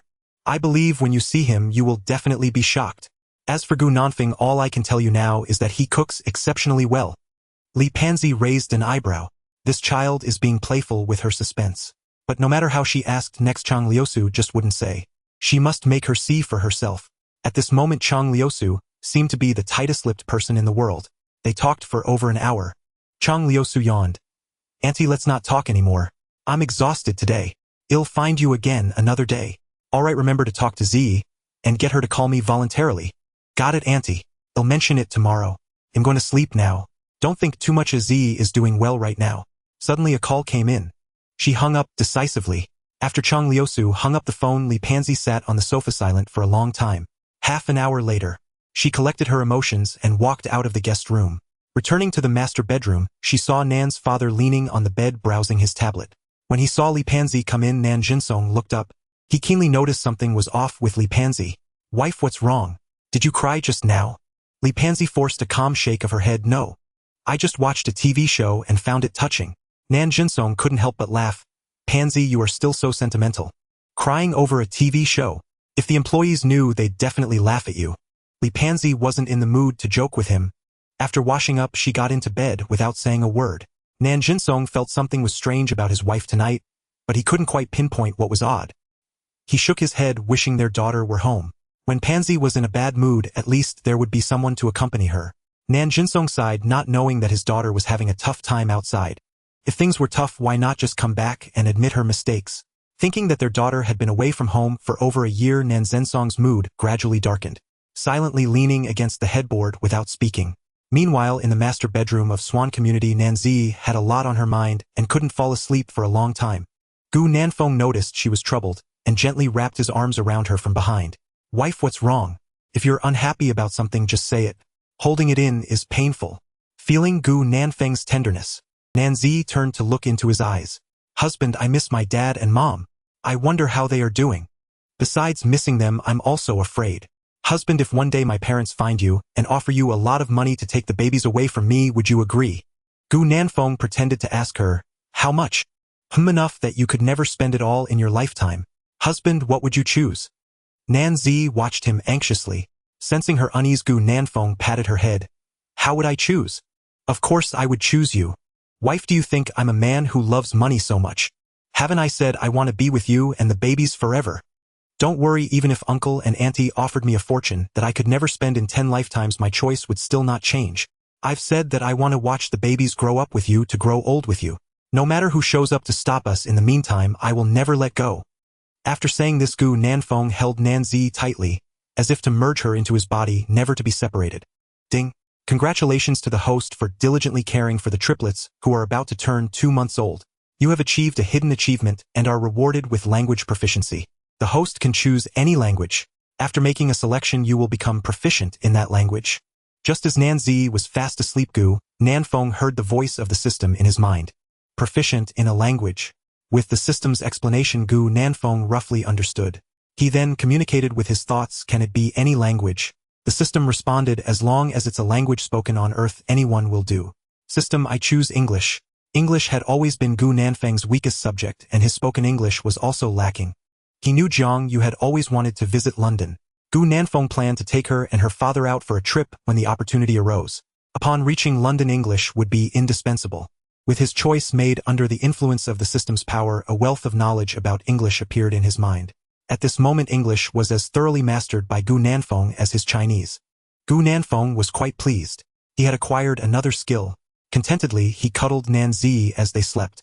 During the night, the triplets woke up twice, and it was Gu Nanfeng who got up to feed them and change their diapers. With the system's sleep talent in play, despite waking up twice, he still felt energetic and refreshed when he got up in the morning. Today, Nanzi had plans. Chang Liusu had finally made her way to Dongdu. She intended to take her out shopping. Gu Nanfeng also had plans. He planned to take the babies to Chaoyang Commercial Street to check on the renovation progress of the shops. Before leaving, Gu Nanfeng handed a bank card to Nanzi. Wife, take this card. If you see something you like, just buy it directly, and by the way, help me buy 2 gifts for Liusu. Nanzi pushed the bank card back. No need, I have my own money. Liusu has her own money too, no need to buy her gifts. She'll buy them herself. Chang Liusu was quite tipsy. How could she have such a stingy childhood friend? How could she be so frugal? People are offering gifts to me and I haven't even responded yet, you've pushed it back for me. Gu Nanfeng smiled, I know you have money, but this is from your husband, just accept it. There are 500,000 inside. If it's not enough, later tell me, and I'll transfer you on WeChat. He offered 500,000 without hesitation. Chang Liusu was very pleased with Gu Nanfeng's gesture. This guy really dotes on his sister-in-law. Gu Nanfeng directly stuffed the bank card into her hand. Without giving her a chance to refuse, be good, just accept it. Your husband still has money. I can't accompany you and Liusu to go shopping, or you buy her 2 gifts for me. Seeing that Nanzi still didn't want to accept, Chang Liusu spoke up for her. Gu Nanfeng said, to give it to you, just accept it. You two are married, why push back and forth like this? It makes me think you aren't familiar with each other. Nanzi shot her friend a glance, giving her a look that said, you're being too much. Chang Liusu shrugged, is it my fault? Hehe, but what can you do about it? In the end, Nanzi had no choice but to accept the bank card. Gu Nanfeng took the 3 babies and left with them. Nanzi planned to take Chang Liusu to Chaoyang Commercial Street to shop for a while before heading to other places. They took a car out with the babies. The 3 small ones looked out curiously with bright, sparkling eyes. During these moments, Nanzi always guided them along. Pointing at the buildings outside, she said, this is a skyscraper, this is a big tree, and that is a bridge. Although the children couldn't understand yet, they were already capable of thinking. Chaoyang Commercial Street is one of the shopping districts in Dongdu. There are many places to shop and play. Local young people and tourists from other places like to come here. Taking advantage of the triplets not paying attention, Nanzi and Chang Liusu got off the car. Gu Nanfeng parked and carried them into the stroller, pushing it towards the shops. Girls shopping means buying, buying, buying. This is especially true for a shopaholic like Chang Liusu. Wow, it's been so long since I've shopped with my best friend. She could hardly contain her shopping excitement. On the way, Chang Liusu smiled. Z, what gift do you plan to buy me? Your man said he would buy me 2 gifts. He gave you 500,000. Let's see. He'll spend half and you spend half. That makes it 250,000 each. Nanzi frowned. I think you are dreaming. Do you know how long it would take Nanfeng to save 250,000? Chang Liusu pouted. I don't know, but I can see he doesn't seem to lack money. I know exactly how much your family's van costs. Spending 250,000 shouldn't hurt him. Nanzi ground her teeth. Gu Nanfeng might not mind, but she certainly did. Nanzi planned to use her own money to buy gifts for her best friend. From her expression, Chang Liusu could tell what she was thinking. Let me tell you, if you use your money to buy me gifts, I won't accept it. Oh, look, there's a gold shop over there. It seems pretty busy. Did your in-laws not give me a necklace? Come on, let's go buy something as a return gift for them. Chang Liusu with sharp eyes spotted a gold shop as they walked. Chang Liusu realized this was the exact place Gu Nanfeng had brought her to buy the wedding ring last time. She was still wearing the wedding ring on her hand. Nanzi was pulled forward by Chang Liusu. She curiously asked, what do you plan to buy for my in-laws? Maybe a bracelet or a necklace for your mother-in-law. But for your father-in-law, I haven't thought of anything yet. Let's walk around first and decide later. As they just stepped into the gold shop, a sweet smiling salesgirl approached them. Welcome, beautiful ladies. Oh, Miss Nan. What a coincidence. Are you here to buy jewelry with a friend? Chang Liusu was surprised. Do you know each other? The salesgirl smiled. Yes, not long ago Miss Nan and Mr. Gu bought a pair of wedding rings here. So many of our colleagues remember such a beautiful lady. Chang Liusu exclaimed. This time we are here to buy jewelry. Do you have anything suitable for people in their 40s or 50s? I want to buy a gift for my best friend's in-laws. Oh my, did she hear that correctly? They wanted to buy gifts for Miss Nan's in-laws. Is this how rich people interact? Oh, where can I find such a generous best friend? The salesgirl retracted her envious thoughts. She quickly recommended 2 suitable gold pieces for middle-aged people to Chang Liusu. She even prepared a gift for Gu Honglang. The salesgirl recommended 2 matching gold accessories. One for men and one for women. This saved Chang Liusu the trouble of choosing gifts. In the end, she spent 100,000 yuan and had the salesgirl wrap it up, then happily continued shopping with Nanzi. After buying gifts for Jiangyu and Gu Honglang, Chang Liusu planned to buy a bag. The 2 of them wandered around, stopping at various shops. Halfway through, Chang Liusu felt thirsty, and Nanzi took her to a dessert shop. Chang Liusu widened her eyes. Nanzi, are you treating me to this? Even if there's no coffee, milk tea is fine, right? What does dessert even mean? Chang Liusu was not in the habit of drinking dessert. Nanzi ignored her and ordered 1 cup for 25 and another for 15 from the waiter. Then they found a spot to sit down. I'm not in the mood for coffee or milk tea right now. This dessert is quite tasty. Chang Liusu remembered that her best friend had just given birth, letting out a sound of realization. She obediently sat down. Before long, the dessert was served. Nanzi handed her the 25 yuan one, while she took the 15 yuan one. Chang Liusu frowned and called the waiter over, wanting to order another 25 yuan one. Nanzi waved her hand. No need, don't waste money. I like this flavor. Some things aren't necessarily better just because they are more expensive. Chang Liusu glanced at her best friend and reluctantly said, all right, but don't say I forced you to drink the cheaper one. I think Nanzi has changed a lot. It's like she has become a completely different person from a year ago. Chang Liusu couldn't tell if this change was good or bad, but as long as her friend was happy, she would support her unconditionally. After taking a sip of the dessert, its taste was indeed good. Chang Liusu seemed to have something on her mind and tentatively asked Ziyi, when do you plan to tell Gu Nanfeng and the babies about your suitable uncle and aunt? If you're afraid of uncle getting angry, you can tell Auntie first. Auntie is so easy to talk to. She definitely won't blame you. The two of them sat facing each other, and Nan Ziyi silently stirred her dessert with a spoon. Chang Liusu continued to persuade her. You're doing well now, tell Auntie, she will definitely be happy for you. You don't know I saw Auntie when I went home recently. She's been unwell lately and has been coughing a lot. She said she misses you very much. Hey Z, in the end you are still family no matter how uncle and auntie pressured you back then. Now you are already a mother of 3 children. As a mother you should understand them a bit, right? Don't you think every parent would miss their child if they were away for so long? Auntie has had a tough time this past year. Nan Zi's heart trembled slightly. After a long silence, as if she had made a certain decision, she looked up at Chang Liusu and said, let me think. I will call my mom in a while. Chang Lius's heart raced with excitement, nearly jumping out of her chair. No, don't wait. Auntie has been coughing a lot lately. Maybe if she receives your call she'll be in a better mood, and her cough will get better. Chang Liusu thought for a moment, let's talk about it tomorrow evening. Although she had already decided to call her mom, just thinking about it made Nan Zi unsure of how to face her. Sensing Nan Zi's anxiety, Chang Liusu encouraged her, once the call connects just speak normally. If Auntie scolds you, you can just hang up. Give yourself a chance and give the babies and Gu Nanfeng a chance too. You wouldn't want the babies to grow up without grandparents, would you? Other babies have grandparents but Yang Yang and the others don't. Do you think they will feel sad when they grow up? And Gu Nanfeng hasn't seen your parents for a long time. Will he start to overthink things? And your in-laws? Last night during dinner, Chang Liusu could see that Zhang Yu and Gu Honglang wanted to know about the Nan family. At the same time, she also hoped they would know about Gu Nanfeng and the babies. Let me think about it tonight, Nan Zi said, feeling complex emotions. The dessert was sweet, but her heart was in turmoil. Chang Liusu took a few sips. Don't think too much tonight. The more you think, the more confused you'll be. Listen to me. Just call when you get home tonight. Come on, there's a mall over there. Let's go take a look. Nan Zi sighed listlessly, following behind her.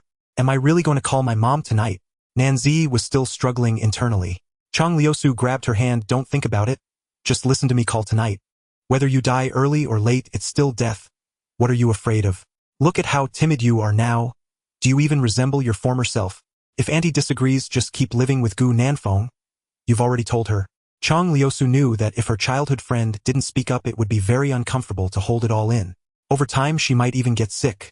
Nan Zi was touched by Chang Lius's carefree demeanor. Right, no matter whether her parents agree or disagree, or whether they get angry, she would always be with Gu Nanfeng and the babies. Informing them regardless of the outcome would not affect her current life. At that moment, Nan Zi understood. Yes, she would listen to her best friend and call when she got home tonight. Chang Liusu secretly rejoiced. Oh, finally she could report back to Aunt Li. After making up her mind, Nan Zi's steps became a bit lighter. The mall where the jewelry store was located had luxury brands on the 2nd, 3rd, 4th, and 5th floors, which were Chang Lius's favorites. Watching Chang Liusu eager to try something, Nan Zi emphasized, just buy what you want later. I don't need anything, so I won't buy anything. And don't even think about using the money Gu Nanfeng gave me. I need to save this money for raising the kids. Chang Liusu rolled her eyes at her. Look at how stingy you are. The baby is not yet 2 months old. If you keep this up, you'll become a worn-out mother. Women need to invest in themselves to be attractive. If you don't buy anything, what if Gu Nanfeng loses interest in you in the future? Nan Zi smiled. Nanfeng is not that kind of person. Chang Liusu was speechless. All right, I know you're the most beautiful, you're naturally gorgeous, and don't need to invest in anything, okay? They'll pay for it myself later, and when we get back I'll say you used Gu Nanfeng's money to buy it for me. But you should keep the money Gu Nanfeng gave you. In this day and age, not having some money in hand gives you no sense of security. Nan Zi still shook her head. Chang Liusu sighed. It's too hard to deal with women who are married and have babies. Having such a childhood friend is like being cursed for 8 lifetimes. But she is my only best friend, so I have no choice but to pamper her. Chang Liusu adored babies. The two of them headed straight to the 2nd floor. Both Nan Zi and Chang Liusu were well-off beauties. Their aura of wealth was hard to conceal. No matter where they went, they were the center of attention. Especially Nan Zi, with her stunningly exquisite features and captivating charm. Even when she stood silently, people couldn't help but be captivated by her beauty. Chang Liusu is undeniably a stunning beauty. Born with natural grace, she possesses a perfect and upright figure exuding an innate air of nobility. Moreover, she is adorned in designer labels. Wherever she goes, she is the center of attention. Not to mention when she walks alongside a beauty like Nan Zi. As soon as the two entered the store, the sales associate warmly greeted them. Having worked in sales for many years, she can discern a client's status at a glance. Chang Liusu prefers not to have the sales associate introducing products beside her. She casually said, "We can look ourselves, you tend to your duties."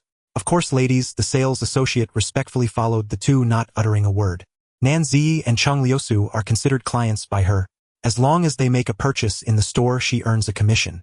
The sales associate certainly wouldn't leave. Chang Liusu's demeanor suggested she was quite familiar with luxury boutiques. All she needed to do was follow along quietly without causing any disruption. Nanzi was not looking to buy a bag. She found a spot to sit down, saying, "You can look, just call me when you've made your choice." Chang Liusu nodded. "All right, I'll ask for your opinion once I find something." Nanzi yawned. "Bring it to me when you've made your choice." "Sure." Chang Liusu browsed the latest collection this year, chatting with Nanzi as she picked. "Do you remember Xia Qiuyu? I saw her on social media recently. She's with Wu Kong now, showing off their love every day. Dining out and shopping, she even posts when she goes to the restroom. It cracks me up. Do they think everyone envies them? That Wu Kong with his buzz-cut round face and scruffy beard looks like a gay man. It's only Xia Qiuyu who treasures him. Watching them flaunt their love makes me nauseous." Nanzi casually remarked, "If it disgusts you, why do you still watch?" Chang Liusu was referring to their friends Xia Qiuyu and Wu Kong. They all attended the same school during middle and high school. However, after entering university, they all went abroad to study. Only Nanzi remained in the country for her studies. Back in middle school, she and Xia Qiuyu were very close. She considered them both to be good friends. Later, when Xia Qiuyu met Wu Kong, she often brought him along to hang out with them. A certain event occurred that made Chang Liusu tease Nanzi for quite some time. It was when Wu Kong developed feelings for Nanzi and confessed to her publicly. Nanzi did not feel the same and outright rejected him on the spot. Afterward, when Nanzi and Chang Liusu hung out with Xia Qiuyu, she was extremely cold, lacking the warmth she once showed Nanzi, now filled with hostility.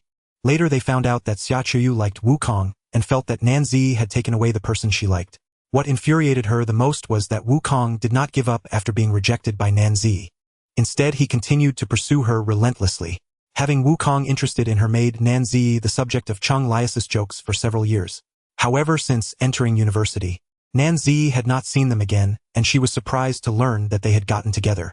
Chang Liusu laughed heartily. "Once Xia Qiuyu messaged me asking how you were doing and why I hadn't liked her posts. I suspect she posted so much on social media just for you to see. Ha ha ha, but she doesn't know that the man she treasures so much means nothing to us." Once friends, now together, Nanzi smiled, genuinely happy for them, hoping they both find their own happiness. Nanzi is doing well now, and regarding Xia Qiuyu and Wu Kong, she only has blessings to give. Chang Liusu had her eye on 4 bags. She adored their colors and styles, lifting them to showcase and asking for Nanzi's opinion. "They're all beautiful. If you like them, then just buy them all." Chang Liusu's eyes sparkled. This feeling was wonderful. It had been a long time since she had shopped with her best friend. Chang Liusu bought 4 bags for a total of 150000. Since she was a new customer at the store and spent over 100000, at once the store offered a complimentary gift. It was an exquisitely beautiful high-end umbrella. Holding 4 bags in her hands, Chang Liusu planned to keep one for herself and give another to Nanzi. The remaining 2 were for Jiang Yu. However, just as she was about to pay, Nanzi beat her to it. On the way there, Nanzi had emphasized repeatedly that she had no money. But when it came time to pay, her desire to buy gifts for her childhood friend was unwavering. Though it pained her to spend, who could blame her when Chang Liusu was her best friend? After not seeing each other for so long, she had to buy a gift. Chang Liusu was touched. This silly girl was still as warm-hearted as ever despite her sharp tongue. All right. Since she was paying, Chang Liusu would reluctantly accept it. As for the money spent on the bags, she planned to convert it into red envelopes later, for the 3 little ones as a greeting gift from their godmother. Nanzi was unaware of her intentions. "Let's go. Is there anything else you want to buy? I can take you shopping, or we can take some photos." Seeing her distracted, Chang Liusu shook her head, not going anywhere else. "I've already bought the bags I wanted. Let's go to Nanfeng's children's clothing store and see how the renovations are coming along." Nanzi's eyes lit up, her spirit seeming to change entirely. "Let's go, we're off right now." Chang Liusu rolled her eyes at this sudden shift in mood. Married women are just different. Their eyes are only on their husbands and children. Nanzi was in a delightful mood, ignoring her friend's glances. The 2 arrived at the store laden with bags. From a distance, they saw workers moving renovation materials to the first floor. Nanfeng was outside in the resting area with a stroller. The 3 little ones curiously watched the workers at work, their expressions filled with interest. "Nanfeng, I'm back. Yang Yang Yaya Xing Xing Mommy is back. Did you miss Mommy, my little darlings? The little rice dumplings, focused on watching the workers, heard their mother's familiar voice. They all turned their heads in unison to look. Seeing their mother approaching, the little ones bounced excitedly. But soon they started to whimper. Only then did the little cuties remember that Mommy had not been by their side before. Nanzi gently picked them up, her eyes curving into a smile, as she comforted them. All right, no crying, Mommy is back. Mommy has come back to spend time with you. Darlings, I was just with Daddy. Were you good? Look. Who is this? Do you still remember your godmother, Susu? Mommy went shopping with her just now. I even bought gifts for you. The little ones, not fully understanding the concept of gifts, watched as Nanzi took out 3 small toys, handing them over to play with. With Mommy and the toys, the little ones gradually calmed down. While playing with the toys, they continued to observe the workers. Gu Nanfeng smiled and said, Wife, why did you two shop so quickly? Did you find anything you liked? Nanzi had not yet had the chance to respond.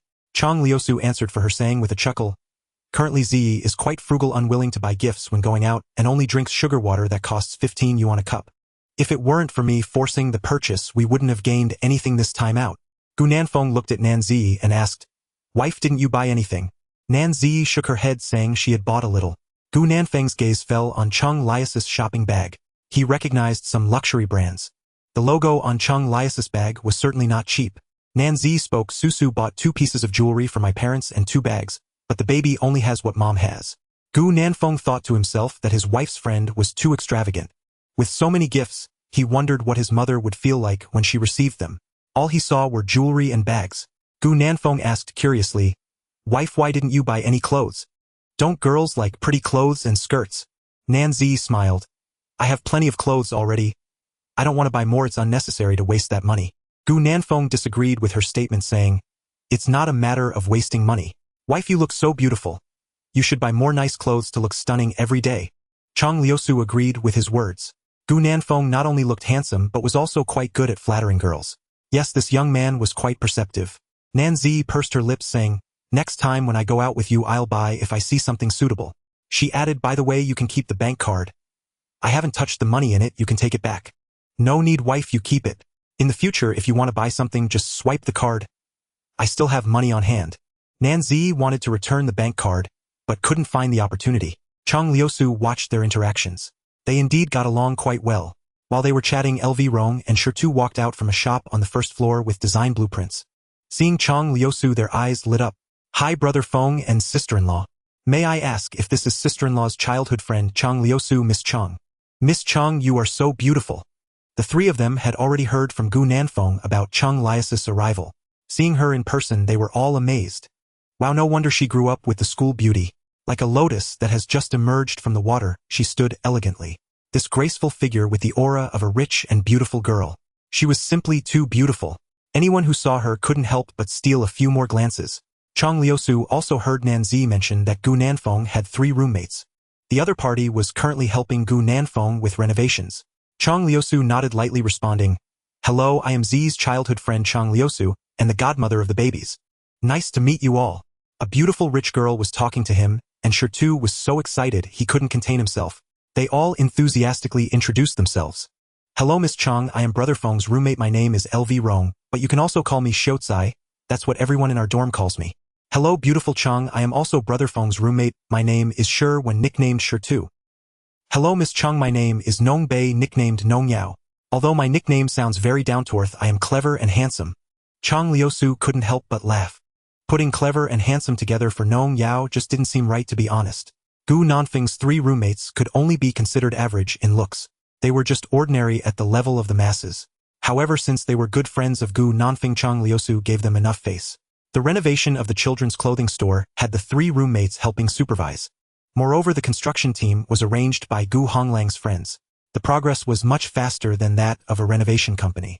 At this point, it was already quite substantial. Chang Liusu was filled with curiosity about the inside. The 3 roommates volunteered to take her in for a tour. Nanzi didn't go with them and continued to accompany Gu Nanfeng and the babies outside. Upon entering the children's clothing store, Chang Liusu was secretly astonished. The shop that Gu Nanfeng had purchased actually had 2 floors. Combined, she estimated it to be no less than 400 square meters. Although she was not very familiar with the real estate prices in Dongdu, in such a bustling commercial area like Chaoyang Street, this location was exceptionally good. She dared to assert that the average price of the shop would definitely not be below 4,000 yuan. A shop of over 400 square meters would be worth over 10 million.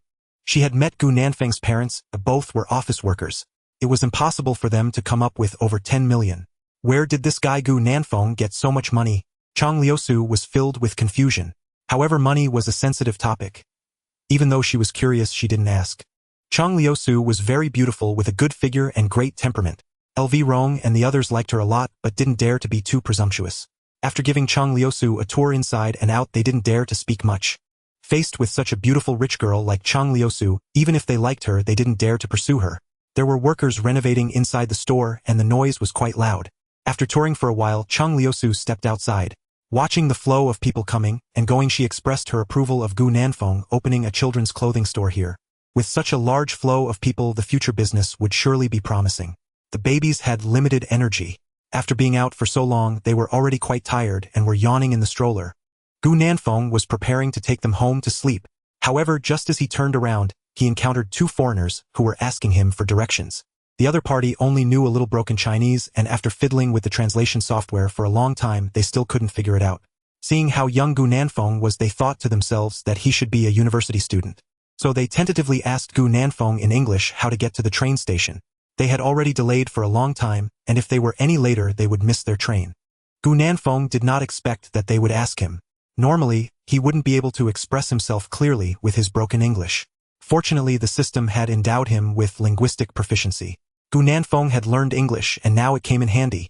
He spoke fluently in a London accent, giving them directions. The two foreigners, a man and a woman, appeared to be a couple. Finally finding someone who spoke English, they were both very touched. They thanked him in English. "Thank you, handsome, for guiding us. Thank you so much. Your English is really good and you have a London accent. Did you study in London before?" Through their conversation, they learned that the two were from London and were traveling the world, having just arrived in China. Gu Nanfeng shook his head, saying he hadn't studied abroad. He learned English at school. The couple was shocked. The London accent he spoke was even more authentic than their local dialect. Was this a talent for languages? Oh my, that was incredible. Gu Nanfeng smiled, telling them not to waste time, as they might really miss their train if they were any later. The couple kept thanking him. Before they left, they invited Gu Nanfeng to visit them in London if he ever traveled there. After the foreign couple left, Nanzi and Chang Liusu were left in shock. She realized her English was not as good as Gu Nanfeng's. Nanzi discovered for the first time that Gu Nanfeng's foreign language skills were so impressive. "Honey, you really have never studied abroad?" Facing Nanzi's inquiry, Gu Nanfeng shook his head. "I wish I could have, but I didn't have the opportunity before. I learned English at school." He continued, "But that couple just reminded me, dear, let's take you and the kids around the world when the opportunity arises. A family traveling the world together. Seeing different landscapes and experiencing diverse cultures sounds so romantic." Nanzi nodded with a smile. "That sounds great, but I have a terrible sense of direction, so you need to lead the way." Gu Nanfeng laughed. "I'll hold your hand as we walk. How does that sound? If I go wherever you go, we won't get lost and we can wander the world together." Chang Liusu felt a pang of envy as she listened. The trip with the whole family sounded wonderful. She had never been interested in marriage before, but now she suddenly wanted to experience a sweet romance. It would be even more perfect to have 3 or 4 more adorable little ones like the babies. The trip was planned, but the triplets had no idea. While Gu Nanfeng and Nanzi talked, the babies had already fallen asleep in their stroller. Upon returning home, they carefully carried them back to bed. Nanzi felt a mix of emotions. She was both looking forward to and dreading the night. This was because she had promised Chang Liusu that they would call Li Panzi that evening. After dinner, Gu Nanfeng noticed something was off. Nanzi and Chang Liusu seemed to have something to do. He did not disturb them, and after cleaning the kitchen, he returned to the master bedroom to be with the babies. In the guest room, Nanzi was lost in thought. Chang Liusu, fearing she might change her mind, urged her, "Just call Aunt Li is definitely awake at this hour. Just call her, she will answer. You promised that whether early or late you would call. If you are scared now, I will look down on you for life. What are you afraid of? Just think about your husband and kids. Can you really hide this from them forever? Are your husband and kids something to be ashamed of? Is this fair to them?" Chang Liusu pressed on, then snatched the phone away. "If you don't dare to call, I will." With that, she dialed Li Panzi's number. An excited voice came through the phone. "Hello, who is this?" Chang Liusu couldn't help but smile internally. Aunt Li was quite convincing. Hearing her mother's voice, Nanzi was thrown into chaos. All the words she had prepared fled her mind at that moment. Chang Liusu noticed and quickly said, "Hello, Aunt Li, it's me, Susu." "Oh, you're Susu, why are you calling me from a strange number?" "It's not a strange number. You know the owner of this number. Guess whose phone I'm using to call you?" "I can't guess, just tell me directly." "You can't guess this. It's your daughter Z. I'm using her phone to call you." "Z?" The conversation finally steered back on track. After a moment of silence on the other end, Li Panzi asked Z, "Is that you? Are you with Susu? Are you doing well?" Nan Z gathered her courage and took the phone from Chang Liusu. "Mom, it's me. I'm doing well." The word mom made Li Panzi choke up. It had been over a year since she had heard her daughter's voice. Hearing it again, tears streamed down her face uncontrollably. Chang Liusu smiled beside her and said, "Auntie, don't worry. Z is doing great and living well." "Really? You're not lying to Auntie?" Chang Liusu glanced at Nan Z. "You can tell Auntie anything you want. I'll step out onto the balcony for some fresh air." After saying this, she quietly left the guest room and gently closed the door. Li Panji hid her intentions well, and Nan Jinsong did not notice anything amiss. To avoid raising his suspicions, Li Panji planned to visit Dongdu to find Nan Zi in a few days. That night, Li Panji was destined to be sleepless. Her mind was filled with thoughts of her daughter. Her daughter said she had found her own love. Who was this person? What did they look like? Susu said the person was an excellent cook. In Li Panzi's impression, those who cooked well were all older. Being a good cook also meant being caring. These two traits combined were typical of older individuals.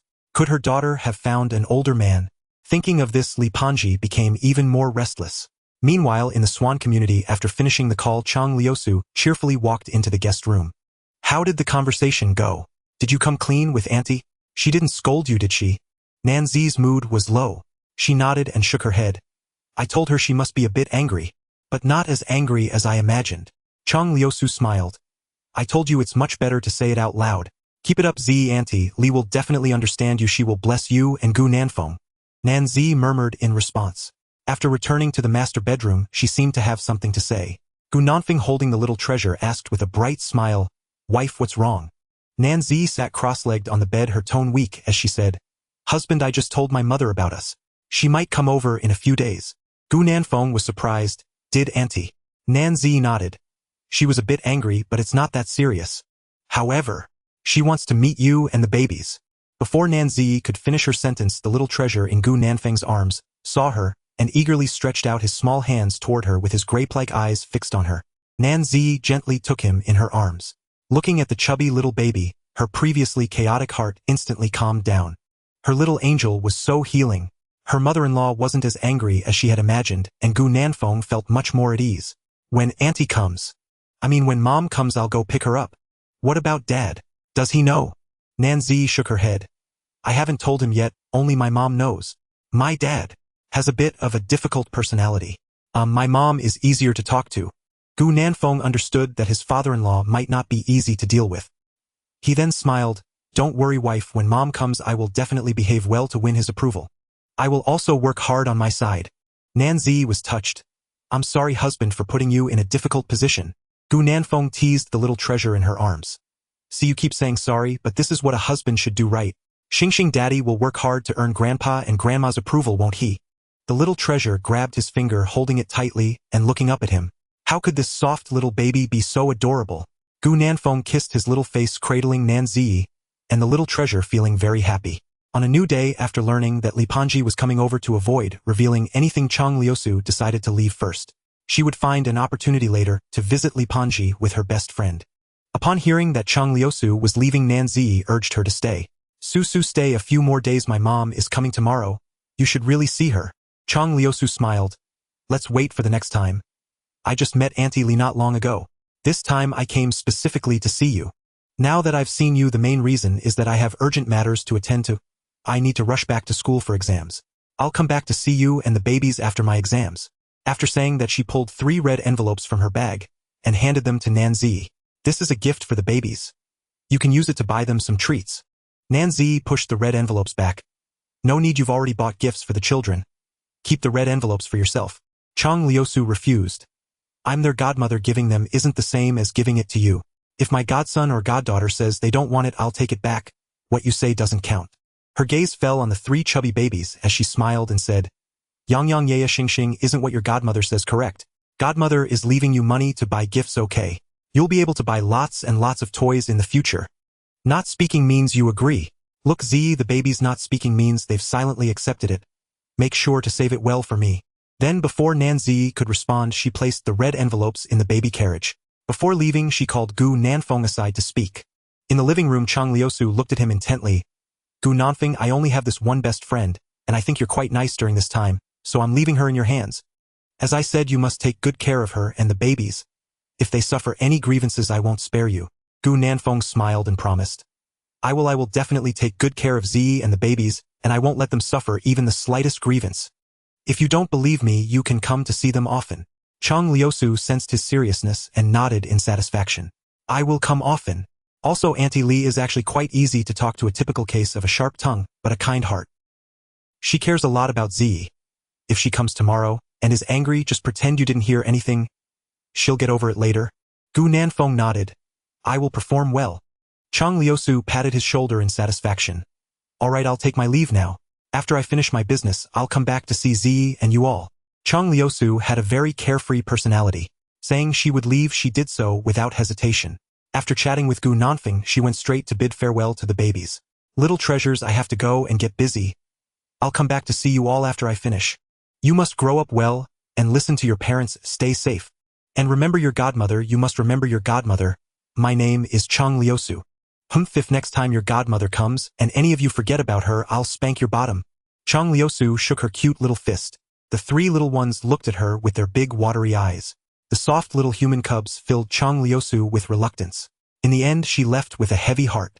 Nanzi wanted to escort her downstairs, but was stopped by Chang Liusu. You stay home with the babies? I can walk by myself. Take good care of yourself. I'll miss you and you should miss me too. I bought some gifts. Please help me deliver them to Gu Nanfeng's parents. Nanzi felt very upset. All right then, be careful on your own. Once you get back to school, message me. I'll call my in-laws later about the gifts and let them come pick them up themselves. Chang Liusu seemed like a gust of wind. She came suddenly and left just as decisively. Nanzi disliked the feeling of parting. Watching Chang Liusu's departing figure, she felt downcast for quite a while. Gu Nanfeng approached her with Erbao in his arms, softly comforting, wife, don't be sad. Liusu is just going back to school for exams. She will come back to see you and the babies after she's done. Besides, with the internet being so advanced now, she can video call you anytime. We can just set a time to meet when she's free. Hearing her father talking to her mother, Yaya looked at her mother and reached out her small hand for a hug. Children love their mothers the most. Looking at the confused little girl, Nanzi's heart softened, and she picked up her little princess. With her husband and the babies by her side, Nanzi felt much better. Her husband was right, her best friend had just temporarily left. They would still be able to meet after she was done. Then she smiled with her eyes narrowed, saying, sorry husband for making you worry again. I will adjust my mindset. Gu Nanfeng laughed, look, you're saying sorry again. If you keep being so distant, be careful of your husband punishing you. Nanzi laughed heartily, her mood restored. Nanzi opened the 3 red envelopes in the stroller, which were stuffed with money. Each envelope contained 20000, a total of 60000. Nanzi thought this was the end of it, but when she returned to the master bedroom, she found a bag. She was familiar with this bag. Chang Liusu had come back with it after going out in the morning. Nanzi asked what was inside, and the other party mysteriously said it was a secret. Now that she opened it, she found several stacks of money inside. Counting, there was a total of 240,000 cash. Added to the 60000 in the envelopes, it totaled 300,000. Nanzi sighed, what a character Chang Liusu is. Chang Liusu calculated the time and sent a WeChat message after arriving at the airport. She said there was cash left in the master bedroom for the babies. She asked Nanzi to deposit it into a bank account. It can be used to buy toys for the babies in the future or any time there's an urgent need for money at home. Nanzi understood her childhood friend's intentions and accepted it on behalf of the babies without decline. Gu Nanfeng observed all of this. Wow, they received a 300,000 welcome gift from their friend. This favor will have to be repaid when the friend has a baby in the future. Recalling what her best friend had said before leaving at the end of the workday, Nanzi called Zhang Yue, asking her to come to Swan Community with Gu Honglang after work. On the other side, Gu Honglang was busy with renovations on Chaoyang Commercial Street. Shortly after receiving Zhang Yu's call, she drove over to pick him up. On the way, he wondered, wife, why did Z want us to go over? Zhang Yu replied, while driving, Miss Chang has gone back. I heard she bought us gifts and wants us to pick them up. Gu Honglang felt that his daughter-in-law's best friend was too polite. It's rare to see young people who specifically buy gifts for others nowadays. With a curious heart, they arrived at Swan Community, where Nanzi handed them 2 jewelry boxes along with 2 handbags. Nanzi said, "Mom and Dad, these are gifts from Susu for you. She didn't know what you liked and had the clerk recommend these. And these 2 handbags Mom Susu specially bought for you. These 2 pieces of jewelry are a matching set. You can wear them together." As an obstetrician, Jiang Yu often interacted with various patients, so her eye for quality was naturally sharp. The jewelry and handbags handed to her by her daughter-in-law immediately revealed their price. She recognized the logo of the handbag, a famous luxury brand. These 2 handbags must be worth at least over 100,000. And the 2 sets of gold items felt different to the touch, definitely worth no less than 100,000. Oh my gosh, the total value of these gifts easily exceeds 200,000. How could they dare accept such expensive gifts? Nanzi quickly said, "Mom and Dad, these are specially bought for you by Susu. Before leaving, she reminded me to make sure to hand them over to you. If you don't accept them, she won't come to see me and the babies next time." Jiang Yu and Gu Honglang were taken aback. Their eyes turned to Gu Nanfeng seeking their son's opinion. Gu Nanfeng smiled, "Mom and Dad, just accept them. These are Lias's good intentions. If you don't accept them, Z won't know how to explain. Since our son has said so, the old couple could only nervously accept them. Oh my, such expensive jewelry and handbags, won't they be robbed if they go out?" With the gift situation settled, Gu Nanfeng began discussing Li Panzis matter with them. Jiang Yu and Gu Honglang opened their mouths in excitement, asking Nanfeng, "Are you saying Z's mother is coming to Dongdu tomorrow to meet you and the babies? Does she know about you and Z?" Gu Nanfeng nodded. "She knows, so she's coming over tomorrow." "What about Z's father? Is he coming too?" Gu Nanfeng shook his head. "No, it's just her coming alone." Jiang Yu wasn't foolish. She could tell from her son and daughter-in-law's expressions that there must be more to the story. Gu Nanfeng noticed her worry. "Mom, you and Dad don't need to worry. I will perform well when Z's mom comes tomorrow. I will work hard to do better in the future and strive for her and my father-in-law's recognition." Jiang Yu nodded with a heavy heart. "What time will she come tomorrow? I will take a leave of absence. I'll come with your dad to greet her, so it shows our family has manners." Gu Nanfeng had his own arrangements. "Mom, you just go to work normally tomorrow and Dad can keep busy with his things. I can handle my mother-in-law. You and Dad can come over after work." Jiang Yu looked at him deeply, then turned to Gu Honglang seeking his opinion. Gu Honglang thought for a moment and nodded. "All right, I will come over with your mom after work tomorrow. If you need anything, just call us and I'll rush over right away."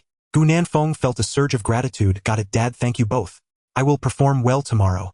Tomorrow, when Li Panzi comes to Dongdu to see him, and the babies, Gu Nanfeng knew that he would definitely be under scrutiny. She might even get angry. Thinking of this, Nanzi felt an unprecedented tightness in her heart. Gu Nanfeng squeezed her hand and said with a warm smile, "Don't worry, I will perform well. Do you really have no confidence in me, your husband?" Nanzi smiled. "Of course I do. But I'm afraid." She was afraid that Li Panzi would get angry and give Gu Nanfeng a hard time. If that happened, she would feel very bad. Gu Nanfeng laughed, saying, "He had a thick skin, and even if his mother-in-law gave him a cold shoulder, he wouldn't take it to heart. I mastered the art of ignoring during high school, so my mentality is unbeatable." Watching his sunny and confident smile, Nanzi gradually wore a smile on her face. After finishing lunch, it was time to go to work in the afternoon. Jiang Yu carried the bag gifted by Cheng Liusu to the hospital. As soon as she entered the department, the bag immediately caught the attention of the doctors and nurses. Several nurses' eyes sparkled. "Oh my, an Hermes! What a beautiful bag! It looks like a newly released model. Whoa, it's even more beautiful than the pictures I saw online. Dr. Jiang, I didn't see you carrying it this morning. Did you just buy it at noon?" One doctor couldn't help but reach out to touch it, exclaiming, "Wow, the texture is incredible, it feels so good. What high-quality material. When did you buy it, Lao Jiang? Did you buy it yourself, or did your daughter-in-law give it to you?" Feeling the gazes around her, Jiang Yu couldn't help but smile widely. "Neither, it was bought by my daughter-in-law's childhood friend." "She bought too? Childhood friend of my daughter-in-law?" The people in the department widened their eyes. "Dr. Jiang, are you saying it was Miss Nan's childhood friend who gave it to you? 2 Hermes bags?" Jiang Yu nodded. "Yes. I didn't want it at first, but she insisted, so I had no choice but to accept it." Oh my, their judgment was indeed spot on. Nanzi truly was a wealthy beauty. Her childhood friend was also a wealthy beauty. Such generosity, gifting 2 luxury bags as a meeting gift. Where can one find such friends? They also wished to have bags. Nurse Xiao, who shed envious tears. She had always wanted to buy a luxury bag, but with her monthly salary it was hardly feasible. Even if she saved diligently, it was still beyond her reach. Yet Dr. Jiang effortlessly obtained them. Others just gave them without a second thought. Wu jealousy made her unrecognizable. Dr. Jiang is living the good life now. The new car, a Xiaomi SU7 in brilliant magenta, was given to her by her daughter-in-law. Now the gifts from her daughter-in-law's childhood friend are all luxury brands. Nanfeng is preparing to open a store for business. Dr. Jiang, enjoy your blessings and take us with you. Her colleagues joked. Jiang Yu was praised until she was on cloud 9, cheerfully saying, when that day truly comes, I'll treat you all to a grand meal, and each of you will get a bag. Oh my, how wonderful. Dr. Jiang, we love you. The department was filled with the excited chatter of the nurses, each taking turns to experience the luxury bags. Seeing her colleagues so happy made Jiang Yu smile as well. However, she couldn't help but worry about her son. Tomorrow her future mother-in-law would be visiting. She wondered how the other party would perceive her son and the babies. If the other party got angry, how would she face it? Time passed anxiously for Jiang Yu and Nanzi. A new day dawned. Nanzi woke up early to welcome her mother. She cleaned the already tidy house inside and out once more. Gu Nanfeng watched her bustling around, unable to sit still. He couldn't help but smile. Wife, why don't you take a break? You should be the one feeling nervous. Why are you so anxious? Oh right, aren't you nervous, husband? Nanzi tilted her head and asked. I am nervous, but I know that being anxious is futile. What is meant to happen will happen. What I need now is to maintain a calm mindset. Only with a good attitude can I perform better. It was impossible to say that he wasn't nervous. After all, this was his first time meeting his mother-in-law, and he had no experience. Hearing that Gu Nanfeng was also nervous made Nanzi feel somewhat better. Time flew by, and soon it was 1130. Nanzi's WeChat screen lit up. It was a message from Li Panzi saying she was about to arrive in Dongdu and asking Nanzi to come pick her up. Nanzi tidied up her things and said to Gu Nanfeng, husband, let's get ready to head out. Her gaze then fell on the 3 little ones in the stroller. Yang Yang Yu, Yue Xing Xing, get ready to go out with mommy and daddy. We're going to pick up Grandma. Do you know who Grandma is? Grandma is Mommy's mother. The babies are so cute, a Grandma will definitely love them.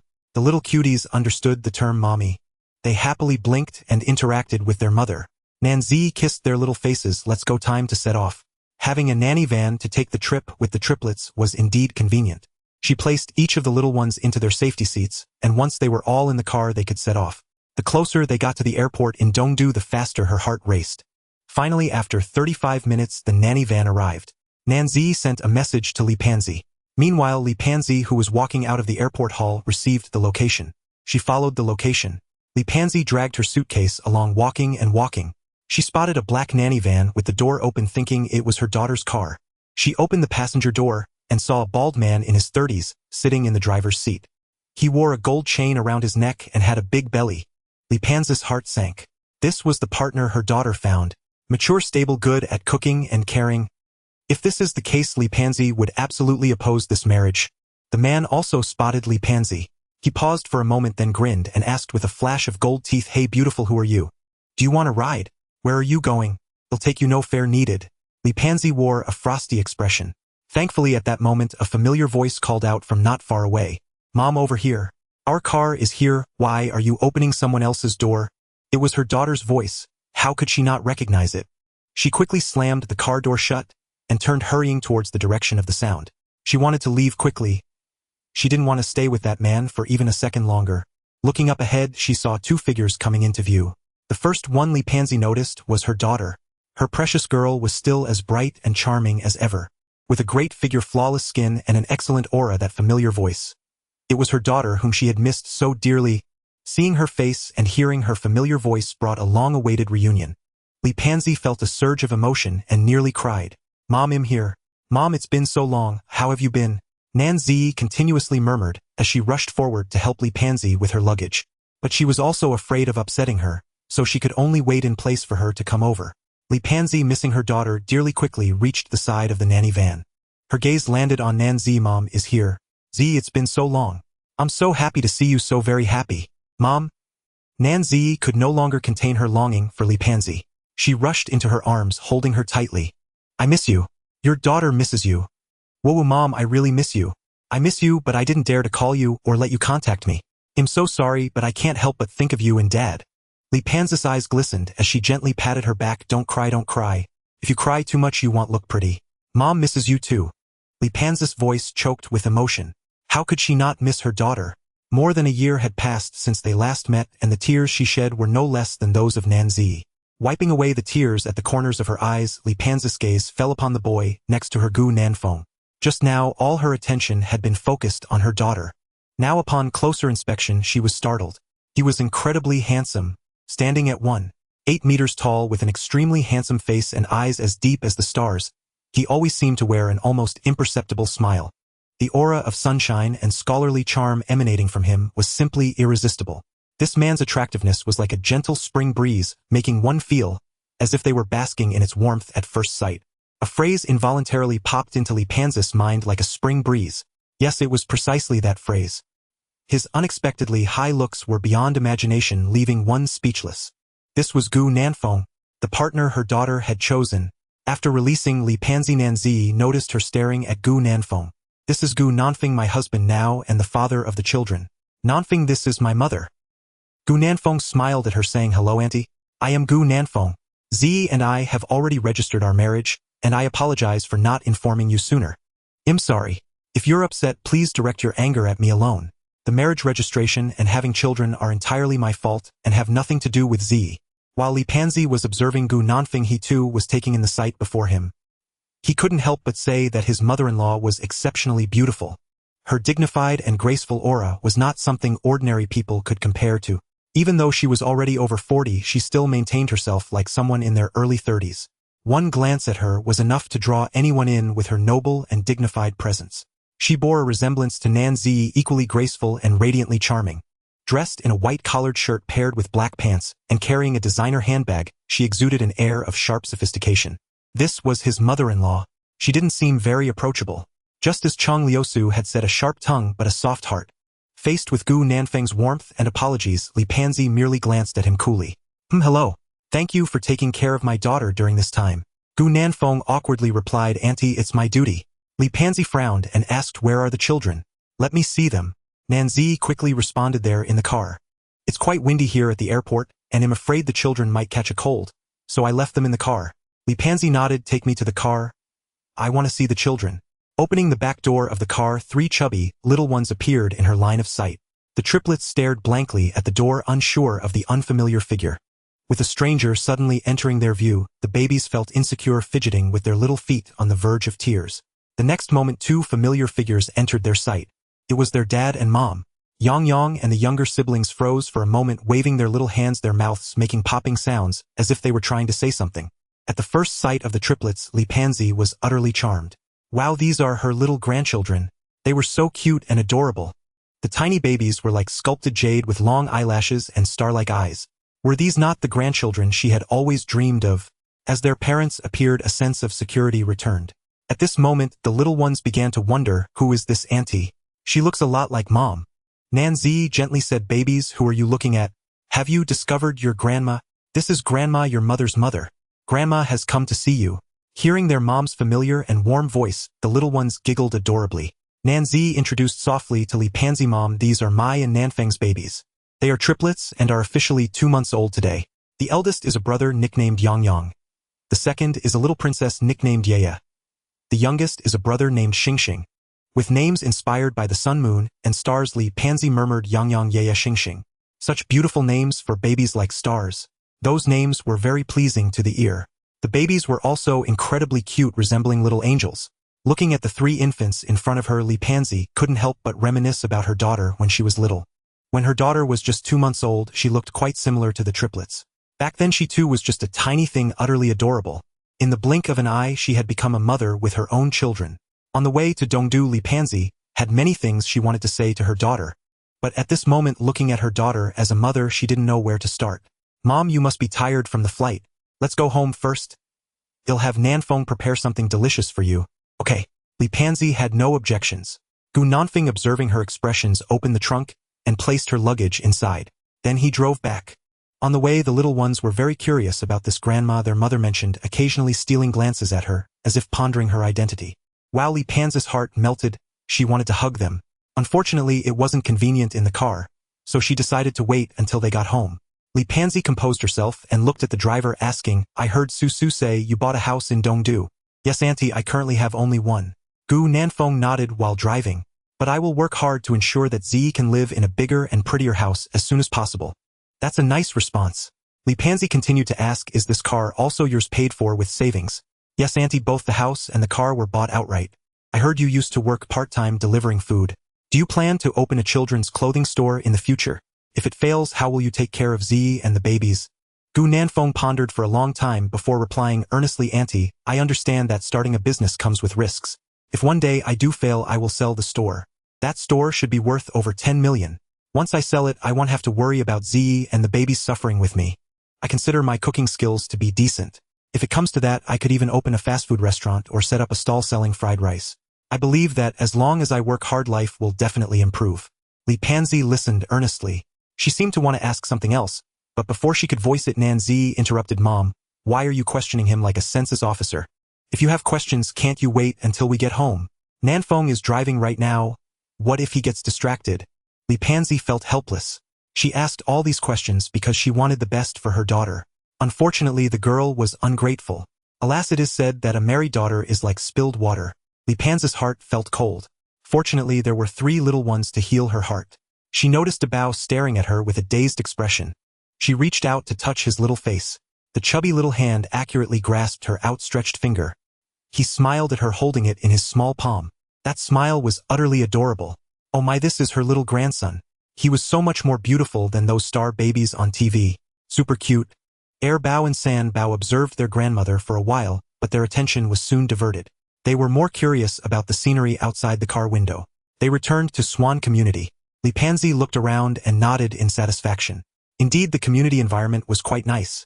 It was impressive that Gu Nanfeng could afford to buy a house here outright. Having drifted through the shopping mall for so many years, Li Panzi had seen countless young talents. Many students had managed to buy houses and cars on their own during college. However, many of them had backgrounds or connections. It was quite rare for someone from an ordinary family to rely on their own abilities to spend millions on a house or a car. Someone as good-looking as Gu Nanfeng was even rarer. Many women are visual creatures. Li Panzi was no exception. She really recognized Gu Nanfeng's good looks. Or rather, she was already charmed by him. No wonder Chang Liusu wanted her to come and see for herself. The man's charm was hard to describe with words. Seeing him in person was much more direct. After parking the car, Gu Nanfeng opened the trunk and took out the stroller. Then he picked up the 3 little treasures. In a gentle tone, he coaxed, We're home. The little ones are bringing Grandma back with us. Shall we welcome Grandma together? Come on, let's go home with Grandma. The 3 little ones wriggled in their father's arms, looking reluctant to let go. After settling the little darlings, Gu Nanfeng took out Li Panzi's suitcase and dragged it forward. Nanzi pushed the stroller joyfully, saying, Mom, we're almost home. In a moment you can taste the dishes made by Nanfeng. I guarantee you've never tasted anything so delicious. In her eyes, it seemed like there was only Gu Nanfeng. Finding an opportunity, she praised him repeatedly. Li Panzi frowned. Chang Liusu also said that Gu Nanfeng's cooking was delicious. Could it really be that good? She thought to herself, considering Gu Nanfeng looked quite young. How good could his cooking be? After pondering, she decided to wait and see, since everyone was praising it. Upon seeing her mother, Nanzi's initial nervousness gradually faded. It seemed like her mother wasn't angry. As a daughter, she naturally understood her mother. She knew her mother was very satisfied with Nanfeng's appearance. With a satisfying appearance and cooking skills, along with her husband treating her well, her mother had no reason to oppose. Nanzi thought happily. The elevator dinged as they reached their floor. She opened the door. What greeted her was a modern design, beautifully decorated. What made Li Panzi even more satisfied was the warmth and liveliness of the house. Every corner was filled with the atmosphere of life, making one feel warm and at ease. This was the place where her daughter and little grandsons lived. It was clear that Gu Nanfeng was putting a lot of effort into managing this home. Gu Nanfeng seemed to be quite a good person. Back in a familiar environment, the triplet babies were becoming bolder, making all sorts of noise in the stroller. Nanzi took them out and placed them in a larger crib for easier supervision. Recently, Jiang Yu had bought them a crib which was set up in the living room. When Gu Nanfeng and Nanzi played with them in the living room, they could rest in the crib, which was more comfortable than the stroller. In the future, when they could crawl and walk, they would replace the crib with play mats. Jiang Yu had also hung little toys on the crib to train the babies' focus and tracking abilities. When adults shook the hanging toys, the babies would seriously watch and reach out to grab them. These activities could develop their motor skills and observational abilities. Li Panzi observed everything Nanzi did for the babies. The little girl who used to be so small had unknowingly grown up. Not only had she grown up, but she also secretly became a mother without telling her. She was no longer the little princess who would rush into her arms to act cute. Thinking of this, Li Panzi's eyes couldn't help but turn red again. After Nanzi shook the hanging toys to attract the baby's attention, she turned to see Li Pansy secretly wiping her tears. In a weak voice, she called out, "Mom. Mom, this is my home now. Nanfeng and the babies. Although the place we live isn't as good as our home, I feel very warm and happy. Nanfeng treats me very well, and my in-laws are also very good to me. Mom, I'm sorry for hiding this from you before. I hope you won't be angry with Nanfeng." Feeling the deep emotions flowing from her daughter, Li Pansy sighed. "I was very angry when I first found out. Including when I was on my way to Dongdu Road, I was also very angry. But now I'm still angry, but seeing you happy, I won't say anything more, nor will I be angry with Gu Nanfeng. You can rest assured. In your eyes, is Mom just such an angry person?" "What?" Nan Zi nodded. "Otherwise, if it weren't like this, I would have told you long ago. Li Pansy, this child really doesn't understand emotions at all. The hints she gave were so obvious. Didn't she know how to take her cue? Her emotional intelligence was lacking, and she didn't know who she inherited it from. There was nothing she could do.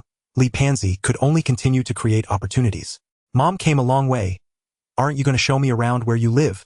Seeing that her mother really didn't seem angry, Nanzi smiled with joy. "Okay, Mom, let me show you around the house." This house was bought by Nanfeng outright. It was 25,000 per square meter, a fully furnished apartment ready to move in with 2 large balconies, and the view outside is beautiful. Later we decorated it a bit ourselves, so it looks like what you see now. Isn't it very cozy? Nanzi led Li Pansy around, occasionally proudly showing off her favorite things. Li Pansy let her lead, feeling her daughter's happiness, and an involuntary smile appeared on her face. The triplet babies protested with murmurs from the crib. Li Pansy walked over, smiling at them. "Little ones, what's wrong? Do you want a tour with Grandma too? Come, let Grandma hold you, and let's visit the baby's house together, shall we?" The adorable children gazed at their grandmother with eyes like grapes. The eldest Dabao was brave. He allowed Li Pansy to hold him without any fuss, staring at her with his big dazed eyes. Li Pansy joyfully embraced him, saying, "Dabao, you are called Yang Yang, aren't you? I'm your grandmother. Oh, I've come to see the babies. I'm sorry for being late. This time Grandma has brought many toys for the babies, so can you forgive me for being late?" The little one didn't understand the adult's words, but his eyes seemed to speak volumes. Looking at her great-grandson's bright eyes, Li Pansy's heart softened even more. They interacted in various ways in the room. The Tumenhold baby held in her arms felt warm and cuddly like a cloud in the sky. Li Pansy wished she could hold them all the time. However, she was a master of multitasking. After interacting with Dabao for a while, she set him down. "Yang Yang, why don't you play by yourself for a bit? Grandma needs to greet your little brothers and sisters." After saying this, her gaze fell upon the only little princess among the triplets. It was as if Yu knew Grandma was watching her. The adorable little Yu covered her chubby little hands, her bouncy skin, making one want to take a bite. "Wow, you are so cute. You're even prettier than a little princess. When you grow up, you'll definitely be a great beauty, prettier than your mom, and surely more beautiful than Grandma. Come here, let Grandma hold you. I'm sorry for being late this time. I'll make it up to you all in the future." Li Pansy bore a resemblance to Nanzi. Bao seemed to see a familiar shadow of his mother in this stranger. He didn't resist when Li Pansy picked him up. The little expression was rather cheerful, and he reached out for Grandma's hair. Li Pansy pretended to be surprised. "Why is the little princess interested in hair? When you grow up, you'll have beautiful hair too. Look, Grandma has brought a gift for you, a Barbie doll. Does you like it?" Yu like Dabao was as soft as a glutinous rice ball. Being held felt very nice. Looking at the little person in her arms, Li Pansy felt all her fatigue from the journey vanish. As she spoke, she took out a pink Barbie doll from the packaging and waved it in front of the little one. Clearly Yu was very interested and immediately reached out her little hand to grab it. Unfortunately for a Tumenhold, the Barbie doll was too heavy, and she couldn't grasp it to play. The little cutie was not willing to give up, trying again and again, only to find that it didn't work at all. This made Bao very angry. He unleashed his ultimate weapon, crying loudly to summon Mom and Dad for help. Seeing Bao cry, Li Pansy was startled. She had miscalculated. The babies were still so small, and the toys they could play with were limited. She shouldn't have brought it out. Unfortunately, the Barbie doll had already caught Bao's eye, and Yu was determined not to give up. No matter how Nanzi and Li Pansy tried to comfort him, nothing worked. In the end, Nanzi could only seek help from Gu Nanfeng. Upon hearing this, Gu Nanfeng quickly came over, holding the little one with a gentle expression to comfort him. "Yu wants the Barbie doll, doesn't she?" "Oh, where did the Barbie doll go?" "Oh, Dad knows." The Barbie doll turned into a fairy and flew away. Whoosh, the Barbie doll flew back home. She went home to see her daddy and mommy. "If Yu wants to play with the Barbie doll, she can wait for the next time when it comes to our house to play together, okay?" Gu Nanfeng's tone was like that of a child coaxing, which delighted Li Pansy. Moreover, this method worked. Yu seemed to believe in the fact that the Barbie doll had turned into a fairy and flown away. Lying in Gu Nanfeng's arms, she wore a regretful expression. Gu Nanfeng let out a sigh of relief and handed the little one over to Nanzi before returning to the kitchen to busy himself. Finally, Li Panzi's gaze shifted to Xiao Bao. Xiao Bao was now only interested in the hanging toys on the crib. He chose to ignore Grandma's enthusiasm. Xing, why are you so aloof? Grandma traveled a long way to see you, and you don't even give a single expression. Grandma is going to feel sad. The third treasure glanced at Grandma and then turned back to look at the toys. Wow, their little grandson was very aloof and had a personality. Little baby. You successfully captured Grandma's attention. Grandma really likes this kind of personality from Grandma's forced love. Holding the chubby little one, Xing twisted his body in resistance. Soon his features scrunched up and a peculiar smell filled the air. Li Panzi suddenly felt warmth in her palms. Oh no. She knew what was happening. It was Xiao Bao who had a dirty diaper. Li Panzi laughed. Oh dear, are you trying to rebel against Grandma by making a mess? You little rascal, I'm going to spank your bottom. But do you know that in Grandma's eyes Xing's mess is fragrant? Li Panzi said with a face full of affection. She then looked at Nanzi and asked, where are the baby's diapers? And the wipes, bring them all to me. Nanzi was taken aback. In her memory, her mother was very particular about cleanliness. She could complain for a long time upon encountering something dirty, let alone something like a dirty diaper. However, at this moment, the other party was not disgusted, but instead full of affection and tenderness. Was this still the mother she knew? While she was lost in thought, Li Panzi frowned. What are you doing, girl? I'm asking you where the diapers and wipes are. Hurry up and bring them to me. The third treasure is feeling uncomfortable. Nanzi came back to her senses and quickly responded, I'll go get them right away. Soon Nanzi returned with wipes and diapers, and Li Panzi skillfully changed Xiao Bao's diaper. Nanzi was surprised. Mom, you can still change diapers. Li Panzi's brow twitched. Of course. Didn't I change yours when you were little? How could I not know? Nanzi wore a skeptical expression. Did you really change mine? I remember Dad saying that it was Auntie who changed me more often. You also changed me. How could I not remember? Li Panzi poked her forehead. You little ungrateful child, it's a wonder you remember anything. You don't remember changing diapers, and you hid it from me after having a baby. You don't even care about me as your mother. I endured so much pain to give birth to you, and look how you turned out. Nanzi giggled. Mom, don't be angry. I'm just admitting my mistake to you. You're so magnanimous. Can you forgive me? Look, Xing is watching you. Grandma needs to be a little more magnanimous. Getting angry too much will make you old. The third treasure heard his mother talking about him. He grinned. Having changed into a new diaper, he smelled delightful. His smile was as healing as that of a little angel. Looking at her innocent and romantic little grandson, Li Panzi's heart softened once again. In the kitchen, sounds of bubbling could be heard. Li Panzi, holding the third treasure, couldn't help but peek inside out of curiosity. Her daughter and Chang Liusu both praised him so highly that she wanted to see if Gu Nanfeng could indeed create something beautiful. The next moment she was completely stunned. What did she see? The man in the kitchen seemed to be glowing. Meanwhile, Gu Nanfeng was tying on an apron. The kitchen knife danced in his hands. With ease, vegetables and various types of meat transformed into every shape he desired. His knife skills were unparalleled, transcending the ordinary. Every movement exuded an indescribable allure.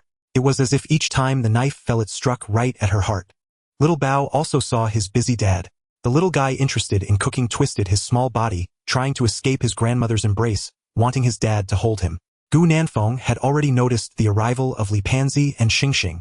He took a moment to stop and smiled gently at the kitchen door. Xing, Daddy is cooking. The smoke in the kitchen is heavy and could affect the baby. Later Daddy will play with Xing, okay? Just be patient, Daddy will be done soon. The little one seemed to understand as he stopped struggling so fiercely upon hearing Gu Nanfeng's voice. Because of little Bao, Gu Nanfeng quickened his cooking pace. After cutting the vegetables, he heated the oil, adjusted the heat, and placed the dishes into the pan. In the process of unleashing his culinary talents, he could precisely control each level of heat. Soon an enticing aroma wafted from the pot. She couldn't help but steal a kiss from the air. The fragrance soared, delicious enough to reach the heavens. Upon catching a whiff, Li Panzi was stunned. She wished she could start eating immediately. After so many years of navigating the market, what kind of delicacies had she not tasted? Yet at this moment she suddenly felt that she had been too young in the past, having never truly experienced gourmet food. The scent wafting from the kitchen made her realize what truly delicious food was. She instinctively swallowed. The food smelled so good and the cook looked so handsome. Both the person and the meal were extraordinary. Upon smelling the aroma, Little Bao pouted his small mouth, saliva flowing down. Nanzi walked over with a tissue to wipe her son's drool. Little Sanbao is already drooling at such a young age. Is he attracted by the smell? Daddy's cooking is super amazing and super handsome, right? Shouldn't Xingxing learn to cook? Let Daddy teach the baby, okay?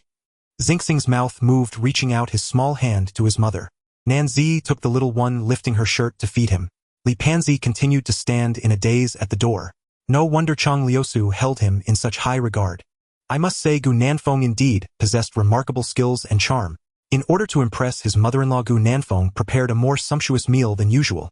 Half an hour later, Gu Nanfeng turned off the stove and washed his hands. A total of 12 dishes filled the table, all of which were Li Panzi's favorites.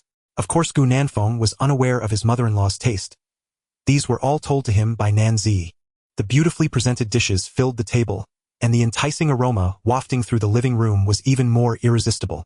Li Panzi felt as if each dish was beckoning her, as if saying, "Come eat me, come eat me. Z auntie, you can wash your hands and eat now." Nanzi could hardly wait, smiling as she said, "Mom, hurry up. Nanfeng specially made this for you. Come taste the flavor." She thought to herself that since her husband cooked so deliciously, he would surely win her mother's favor even more. Li Panzi had already been eager to eat. However, she still insisted on moving slowly. When she saw Gu Nanfeng walking towards the baby crib, Li Panzi didn't ask, "Aren't you going to eat?" Gu Nanfeng smiled. "Auntie, you all eat first. I'll take care of the baby and come over later." "Okay then, hurry up," Nanzi said. "Mom, don't be polite with Nanfeng. Just treat it like your own home, eat whatever you want." Li Panzi helplessly looked at her daughter. This girl had no sense of social propriety nor any emotional intelligence. So I forget it. Sometimes this was quite nice, carefree and without worries. After sitting down, Li Panzi took a bite of her favorite pineapple ribs. Taking a bite, it was so delicious that Li Panzi's eyes narrowed with delight. "My goodness, woohoo. This is too delicious. What divine flavor is this? Incredible." The texture and taste were something she had never experienced before. She had no idea pineapple ribs could be this good. One bite down, then another, she continued to eat without stopping. It was too enjoyable. Don't ask Li Panzi why she cried while eating. It was simply too delicious. She cried tears of joy, overwhelmed by happiness.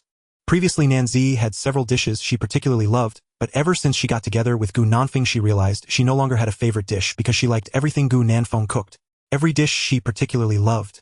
Casually picking up a piece of meat to taste as if showing off, she asked, "Mom, how is it? Tasty, right? Isn't it the best dish you've ever tasted?" Li Panzi snorted, "It's just average. The taste can only be considered good." Nanzi pouted. If it was only considered good, she wouldn't have that expression. Stubborn as a dead duck. A woman whose words and heart didn't match. Seeing through but not exposing, Nanzi kept serving her more dishes. Halfway through eating, Li Panzi looked towards the direction of the baby crib. "Nanfeng, are the babies ready? If they are, come over and eat first." Gu Nanfeng turned his head. "Okay, I'll be right there." Even though he was taking care of the triplets, he kept an eye on the situation at the dinner table. Seeing Li Panzi enjoying the meal he had prepared, Gu Nanfeng secretly breathed a sigh of relief. Thankfully, his efforts were not in vain. His mother-in-law seemed to really enjoy the food. "Auntie, is there enough food? If it's not enough and you want to eat something else, I can make it for you right away." Li Panzi took a sip of soup, quickly stopping and waving her hand. That's enough, that's enough. With so many dishes, I can't finish them all. Thank you for your hard work." Li Panzi knew that cooking was actually quite exhausting. Not only was there the heavy smell of oil smoke, but one also had to consider everyone's tastes, being cautious with salt and soy sauce. Cooking an entire meal was very energy-consuming. Gu Nanfeng smiled. "It's not hard. I find cooking quite enjoyable.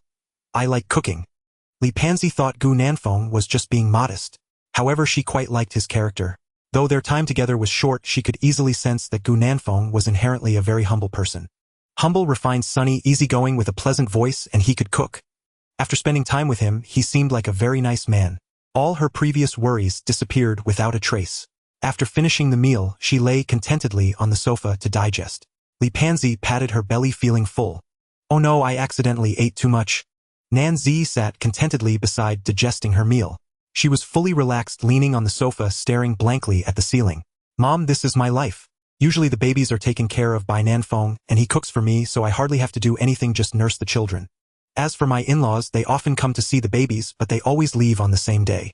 I know they are considering my feelings, trying to avoid any conflict between mother-in-law and daughter-in-law, and they are very good to me. Mom, this is my life, simple and uncomplicated. Although I can't travel abroad anytime like before, I prefer my life now. Li Pansy also leaned on the sofa blankly, gazing at the ceiling, quietly listening to her daughter speak. It had been a long time since she had felt this comfortable. The air around seemed to resonate with warmth. Are you sure you really like your current life? Or is it just a fleeting passion, a momentary liking? Nanzi replied with certainty, absolutely. Mom, I have found the love described in books. Love is simply two people who like each other being together. In their ordinary lives, both could feel the romance between them. Life had become full of hope and expectations. Every moment together was filled with joy. Nanzi hoped that for the rest of her life, she would continue to be with Gu Nanfeng like this until old age, completing this life together. Li Pansy fell silent, and in that moment she realized her daughter had truly grown up.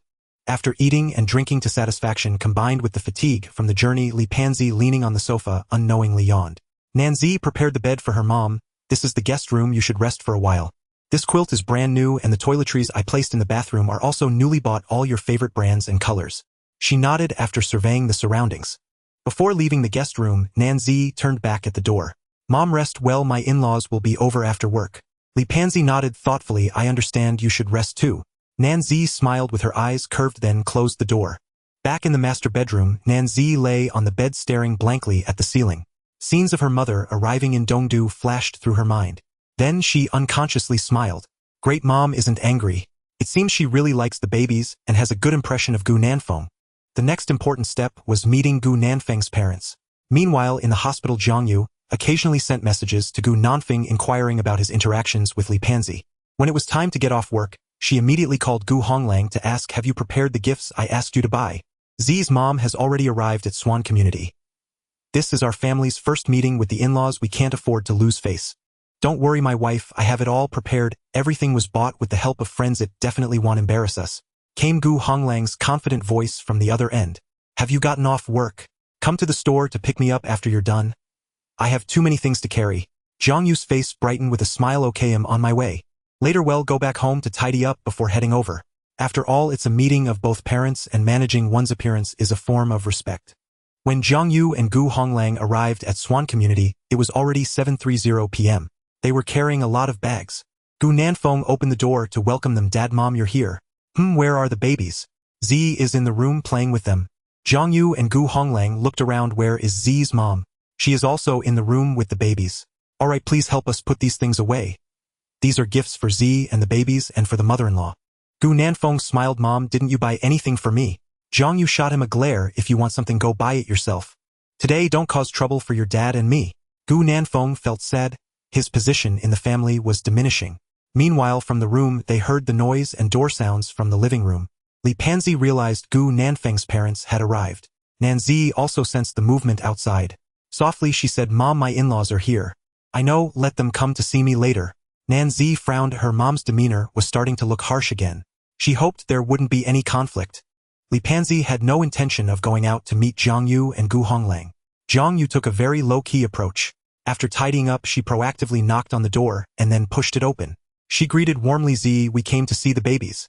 This must be your mother. Z's mom. Hello. I am Nanfeng's mother. My name is Zhang Yu. This is Nanfeng's father, Gu Honglang. As she entered, Zhang Yu's gaze immediately fell on Nanzi and Li Pansy. She had long wanted to meet her daughter-in-law's parents. Li Pansy was even more beautiful and graceful than she had imagined. They say money nurtures people. The other party looked well-maintained and appeared to be in their 30s, somewhat resembling Nanzi. Even in her 40s, she still had a captivating beauty and charm. After greeting, Gu Honglang also introduced himself enthusiastically. For this moment, Gu Honglang had secretly rehearsed several times at home, aiming to perform better during the meeting of both parents. Seeing the two greet each other, Nanzi nervously glanced at her mother, unsure how she would respond. Li Pansy nodded lightly. Hello, Nanfeng's parents, it's a pleasure to meet you. I am Z's mother. My name is Li Pansy. This time I came to Dongdu alone, as Z's father still doesn't know about their situation. Li Pansy's tone was calm and composed. Yet amidst her calmness there was a strong sense of pressure. Faced with her daughter hiding her marriage and children from her own parents, Li Pansy couldn't appear too warm. Being too warm might lead the other family to underestimate her, thinking she was eager to marry her daughter off. Things that come too easily are often not cherished. Li Pansy's demeanor was well-balanced, providing a sense of pressure, while maintaining a neither too close nor too distant aura. Zhang Yu and Gu Honglang exchanged awkward smiles. I'm sorry Z's mom for allowing Z and Nanfeng to keep this from you. It was our mistake. Our family should have informed you from the beginning regarding this matter. We apologize to you and Z's father. No matter how you decide, we accept the consequences. The attitude is quite good. However, regarding such a significant matter as their daughter having a baby, the other party has kept it hidden for so long. An apology from the Gu family cannot resolve this. Although Li Panzi did not show any displeasure in front of Nanzi, it does not mean she is not angry with the Gu family, especially the couple who have known about their daughter's affair with Gu Nanfeng all along. Both she and Nanzi's father were kept in the dark from beginning to end. For Li Panzi, this was extremely unfair. However, she concealed her feelings well in front of her daughter. Some things are not suitable to say in person. She looked at Zhang Yu and Gu Honglang and said, "Can we talk privately?" Then she turned to Gu Nanfeng, "If it's convenient, you can join us too." Nanzi was about to say something when Li Panzi interrupted her. "I need to discuss a few things with your grandparents and Gu Nanfeng. You take good care of the babies here." Nanzi frowned. "Mom, don't say anything excessive. Nanfeng and the others have treated me very well." Li Panzi's tone was very cold. "Just stay put and look after the children. What's wrong with me chatting with them for a few minutes? Am I not allowed to speak with them alone? If that's the case, why did you even call me over?" Nanzi pouted. Clearly, it was you who wanted to come. However, she also knew that her mother meant well, so she reluctantly compromised. To prevent Nanzi from eavesdropping, Li Panzi decided to hold the conversation in the guest room. The guest room's balcony had a huge floor-to-ceiling window. Standing on the balcony, one could see the countless lights of the East capital. Li Panzi sat in a chair and spoke to Zhang Yu and the three others in a cold tone. "The babies are already 2 months old. What are your plans moving forward?" Gu Nanfeng spoke first. "Auntie Z and I have already registered our marriage, but we haven't held the wedding yet. Once you agree, I want to give Z a grand wedding. I want to be with her forever." Zhang Yu also supported her son. "Yes, Z's mother, my husband, and I are also planning the wedding. As for the bride price, whatever you ask for, we can afford it." Li Panzi remained indifferent. She didn't care about the Gu family's bride price. Moreover, she had raised her daughter not to use her as a means to gain wealth. Regardless, she was still quite satisfied with the attitude of Gu Nanfeng and the others. Pretending to say, "Our Nan family is a respectable household, you may not be able to afford the bride price we demand. Besides, my husband still doesn't know about Z and your son. Given his temperament and character, if he finds out, he might not be willing to let Z marry into your family." Zhang Yu's greatest worry had come true. If the future bride's father disapproved of the marriage, even if Nanzi stayed, she might not find happiness without her parents' blessing. Moreover, there is an old saying that a marriage without parental blessing is unlikely to be happy. From Li Panzi's tone, Zhang, you could sense that the bride's father was a difficult person to deal with. How would they face this in the future? Gu Honglang was also troubled at this moment. Li Panzi's words did not discourage Gu Nanfeng. He spoke earnestly. "Auntie, I know that our family and the Nan family have a significant gap, but no matter how great the difference is, I will do my utmost to earn your and uncle's approval. If money is insufficient, I can find a way to earn it. If you are worried that I am not sincere towards Z, please wait and see. Time will prove everything. Although I, Gu Nanfeng, am just a poor boy, once I am determined, I will work hard, even if it costs me my life. I will not regret it. Z is the love of my life, the one I wish to spend the rest of my life with. No matter how great the difference is or what obstacles lie ahead, I will surely present myself to you and uncle with dignity and prove that I can take care of her." Zhang Yu and Gu Honglang saw their son so earnest for the first time. Looking at him, the couple felt a great sense of pride. Their son had grown up, mature, steady, and responsible.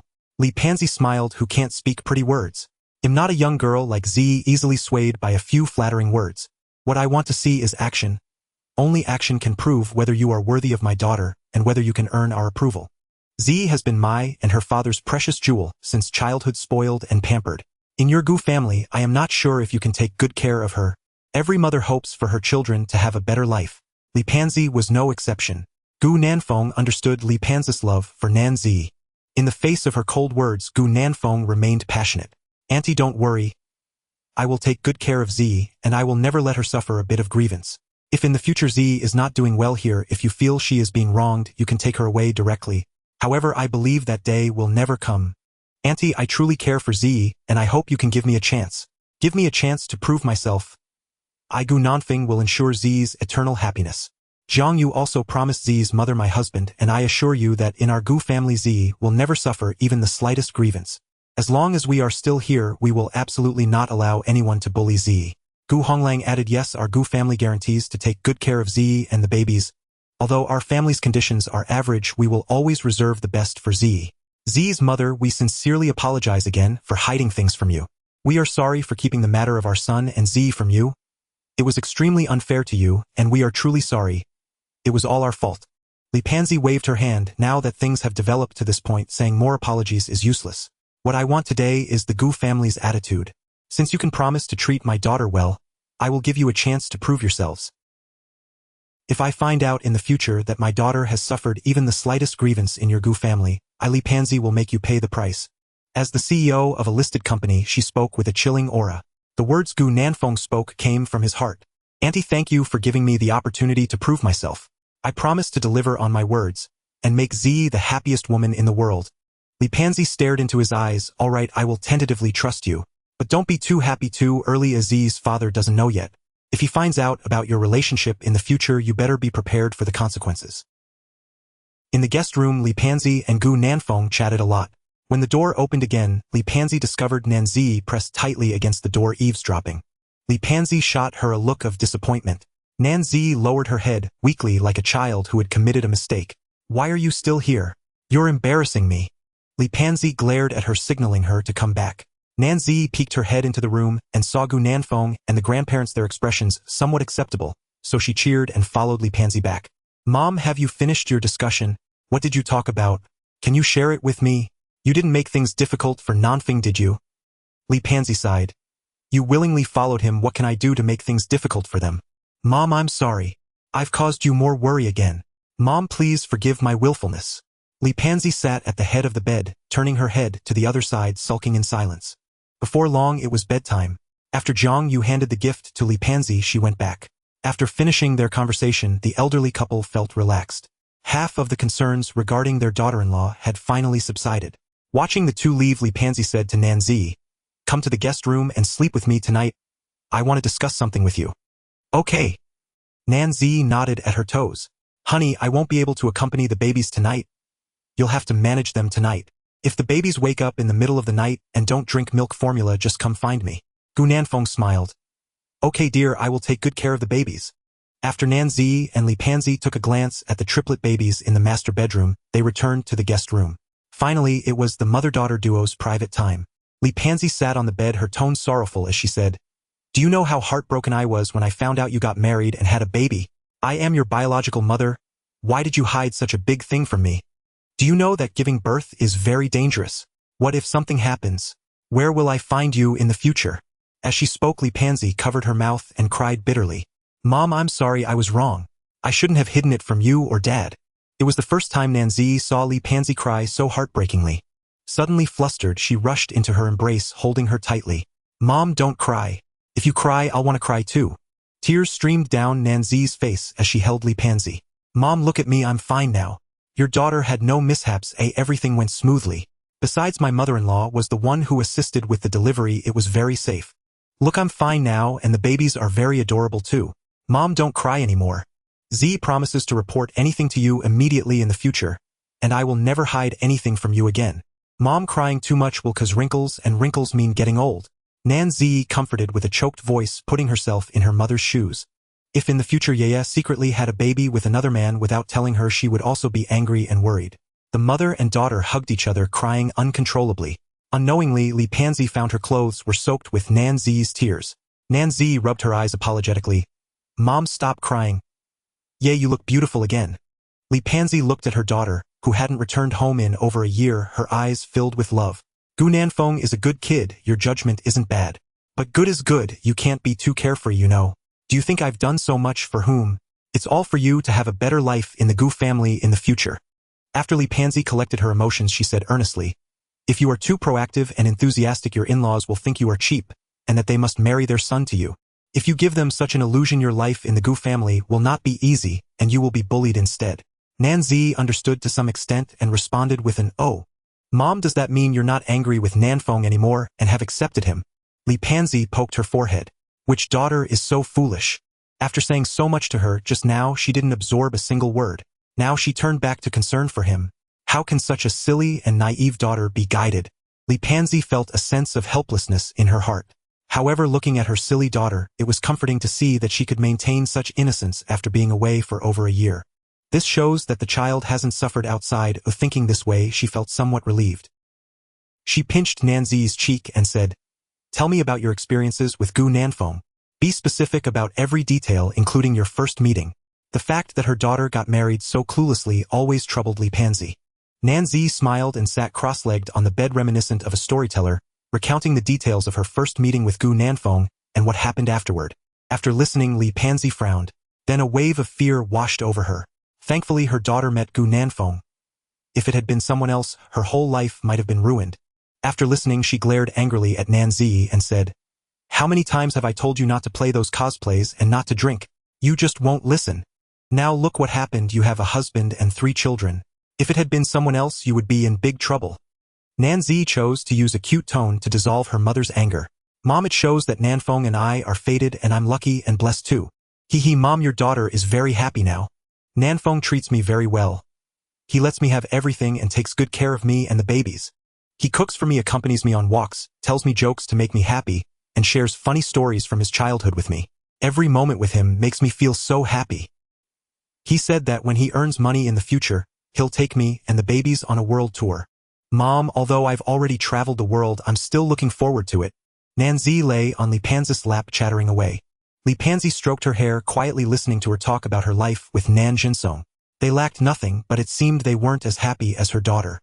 She couldn't help but recall the various moments she had shared with her husband over the years.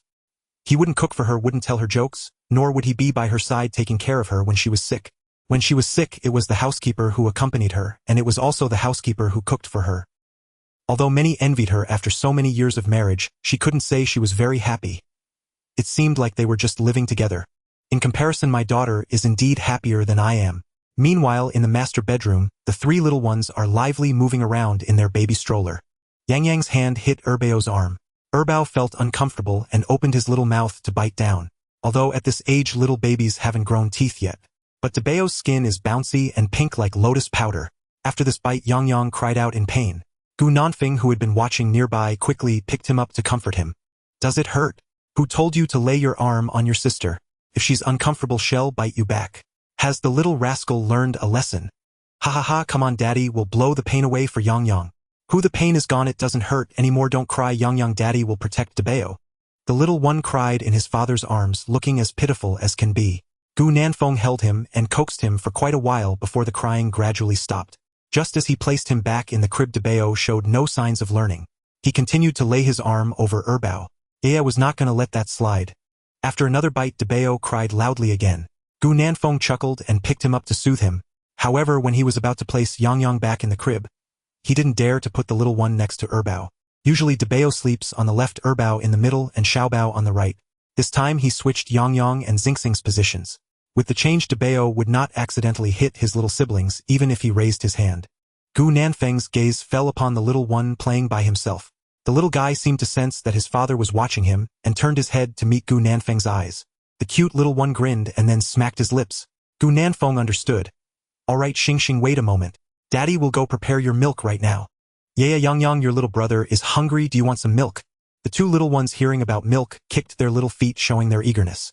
The siblings expressed, "Daddy, this baby wants to drink too." Gu Nanfeng's gaze softened. Soon he prepared 3 bottles of milk, deciding to feed Xiaobao first. The little dumpling held the milk bottle and happily drank away. With his big watery eyes, he occasionally paused to look at his father. Gu Nanfeng smiled. "Good boy Xingxing, keep drinking, daddy won't drink any. Daddy has grown up and doesn't drink milk anymore, so you don't need to share with me." When Gu Nanfeng was alone, he seemed to have many things to say to the babies. The little ones still couldn't understand, but Gu Nanfeng delighted in sharing his happiness with them. "Babies, do you know who came to the house today? It's Grandma. Grandma really loves the babies. Grandma looks a lot like Mommy, right? Do you like Grandma?" Upon hearing the word Mommy, Sanbao paused, holding the milk bottle and staring blankly at his father. "Oh right, where is Mommy? Where did she go?" The little one turned his head left and right, not seeing any sign of Mommy. His expression gradually shifted from sunny to gloomy, and he began to whimper and cry, trying to attract Mommy's attention with his cries. But this time he cried for a long time without her appearing, making Sanbao even sadder. Gu Nanfeng silently scolded himself for mentioning the subject that should have been avoided. Now the baby misses Mommy, what should he do? Fortunately, the Tumenhold baby has limited energy, and after crying tiredly, Xingxing dozed off in Gu Nanfeng's arms. Once Xiaobao fell asleep, Debao and Erbao also gradually drifted off to sleep. Gu Nanfeng tucked them in with their little blankets and quietly watched over them. The sleepy little ones look so adorable when they are asleep. After an unknown period of time, Gu Nanfeng also began to yawn and went back to bed. Feeling beside him, he noticed that one person was missing. It felt a bit strange without his wife around. The babies wake up 2 to 3 times every night. At night, hearing the babies cry, he reflexively opened his eyes. Then he quickly got up to check their diapers. After tidying up, he skillfully fed them. The biological clocks of the 3 little ones are almost the same. When one baby wakes up, the other 2 must be attended to as well. After the children fell asleep again, Gu Nanfeng returned to his place in bed. In the second half of the night, the babies woke up 2 more times. However, this time, after changing their diapers, no matter how Gu Nanfeng coaxed, they just kept crying.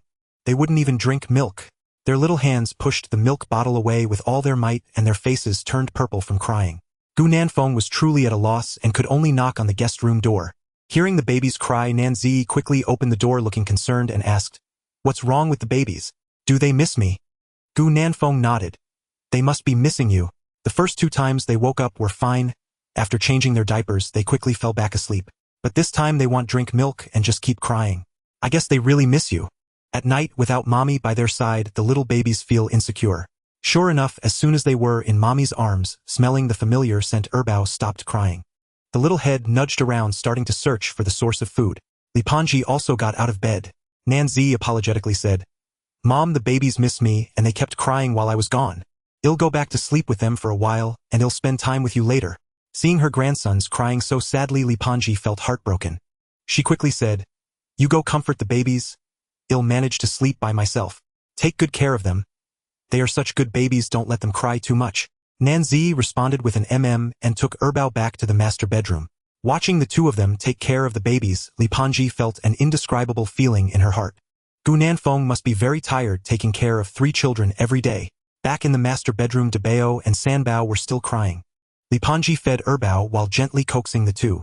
"Debao, Sanbao, you little rascals, why are you still crying? You miss mommy, right? But mommy is right here, isn't she?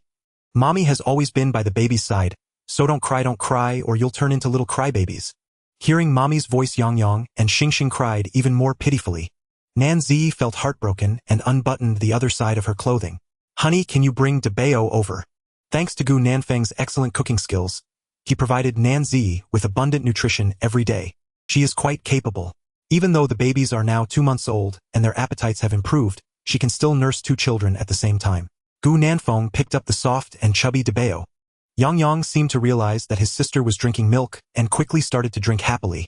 Debao, being quite characterful, cried while eating, looking both pitiful and amusing. Taking care of the baby is quite exhausting, especially when it's 3 of them, the burden doubles. When she finally calmed the little one down, Nanzi felt utterly fatigued. As soon as the little ones fell asleep, she quickly drifted off to sleep herself. Ding! Congratulations to the host for initially gaining the approval of the mother-in-law, rewarded with a Xiaomi SU7 Ultra in parrot green hatchback version and a new energy car. Just as Gu Nanfeng was preparing to sleep, suddenly the voice of the system echoed in his mind. What does the system mean by this? The mother-in-law has initially accepted him. The system detected the approval from the other party. She initially accepted him. This made Gu Nanfeng incredibly excited. Hooray! As long as he gained the mother-in-law's approval, he could finally set down half the burden in his heart. Moreover, there was even a reward this time. He was quite familiar with the Xiaomi SU7. He had a clear understanding of the style and price. Not long ago, he had acquired a dazzling crimson one worth over 300,000. He never expected to be rewarded with an ultra version this time. The parrot green color is absolutely stunning. He had come across promotional videos on Douyin where the regular version costs over 500,000 and the high-end version costs 810,000. 490,000. With 2 air vents on the front hood, it would look even cooler. Online, regardless of gender, many people loved this car. He has a nanny car, making it very convenient to take the babies out. Last time he intended to give the SU7 Dazzling Crimson to Nanzi, but she ended up giving the car to her mother. She doesn't have a car at all. Gu Nanfeng had originally planned to buy her one, so it would be convenient for her to return to school after her break.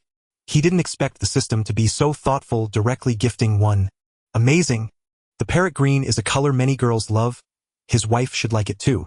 Gu Nanfeng happily thought about preparing a surprise for his wife. After gathering his emotions, he communicated with the system. "System, when can I get the car?" The system replied instantly, Anytime.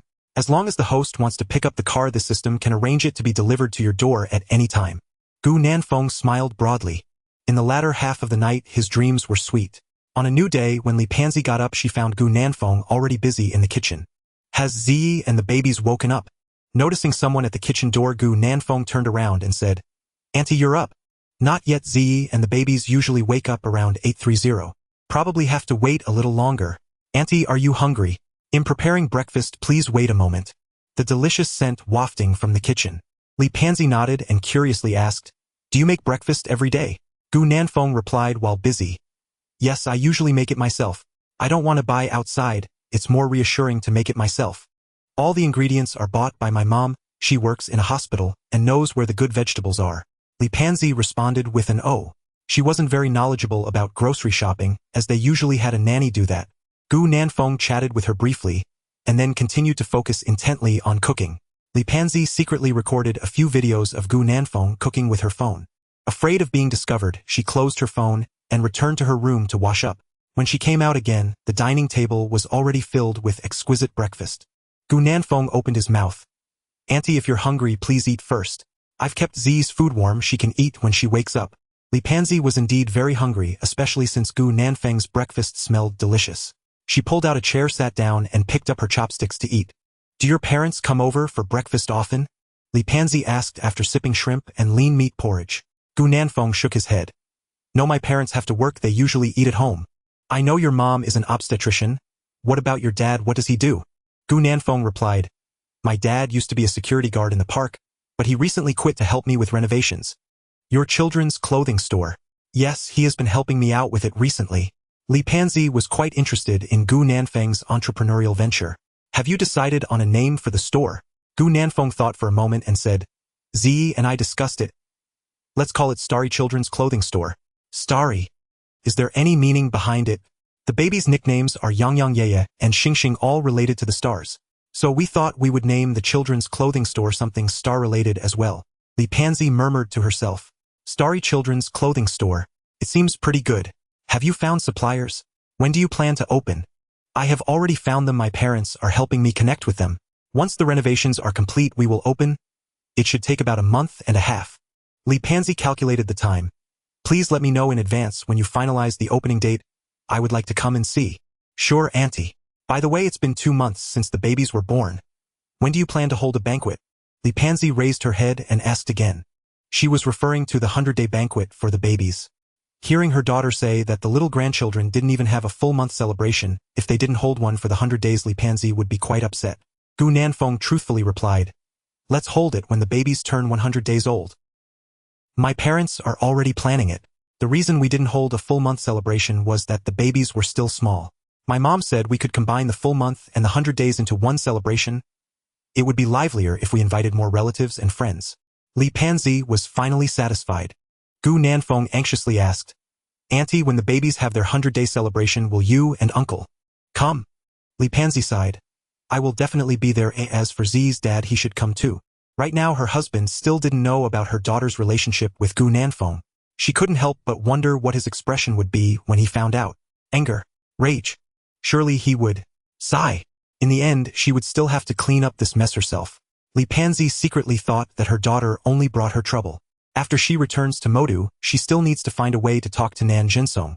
I'm going back to Modu tomorrow. After I return, I'll leave Ziyi and the babies in your care. Gu Nanfeng frowned. You're going back so soon? Don't you want to spend a few more days with Ziyi? Auntie, it's been a long time since you two met. Ziyi misses you. Li Pansy shook her head. I've been away for too long, or her dad will get suspicious. I'll go back and think of a way to talk to him, striving to have him come over together when the babies have their 100-day celebration. Gu Nanfeng suddenly understood, feeling a warm touch in his heart. He secretly thought that his mother-in-law was quite good to him. No wonder Chang Liusu said, she had a sharp tongue but a soft heart. The two continued their conversation. At that moment, Gu Nanfeng vaguely heard the sound of the babies crying from the room. He knew that the little crybabies had woken up. As he pushed the door back into the room, Nan Ziyi was already holding the little one, soothing them. Gu Nanfeng took the little one in his arms, smiling gently. Wife, you go wash up first. He'll take care of the kids. The triplet babies, upon waking up in the morning, inevitably needed a diaper change and then to be fed. The babies have already gotten used to being taken care of by their father in the morning. After putting on a new diaper, they are happily drinking milk in Gu Nanfeng's arms. The little expression on their faces shows pure enjoyment. However, the little one is a bit different from the older siblings. After a few sips, he loses interest. Turning to look at the bathroom with eager eyes, Gu Nanfeng knows he wants to drink breast milk. He smiles and comforts Xingxing. Not so fast, mommy is washing up. After she finishes washing up, I'll hold you. Why? Is the milk powder not good? Come on, have another sip and daddy will reward you with a little red flower. Sanbao doesn't want the little red flower and pushes the bottle away. The human cub expresses that he wants to save room in his stomach for more milk. Nanzi comes out of the bathroom and meets her youngest son with a pitiful look in his eyes. She skillfully unbuttons her soft and squishy rice dumpling. After Xingxing is full, she hands her son back to Gu Nanfeng. As Gu Nanfeng plays with them, he says, "Wife, breakfast is ready, you should go eat.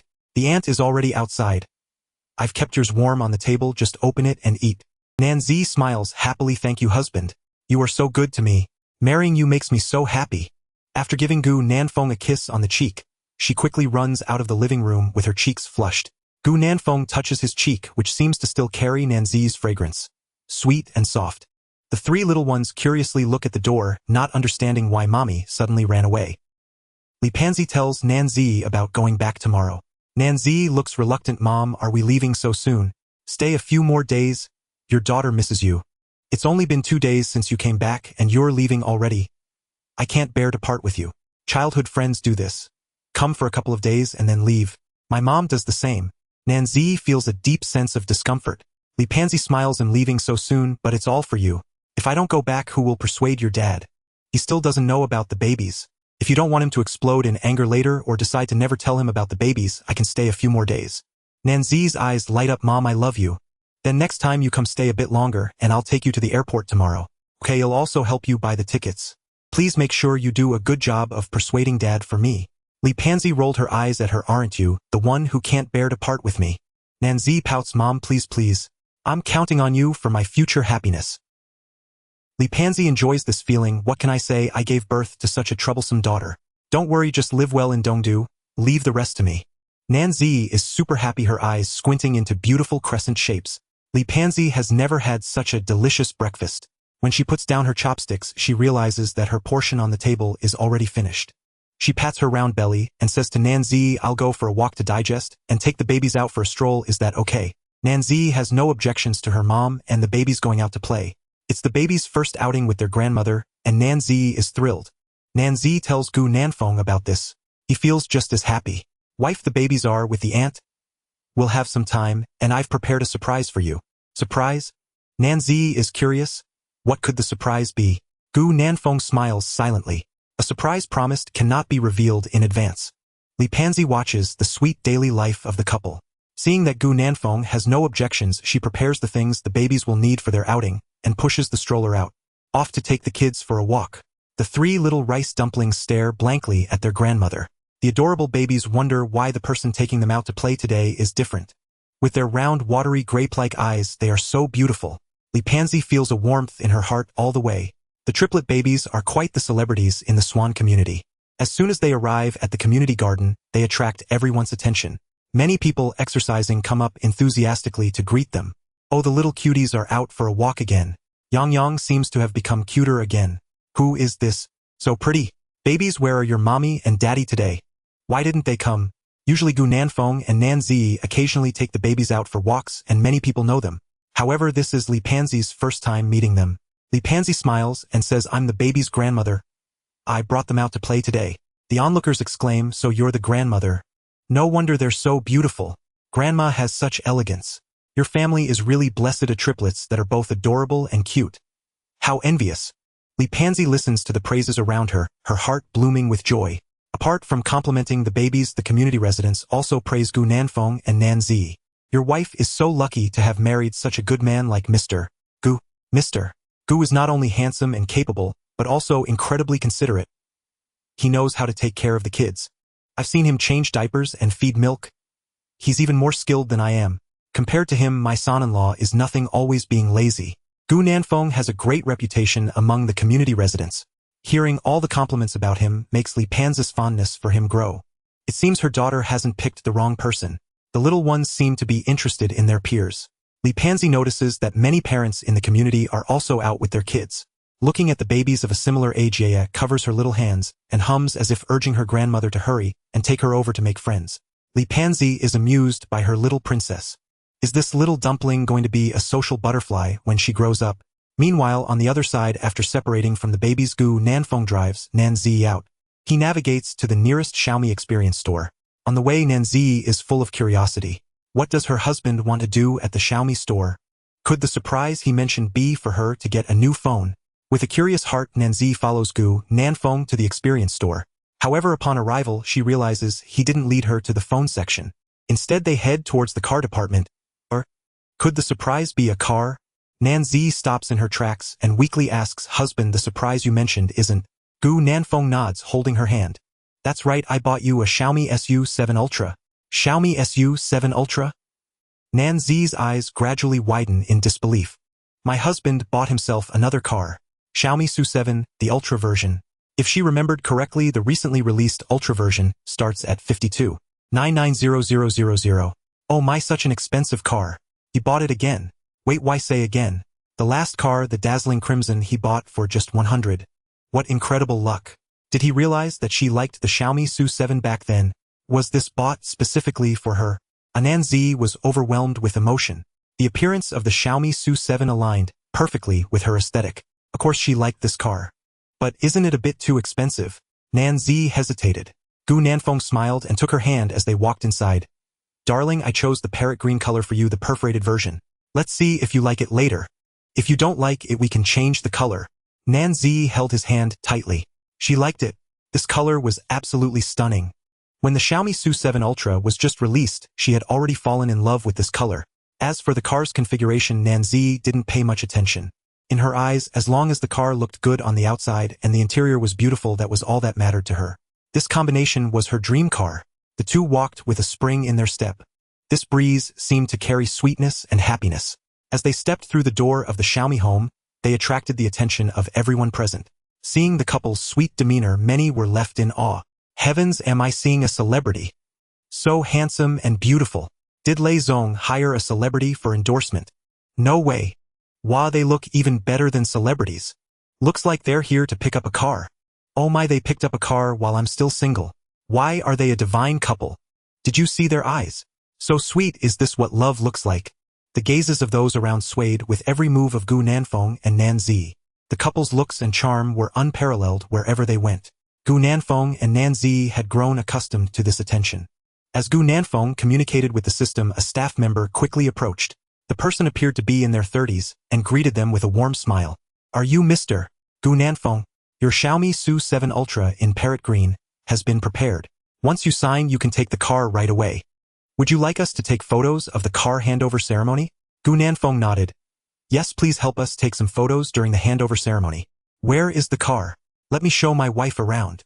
The staff respectfully gestured for them to proceed. Nanfeng held Nanzi's hand as they walked forward.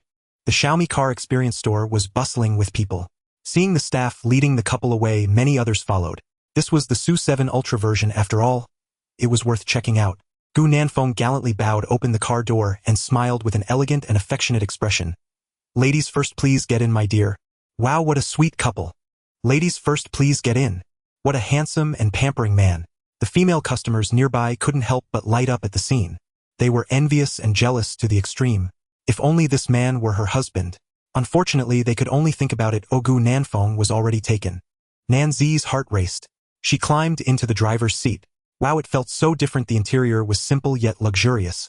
There was also a large central control screen, such a beautiful interior. The space was also super spacious. It was equipped with an intelligent vehicle system. Just by calling out, Xiao AI, it could almost complete any operation for the owner. Nanzi experienced it for a bit. She was extremely satisfied with this car, and the color was also her favorite. Seeing that his wife liked it, Nanfeng called the staff over and signed with a wave of his hand. The staff smiled. Mr. The car is officially yours. You can go get the license plates when you have time. Nanfeng acknowledged. He had to admit that the attitude of the Xiaomi car staff was quite good. After getting the car, he couldn't wait to see his wife on the road. You should drive it back later. Nanzi exclaimed. Me drive? Yes, Nanfeng nodded. It's fine, don't be afraid, it'll be right beside you. Just drive slowly. Looking at Gu Nanfeng's bright and cheerful smile, Nan Ziyi encouraged herself. After taking a deep breath, she nodded. Okay, but I'll drive slowly, you mustn't laugh at me. How could I? It's been a while since I drove. Everyone drives slowly at first. Gu Nanfeng's tone was full of affection. He gave her endless reassurance. With him around, Nan Ziyi gradually felt less scared. She fastened her seatbelt and set off for home. It had been a long time since Nan Ziyi had driven. Once she started, she kept checking the rearview mirrors on both sides. Afraid she wouldn't see clearly, she even rolled down the window. As the car slowly moved, she gradually found her driving rhythm. What Nan Ziyi and Gu Nanfeng didn't know was that just as they stepped out of the Xiaomi home, they ran into Liao Yue. Today, Liao Yue came to see cars with her friends. Recently, the Xiaomi SU7 had been so popular online and was favored by young people. Naturally, Liao Yue was no exception. Recently, she and her friends got to know a big brother who said he would buy her a Xiaomi SU7. So they specially came to the experience store today to test drive. Unexpectedly, they ran into Gu Nanfeng here. Her friend's eyes were as good as ever. Oh, my Yuyu's parrot green Xiaomi SU7 seems to be the Ultra version. Only the Ultra version has this color. So handsome and beautiful. Do you think Feng Xiao will buy us this model? Even the ordinary version costs over 500,000 Feng Xiao probably wouldn't buy us the Ultra version. No way, that looks like Nan Ziyi in the driver's seat and Gu Nanfeng in the passenger seat. Her friend exclaimed with excitement. They pulled Liao Yue over to look inside the car. Unfortunately, due to the angle, they could see Gu Nanfeng and Nan Ziyi, but they couldn't see them. Thus, Gu Nanfeng had no idea that Liao Yue was right at the entrance of the Xiaomi home. Watching Gu Nanfeng chatting and laughing with Nan Ziyi in the car, Liao Yue was stunned. How could Gu Nanfeng be here? And how could he be sitting in a Xiaomi SU7 Ultra? The car had a temporary plate. Did they buy this car? No way, no way. How could this be possible? When she recognized that the person in the passenger seat was Gu Nanfeng, Liao Yue wanted to rush up and ask for clarification. But after Nan Ziyi turned the corner, she couldn't catch up in her high heels. Her friend also rushed over. Oh, what's going on here? How could Gu Nanfeng and Nan Ziyi be here? Did they also come to look at cars? Liao Yue shook her head. I don't know. Let's go inside and ask the staff. They might know. How could this be? How could Gu Nanfeng be here? After all, he had just managed to persuade the old man to buy him a Xiaomi SU7. The other party promised to buy him a standard version. But how did Gu Nanfeng end up with the Ultra version? Where did he get so much money? Liao Yue felt extremely frustrated. Let's go. We need to ask the salesperson what's going on, she said, pulling her friend inside. Her friend was also filled with doubts, unsure if that car truly belonged to Gu Nanfeng. Before they could ask, as soon as they entered the car experience store, they heard the envious voices of the crowd. The handsome guy who just bought the car is named Gu Nanfeng. Wow, what a nice name, and he's so good-looking. His wife is super beautiful too, and her name is so poetic. Nanfeng knows my intentions, blowing dreams to the West Joe. What a romantic couple. That guy spent over 500,000 for his wife at once. How come I can never meet such a man? Paid in full. If I had that much money, I would take a loan and keep the cash for security. Haha, that's you. He's not short on money, okay? Since he's not short on money, of course he paid in full. As soon as they entered, they were met with waves of envy. Liao Yue and her friend were stunned. Paid in full? Gu Nanfeng bought the Xiaomi SU7 Ultra outright. She couldn't believe it and immediately found a salesperson to ask. Excuse me, did you just sell an Ultra version? Was it paid in full? Who paid for it? The salesperson, momentarily caught off guard by Liao Yu's question, quickly smiled sweetly and replied. Yes, did you see them? It was paid in full, and it was my colleague who attended to them. The guy paid. Liao Yu's eyes widened. So it was indeed Gu Nanfeng who paid. Back when they were together, he didn't have this much money. He wouldn't even dare to add extra to his fried noodles. Seeing her reaction, the salesperson thought she was envious of Nan Ziyi. Smiling, she comforted. That girl is lucky to have a husband who treats her well. Good men like Gu Nanfeng are rare. You're so beautiful. I believe you'll meet someone who pampers you and loves you, a handsome husband in the future. Miss, are you here to look at cars? How about I take you for a test drive? Beautiful, wealthy, pampering herself and loving herself. Liao Yue really wanted to say that she had already met someone like that, but that man back then was broke. As a result, such a good man was pushed away, benefiting Nan Ziyi. Liao Yue, looking displeased, coldly said, I came to look at cars, but I'm not in the mood now. Let's come back another day. After saying that, she tried to leave. Right now, she desperately wanted to find Gu Nanfeng, wondering if he was pretending to be poor when they were together. Just as she was about to leave, her friend pulled her back. Yoyue, don't act impulsively. Calm down. What good does confronting Gu Nanfeng do now? He's with Nanji now. There's no possibility for you two anymore. Don't worry about how he got the money. What we need to do now is to get that car. It's a standard version worth over 200,000. Even if you don't drive it later, you can sell it. Would you pass up such easy money in front of you? Her friend urged her to calm down. In the past, she suspected that the houses and cars Gu Nanfeng bought were rented just to deceive Nanji. But hearing the staff say that Gu Nanfeng paid in full for the Xiaomi SU7 Ultra, her friend had overturned her previous conclusion.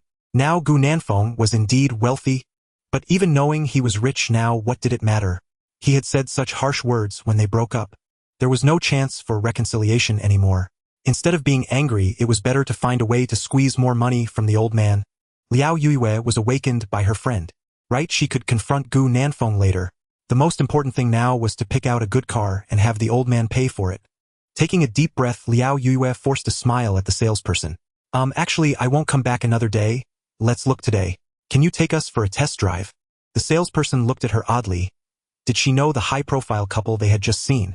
On the other side, Gu Nanfeng and Nanji were unaware that Liao Yue was inquiring about them at the car experience store.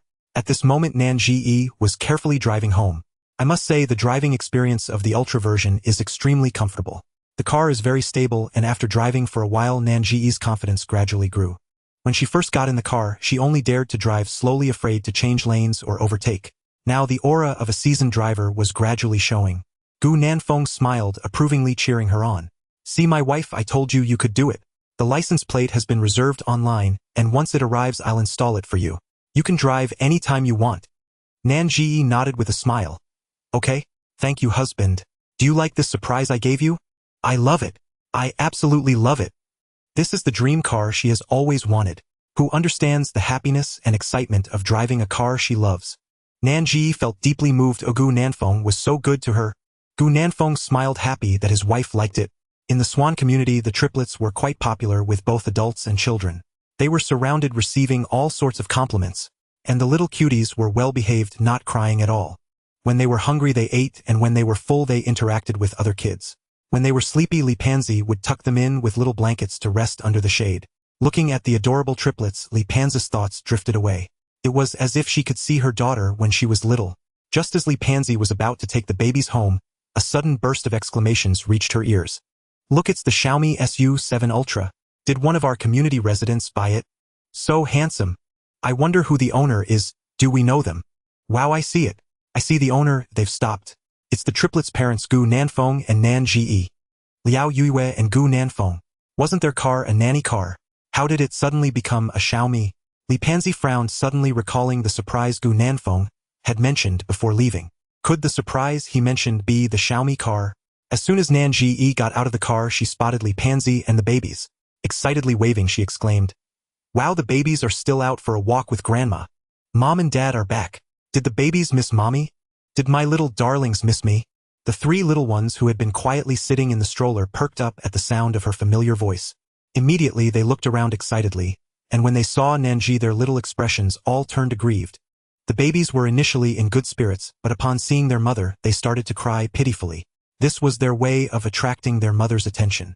In quick strides, they rushed to the stroller, each taking turns to be picked up and comforted. "Oh dear, don't cry, don't cry. Mommy is here to hug my little cutie," the eldest baby wailed loudly. Hearing her mother trying to soothe him only made him cry even louder and more sorrowfully. Nanzi smiled indulgently. "Little rascal, come here, a kiss from Mommy, and you're not allowed to cry anymore. Wow, whose baby is so fragrant and soft? Oh, it's Yang Yang. You little one, you're so adorable, it's against the rules. That won't do, Mommy will punish you. You have to stay by Mommy's side from now on, okay?" Feeling the love from their mother, the eldest baby giggled happily. The eldest was overjoyed, while the second and third babies looked on eagerly, their pitiful expressions seemingly asking, "Mommy, when will it be our turn?" Nanzi would not play favorites with her love for the babies. She handed the eldest to Gu Nanfeng, and then scooped up Yaya to comfort her. Gu Nanfeng took the eldest son, who stared at him blankly. Gu Nanfeng blinked. "Yang Yang, why are you looking at Daddy like that? Did Daddy's good looks mesmerize you? Did you have fun playing with Grandma today?" Yang Yang reached out to grab his father's face. Gu Nanfeng, enchanted by the eldest's cuteness, couldn't help but lean in and kiss his little face. Meanwhile, the second and third babies were also calmed by Nanzi. They transformed back into joyful little angels. Li Panzi carried the little one and approached the stroller to ask, "Did you buy this new stroller?" Nanzi smiled sweetly and nodded, yes mom, it was just purchased by Nanfeng.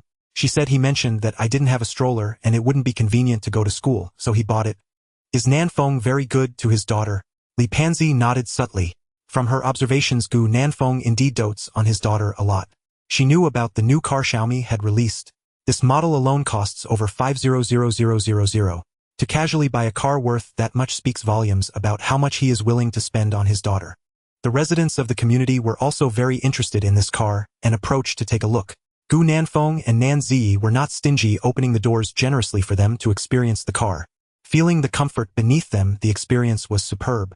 Gazing at the stylish and high-end interior coupled with the handsome and charming Gu Nanfeng and the adorable triplets, everyone's envy towards Nan Zi deepened. The new car's appearance was stunning and many took selfies in front of it. Even Li Panzi couldn't help but take several pictures with the babies. The little ones had played outside all morning and fell asleep soon after returning home. As lunchtime approached, Gu Nanfeng entered the kitchen to start preparing. With the babies asleep and her husband busy, Nan Zi took the opportunity to pull Li Panzi downstairs for a selfie in front of the new car. Mother and daughter posed happily, giving a peace sign. Nan Zi clicked send to Chang Liusu. Chang Liusu replied, instantly astonished, asking, wow, such beautiful new pants and a gorgeous car. Did your aunt buy this for you? Chang Liusu noticed the different highlights and sent several envious emojis. Nan Zi chuckled, what do you think? Isn't it beautiful? I just picked it up this morning. Can tell. What's up with you, woman? Showing off your new car right after getting it. How could you be so ruthless? Quick, tell me, did your aunt buy it for you? If she did, have her get me one too. I'm her little treasure as well, right? Nan Zi replied with a smug expression. No, my husband bought it for me. Chang Liusu was shocked. It was Gu Nanfeng who bought this for Nan Zi. This car costs over 500,000. Gu Nanfeng must have money. Chang Liusu remembered that he purchased the house car and even a shop outright. And he still had money left for a car. Nan Zi laughed heartily. I don't even know how Nanfeng earned so much. He must be lucky, maybe he made it through stock trading. As for where Gu Nanfeng's money came from, Nan Zi didn't ask too much. She just needed to know that he treated her and the babies well. Chang Liusu was stunned. Honestly, she had to admit it. As a peer, she felt like she was nothing compared to Gu Nanfeng. She used to think she was quite remarkable. With looks, figure, high education, good family background, and well-rounded development in morals, intellect, physical fitness, and aesthetics. But now she realized what it means that there are always people better than you. Gu Nanfeng came from an ordinary family, and his parents hadn't helped him much. Goodness, he managed to buy a house and a car all by himself, achieving what he has now. If it were her, she absolutely couldn't do it. Feeling good after boasting to Chang Liusu, Nan Zi's mood brightened. Li Panzi also saw the conversation records between the two. She noticed Chang Liusu said she liked this car. Without hesitation, Li Panzi sent her a private message, immediately promising her another one. Seeing that Li Panzi was going to buy her a car, Chang Liusu quickly replied, Auntie, I was just saying it. I already have a car, don't take it seriously. Li Panzi smiled, saying this was a gift for her. If the other party hadn't revealed it, she would still be in the dark about her daughter and the babies. Chang Liusu was sweating profusely. Auntie, it's fine. I told you because I consider you a sister. With our relationship, you want to give me a gift. Are we not sisters anymore? However, Li Panzi was determined to give a gift. She quickly ordered another one for Chang Liusu, just in a different color. She heard that Li Panzi was going back tomorrow. Zhang Yu came over after work, bringing Gu Honglang along for dinner. They carried quite a few things. Zhang Yu cheerfully said, Mother-in-law, these are all specialties from my hometown. I specially had someone send them over for me. You should take some back tomorrow to taste. Gu Nanfeng opened the bag and found it was either cured meat or taro potatoes and other local specialties, even 2 live chickens. With so many items, how can you take them on a plane? Zhang Yu shot her son a look. It's not convenient to take them on a plane. Can't you just have them shipped to Zi's mother instead? Now in big cities, it's not easy to find authentic local specialties from the countryside. Zhang Yu had put in quite a bit of effort to gather these. Gu Nanfeng suddenly realized that makes sense. Tomorrow when Auntie goes back, I'll help her ship them. Actually, Li Panzi usually didn't eat these, but since it was a kind gesture from the Gu family, she didn't refuse. After dinner, Zhang Yu chatted with Li Panzi for a while.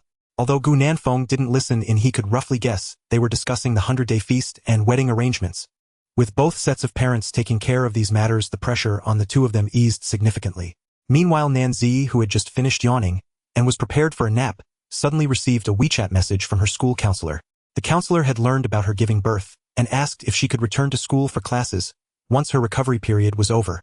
Recently, the matter between the two of them had stirred up quite a commotion at school. How could Nan Zi's counselor not know? However, what surprised Gu Nanfeng was that the other party had messaged Nanzi so soon. Upon receiving the counselor's message, Nanzi wore a forlorn expression. "Husband, what should I do if I don't want to go back to school? I don't want to leave you and the babies either. Studying is so painful." Gu Nanfeng smirked. "If you don't want to go back, then don't. But if I don't go back, what if the school doesn't let me graduate later? What are you afraid of? I will take care of you." Nanzi's heart fluttered. "But our counselor has always treated me well. If I don't go back, she will definitely be sad. Then think about it for a while. No matter what decision my wife makes, I will support you. If you go back to school, you don't have to worry about the babies. I will take good care of them." Nanzi sat cross-legged on the bed, resting her chin on one hand, looking forlorn. Gu Nanfeng knew she didn't want to return to school after being away for so long. Once she figured things out, her mindset would naturally adjust. Evening came. Li Panzi wanted to sleep with the babies. She thought that since they had been well-behaved during the day, not crying or fussing, they should be good at night as well. But it turned out Li Panzi miscalculated. First, everything was fine. The three little ones were indeed well-behaved. However, when it was time to sleep, and they couldn't see their mom and dad, the three little ones started to wail. They cried as if the sky was falling and the earth was collapsing. No matter how Li Panzi tried to soothe them, it was of no use. She was pacing around the room, holding the second baby in her arms anxiously. "Why has Yaya turned into such a crybaby? Weren't you very fond of Grandma during the day? Why are you suddenly crying so sadly? And Yang and Xingxing, why are you crying too? Did Grandma not treat you well?" The three little ones looked at their grandmother, who resembled their mother, and cried even harder. At over 2 months old, they could already recognize people. Although their grandmother looked like their mother, the little babies knew that this was not their mom. In the master bedroom, Nanzi seemed to sense something, feeling as if she could hear the babies crying. She stepped outside to the guest room and leaned against the door to listen closely. Sure enough, it was the sound of the little ones crying. She hurriedly knocked on the door. "Mom, are the babies crying?" Upon hearing the knock, Li Panzi seemed to see a savior. She quickly opened the door. Upon seeing her mother, the second baby in her arms cried even more pitifully, twisting and turning while wailing. Nanzi felt heartbroken and quickly took over to soothe the baby. Li Panzi sighed. "The babies were fine during the day, but they can't handle it at night when they can't see you. No matter how I comfort them, it just doesn't work." Nanzi replied while comforting. "It's probably because they didn't see me and Nanfeng. The little ones feel insecure." Nearby, the two little ones in the crib were crying, trying hard to look around for their mother. However, lying flat, they couldn't see anything. The next moment, their cries grew even louder. Nanzi quickly called Gu Nanfeng over. "Mom, let's take the babies back to rest. You should rest well too."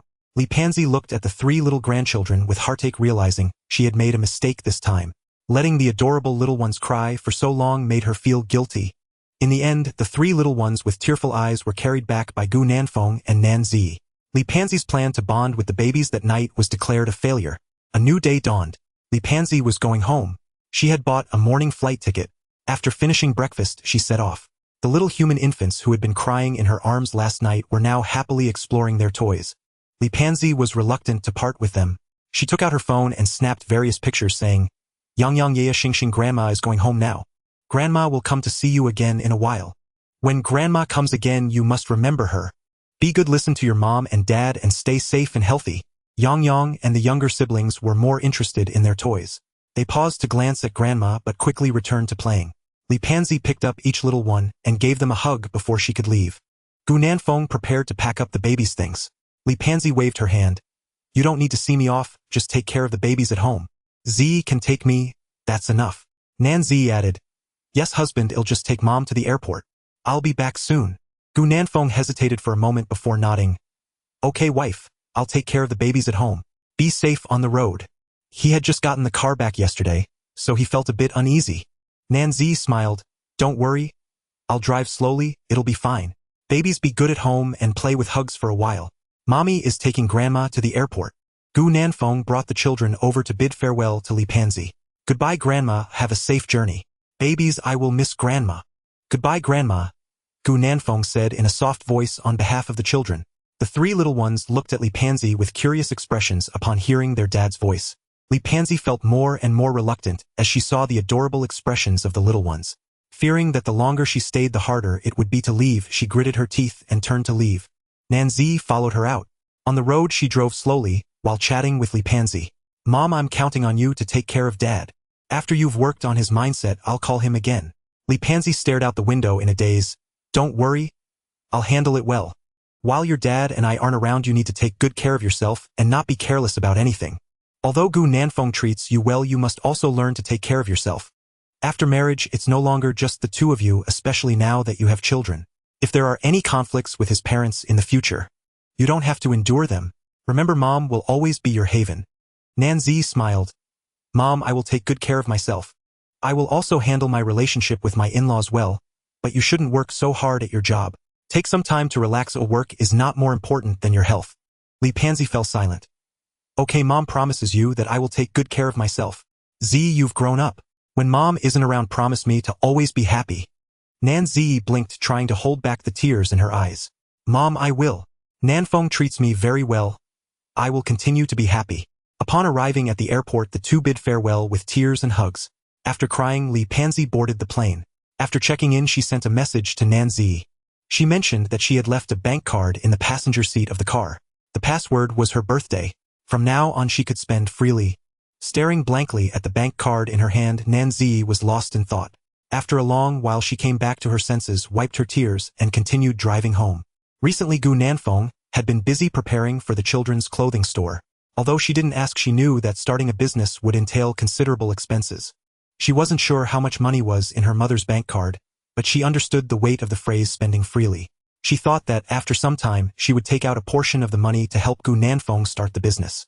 Upon arriving at her doorstep, Nanzi composed herself before pushing the door open.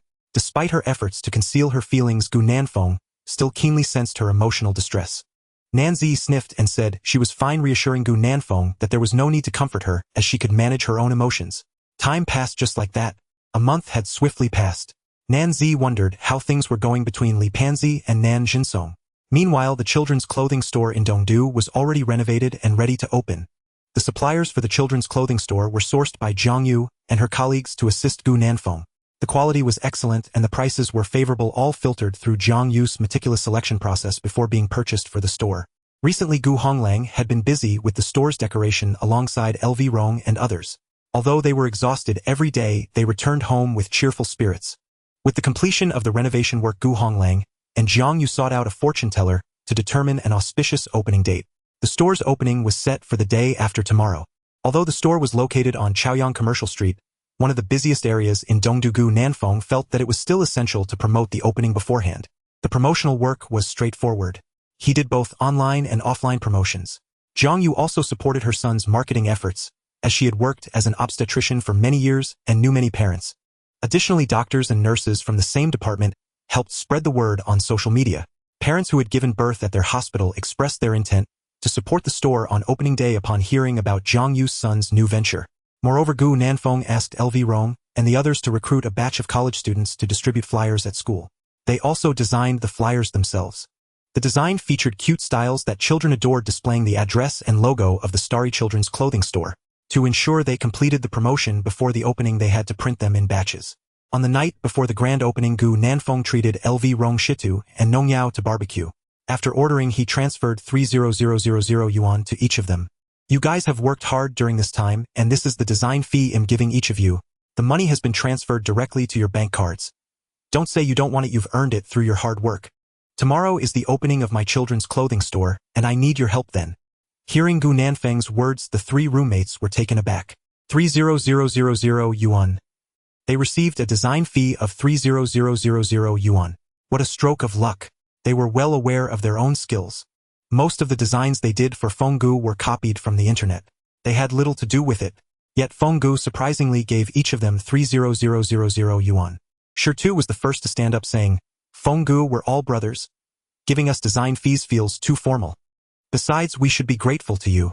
The teacher said our designs for the children's clothing store were quite good and could be considered our graduation project. So we've essentially completed our graduation project ahead of time, and we should thank you. Starting a business requires a lot of initial investment, and we haven't really done much. It's all been Gu Shu working hard. I'll refund you the money. Gu Nanfeng insisted they keep it, saying, this is what you deserve. I'm very satisfied with the design of the children's clothing store, and so is Z. My mother also really likes it.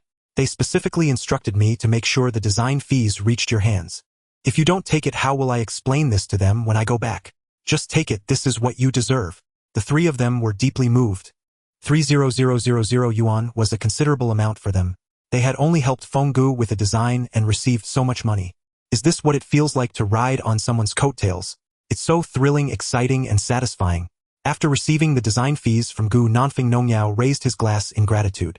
Thanks to Feng Gu for giving us this opportunity. Feng Gu, your children's clothing store opens tomorrow, and we wish you endless business success. May the store thrive every day, bringing in wealth and prosperity. LV Rong and Shirtu also raised their glasses to celebrate, saying, Feng Gu, we wish you a grand opening and prosperous business. Just let us know when you need our help in the future. Gu Nanfeng, who still needed to take care of the children, refrained from drinking. He smiled and said, I'll gladly accept your blessings and wish for smooth sailing in the future. Tomorrow is the first day of opening, and it will likely be very busy. I'll need you guys to come help out. Nongyao patted his chest and assured, Don't worry, Feng Gu, we've got this. We'll be there early tomorrow.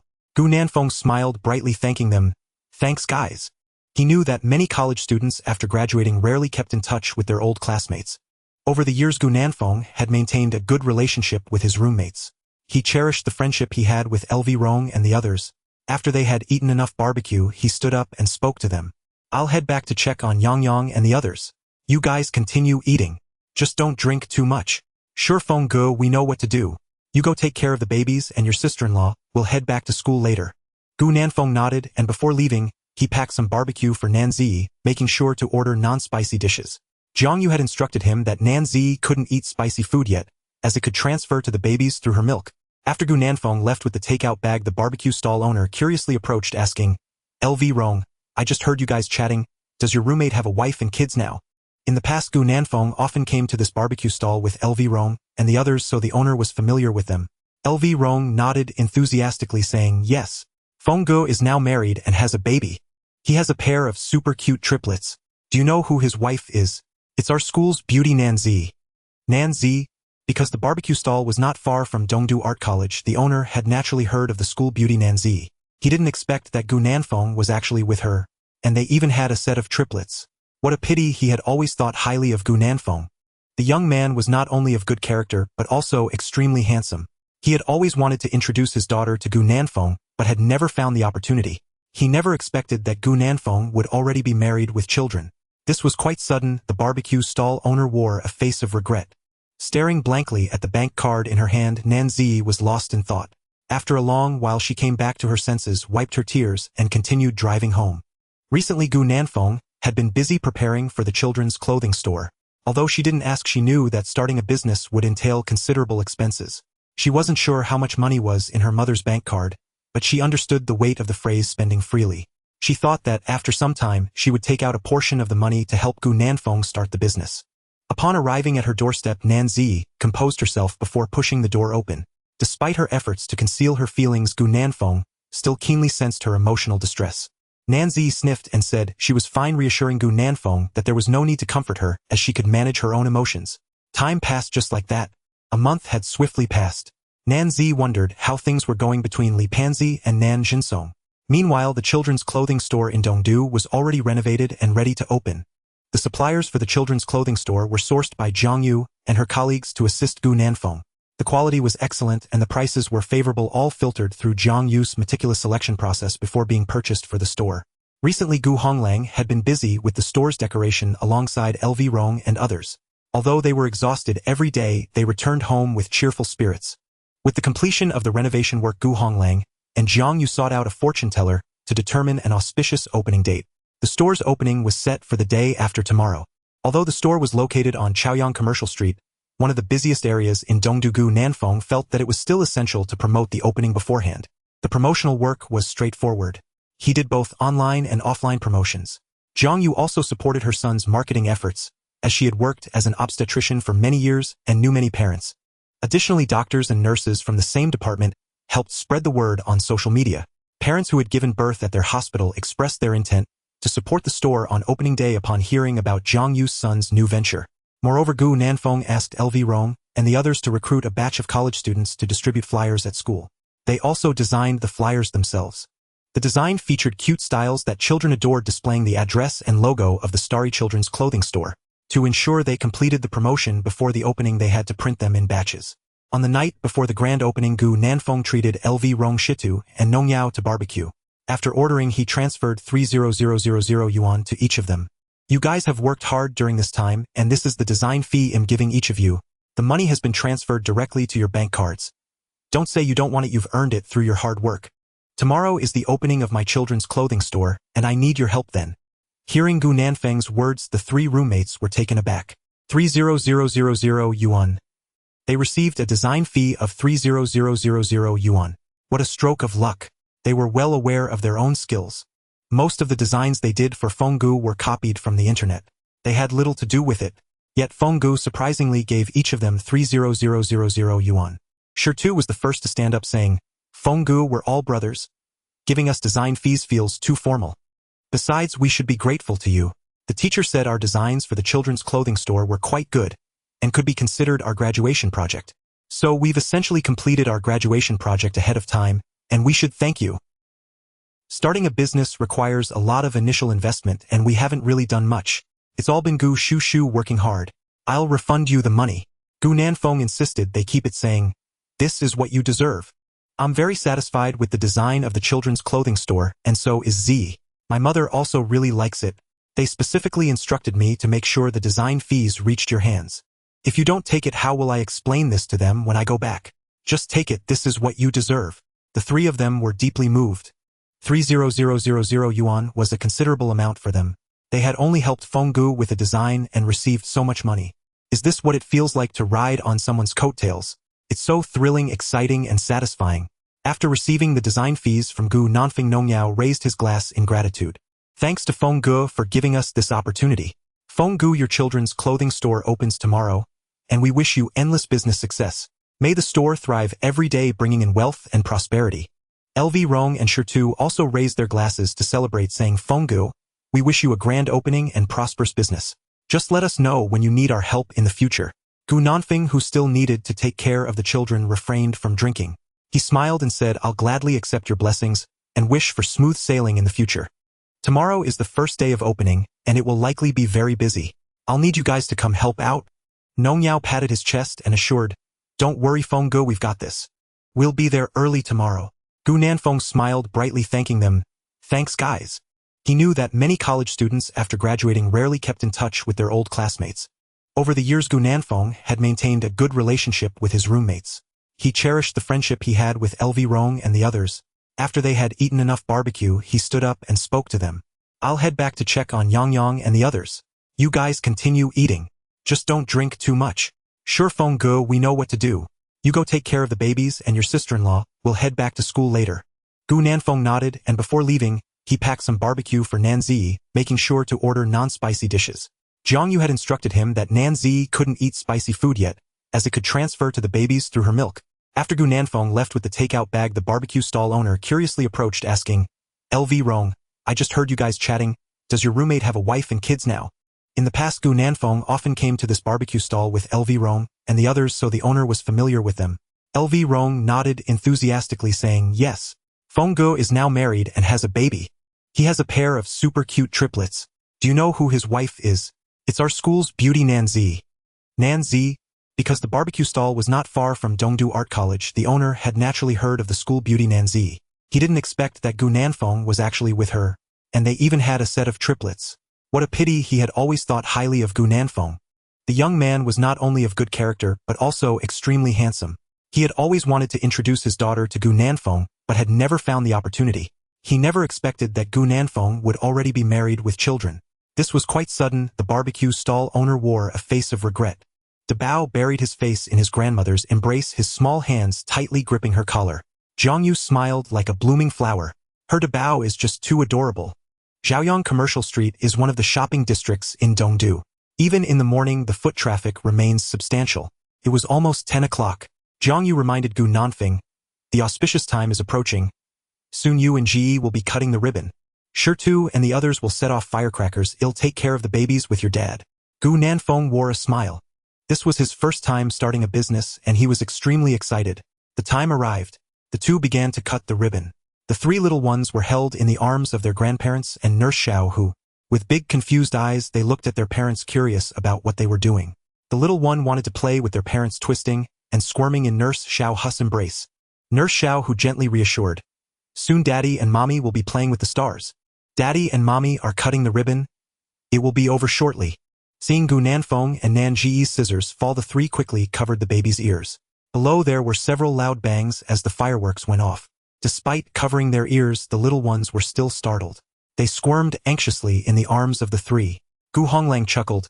"Yeah, don't worry, Grandpa will protect you. Now that the ribbon cutting is over, there's no more noise, so there's nothing to be afraid of." Nan Ji noticed the children's unease. After the ribbon cutting, she hurried over to take the triplets back to the stroller. Seeing their mother return, the little humans slowly regained their sense of security. After the ceremony, Jiang, you let the staff return to their respective positions. The college students continued their part-time jobs.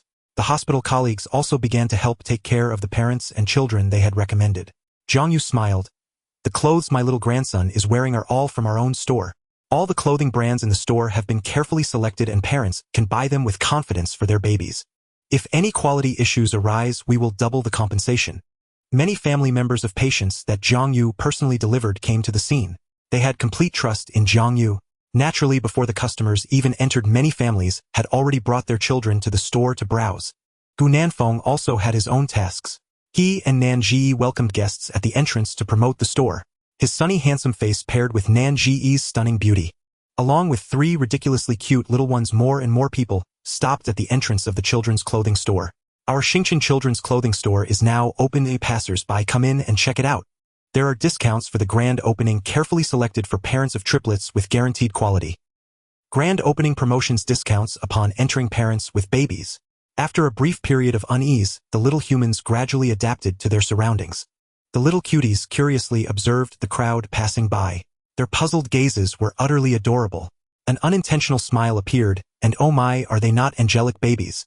Many passing parents couldn't help but walk into the store. With the promotion of a family of 5 more people began to select items from the children's clothing store. "Handsome guy, beautiful lady, are you the boss and the boss wife? Are these 3 all your children triplets?" Nan Ji smiled. "Yes, this store was opened by my husband, he is the boss. Yes, all 3 triplets are our children, and the clothes our babies wear are from the store." A passerby who stopped to ask in curiosity. When they learned that the triplets were all born to Nan Ji, they were astonished. "Oh my! To have a set of triplets, what incredible fortune. Moreover, her figure is so well maintained. As a woman, why is it?" Sob, sob, sob. Over time, more and more customers arrived at the children's clothing store. If it weren't for Lu Rong and a few others along with Jiang Yu's colleagues helping, they wouldn't be able to manage. All the employees in the store Jiang Yu hired had relevant work experience.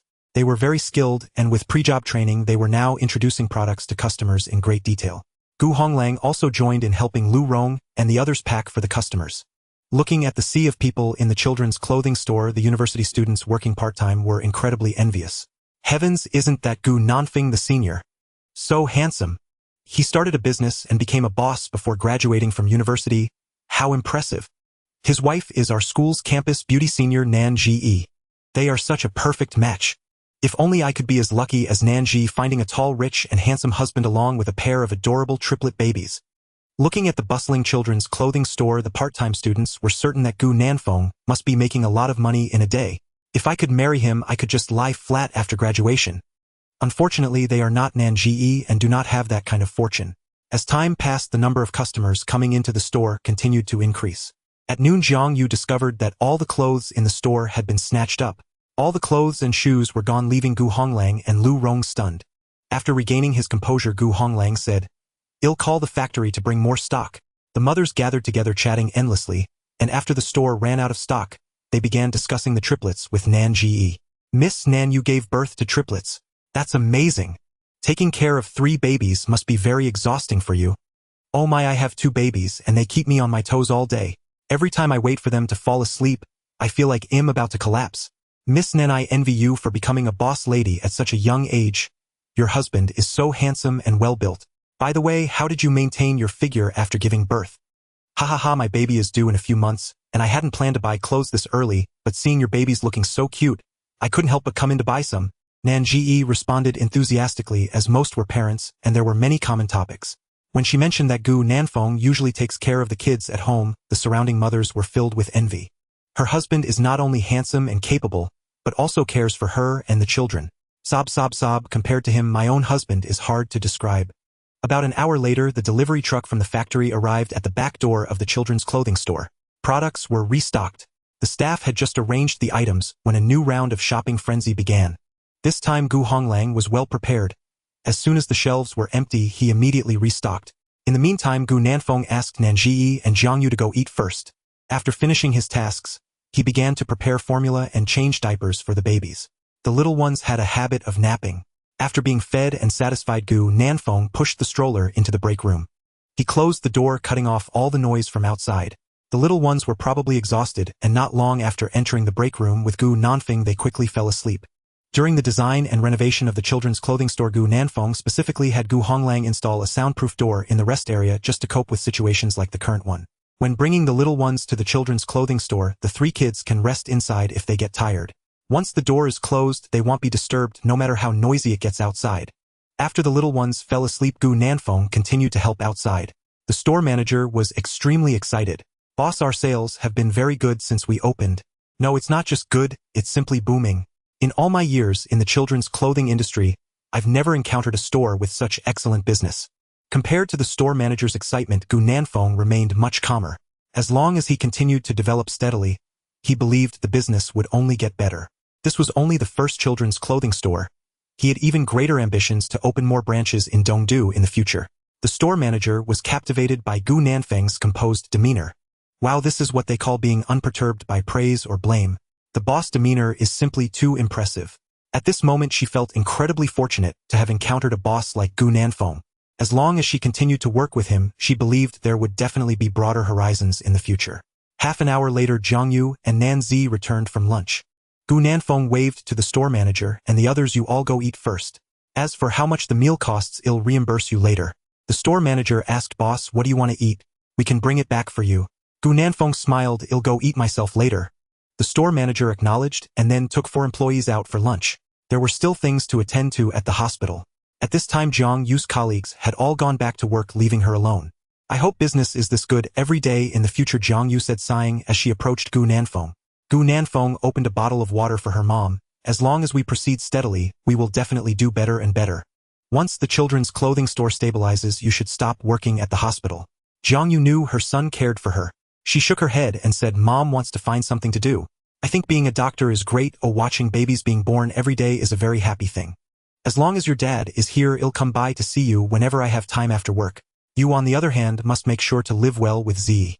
Business has been good since we opened. I'll head back to the hospital later and come back after my shift," Gu Honglang said. "Wife, are you going back to work at the hospital?" Jiang Yu nodded. "I only took leave for the morning. Please take care of the Gu children's clothing store." Gu Honglang replied seriously. Seeing how well their son's business was doing, Gu Honglang was overjoyed. They had been busy during this period, and now that the business was thriving, all the exhaustion from before was worth it. The store manager and 4 employees had all gone out, leaving the store severely short-staffed. While Gu Nanfeng and Jiang Yu were chatting, customers came in to inquire. Just as Gu Nanfeng was about to step forward, Nanzi took the initiative to walk over, signaling for them to continue chatting. She could handle the customer inquiries herself. The customer approaching did not have any children and was not pregnant. "My sister's child is about to be born, and I want to buy some baby supplies. What do I need to prepare?" Nanzi smiled and listed for newborns items like small clothes and socks are essential. Also, small hats, diapers, and baby bottles with formula need to be prepared in advance. "Miss, aside from clothing, we also have baby formula and bottles available," she added. The woman appeared to be around 24 or 25. Upon hearing Nanzi's introduction, she bought 3 sets of clothes, socks, and hats for both boys and girls. "Miss, would you like to take another look at the diapers? This is the size for newborns." "Yes, please tell me about them." Nanzi introduced the different sizes of diapers needed for babies of various ages, and she also recommended baby bottles and formula. The woman bought a lot in one go. Looking at the gentle and gracious Nanzi, she tentatively asked, "I heard you're the boss here and have a set of triplets." Nanzi nodded, "Yes, but my babies are all sleeping right now." "Oh, I thought I would get to see them. Then I'll come back next time. By the way, boss, I saw that, after having 3 children, you still maintain such a good figure. Do you have any secrets? If you do, could you please tell me? I'd like to share it with my sister after she gives birth, so that her figure won't change." Many new mothers struggle with their figure after giving birth. For women who care about their appearance, it's a nightmare. Nanzi replied, "I don't have any secrets. I just eat and drink normally after giving birth to my babies. I didn't intentionally lose weight, nor do I have any tricks." The woman understood. It was probably just a natural body type. No matter how much she ate or even after childbirth, her figure remained unchanged. The woman thought to herself that it would be great if she could maintain such a figure after having children in the future. She looked over at Gu Nanfeng not far away and continued to ask, "Is that your husband?" Nanzi smiled and nodded yes. "Your husband looks so young." The woman was a fan, and she used to think her idol was the most handsome. But at this moment, seeing Gu Nanfeng, she felt her horizons were too narrow. Gu Nanfeng's handsomeness and charisma could not be compared to those male stars in the entertainment industry. There was an incomparable allure about that man, making her unable to help but look at him several times. Hearing others praise her husband, Nanzi had a happy smile on her face. "Yes, my husband may not be very old, but he knows how to take care of people," she said. "We are both students from the Academy of Arts. Marrying him is my blessing." The woman blinked. "You are still students? From the same school?" Nanzi pursed her lips and nodded. The woman widened her eyes, not knowing what to say except envy. Could this be the legendary love? Those destined to be together found each other early. No wonder they looked so perfect together. Meanwhile, on the other side, LV Rong and Sher too returned after eating. The customer flow during lunch was evidently not as much as in the morning. Seeing this, they went out again with university students who were part-timers to distribute flyers. They returned to the store around 3 p.m. for a quick drink. As the time approached 5 p.m., the number of customers gradually increased. Fortunately, the store manager and the others were experienced, otherwise they wouldn't have been able to handle it. Gu Honglang was also busy continually checking the inventory. He quickly called to restock any products that were selling well. The reason the business was so good was largely due to the triplet babies. The three little ones were like the god of wealth. As long as Gu Nanfeng pushed them to the entrance, many passers-by would stop. Many passing customers would stop in their tracks. At 5 o'clock, the foot traffic gradually increased with another peak after 6 o'clock. By 10:40 p.m., the flow of people began to decrease. Many businesses had closed for the day. After a busy day, Gu Nanfeng awarded each of the store manager and 4 employees a bonus of 600 yuan. On the first day of opening, aiming for a good omen. After finishing, the 3 roommates returned to school sore and exhausted. Of course, Gu Nanfeng was not a stingy person and ensured they received their share. On the way home, Gu Honglang was overly excited. Although he was tired after a day's work, his spirits remained high as he followed Gu Nanfeng back to the Swan community. He couldn't help but start calculating, after deducting today's promotional activities and various costs, how much profit could be made in total. As soon as Nanzi returned home, she went to take a shower. Gu Nanfeng pushed the stroller into the room, and upon returning to the familiar environment, noticed that the babies seemed to show signs of waking up. The eldest baby was the first to wake up. The little one opened his eyes drowsily. After waiting for him to regain his senses, Gu Nanfeng greeted him. "Yang, you're awake. Are you hungry? Would you like some milk?" Gu Nanfeng reached out to touch his little hand, and at that moment the little one grinned. He prepared the milk powder and picked up the little one. After just a few sips, the baby pushed the bottle away. "Yang, you're the big brother. Why are you eating so little? Eating too little won't help you grow. If you grow slower than your younger siblings, just see how they will tease you." However, the eldest baby remained indifferent. No matter what was said, he wouldn't drink anymore. With no other choice, Gu Nanfeng could only put the little one back down. Not long after the eldest woke up, the second baby also slowly opened his eyes. Compared to his brother, Yaya had a much better appetite. Holding the small milk bottle, she gulped it down. Once full, she played by herself, appearing quite stable and being a very obedient baby. Gu Nanfeng's gaze fell on the last baby to wake up. If only the little one was as easygoing as his sister. Alas, things didn't go as planned. The first thing Xing did upon waking was cry. After checking the diaper for any mess, Gu Nanfeng tried everything to soothe him, but to no avail. Just as he was puzzled, Nanzi came out of the bathroom after her shower. Upon seeing her mother, Xing struggled to twist his little body, eager to fly into her arms. The little one missed his mom.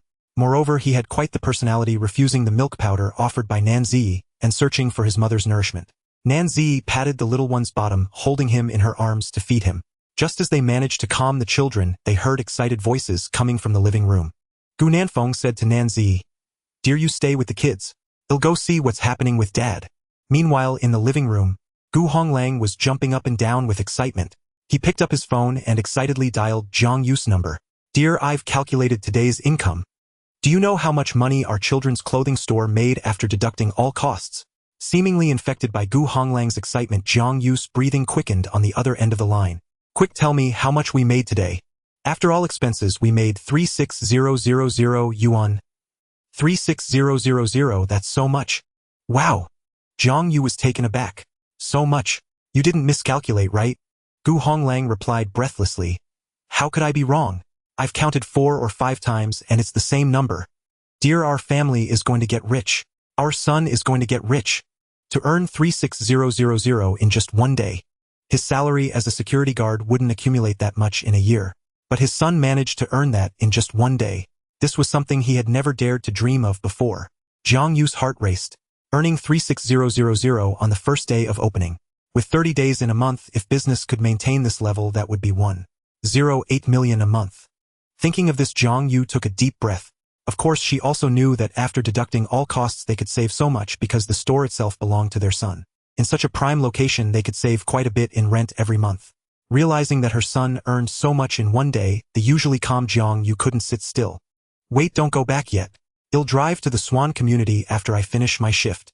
Gu Honglang responded with a heavy Meanwhile, Gu Nanfeng stepped into the living room just as Gu Honglang hung up. Dad, what's got you so happy? Gu Honglang grinned widely. I just calculated how much the children's clothing store made today and already told your mom. Guess how much you earned today? Seeing his father's expression, Gu Nanfeng knew something was up. After a moment of thought, he tentatively said, 10000. Gu Honglang gave him a look. Guess higher. Is it 15000? 18000? Gu Honglang shook his head excitedly. 36000. 36000.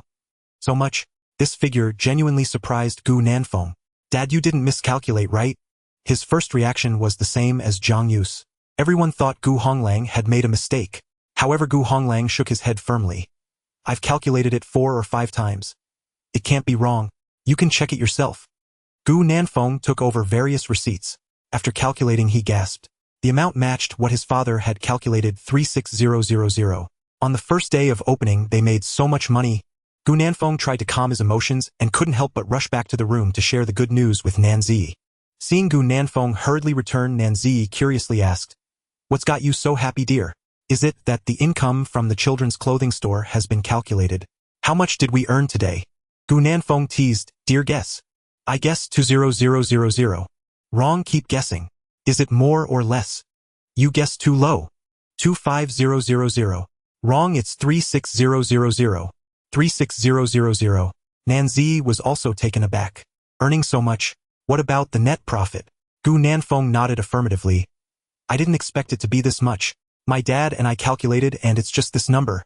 Dear, I said before that once we start earning money, I'll get you and the babies a bigger and prettier house. I'll also buy you many golden bracelets, so that when you drink soy milk it'll be a bowl after bowl. Nanzi laughed. Nanfeng, I think living here in the Swan community is just fine. I don't want to move to a bigger and fancier house. A house that's too big feels empty. This place is great as it is, I don't want to change. Gu Nanfeng smiled. Since my dear doesn't want to change, we'll talk about it later.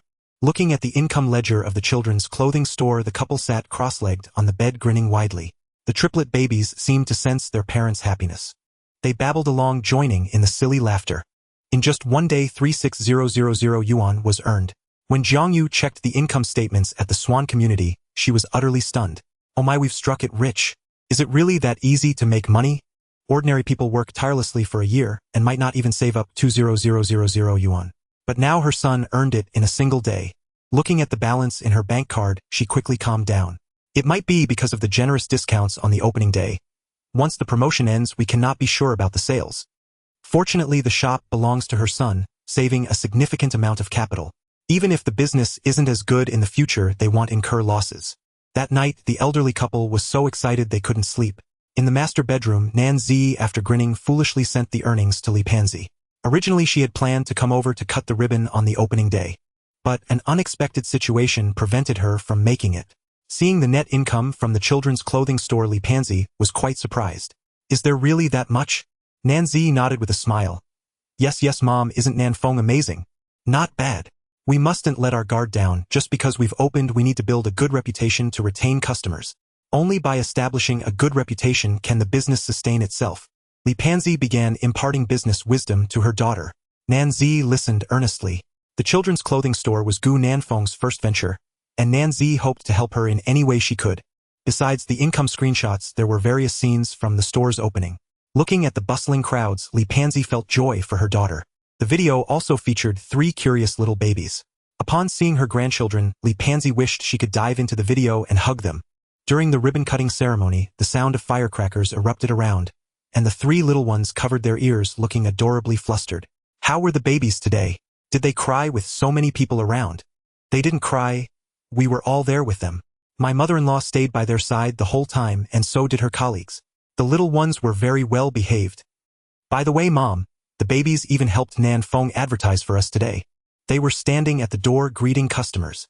I recorded a video. Let me find it and send it to you right away. Li Pansy felt both excited and guilty. She had originally planned to rush over today but couldn't make it. She felt guilty for not keeping her promise to her grandchildren. Li Pansy resolved to make it up to them next time. Soon Nanzi sent over the welcoming video featuring the triplets and Gu Nanfeng. The little glutinous rice dumplings curiously watched the bustling crowd outside, sometimes blinking, sometimes grinning, and occasionally displaying a look of wonder. Oh my, such adorable grandchildren, and she couldn't be there in person to hug them. Li Pansy felt guilty. Nanzi calculated the time and prepared for the baby's 100-day banquet. She asked the most concerning question, Mom Yang, and the others are preparing for the 100-day banquet. Did you talk to Dad about it? There was silence on the other end for a while before the reply came. I did. What was his reaction? Is he very angry? Li Pansy continued to remain silent. He's probably angry just a little bit. He was furious for several days without talking to me. I haven't seen him say anything lately. He's been sulking all day. However, I can tell he really wants to see you. As she said this, Li Pansy paused and smiled. Yesterday, he finally managed to say something to me, but I ignored him. Don't worry, when it's Yang Yang's 100-day banquet, I'll take him over. But you and Gu Nanfeng need to be mentally prepared. Nanzi took a deep breath. Ultimately, some things must be faced. Mom, I understand. When the time comes, you and Dad will come together. I'll inform Nanfeng in advance. After finishing the conversation with her daughter, Li Pansy felt in high spirits. She sat on the bed, repeatedly clicking on the baby's videos, completely engrossed. She didn't even notice when Nan Jinsong came up beside her. Nan Jinsong leaned in to take a look. The video showed a pair of exquisite triplets. In their stroller, they blinked their big watery eyes, curiously watching the passers-by, occasionally turning to look at the man beside them. The three little ones bore some resemblance to her daughter when she was small. Also, the man beside them was someone they frequently looked at. Is that Gu Nanfeng? Nan Jinsong suddenly spoke. Is this the baby that Zi gave birth to? Li Pansy was taken aback. When did you come? Nan Jinsong replied with a straight face. Not long ago. Come on, these three should be Zi's babies, right? And that man beside them is Gu Nanfeng. After calming herself down, Li Pansy responded with a yes. Yes, the three little ones are Yang Yeye and Xingxing. Today was the opening of Zi's children's clothing store, and the babies were outside helping Gu Nanfeng to advertise. Nan Jinsong frowned. Having three-month-old babies help with advertising and promotions, how could such small children manage that? What if they got tired? With that thought, his impression of Gu Nanfeng worsened. Although the latter was handsome and had a good image, so what? Using such small babies to make money, is that what a father should do? Li Pansy shot him an annoyed glance. What's wrong with standing at the door for a moment? Aren't the babies just lying well in their strollers? Even if you have an issue with Gu Nanfeng, you don't need to blow it out of proportion. The babies and Gu Nanfeng are at the door attracting customers. I see no problem with that. Letting the children observe the outside world isn't a bad thing. The hustle and bustle can help develop their tracking ability. Besides, they weren't always at the door. Aziz's in-laws would take care of them too. In Nan Zensong's eyes, Li Pansy's words seemed to be mere excuses for Gu Nanfeng. Indeed, women are visual creatures. They can't distinguish north from south when they see a handsome guy. Li Pansy could tell he was quite resentful towards Gu Nanfeng. After giving him a glare, she put her phone away. Nan Jinsong instantly became anxious. What are you doing? Why are you putting it away? I haven't seen enough yet. Aren't you unhappy with him? You called me a visual creature. If I don't look now, you won't be happy either. Nan Zensong's face turned from green to white. Let me see the babies again. Are you still going to look when Gu Nanfeng is in there? What if I don't look at him? Pansy, hurry. Li Pansy was speechless. He was already throwing a little tantrum at his age. Unable to refuse him, she sent the baby's videos through WeChat. I'll send it to you. You can watch it yourself. By the way, the 100-day banquet for the babies is coming up. Aziz asked me to ask you if you're going. Nan Jinsong was taken aback. She asked you to ask me. Why won't she just tell me herself? Why are you getting angry with me? I brought the message. Whether you go or not is up to you. If you don't go, I'll just go myself. Nan Jinsong was at a loss for words. Although he was quite dissatisfied with his daughter's actions, he knew he had to attend his grandchildren's full moon celebration. If too few people from the maternal side attended, the family on the paternal side might think their daughter was easy to bully. Moreover, how could he confront Gu Nanfeng if he didn't go? He was filled with anger towards Gu Nanfeng. Li Panzi warned him, "You can attend the 100-day banquet, but you must promise me not to lose your temper there. If you dare to cause trouble at Yang Yang's 100-day banquet, don't expect me to take you along." Nan Jinsong remained expressionless and did not respond. He watched the video Li Panzi had just sent. So this was his little grandchild. The child looked just like his daughter did when she was young. Equally adorable, equally beautiful. Unfortunately, he wasn't there when they were born. He wondered if they would know he was their grandfather when they finally met. Thinking of this made Nan Jinsong feel quite sad. Meanwhile, Nan Zi continued to share today's achievements with Chang Liusu. Seeing the income screenshot, Chang Liusu was astonished. 36,000 a day, that's 6 million in 10 days and 36 million in a month. Sister, you're making it big. When you have money, remember to support me. I'm going to stick with you from now on. Nan Zi chuckled, come on, I'll support you. Nanfeng does the big stuff, you do the small stuff. After joking for a while, Nan Zi suddenly spoke seriously. In a while, it's going to be the baby's 100 days. My mom told my dad. Both of them will come to attend that day. Chang Liusu exclaimed. Auntie and uncle said that. What was uncle's reaction? Did he explode in anger? Nan Zi paused for a moment. He probably did. My mom said he hasn't spoken for the past few days and is ignoring people. So uncle must be angry. But this is something we must face eventually. When they go to Dongdu, just let Gu Nanfeng behave well. Honestly, Chang Liusu had a lot of confidence in Gu Nanfeng. He was more outstanding than any young talent she had ever met. With an ordinary family background, she had never seen anyone achieve his level. Moreover, he had already started his own business. On the first day, he earned 36000, which was among the top in any field. If he continued to develop, Chang Liusu believed he would only get better. Hearing Chang Liusu's analysis, Nan Zi felt much more relaxed. After putting down her phone, she turned to look into Gu Nanfeng's eyes and said, honey, my mom said she and my dad will come together for the baby's 100 days banquet. My dad has been. Seems like he's been angry this whole time. What should we do when he comes? Gu Nanfeng understood what she was worried about. He wrapped his arms around her waist and smiled. It's okay, don't worry, dear. If uncle comes, he comes. The babies are so adorable. He will definitely like them. But I'm worried. I know you're worried about uncle being mad at me. Actually, I've prepared myself for this. If we do meet, even if your dad hits or scolds me, I won't dare to retaliate or say anything back. After all, his precious has been taken away by me. Darling, you don't know your husband has thick skin. I won't have any problems facing your dad. That night the two talked a lot. It was only after 1:30 a.m. that Nan Zi fell into a drowsy sleep. In the late night, the babies cried again as expected. He used to think the babies would be easier to manage after 3 months. The reality was that he was still too young. Now the babies not only hadn't become easier to care for, but had become even more difficult. They still woke up 2 or 3 times in the middle of the night. Moreover, whenever they woke up crying, Gu Nanfeng had to spend more time soothing them than before. Sometimes the babies were very particular. They refused to drink formula. Every time this happened, both parents had to get up simultaneously to feed them. By the time they finished and lay down again, it was often already 4:30 a.m. Plus, Nan Zi had recently returned to school. Taking care of the children at night made her extremely tired during her classes. A new day. When Gu Nanfeng got up, he found breakfast was already prepared. Jiang Yu and Gu Honglang had even left a note for them. The note roughly informed them that they could eat breakfast after getting up by opening the thermal box. Jiang Yu first took Gu Honglang to the children's clothing store before going to work at the hospital. Today was Monday and Nan Zi had classes at school asking him to take good care of the triplets. Seeing the note, Nan Zi felt deeply moved. She had a class at 9:40 a.m. After finishing breakfast, she took the eldest baby from Gu Nanfeng's arms.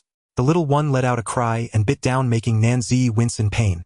The little one was still the same as before, treating breastfeeding as if others were trying to steal from him. After much effort, she finally fed the little one. There were still 2 more to go. Since Nan Zi returned to school, she mostly fed the babies with breast milk in the mornings. The 3 children took turns feeding, which relieved the pressure on her chest. Moreover, it could even lead to an overabundance of milk. Although she prepared breast pads every time she went out, every extra mouthful the babies took relieved her pressure a bit. After the 3 children were fed and satisfied, Nan Zi placed them in the crib and swung the hanging toys above. Once the baby's attention was diverted, it was the perfect time for her to leave. Honey, I'm off to school. I leave the babies to you. Honey, I'm going to miss you. Gu Nanfeng blew her a kiss. Wife, I will miss you too, love you. Honey, I love you too. Sending you a heart. The two exchanged heart signs. Finally, with determination, Nanzi slung her bag over her shoulder and left. She needed to slip out before the babies noticed, otherwise they would prevent her from going to school today. After Nanzi left, the house fell silent. While Gu Nanfeng hung the clothes on the balcony, he kept an eye on the crib. Whenever there was any movement, he would rush to their side. After hanging the clothes, Gu Nanfeng began tidying up the babies' toys. Most of the toys in the house were chosen by Jiangyu for the babies. They were all from a children's clothing store. Whenever the babies saw Gu Nanfeng cleaning up the toys, they would stop and watch quietly. If they spotted a toy they were interested in, they would wave their little hands and make cooing sounds. Whenever Gu Nanfeng saw the signal, he would bring another toy to the crib. Little one, which toy do you want? Look, Daddy has two toys, one is pink and the other is mint blue. Which one do you want? The little one had a clear target and reached out directly for the mint blue toy without hesitation. Gu Nanfeng handed the toy over to Sanbao. The little guy now had strength, gripping it tightly in his hands. Watching him drool over the toy, Gu Nanfeng couldn't help but tease him into laughter. After playing for a while, the little treasure handed the toy back to Gu Nanfeng. Gu Nanfeng exclaimed in delight, Xingxing, are you sharing it with Daddy? Xingxing grinned at him. Gu Nanfeng's heart melted. Thank you, little treasure. Oh, such a fun toy. Daddy is a good friend of the baby, right? Daddy really likes this toy. His exaggerated expression and tone made the little treasure laugh even more happily. They interacted for a while. The weather outside looked nice. Gu Nanfeng gathered the things they needed for going out. Then he pushed the stroller out. Off to see Grandpa now. The little treasures now understood what going out meant. Hearing that they could go out to play, they all bounced with excitement. Along the way, the little ones looked around as if they could never get enough of the things outside. Gu Nanfeng lifted them onto the nanny car, and the little human cubs all had the same expression, pouting and appearing very unwilling. Be good, once we find Grandpa, Daddy will carry the babies down. Shall we sit in the car first? We can see the scenery from the car too. The little cuties hummed and chirped. Upon arriving at the children's clothing store, the morning crowd was similar to yesterday, not much different. The store manager told him that usually more people start shopping after 11 o'clock. Gu Nanfeng and the triplets had just arrived. They quickly attracted the attention of those around them. I heard the owner of this store has a pair of super cute triplets. The photos in the promotional column are them, the cutest kids ever. Look, they seem to be here, let's go check them out. How could there be such adorable babies? I don't believe it. Wow, is that the owner? The triplet babies are so handsome their eyes could make anyone pregnant. Most customers in the children's clothing store had babies. Word spread quickly, and soon Gu Nanfeng and the stroller were surrounded. Oh my, how can they be so adorable? Curious and eager eyes fell on the babies. The emotions of the eldest and second treasure were surprisingly stable, calmly sizing up the uncles and aunties in front of them. Meanwhile, Sanbao felt a bit scared, his eyes timidly searching for Daddy. Only when he confirmed that Gu Nanfeng was nearby did he feel secure. Gu Nanfeng picked up the little one, smiling affectionately. Did you not want to come out with your big brother and sister just now? Why are you scared now that you're out? Look, the eldest and second treasure aren't scared. Xingxing, you're a little man, why are you afraid? Don't worry, uncles and aunties are all good people and Daddy will protect Xingxing. Grandpa will too. Look, Grandpa is over there. The little treasure looked in the direction Gu Nanfeng pointed and indeed saw Grandpa busy.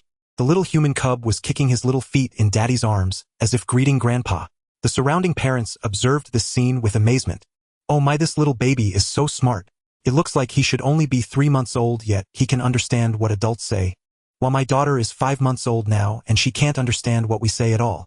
The triplets are wearing such beautiful clothes, they are so adorable. I think I saw the same ones. I'll buy a few sets to take home for my son. The triplets have such beautiful eyes. They look like jewels. How did they get such eyes? This mom, I think the eyes are mainly due to genetics. You can't just raise them. The little cuties were even more useful than the god of wealth, and they had just arrived at the children's clothing store. The store was packed with people all there to see them. Meanwhile, on the other side, in a girls' dormitory at the art academy, someone was reporting to Liao Yue. Sister Liao, did you hear? Nanzi has returned to school for classes. I heard she drives back every day. She and Gu Nanfeng opened a children's clothing store located in Chaoyang Commercial Street. Someone saw her cutting the ribbon at the opening. Last night, Liao Yue had been out partying all night and had just returned to the dormitory to prepare for sleep when she heard what her roommate said. She instantly became much more alert. With dark circles under her eyes, she asked, you said Nanzi and Gu Nanfeng opened a children's clothing store? Her roommate nodded. Yes, someone from school saw it. I heard from her roommate that the shop on Chaoyang Commercial Street was bought by Gu Nanfeng himself. Sister Liao, Nanzi has returned to school. Aren't you going to look for her to demand an explanation? She took Gu Nanfeng away. Those things originally belonged to you. Her roommate, enjoying the drama, started to fan the flames. Initially, Liao Yue had broken up with Gu Nanfeng because she thought he was poor and had no money. Now, to enjoy the gossip, she encouraged Liao Yue to confront Nanzi for an explanation. Liao Yu's face darkened. She certainly knew what her scheming roommate was up to. However, she really wanted to find Nanzi face to face to clarify things. She shook her roommate awake, who had already fallen asleep. Stop sleeping, get up. Come with me to a place. Her roommate rubbed her dark circles, ready to explode.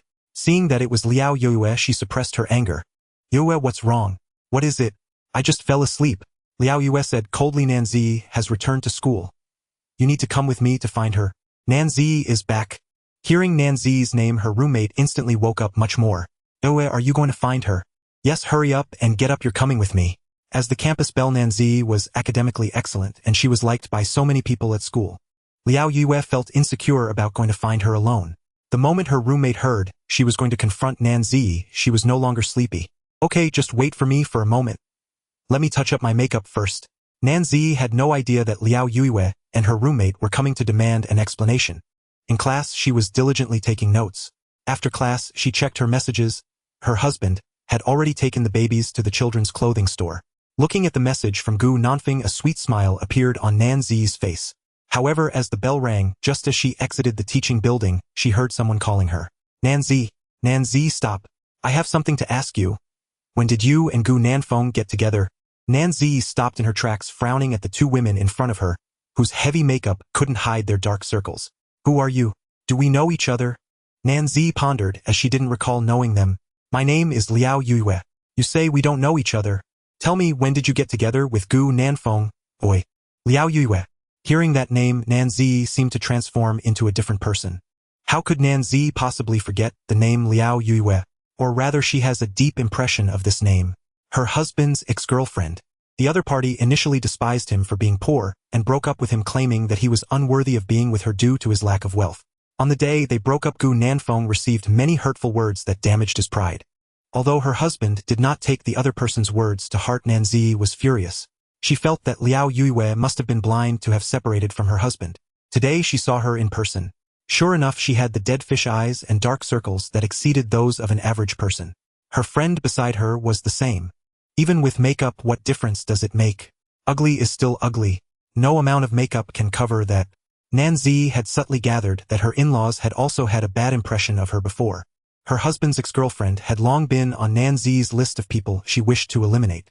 She hadn't sought her out, yet the other party had actively come looking for her. Nanzi unleashed her aura, causing the onlookers around to instinctively step back, afraid of being hurt by her fierce presence. Are you the short, poor, and average Liao Yue? Short and poor and still just an average girl. The people around burst into laughter. To be honest, in their eyes, Liao Yue was quite pretty. The words short and average truly did not fit Liao Yue. But if this statement was made by the campus beauty, it made perfect sense. Because she was both beautiful and graceful. She had the ability and confidence. Short, poor, average, and just an average girl. Hearing Nanzi say all this, Liao Yue was infuriated. What does it matter to you when Gu Nanfeng and I got together? Aren't you trying to latch onto a rich man? Go ahead. Oh, I see, those real rich men would definitely look down on someone like you, a piece of trash with a pig's nose. Even if they were given to you for free, they wouldn't want you. Liao Yu's features instantly twisted in anger. Damn it, she had originally come to demand an explanation from her. She didn't expect Nanzi to be so formidable in battle. Before she could even speak, she had already been utterly defeated. The other party was more beautiful than her, had more grace, and her words were sharper. It felt as if she was being crushed in every aspect. Before she could catch her breath, Nanzi's voice continued to ring out. What qualifications do you have to call someone poor? Are you very wealthy? If so, why don't you get plastic surgery to save your monkey face? Oh, I forgot, you also have a pair of panda eyes. Girls love beauty. After being told so many times by Nanzi that she was ugly, Liao Yue couldn't hold back any longer and wanted to retort. But when she saw the breathtaking beauty of her opponent, she felt that she seemed a bit ordinary. What to do? This feeling was so unpleasant. Fortunately, Liao Yue wasn't stupid, as she quickly remembered the purpose of her visit. I want to ask you, are the houses and cars that Gu Nanfeng has after being with you rented? His family is just an ordinary one. How could they afford these things? He must have done something illegal, or is it that you are supporting him, right? At this moment, Liao Yue really wanted to hear that everything Gu Nanfeng had was rented. or that the other party was supporting him. However, her hopes were destined to be dashed. Nanzi sneered, rented. Only someone as poor as you would think that way. Everything in our house, houses, cars, and stores, was all bought with Nanfeng's own hard-earned money. Rented? Haha, Liao Yue, has your brain gone bad, or is it filled with water? He bought everything with his own money. Liao Yue didn't believe it, and neither did her friend. How could that be? Gu Nanfeng's family has no background, no connections, and no capital. How could he earn so much money? It must be rented, or you are supporting him, and you just said that to maintain his dignity, right? Nanzi sneered, looking at the two with condescension. At this moment she felt a bit puzzled. How could her husband have been with someone as simple-minded as Liao Yue? So what if you have no money or background? Just because you can't do it doesn't mean others can't. All you do is complain and rely on men, a piece of trash. Even if you were given resources and connections, you'd still be useless. My husband was always unlucky when he was with you. As soon as he left you, he became prosperous and lucky. Isn't that infuriating? I can see that you are full of bad luck. Step away, keep your distance from me. I don't want to be dragged down by you. Upon hearing this, Liao Yu's face turned completely dark. Her friend nearby quickly stepped up, ready to fight. Nanzi maintained a cold demeanor with a regal air. Did I hit a sore spot? Do you want to fight me? Fight? Do you dare? As her voice fell, the surrounding air dropped several degrees instantly. Her friend was frightened by her imposing presence. She instinctively shrank her neck and pulled Liao Yue next to her. Oh well, let's go. We still have practical assignments to do, and the classmates in the project are waiting for us. Only then did Liao Yue come to her senses from Nanzi's icy aura and escaped with her friend. However, before leaving, she couldn't help but look back and drop a harsh remark. Humph, what are you so proud of, Nanzi? When Gu Nanfeng was with me, he cheated on me. He will definitely cheat on other women in the future. After speaking, Liao Yue and her friend dashed away. Nanzi didn't take the other person's words to heart, but her momentum did not diminish. If you dare to say another word, I will tear your mouth apart. The onlookers immediately felt the temperature drop several degrees. The campus Bowtie's aura was too fierce, and there was no hint of a joke. Watching the two flee, Nanzi snorted coldly. After collecting her emotions, she headed to the parking lot happily, making her way to the children's clothing store. Having just been visually polluted by those two average girls, she needed to see her adorable babies to heal her mood. Nanzi had no idea that after leaving the school, the major chat groups in the art academy were once again stirred up. It turned out that the video of her tearing apart the average girl Liao Yue had been recorded and shared in the group. Many onlookers had never encountered such a scene before. Especially the reaction of campus beauty Nanzi left them stunned. Oh my, it turns out the campus beauty is so intimidating when she gets angry. But to be fair, a queen like campus beauty is super attractive. It was a different kind of charm, like a queen. There was an impulse to have her wear high heels and step on them. Oh, the campus beauty is too charming. Gu Nanfeng, we will not coexist with you. In front of the screen, countless pursuers of Nanzi were heartbroken and shed tears while cursing Gu Nanfeng. The incident of Nanzi tearing apart Liao Yue quickly spread across various group chats in the art academy, alongside curses directed at Gu Nanfeng's admirers. The onlookers in the group gasped in surprise. Oh my god, the school Bowtie's aura is absolutely stunning. Her presence is legendary. She has completely crushed Liao Yue. Ha ha ha, so Liao Yue can also suffer a setback. Not only is the school beauty pretty, but she is also quite adept at dealing with people. Look at how Z defends her husband. It's so adorable. She's definitely in true love with Gu Nanfeng. Woo, I wish I were the one she defended. I am the man the school beauty could never have. Not only did the school beauty give birth to triplets for Gu Nanfeng, but she also cares for him so much. This guy must have saved the galaxy in his past life. Meanwhile, outside the Starry Children's clothing store, Gu Nanfeng was distributing flyers with the babies, when suddenly Lu Rong and the others approached with smiles. Bro Feng, take a break. We have a video to show you that will definitely surprise you. Gu Nanfeng frowned. You guys are watching a movie in broad daylight. Sure too, laughed. Bro Feng, just watch, it's a big scoop from our school. A big scoop from school. Curiously, Gu Nanfeng clicked on the video. Hey, why do the people in this video look so familiar? Isn't that my wife with Liao Yue? As the video played on, Gu Nanfeng realized what his roommates wanted him to see. It was a video of his wife tearing apart Liao Yue. Looking at the person on screen, Gu Nanfeng didn't expect his wife to have such a cute side. In the stroller, it seemed the babies heard their mother's voice. The three little ones leaned forward, trying hard to see the phone in Gu Nanfeng's hand, occasionally making soft cooing sounds. Gu Nanfeng smiled. Did you hear your mother's voice? The babies are so smart. Yes, is this the sound of mommy? Does the mommy in the video look fierce? Mommy is off school, she's coming to find the babies soon. Can you wait a little longer? The little cuties were not pleased. They wanted their mommy right now. Looking at Nanzi in the video, the human infants were full of confusion. Oh, why has mommy suddenly become so small? Yang and Yaya looked at their mommy on the phone with silly expressions. Xing curiously peered outside. Suddenly they noticed a familiar figure, and the next second the little one became excited. Gu Nanfeng sensed the little one's excitement and looked up. It turned out that his wife was coming over. Nanzi jogged over cheerfully, swiftly scooping up Xing and affectionately kissing his little face. Little one, did you miss mommy? The triplet wriggled in her arms. He couldn't speak yet, but his actions were quite clear. The little darling expressed that he missed mommy the most. Nanzi kissed his chubby little face. Hearing the noise, Bao and Erbao suddenly turned their heads. They saw another mommy. The siblings looked astonished. Nanzi was amused by their expressions and curiously asked, "Husband, what's with Yang and Yaya's expressions?" Gu Nanfeng laughed. They must be shocked and astonished. Shocked? What's so shocking about seeing mommy? Could it be? Husband, what were you watching just now? Gu Nanfeng put away the phone. Nothing, Yang and Yaya missed you, so I just showed them your photos and videos. Really? Is that really all? Nanzi frowned, expressing her disbelief. Nanzi snatched the phone away. In the next second her cheeks flushed bright red. How embarrassing. Her awkward moment was actually seen by her husband, and it was even posted online by onlookers. Oh heavens, how am I supposed to face people from now on? Gu Nanfeng chuckled. Wife, I didn't know you had such a cute side. Liao Yue didn't hurt you, did she? His tone was cold as he said this. Nanzi smiled with her eyes crescent-shaped. With her little combat power, if she could hurt me, she wouldn't deserve it. As a new mother with a powerful aura, Gu Nanfeng was influenced by her charisma. It's good if you weren't hurt. If you were scared, I will get justice for you. Get justice for me. You want to teach Liao Yue a lesson for me? Nanzi said with a grin. Gu Nanfeng waved his fist. Of course. My wife can only be bullied by me. If anyone makes you feel wronged, I Gu Nanfeng will make them pay. The affectionate display made Lu Rong and Shirtu beside them feel overwhelmed by the sweetness. After a while, Nanzi asked, Husband, how was business today? Gu Nanfeng picked up Erbao, replying it was about the same as yesterday, but there should be more people coming soon. As noon approached, the children's clothing store welcomed another wave of customers. They had been out for a while. With their parents nearby, the three little ones felt secure and soon began to yawn in the stroller. Nanzi still had classes in the afternoon. Thus Gu Nanfeng took them home to rest and prepared lunch for Nanzi. Before leaving, he reminded Gu Honglong, Dad, remember to eat something later, don't tire yourself out and take breaks. Since the children's clothing store opened, Gu Honglang's smile had never faded.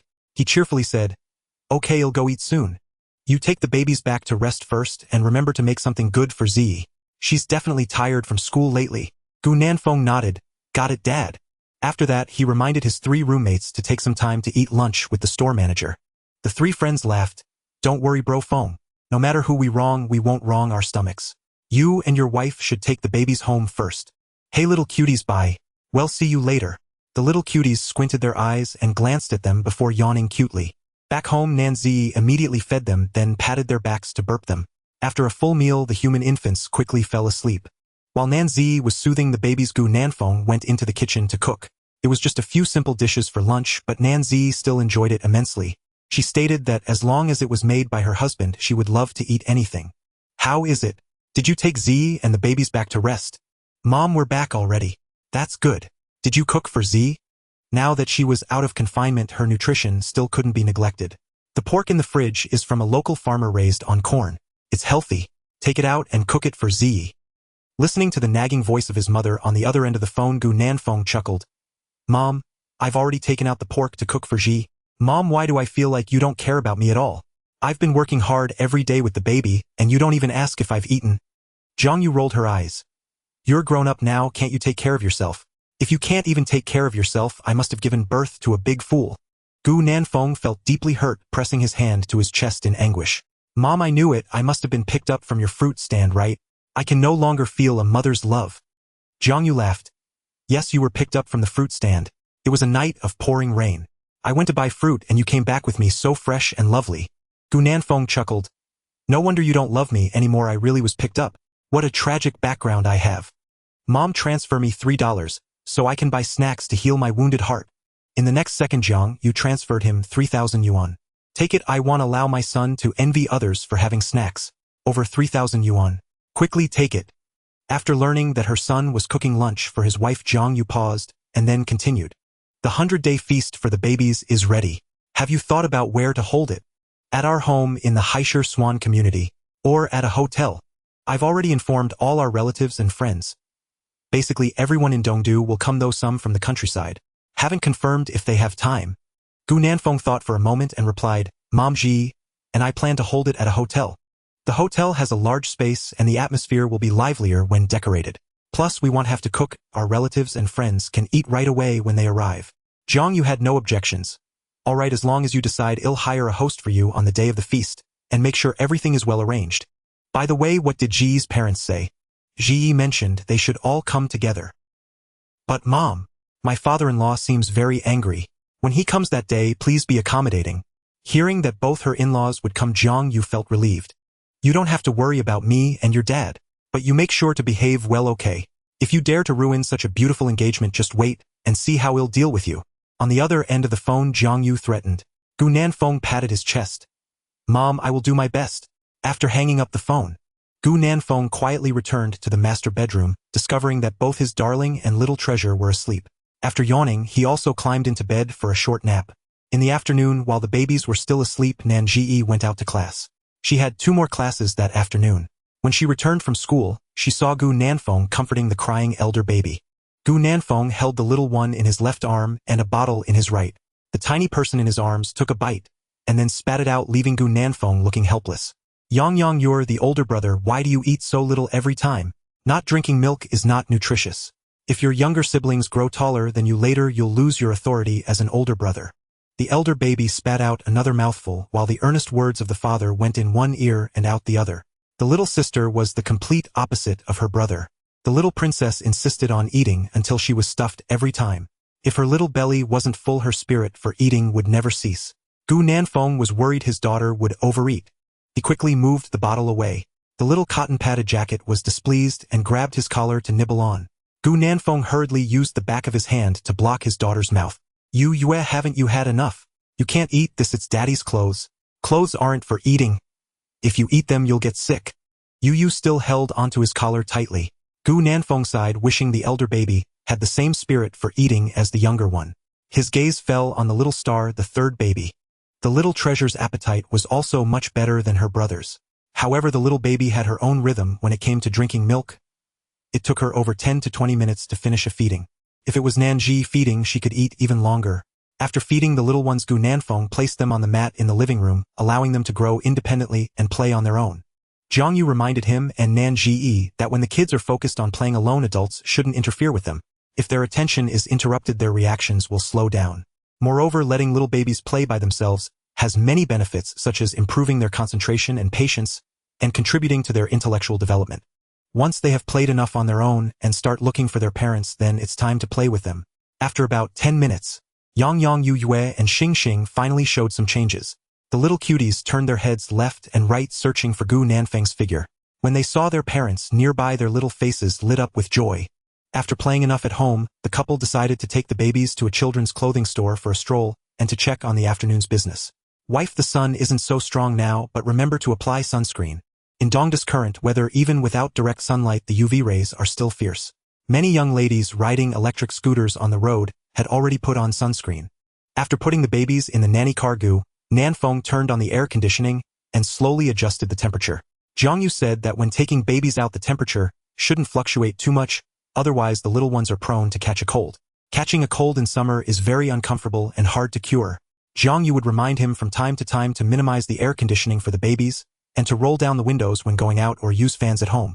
Gu Nanfeng only lowered the temperature a little in the nanny car. It should be fine. After the car started, Gu Nanfeng activated his Bluetooth headset, preparing to call his mom. He asked whether she was working at the hospital or the children's clothing store that afternoon. After hanging up, Nanji reproached him. In the future, drive carefully. Talking on the phone while driving is very dangerous. The babies are still so young. What if you get distracted for a moment? What should we do? Then she turned to the 3 little ones in their safety seats. Yang Yu Yue, Xing, do you think mommy is right? Gu Nanfeng also realized his carelessness. Baby's mommy is right. For the safety of you and mommy, daddy won't talk on the phone while driving anymore. Hearing Gu Nanfeng say this, Nanji was finally satisfied. It's good to know it's serious. Honey, I'm doing this for you and the babies. Gu Nanfeng smiled. Wife, I know. My mom said that being able to marry a wife like you is a blessing from our Gu family's ancestors. As the nanny car drove, they quickly reached Chaoyang Commercial Street. After parking the car and walking forward, they hadn't even reached the children's clothing store when they saw a huge crowd at the entrance. Gu Nanfeng even saw a few familiar faces. They were the family members of his mother's patients. They had already come to buy clothes on the opening day. He didn't expect them to come today. They were accompanied by a few people apparently introducing friends to the store, seeing the lively scene of the children's clothing store. Nanzi was in high spirits. Nanfeng, our business is doing quite well. Gu Nanfeng smiled. We just opened and the promotional discounts are substantial. This time is when the most people are out shopping, so I expect many are just here to see the new store. Once some time has passed and the store remains this lively, we can say the business is really good. Nanzi was very confident. With our beautiful decoration and the babies as models, the business will surely keep improving. Having such a beautiful wife supporting him unconditionally made Gu Nanfeng genuinely happy. He took the little ones around the store for a while. An hour later, he took them home to bathe. On the way, Gu Nanfeng saw someone selling apples and stopped to buy a bag. Wife, I'll make you some apple juice when we get back. Nanzi really liked the taste of apples. Great, thank you, husband. Upon returning home, they set aside the juice making for now. The two took advantage of the good weather to start bathing the three little ones. Wife, bring over the baby's shower gel and lip balm. I've already adjusted the water temperature. Amidst the busyness, an hour passed quietly. After the bath, the three little cuties were full of energy, and it seemed they wouldn't be sleeping anytime soon. Z, you stay with the babies. I'll go make the juice. Nanzi nodded, and after Gu Nanfeng left, she started playing hide and seek with the babies. She covered her face with a cloth and then pulled it away. Oh no, mommy is gone. Mommy is back. When she pulled the cloth away, Nanzi made an exaggerated funny face, and the three little ones kicked their tiny feet in delight. Playing with the babies was actually tiring. The tone and expressions had to be exaggerated to catch their attention. After just over 10 minutes of playing, Nanzi felt exhausted. Oh dear, no more playing, mommy is tired. I'm going to drink some juice now. Apple-flavored juice. The little cuties didn't know what apples were, nor did they understand juice. They were not done with the hide and seek game. Nanzi brought a new bottle and poured the apple juice into it, walking over to tease the three little ones. She shook the milk bottle in her hand. Yang Yang Yaya Xing Xing, what does mommy have in her hand? The formula the babies usually drank was white. Now the contents of the milk bottle had turned a pale yellow. The color change immediately captured the attention of the triplets. Nanzi giggled and nudged the bottle forward. The little darlings took a sip. The next moment they pouted their lips. This tastes a bit strange, different from the usual milk. Nanzi blinked and smiled. So how does it taste? This new mom was quite mischievous. She pulled the bottle back just as the kids took a sip. The eldest was fine, but the second and third were particularly expressive, waving their little hands wanting the bottle. Nanzi pushed the bottle forward again, letting the two little ones take another sip. You can only have the last sip, okay? You're still small and can't drink other things yet. Haha, Nanzi was still too young. Facing babies who were just over 3 months old, how could they understand so much? When they couldn't get what they wanted, they expressed their dissatisfaction with cries. The eldest was not very interested in the apple juice. The second and third expressed they wanted more. Nanzi hid the bottle behind her back, shaking her head to indicate there was none left. The little foodies Yaya and Xing Xing looked super aggrieved. Their eyes turned towards Gu Nanfeng. He quickly hid the glass in his hand behind his back. He spread his hands to indicate that Daddy had no juice and wasn't drinking anything. Yaya and Xing Xing were in perfect sync. They pouted their little lips expressions, as if relishing the unique taste from earlier. The second one moved her lips, still unwilling to give up, gazing at Nanzi with longing. Gu Nanfeng watched the amusing scene from the side. Wife, you caused this trouble. You need to sort it out yourself. After washing the children's clothes and shoes, and hanging them on the balcony, he returned to the room to see Nanzi feeding the second baby. Nanzi had a face full of regret. Husband, if I had known earlier, I wouldn't have teased the kids. Yaya and Xingxing's desire for apple juice is too strong. If I hadn't been holding them to feed, I wouldn't have been able to calm them down at all. Gu Nanfeng laughed and looked down at the third baby beside him. Xing Xing, do you and your sister want apple juice? Mommy has some left, do you want more? The little one hadn't had time to react when Nanzi shot him a glare. Nanfeng, you're so annoying. Luckily Xing Xing didn't understand yet. If he did, he would definitely be clamoring for apple juice again. Gu Nanfeng laughed heartily. Wife, you keep feeding the second one, and it'll take Yang Yang to do some exercise. Normally, the eldest drank the least milk. Although as the eldest brother he was slightly bigger at birth, after 3 months of growth, the second and third babies were already starting to surpass him. Jiang Yu advised them to do some small exercises with the babies whenever they had time. It could not only promote their growth and development, but also enhance their physical fitness. Gu Nanfeng laid Yang Yang on the bed, letting the little one lie flat. He smiled at his eldest son.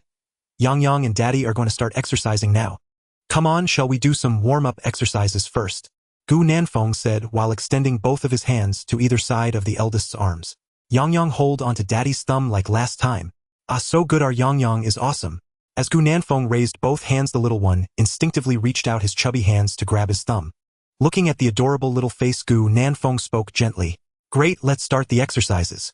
After saying that, he held Yang Yang's little hand from behind and began the first movement, the arm stretching exercise. He opened the baby's arms to the sides and then brought them back to the chest. Repeating this action would help develop and strengthen the little one's arms. Here we go, 1 2 3 4 5 6 7. Let's do it again, 2 2 3 4 5 6 7 8. The 3-month-old baby's bones were still very soft, so Gu Nanfeng gently moved the eldest's arms. Yang Yang seemed to really enjoy exercising with Daddy. Holding Gu Nanfeng's hand, he giggled, his chubby face radiating a smile like a little angel. Gu Nanfeng praised him for being cooperative, a little sportsman. Yang Yang did really well, perfectly completing the first movement. Next, it's time for the second warm-up activity. Come on, let's continue to do some exercises with Daddy, upper body movements. Here we go. Gu Nanfeng led the babies in a fitness exercise suitable for infants aged 0 to 6 months. The second movement focuses on upper body activity. Continue holding their little hands and cross them in front of their chests. The eldest child has a bit of athletic talent. The little one got so excited that he kicked Gu Nanfeng in the face. Gu Nanfeng kissed his son's chubby little feet, saying, Yang Yang is amazing. You're getting stronger, Daddy gives you a thumbs up. The little baby's fragrant feet made the eldest child smile even brighter. After Yang Yang finished his little exercise, they moved on to the stars. The little one was uncooperative and kept wanting to play with toys. Gu Nanfeng had no choice but to dangle a toy in front of him to entertain. With the toy's allure, the little one finally managed to complete today's exercise task. Finally, it was time for the third baby, who had just finished feeding. When it was Yea's turn, Gu Nanfeng first helped the little princess burp. After the burp, another 10 minutes passed. Only then did Gu Nanfeng begin to do the little exercise with her. Nan Zi watched the happy father-daughter duo playing and unknowingly fell asleep on the bed. Each day seemed the same, yet upon closer inspection they felt different. One thing was certain, Nan Zi felt fulfilled and happy every day. Life went on like this. Ever since the children's clothing store opened with Gu Honglang and Jiang Yu helping manage the business, it had been doing well. Meanwhile, preparations for the baby's 100-day banquet were underway. On this day, Nan Zi received another call from Chang Liusu. She had already flown to Dongdu. Upon arriving at Dongdu Airport, Nan Zi drove to pick her up. When she saw Chang Liusu, who was carrying many bags, it was clear that they contained items for children. Chang Liusu ran over excitedly, exclaiming, "Is this the Xiaomi Su 7 Ultra that Gu Nanfeng bought for you? It's so cool. Auntie bought me one too, but it seems I have to wait a few months to get it. Once I get my car, I'll also drive to Dongdu to be with you." Nan Zi was taken aback for a moment. "You're coming to live in Dongdu? Planning to develop here? Am I hearing this right, Chang Liusu? Are your parents okay with you moving here?" Chang Liusu grinned. "Who cares? I told them I'm starting my business here. They shouldn't oppose it. But what? My brother is still over there and I can't stand his girlfriend. If I come to Dongdu, I won't have to see her." Nan Zi responded, "Since you've made your decision, I'll support you." Chang Liusu smiled and then gave her a big hug. "Zi, I knew you would support me. Look, this time I brought gifts for the babies. I bought them so many things: clothes, toys, shoes, and hats. Ha ha ha, where are the babies? Quick, bring them out to feel the love from their godmother." Nan Zi smiled and replied, "They're at home with Nanfeng." After putting the triplets' items in the trunk, Chang Liusu paused. "By the way, my parents are coming along with uncle and auntie this time. Yes, my brother and that woman will also come." Meanwhile, in the villa of the Nan family in Moduli, Pansy was discussing with Nan Jinsong about what gifts to bring for the baby's 100-day banquet. Nan Jinsong had a gloomy expression throughout. Seeing his coffin-like face, Li Pansy was infuriated. "I'm asking you a question, which one should we choose? Are you mute?"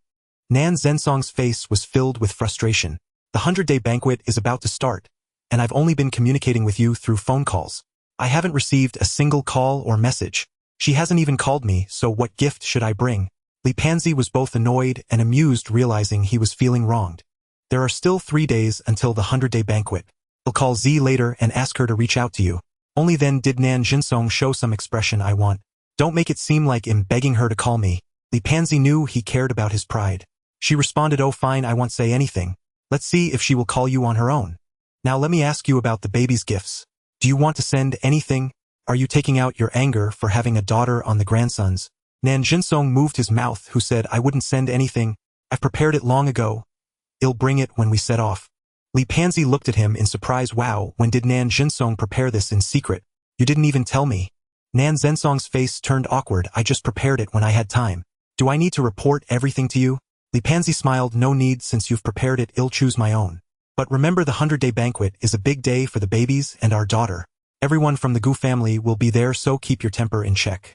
Otherwise, not only will our daughter turn against you, but I will too. Nan Jinsong grumbled. If our daughter turns against me, you will too. How are we supposed to live? Look at you at your age, still so stubborn. Thus the couple bantered while preparing gifts for the babies. On the other side, Nanzi drove Chang Liusu home. On the way, Chang Liusu asked, are there many relatives coming from the Gu family? There should be quite a few. I heard from Nanfeng that almost all of their relatives and friends in Dongdu will come, and even those from the countryside will make it if they have time. As for my mother-in-law's family, there should be about 20 people. Chang Liusu took a breath. So many? On their side, apart from her childhood friend's parents, there were also her own parents and brother with his girlfriend. Including herself, that made just 7 people in total. This meant that Nanzi's family couldn't even fill one table. This wouldn't do. If there were too few people, her best friend might be bullied by the Gu family. Chang Liusu snorted, putting on the airs of a young lady. On the day of the 100-day banquet, I want to dress up beautifully and outshine everyone. I want the Gu family's relatives and friends to know that we are not easy to bully. Nanzi felt touched but shook her head. Just wear something normal. My mother-in-law says their relatives and friends are very easygoing. If they bully someone like me, you're overthinking it. Chang Liusu shook her head, seriously feeling it was necessary. I don't care. I will never give anyone the chance to bully you. I know Gu Nanfeng and your in-laws treat you well, but that doesn't mean their relatives and friends will too. Although Nanji did not care, Chang Liusu did care.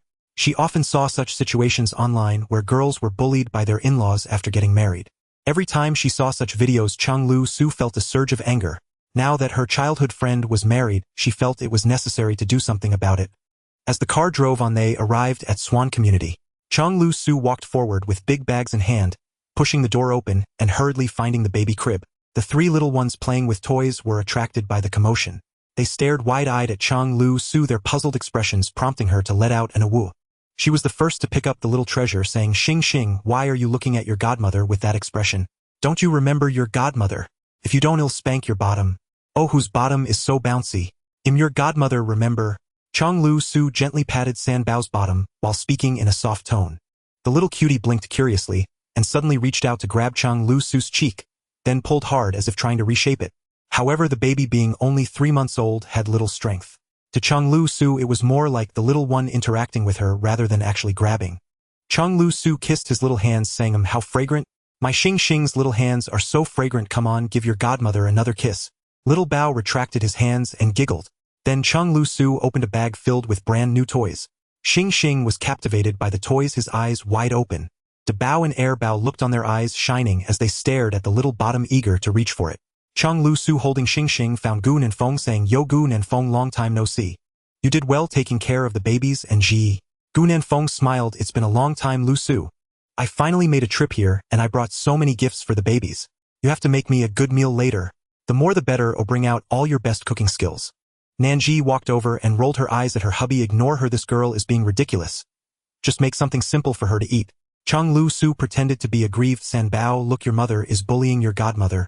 She won't even let me have a full meal. Woo woo, poor godmother. Little Bao, you will stand by your godmother, right? Come on, cruel mommy, we won't play with her anymore. Xing Xing held a toy and upon seeing his mother squirmed in Chang Liusu's arms.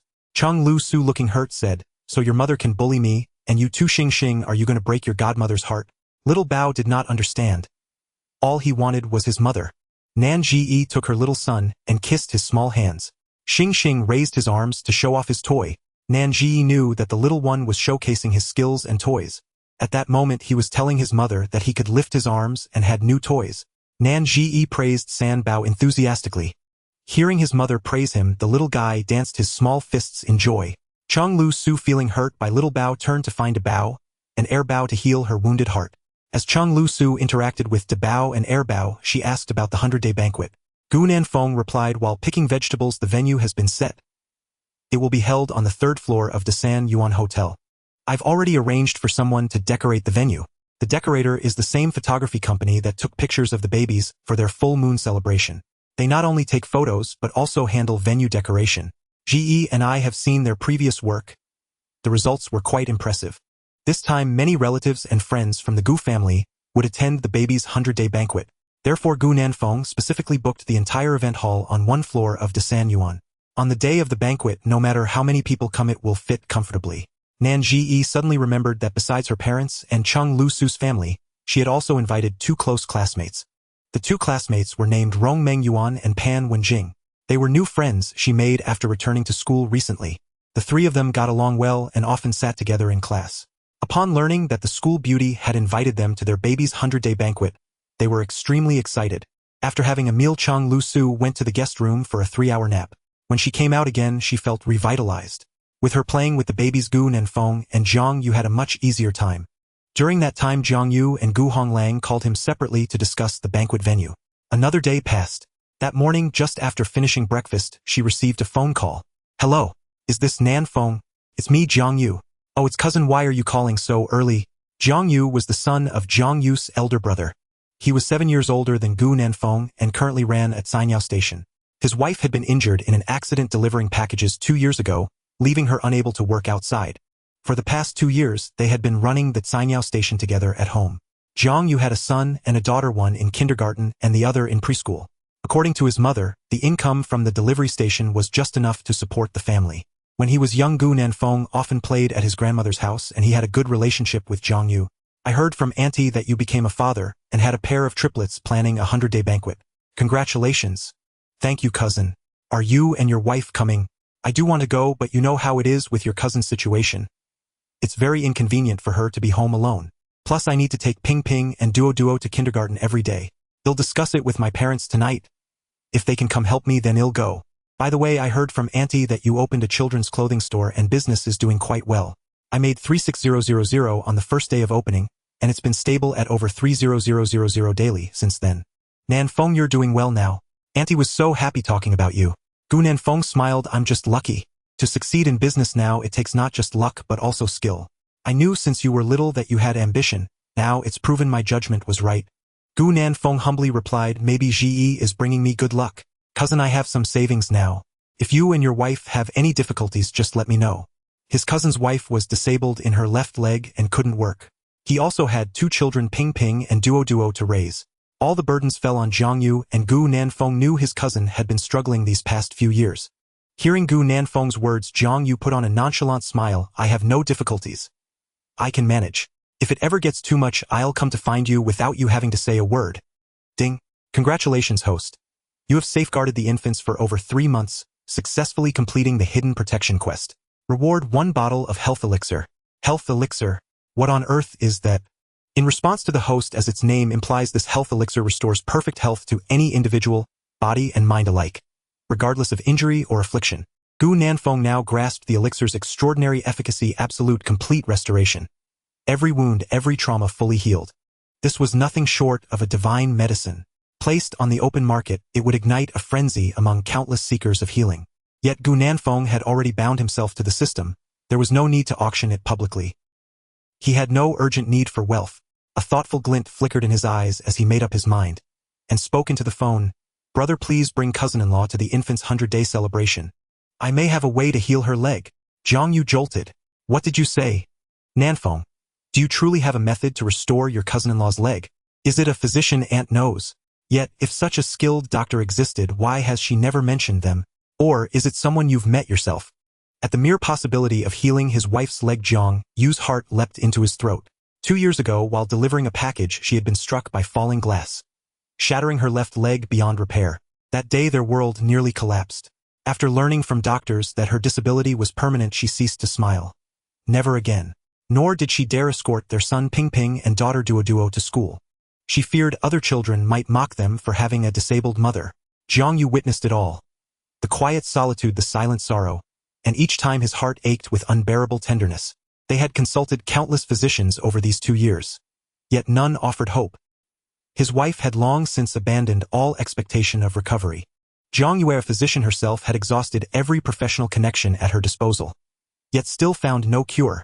Gu Nanfeng paused thoughtfully before replying, "Brother, I cannot yet disclose the details, but I am certain I can restore cousin-in-law's leg to full health.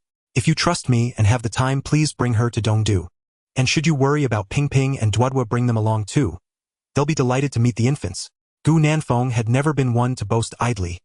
When he spoke of hope, it was rooted in certainty.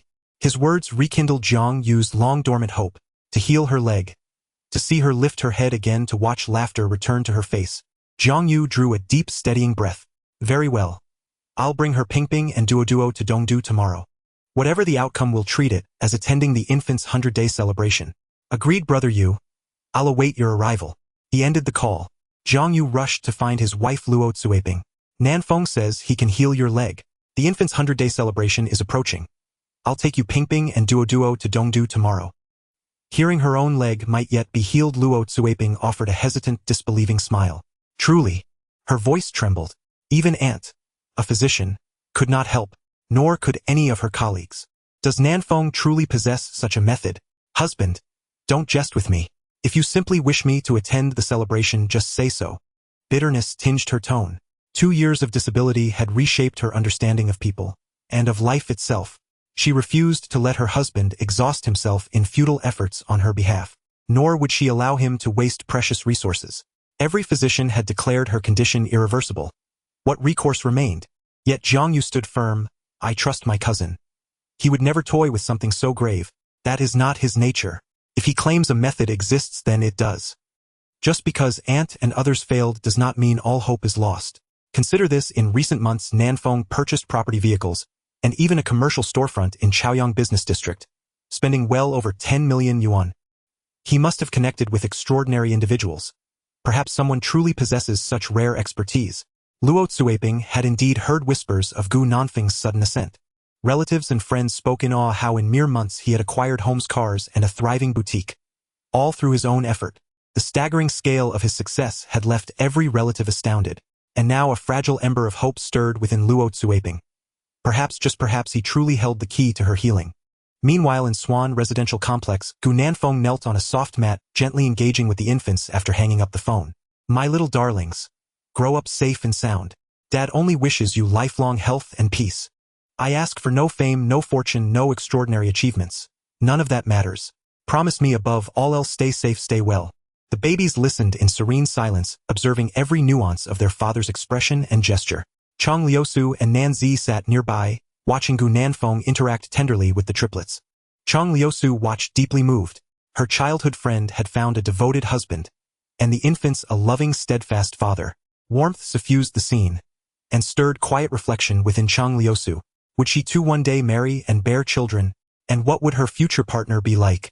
After lunch, seizing the lull, Chang Liusu took Nan Zi shopping. The 100-day celebration drew near, and surely they needed elegant attire, so the trio set out for Chaoyang Commercial Street, home not only to their children's boutique, but also to countless boutiques for adults. Upon arriving, they first strolled through the store with the infants. Gu Honglang was absent. The manager explained he had gone to meet a supplier.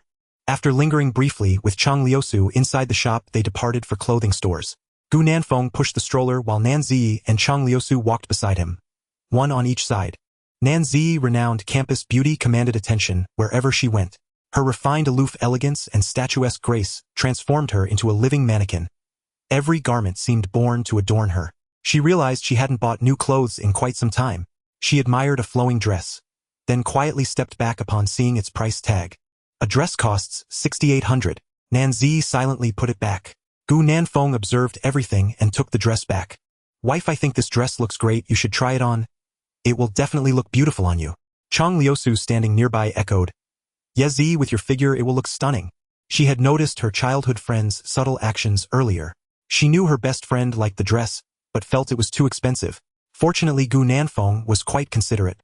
The sales assistant following the three was distracted, unable to resist the charm of the triplet babies in the stroller. "Oh my, this is the first time I've encountered triplets. Each one is super cute.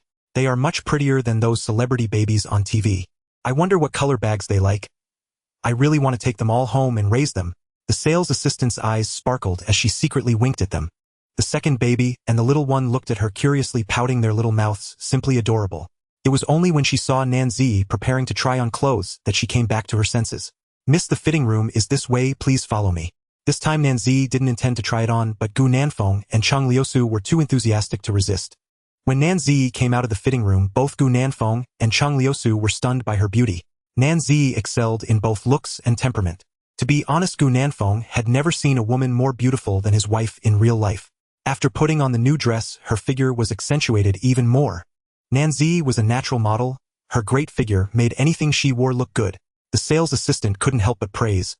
"Miss Oh my, you are beautiful even more so than the stars." Nanzi turned around in front of the fitting mirror. The effect was indeed impressive. "I'll take this one. Please pack it up for me." Upon hearing her words, the sales assistant joyfully started packing. In the past, she wouldn't even look at the price when buying clothes. But after having the babies, she learned the difficulties of earning money. Most of the time, she adhered to the principle of saving whenever possible. But today, she truly loved this dress. "Wife, how about trying this purple one? The purple is more elegant and matches your temperament perfectly. And this black one, it has a mysterious vibe that your figure can totally pull off." Besides, Cheng Liusu assisting Gu Nanfeng was also recommending from the side. I must say Gu Nanfeng has quite an eye. After a series of choices, the effect on Nanzi was nothing short of stunning. During this time, he also helped Cheng Liusu pick quite a few outfits.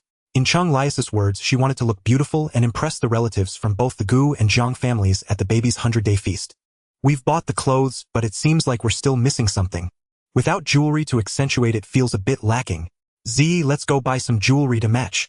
Having already chosen so many clothes, adding jewelry would cost a fortune. Nanzi was determined not to spend any more money. Gu Nanfeng smiled. "Wife, times have changed. Our children's clothing store is doing well, and we can't be stingy when buying a few outfits. Besides, for the baby's 100-day feast, we must dress beautifully. Beautiful clothes definitely need beautiful jewelry to match." Cheng Liusu raised both hands in agreement. "Gu Nanfeng is right, don't hesitate anymore. How about I pay for it?" Upon hearing Cheng Liusu offer to pay, Nanzi became unhappy. They arrived at a jewelry store. Various pieces sparkled brilliantly under the lights. The three little ones in the stroller curiously looked around.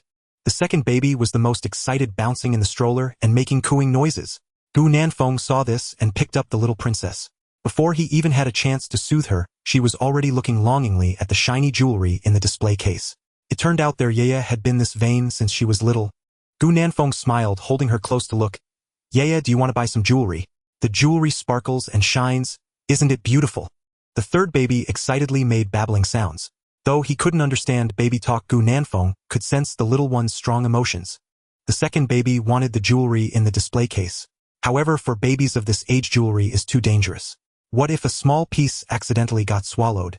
Gu Nanfeng couldn't take that risk. So he just held the second baby. Looking around the store, a buying was out of the question. Meanwhile, Cheng Liusu happily pulled Nanzi to pick out jewelry. Nanzi not only could pull off any style of clothing, but also matched any type of jewelry.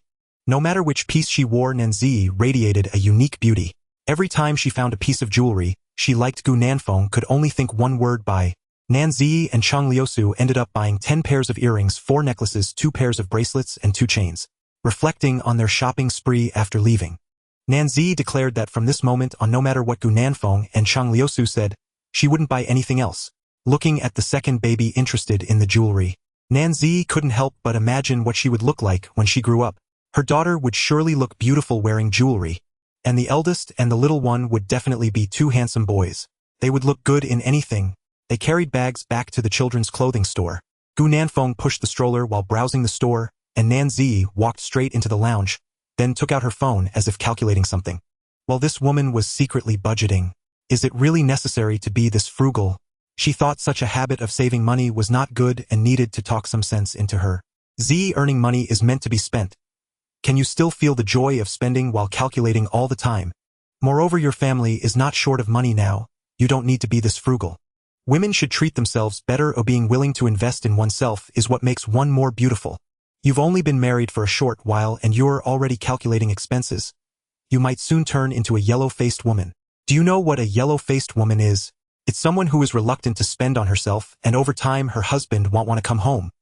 Let me state once more, earning money is meant to be spent. There's no need to calculate everything. Life is short, live freely and gracefully. Only by continually spending can one earn big money, do you understand? Nanzi put down her phone, furrowed her brows in thought, and after a long while looked up at her. What you said seems to make some sense. Let's not calculate anymore. What if I really turn into a yellow-faced woman? After returning home from the children's clothing store, Gu Nanfeng immediately put the bought clothes into the washing machine to rinse and dry them so they could be worn tomorrow. As the new day arrived, Gu Nanfeng received intermittent calls from Zhang Yu and Gu Honglang. They were mostly handling the arrangements for the baby's 100-day banquet, so communication with him was inevitable. The venue at Day San Yuan Hotel was already decorated. After finishing breakfast in the morning and feeding the babies, Nan Zi and Cheng Liusu dressed the three little ones beautifully before they were willing to head out. The adorable babies seemed to understand that today was their big day, remaining quietly in their stroller without crying or fussing. The three of them took the little ones to the banquet venue in advance to familiarize them with the environment. Not long after arriving at the hotel, Nan Zi's phone rang. Li Panzi's cheerful voice came through. "Z, your dad and I have arrived in Dongdu with Uncle Cheng and Aunt Cheng. We have just left the airport and will arrive at Day San Yuan shortly." "Okay, Mom, I'll go downstairs to meet you when you arrive." After hanging up the phone, Nan Zi looked nervously at Gu Nanfeng. "Honey, my mom and dad are already coming over from the airport. They will probably arrive in about 20 minutes. I'll go down to greet them." "Alright, I'll go down with you later. Mem, let's go together." 20 minutes usually passed in the blink of an eye, but now Nan Zi felt it was incredibly long. Gu Nanfeng was also feeling restless. He wondered whether his father-in-law would like him. However, regardless of how the other party felt about him, it did not affect his feelings for Nan Zi. Finally, after enduring over 20 minutes of anxiety, Nan Zi received another call from Li Panzi, who said they were almost there. "Okay, Mom, Nanfeng and I are going downstairs to meet you." Nan Zi took a deep breath as if she had made a certain decision, looking at Gu Nanfeng. Gu Nanfeng nodded, pushing the stroller downstairs. The triplet babies seemed to sense the tense atmosphere in the air, continuously looking at their parents with wide, anxious eyes. Gu Nanfeng tried to soothe their emotions. "Yang Yaya, what's wrong? Mommy and Daddy are here and Grandpa and Grandma are coming to see you. Are you going to greet Grandpa and Grandma with Mommy and Daddy? Do you remember Grandma? She has come to see you before. Grandma is Mommy's mother, and she loves you very much." As Gu Nanfeng gently reassured them, the anxiety in the little one's eyes gradually faded away. Upon reaching the first floor of the hotel, they quickly spotted a black nanny car approaching them. They saw Li Panzi and Nan Jinsong getting out of the car. Nan Zi's tears fell with a whoosh. From a distance, Li Panzi spotted her daughter in a red dress, exuding an elegant and cool demeanor. "Mom? Z?" Li Panzi approached, sizing up her daughter from head to toe, nodding with a smile. "Not bad, you seem to have gained a bit of weight. It seems Gu Nanfeng is taking good care of you." Seeing her daughter again made Li Panzi feel an urge to cry, but with so many people around, she could only hold back and let the tears swirl in her eyes. Li Panzi gave Nan Zi a big hug. Then her gaze fell on Gu Nanfeng. "Not bad, you've taken good care of my daughter. She hasn't made a wrong choice." After greeting Li Panzi, Nan Zi's heart was at its most tense. Behind her mother stood a familiar figure. Focusing on the person, Nan Zi called out with red eyes, "Dad, you're here." At the sound of Dad, Nan Zensong's heart trembled. Finally seeing his daughter, whom he had longed for day and night, he nodded with red eyes. "I'm here." Looking at his daughter, she indeed seemed to have gained a little weight, but she was still as bright and charming as ever. All the unease, anger, and guilt he had felt over the past year melted away at the moment he saw his daughter. "Have you been doing well lately?" Nan Zi wiped her tears and quickly nodded. "I'm good, Dad, I'm doing very well." "And you?" Nan Jinsong held back his tears and said, "I'm doing well too." In fact, he wanted to say he was not well and that he missed her very much, but with so many people around, he couldn't bring himself to say it. His gaze fell on the man beside him and the stroller. Nan Jinsong frowned. "Is this Gu Nanfeng? And in the stroller are my daughter's babies, triplets." Nan Zi wiped her tears again and introduced with a choked voice. "Dad, let me introduce you. This is my husband Gu Nanfeng, and these are our babies." Gu Nanfeng smiled and greeted, "Hello, Dad, I'm Gu Nanfeng, Zi's husband. I'm sorry for meeting you so late, it's my fault." Nan Jinsong stared at him with piercing eyes, then coldly nodded. It is indeed your fault." What Nan Zi did not know was that from the moment he got out of the car, he had been secretly observing Gu Nanfeng. To be fair, Gu Nanfeng was indeed good-looking. His appearance was exceptionally high, the most handsome person he had ever seen. His physique was average, better than when he was younger. As for his smile, it seemed quite sunny and warm, very approachable. As for his voice, it had a magnetic quality when he spoke. Overall, his appearance met his standards for a son-in-law. However, even if he was handsome, it could not change the fact that he had taken away his little cotton-padded jacket. Therefore, upon their first meeting, Nan Jinsong did not show Gu Nanfeng a pleasant expression. He maintained a cold face as stiff as a coffin board. Li Panzi observed the situation and quickly tugged at his sleeve, giving him a warning look. Nan Jinsong coldly snorted, pretending not to see. Li Panzi glared at him, then smoothed things over by saying to Gu Nanfeng, "Your dad is like this." He has been in the company too long and has a black face toward everyone. Don't take it to heart. Now let me see how the babies are doing. Yang Yang Yaya Xing Xing Grandma has brought Grandpa with a black face to see you. Do the little cuties still remember Grandma? The adorable babies had some impression of Grandma's voice, but they could not remember much else. After staring for a while and confirming they had no impression, their eyes continued searching for their parents. Meanwhile, Nanzi greeted Chang Lias's family. Uncle Chang, Aunt Chang, long time no see. And it's been a long time since I saw Lu Jun. Is this your girlfriend? She is so beautiful. Uncle Chang and Aunt Chang nodded with warm smiles. Z, long time no see. This child really hasn't contacted your parents or us in over a year. We watched you grow up. Do you know how much we missed you? Nanzi apologized. Uncle, Auntie, can I apologize? I actually missed you very much. Uncle Chang and Aunt Chang were not pleased. An apology is not enough. Later you need to tell us what has happened in the past year. On the other side, Chang Liu's brother Chang Lu Jun also set his gaze upon Nan Ji. The other party revealed a long-lost smile, saying, Ji, it's been a while, and you are even more beautiful than before. Congratulations on your marriage and having a baby. Chang Lu Jun, standing around 175 meters tall, maintained a well-kept physique. With his slicked-back hair, he bore some resemblance to Chang Lu Su. From his demeanor one could tell, he bore no hint of a spoiled, rich second-generation heir. Nan Ji grew up playing with Chang Lu Su. She has always had a good relationship with Chang Lu Jun. Nan Ji smiled slightly. Thank you, Lu Jun. Go. You are becoming more handsome and mature too. Your girlfriend is truly beautiful. You have good taste. Next to him stood Chang Lu Jun's girlfriend wearing a white dress. She was about 165 meters tall, her ponytail swaying gracefully.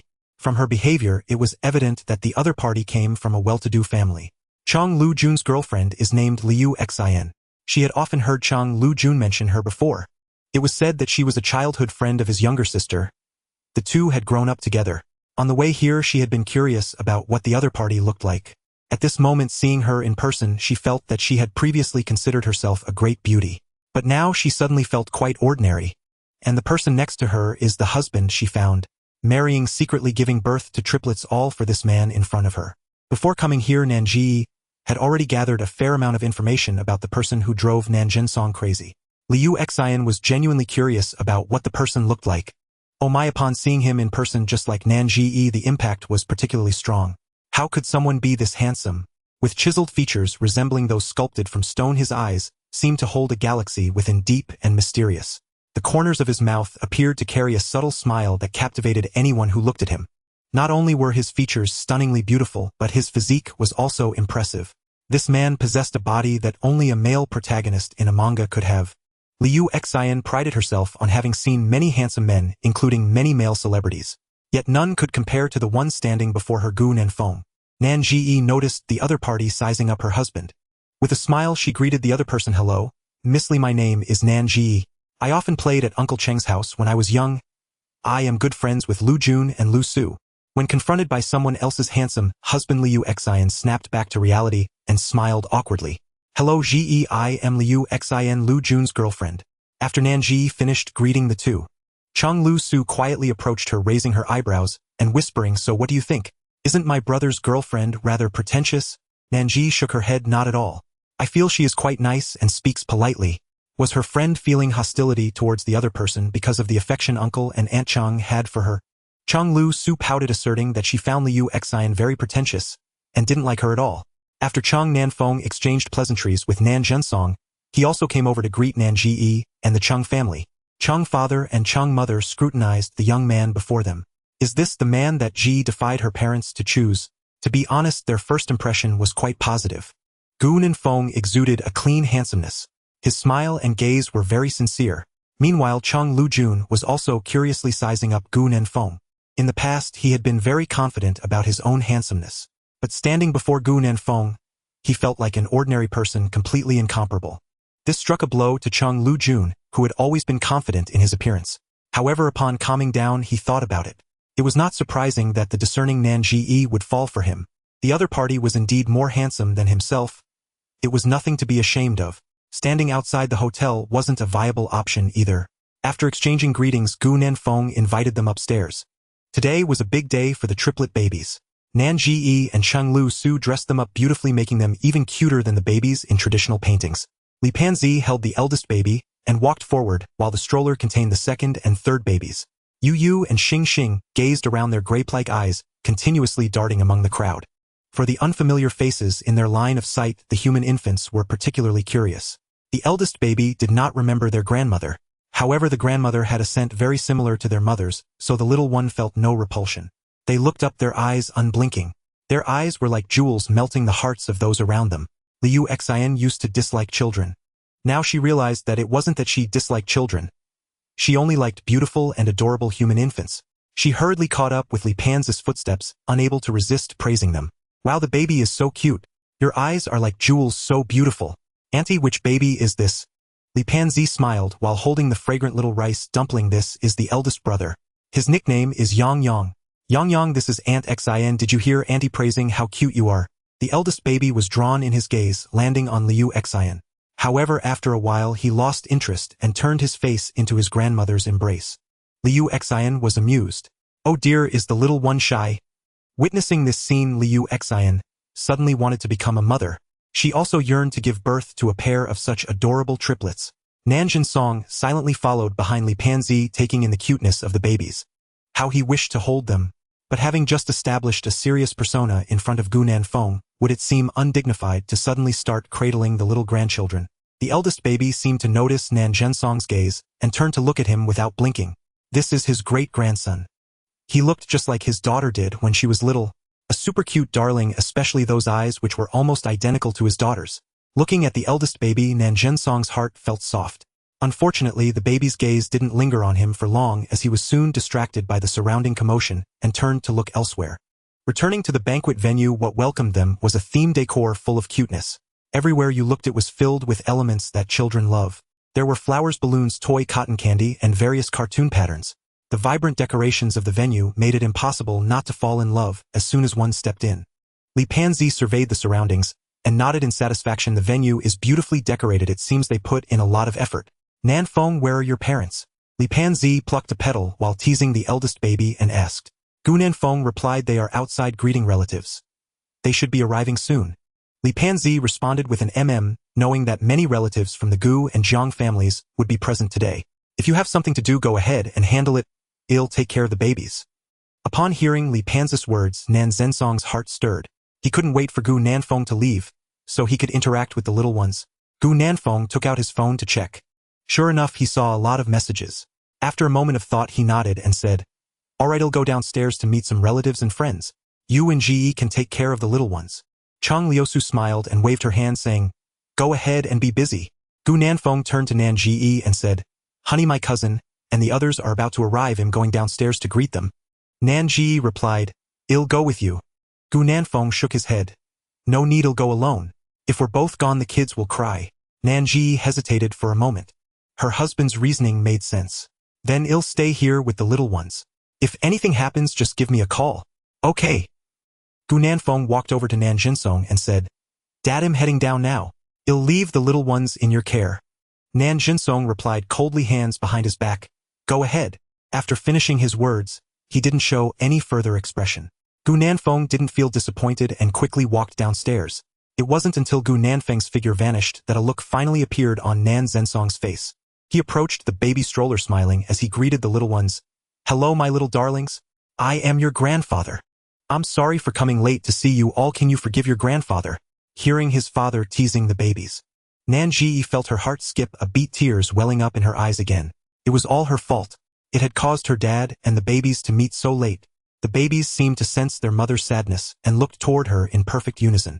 The next moment their expressions slowly deflated as if they were about to cry out.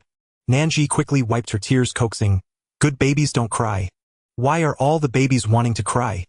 Is it because they were infected by their mom's feelings? But mommy isn't crying, mommy isn't sad, mommy is very happy now, extremely happy. The three little ones gazed blankly at their mother. The little ones with their small expressions stretched out their tiny hands wanting to be held. The eldest baby in Li Panzi's arms was wriggling to break free and return to his mother's embrace. Nanji took the little one and placed him back into the stroller while cooing to the three little babies. As Nanji's emotions stabilized, the babies' expressions gradually relaxed. Heavens, what exceptionally smart triplets. This scene left Cheng's parents dumbfounded. If they remembered correctly, the twins were only a little over 3 months old. This is too smart. Sobs, such adorable grandchildren. Cheng's mother expressed her desire to be a grandmother, her gaze landing on Cheng Liusu. Cheng Liusu shrank her neck in surprise. Don't look at me, my brother is right next to you. If anyone is going to be a grandparent, it should be the grandmother first. I haven't had enough fun yet. Cheng's mother understood. Your brother has always been sensible, does he need me to prompt him? You've always been troublesome, who else would I look after if not you? Cheng Liusu shook her head. If you look at me then you can look. Anyway, I definitely won't get married that early. It doesn't matter if you don't marry early, but at least you should find a partner. Look at Ji, she grew up with you and is the same age, yet she has already become a mother. What about you? Meanwhile, for some reason, Li Yuexin felt secretly pleased to hear her boyfriend's mother scold her sister-in-law. As the triplets' emotions stabilized, the babies who were about to turn into little crybabies began to brighten up again. Nan Jinsong continued to assert his presence. My little darlings, do you call yourselves Yang Yeye and Xing? What beautiful names! I am your grandfather. Can you let me hold you for a moment? With Li Panzis' demonstration, Nan Jinsong knew that the eldest baby was not shy and would probably let him hold him. However, as he reached out his hand, he quickly faced a reality check. The eldest baby did not give him a single expression and continued to suck on his fingers. He glanced at him but remained indifferent. The atmosphere gradually solidified and Nan Jinsong felt embarrassed. Li Panzi chuckled. Yes, Yang is like this, don't give the grumpy grandfather a good expression. Who told him to be so fierce to your father? We want play with him. Hearing the grandmother's voice, the eldest baby stopped sucking on his fingers and smiled at her. The grandmother had a feeling similar to that of the mother, which made the eldest baby very fond of her. Upon hearing his wife say such things about him, Nan Zensong's face immediately darkened. What do you mean I'm fierce to Gu Nanfeng? When have I ever been fierce? I'm a very amiable person, all right? Come, eldest baby, don't listen to your grandmother. She is slandering your grandfather. Everything she says is false. The eldest baby stared at him with grape-like eyes for a long time, still remaining unresponsive. He simply wouldn't let himself be held. Nan Jinsong felt greatly discouraged. What to do? The eldest grandchild won't become close to him. Nan Ji noticed his embarrassment and gently reminded him, Dad, perhaps the eldest baby is tired right now and doesn't want to be held by anyone. You can try with the second and third babies. Nan Jinsong nodded. He then focused his attention on Yeye and Xing. Noticing their grandfather looking at them, the second baby beamed at him. This made Nan Jinsong incredibly excited. Yeye, second baby, you are so cute. Yang isn't close to grandfather, but Yeye, can you give grandfather a hug? Grandfather really misses you all. This time the second baby didn't resist and willingly let Nan Jinsong hold her. The fragrant, soft, glutinous rice dumpling felt particularly delightful in his arms. Nan Jinsong smiled like a blooming flower and excitedly said to Li Panzi, Pansy, look, the little princess is in my arms. Yeye is so small, she smells so good and milky. Look, she is looking at me. Her eyes reflect my shadow. The baby, just over 3 months old, had skin as bouncy as jelly with short arms and legs resembling lotus roots, making one unable to resist wanting to take a bite. The second baby was curious about the grandfather in front of her. She reached out to grab his hair. Nan Jinsong did not resist but rather wore a look of indulgence. Their little princess had quite a bit of strength. Yeye, grandfather finally gets to see you and your brothers. Grandfather is extremely happy. Little Yeye must grow up safe and healthy. The second baby had no idea what grandfather was saying. At this moment, the little princess was full of energy. She reached out, tugging at grandfather's hair. To prevent the second baby from developing this habit, Nanji hurriedly stepped forward to stop her. Yeye, no. You can't pull grandfather's hair. Grandfather will feel pain. Pulling hair hurts, don't you remember, Yeye? Nanji intentionally put on a fierce expression. The second baby seemed to understand, and the next moment she burst into tears. It seemed she was accusing her mother of being fierce to her. Sob, how pitiful, a baby just over 3 months old has already been scolded by her mother. The ear-painting baby cried, which made Nan Jinsong feel heartbroken. Be good, Yeye, don't cry. We won't listen to mommy. Grandpa doesn't feel pain. There's no pain, so we won't listen to mommy's words. It doesn't hurt at all, a grandpa knows this is the baby's way of showing love. However, the second baby still cried sadly. Her little expression was pitiful, as if she were the most unfortunate baby in the world. Nan Jinsong couldn't comfort her at all. He quickly turned to Nan Zi. Look what you've done to the second baby, hurry and comfort her. Otherwise, I will have a word with you. His tone was quite threatening. Nan Zi nodded with grievance and quickly embraced Yeye, gently coaxing. Yeye, don't cry, don't cry. Little princess, don't cry. Mommy didn't scold you, mommy didn't blame you at all. However, pulling hair is indeed not right. Yeye, be good, mommy doesn't blame you. Mommy loves you the most. Yaya is mommy's little treasure. Indeed, the little baby still loved her mother the most.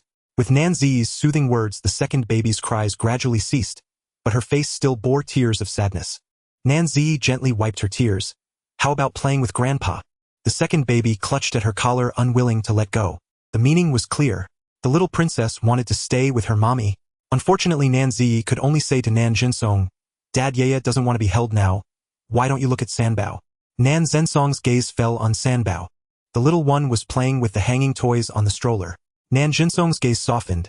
Xing, do you like the toys so much? Grandpa will buy you plenty of fun toys. Can you give Grandpa a hug? Nan Jinsong hoped Sanbao would be as willing to be close to him as the second baby. Unfortunately, he was a bit too early in his expectations again. Sanbao, who was focused on playing with his toys, cried whenever anyone but his parents touched him. The moment Nan Zensong's hand brushed against Xing, the little one began to whimper and cry. Nan Zensong's expression fell. It was sad that neither the first baby nor Sanbao paid attention to him. Only the second baby was his little warm jacket. Li Pansy laughed at him from the side. It must be that you are too fierce usually. The babies are afraid of you. I'm different. Oh, my little grandchildren all come to me for hugs. Li Pansy intended to prove herself in front of Nan Jinsong. The next second, she was slapped in the face. Sanbao discovered someone trying to forcibly separate him from his toys. He cried out loudly. Li Pansy was also stunned. He didn't do this when she held him before, did he? How did he suddenly start crying like this? Nanzi held the second baby, laughing. Mom, Sanbao has this personality. When he is focused on playing with toys, he cries whenever anyone else besides me, and Nanfeng holds him, even my in-laws. Hearing her daughter's explanation, Li Pansy suddenly realized. So the little treasure has such a personality. This time it was Nan Jinsong's turn to laugh at Li Pansy. I thought you were so amazing. It turns out Sanbao doesn't want to be held by you either. Isn't it just like me? Li Pansy angrily exclaimed. Who is like you? Sanbao is a special case. Once he finishes playing with the toys, he will let me hold him. After saying that, her gaze fell on the first baby. Yang, come play with Grandma. Let's ignore the grumpy grandpa. She picked up the first baby and the little one was obedient. Li Pansy kissed his little hand, triumphantly glancing at Nan Jinsong. Did you see that? Yang is affectionate with me, Yaya is also close to me, and there's Xing. The babies all like me. You only have Yaya liking you, that's just one share of love. Li Pansy's eyes were provocative, as if the baby's willingness to be held by her was an incredibly proud affair. That statement struck at Nan Jinsong's Dao heart, making him anxious and scratch his ears. Chung father and Chung mother also gathered around. Looking at the three little ones who were rosy and adorable, the couple couldn't be more pleased. Chung mother teased the second baby in Nan Zi's arms. The little one noticed someone playing with her and revealed a milky smile. The smile was angelic, sweet, and adorable. Chung mother smiled. Yaya and Z looked so alike when they were little. When Z was this big, I held her too. In the blink of an eye, she already has a baby.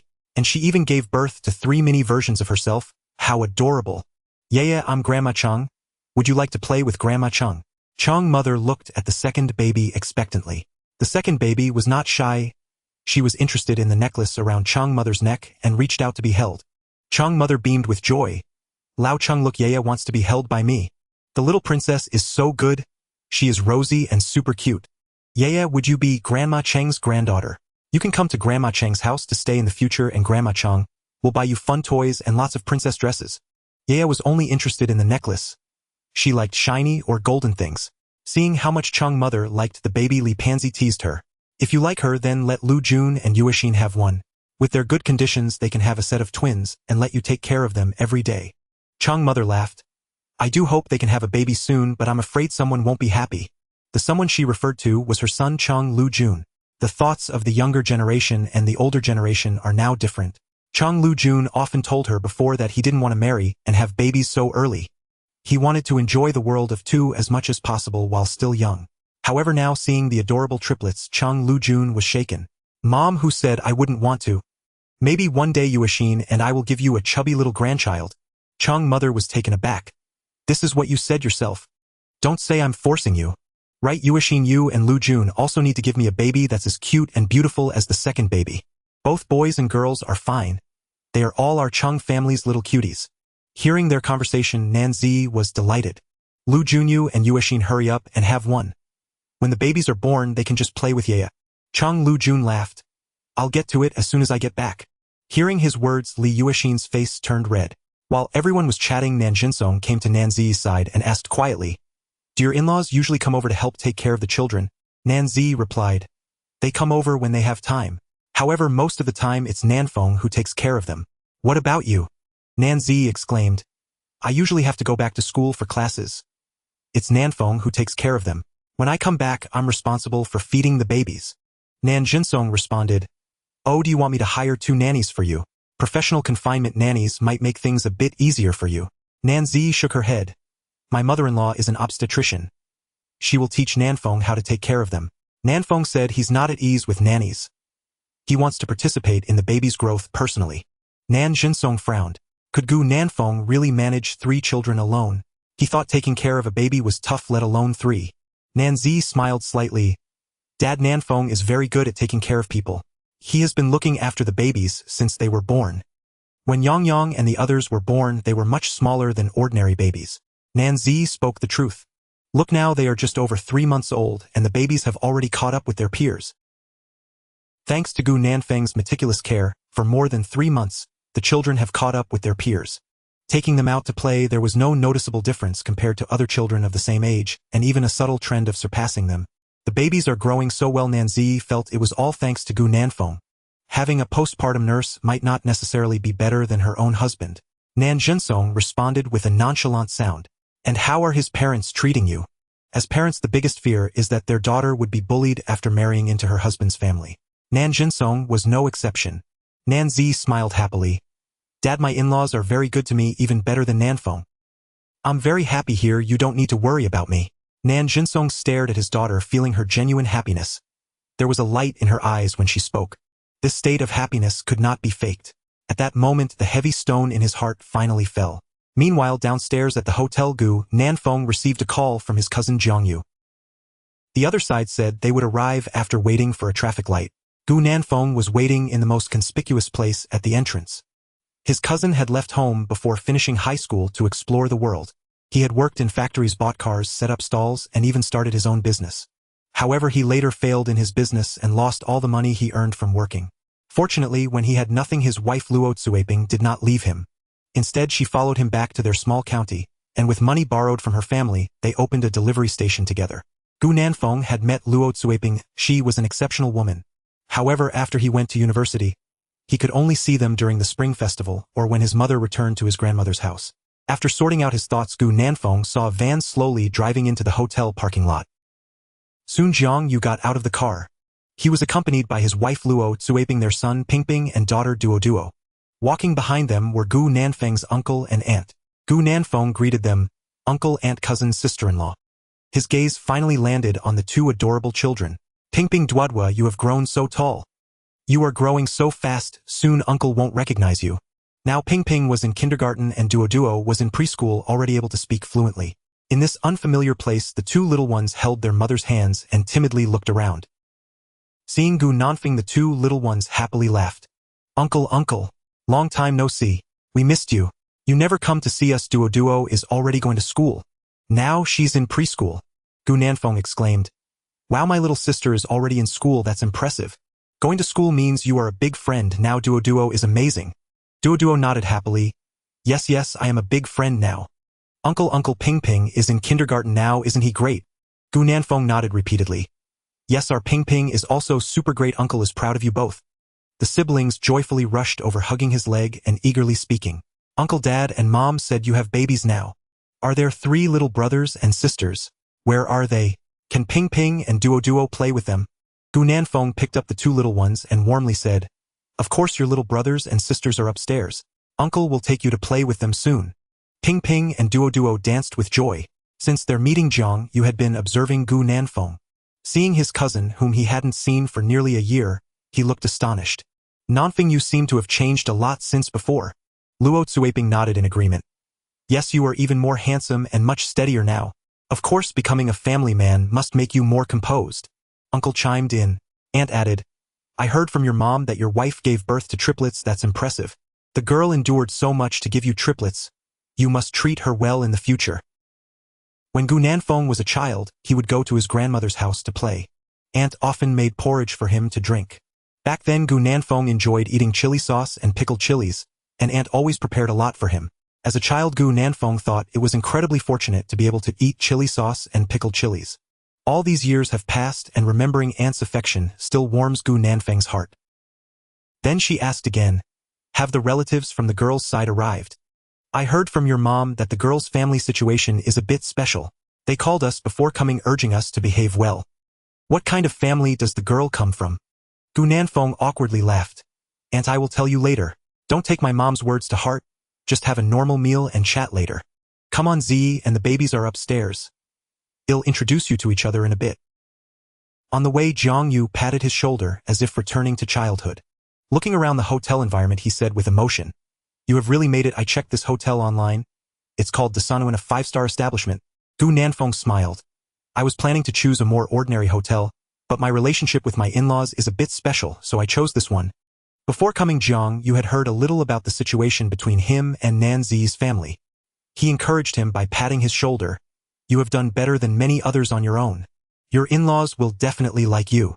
By the way, hasn't your side of the family arrived yet? Gu Nanfeng smiled. They should be here already. My parents went to pick them up. Is there enough space in the car? Do you want me to drive and pick them up together? There should be enough. If not, I'll have them take a taxi over later. Cousin, let's go. I'll take you to meet Pingping Duodua and the others first. As soon as they entered the banquet hall, they saw colorful flowers and balloons. There were many adorable cartoon toys. Pingping and Duoduo immediately rushed over wanting to play. The next second, they were pulled back by Luo Tsuaping. These things can't be played with. They are decorations for the little brothers and sisters party. If you want to play, you can wait until the 100-day feast is over, and then mommy will let you play.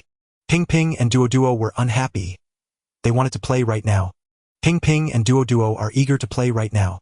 Faced with something fun, children cannot control themselves. Their little faces express just how sad they feel. However, Luo Tsuaping insists that they cannot touch those items as they are decorations for the younger siblings. Nan Zi observes this scene. She walks over and hands them 2 small toys. Here, little friends, take these to play with. If you want anything, just tell Auntie. Pingping and Duoduo are thrilled. They eagerly take the toys and cheerfully say, Thank you, Auntie. Auntie, you are so beautiful. Pingping and Duoduo sweetly exclaim. They look up at Nan Zi amazed, thinking that this auntie is incredibly beautiful. At their tender age of 3 or 4, they already know what beauty is.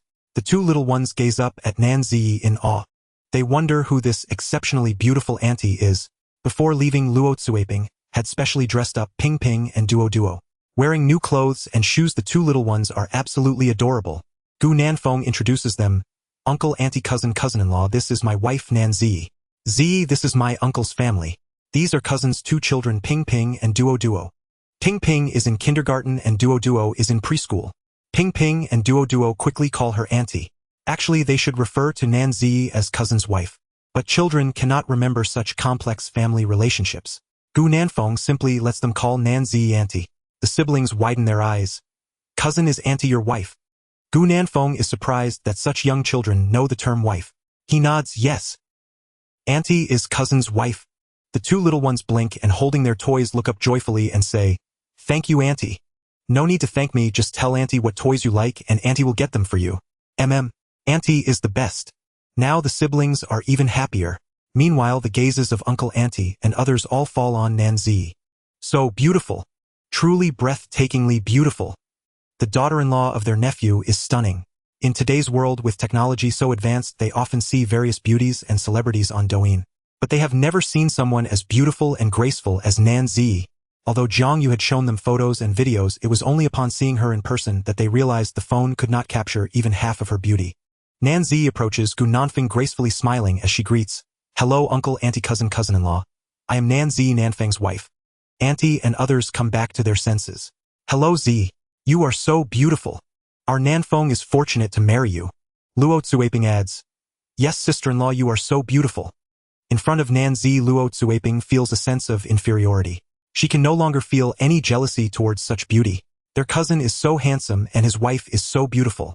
Their 2 children must be exceptionally beautiful and cute. Jiang Yu also greets with a smile before asking, Where are the babies? Pingping, Duoduo, didn't you say you wanted to play with the younger siblings?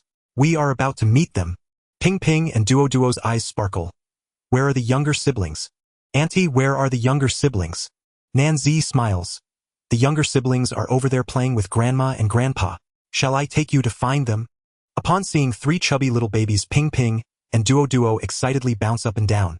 Wow, the younger siblings are so cute. 1, 2, 3, there are 3 younger siblings. Mom was right, cousin has 3 babies. What are the younger siblings looking at? I wonder if they want to play with toys. The siblings tug at Gu Nanfeng's hand excitedly. Cousin, can we hold the younger siblings? The younger siblings are so beautiful. Can we hold them? The 3 little ones notice Ping Ping and Duo and turn their heads to look at them curiously. For little friends only 3 or 4 years older than them, the little babies are very curious. Their beautiful big eyes stare intently. Gu Nanfeng gently says, Ping Ping, Duo, you're still too small to hold the younger siblings. Hearing this, Ping Ping and Duo are almost in tears. However, Gu Nanfeng quickly adds, but you can hold the younger siblings in the stroller. In the stroller, the younger siblings won't fall. Ping Ping and Duo's expressions shift from sadness to joy, and they exchange a look that reveals their shared excitement. Cousin, you must keep your promise. Now there are only 3 treasures left in the stroller. The eldest treasure, Li Panji, is being held, while the second treasure is in Chang Mu's arms. The 3 treasures are no longer playing with toys, instead they look at Ping Ping and Duo with curiosity. The 2 little ones approach the stroller. Ping Ping greets first. Baby, I am Ping Ping. What is your name? Are you a brother or a sister? Duo chimes in. Brother. Mom says the younger siblings are still small and can't talk yet. Ping Ping acknowledges and unconsciously looks towards Gu Nanfeng. Nanzi answers for him. This is San Bao, the youngest brother. His name is Xing. Ping Ping and Duo continue to look at San Bao with delight.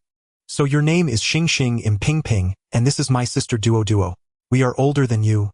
Duo and I are already in kindergarten. The little treasure doesn't understand, but he listens very seriously. Occasionally, he waves his little fists in excitement. Nan Jinsong feels quite sad witnessing this. San Bao is willing to play with the little friends and doesn't want to be held by his grandfather even once. Ping Ping and Duo get very close. Duo reaches out her little hand and gives San Bao a gentle hug. The sweet-smelling little human cub has a wonderfully soft touch. San Bao isn't lifted up. Duo simply wraps her arms around the little treasure. Ping Ping, the baby smells so nice and is so soft. Wow, the baby has super beautiful eyes. Come look. Be good, baby. I am sister Duo. You must listen to mommy and daddy and grow up well. When you grow up, we will go to school together. Duo, resembling an adult soothing a child, says a lot to the little treasure. The key is that the little treasure doesn't resist at all, seemingly enjoying the interaction with his sister. Ping Ping is already impatient. Sister, are you done holding? It's my turn now. Duo reluctantly releases the little treasure. Baby Ping Ping also wants to play with you. Sister will play with you later, okay? Xing makes some murmuring sounds as if trying to say something. Duo grins. Okay, later sister will play with you. Sister has toys. Ping Ping imitated her younger sister, gently holding the little treasure. The small one did not resist gazing at him with a cherubic expression. This made Ping Ping incredibly excited. Mom, the little brother is so small. Mom, was Ping Ping also this small when she was little? Was Ping Ping as well behaved as the little brother? Looking at the exquisitely crafted Sanbao, Ping Ping reminisced about her own childhood. Back then, was she well behaved? Luo Tsuaping smiled. You were about the same as your little brother when you were young, but the little brother is much more well behaved than you.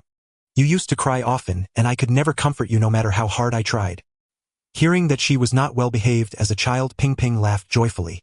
Xing was particularly curious about Ping Ping and Duo, reaching out her little hand to interact with them. Dabao and Erbao were also interested in the newly appeared older siblings. Wiggling her body, she wanted to play with them. Li Panji cheerfully placed Dabao back in the stroller and introduced the 2 little ones to Ping Ping and Duo.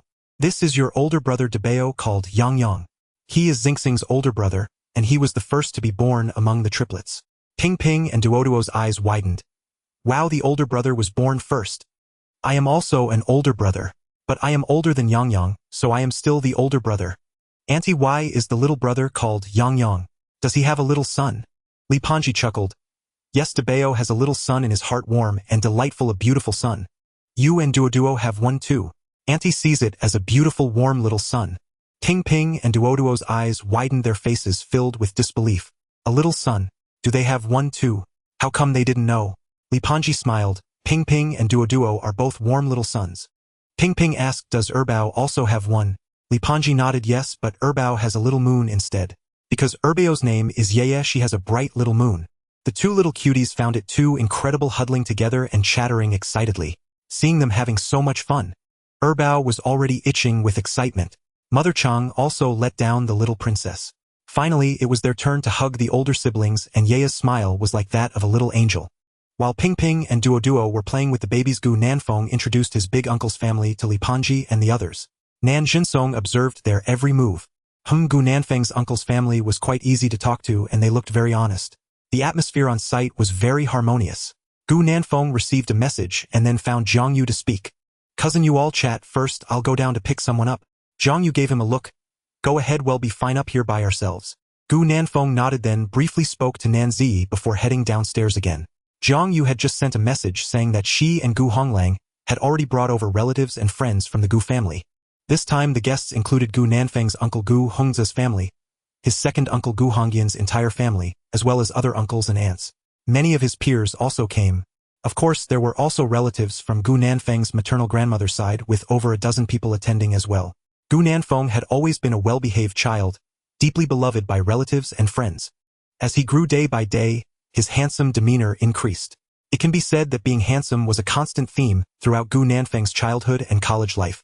Now that he was already a father, he had an additional charm compared to before. Look, isn't that Nanfeng? Why do I feel like he's even more handsome than before? Wow, I've finally seen my handsome relative again. I'll take more pictures with him later to post on Moments. Nanfeng's smile is still so attractive, it gives off such a refreshing feeling. Sigh, if only he weren't my relative. Gu Nanfeng stood in the most prominent place, greeting relatives and friends from afar. Mom and dad, uncle second, uncle fourth, uncle fifth, aunt, brother Fenghua, sister Jin, Xiaoxua, Xiaowan. Our family's great beauty Xiaoqian is here too. Uncle Gu Hongza started off with a serious tone, sizing up Gu Nanfeng in front of him, smiling as he spoke. Nanfeng, you've reached the peak of your life. You've always been outstanding since childhood. I really didn't misjudge you. Not bad, this is the first time I'm eating at a 5-star hotel. Aunt Gu also said, yes, same here, it's my first time experiencing this. Now you have a house, a car, and you're married with children. Among your generation, you are the most accomplished. When you were little, I praised you for your good grades, and your brother was not convinced. See, I told you studying is useful. Second uncle Hongyan started. Nanfeng, your children's clothing store earns so much money every day. Do you plan to open a branch in the future? Let us join in as well. Gu Nanfeng always wore a warm smile. Let's talk about that later. Oh, other relatives and friends are upstairs, we can chat when we have time. After saying that, he made his way to Zhang Yu and Gu Honglang, whispering, Mom Zi's parents are here, they're upstairs. Mom is going to meet the in-laws soon, are you nervous? Zhang Yu gave him a look, what do you think? Gu Nanfeng smiled. I think you're not nervous, but Dad should be nervous. Just kidding. Zhang Yue, as a doctor, has seen all kinds of scenes. After greeting the relatives from the Gu family, Gu Nanfeng went over to welcome the relatives from his grandmother's side. Gu Nanfeng's aunt said, Xiao Feng, long time no see. I didn't expect you to become a father so soon. Gu Nanfeng scratched his head and smiled. I didn't think it would happen so fast. Aunt, you've become more beautiful. Zhang He laughed. Your words are still so sweet. No wonder you married such a beautiful wife. Your grandparents are too old to come. They asked you to take a lot of videos to send to them later. Gu Nanfeng nodded, of course. Cousin Nanfeng, you have a baby now, why didn't you mention your wife to us before? You kept it a secret so well. This was a complaint from his cousin Jiang Yao. Gu Nanfeng smiled. This is a long story. I'll share it with you all later when I have time. Jiang Yao didn't let up. No way, we want you to share your stories about your wife right now. Jiang He shot her a glare. You should know what the situation is now, or don't make it hard for your cousin. Let's go up and see the babies. A group of people arrived at the 3rd floor. There were posters of the triplet babies at the entrance of the venue. Looking at the 3 exquisitely crafted little babies, relatives and friends were filled with affection. Nanfeng is really blessed to suddenly have 3 babies. However, having 3 children also comes with great pressure. Thankfully, they are not all boys, otherwise he would have to prepare 3 houses.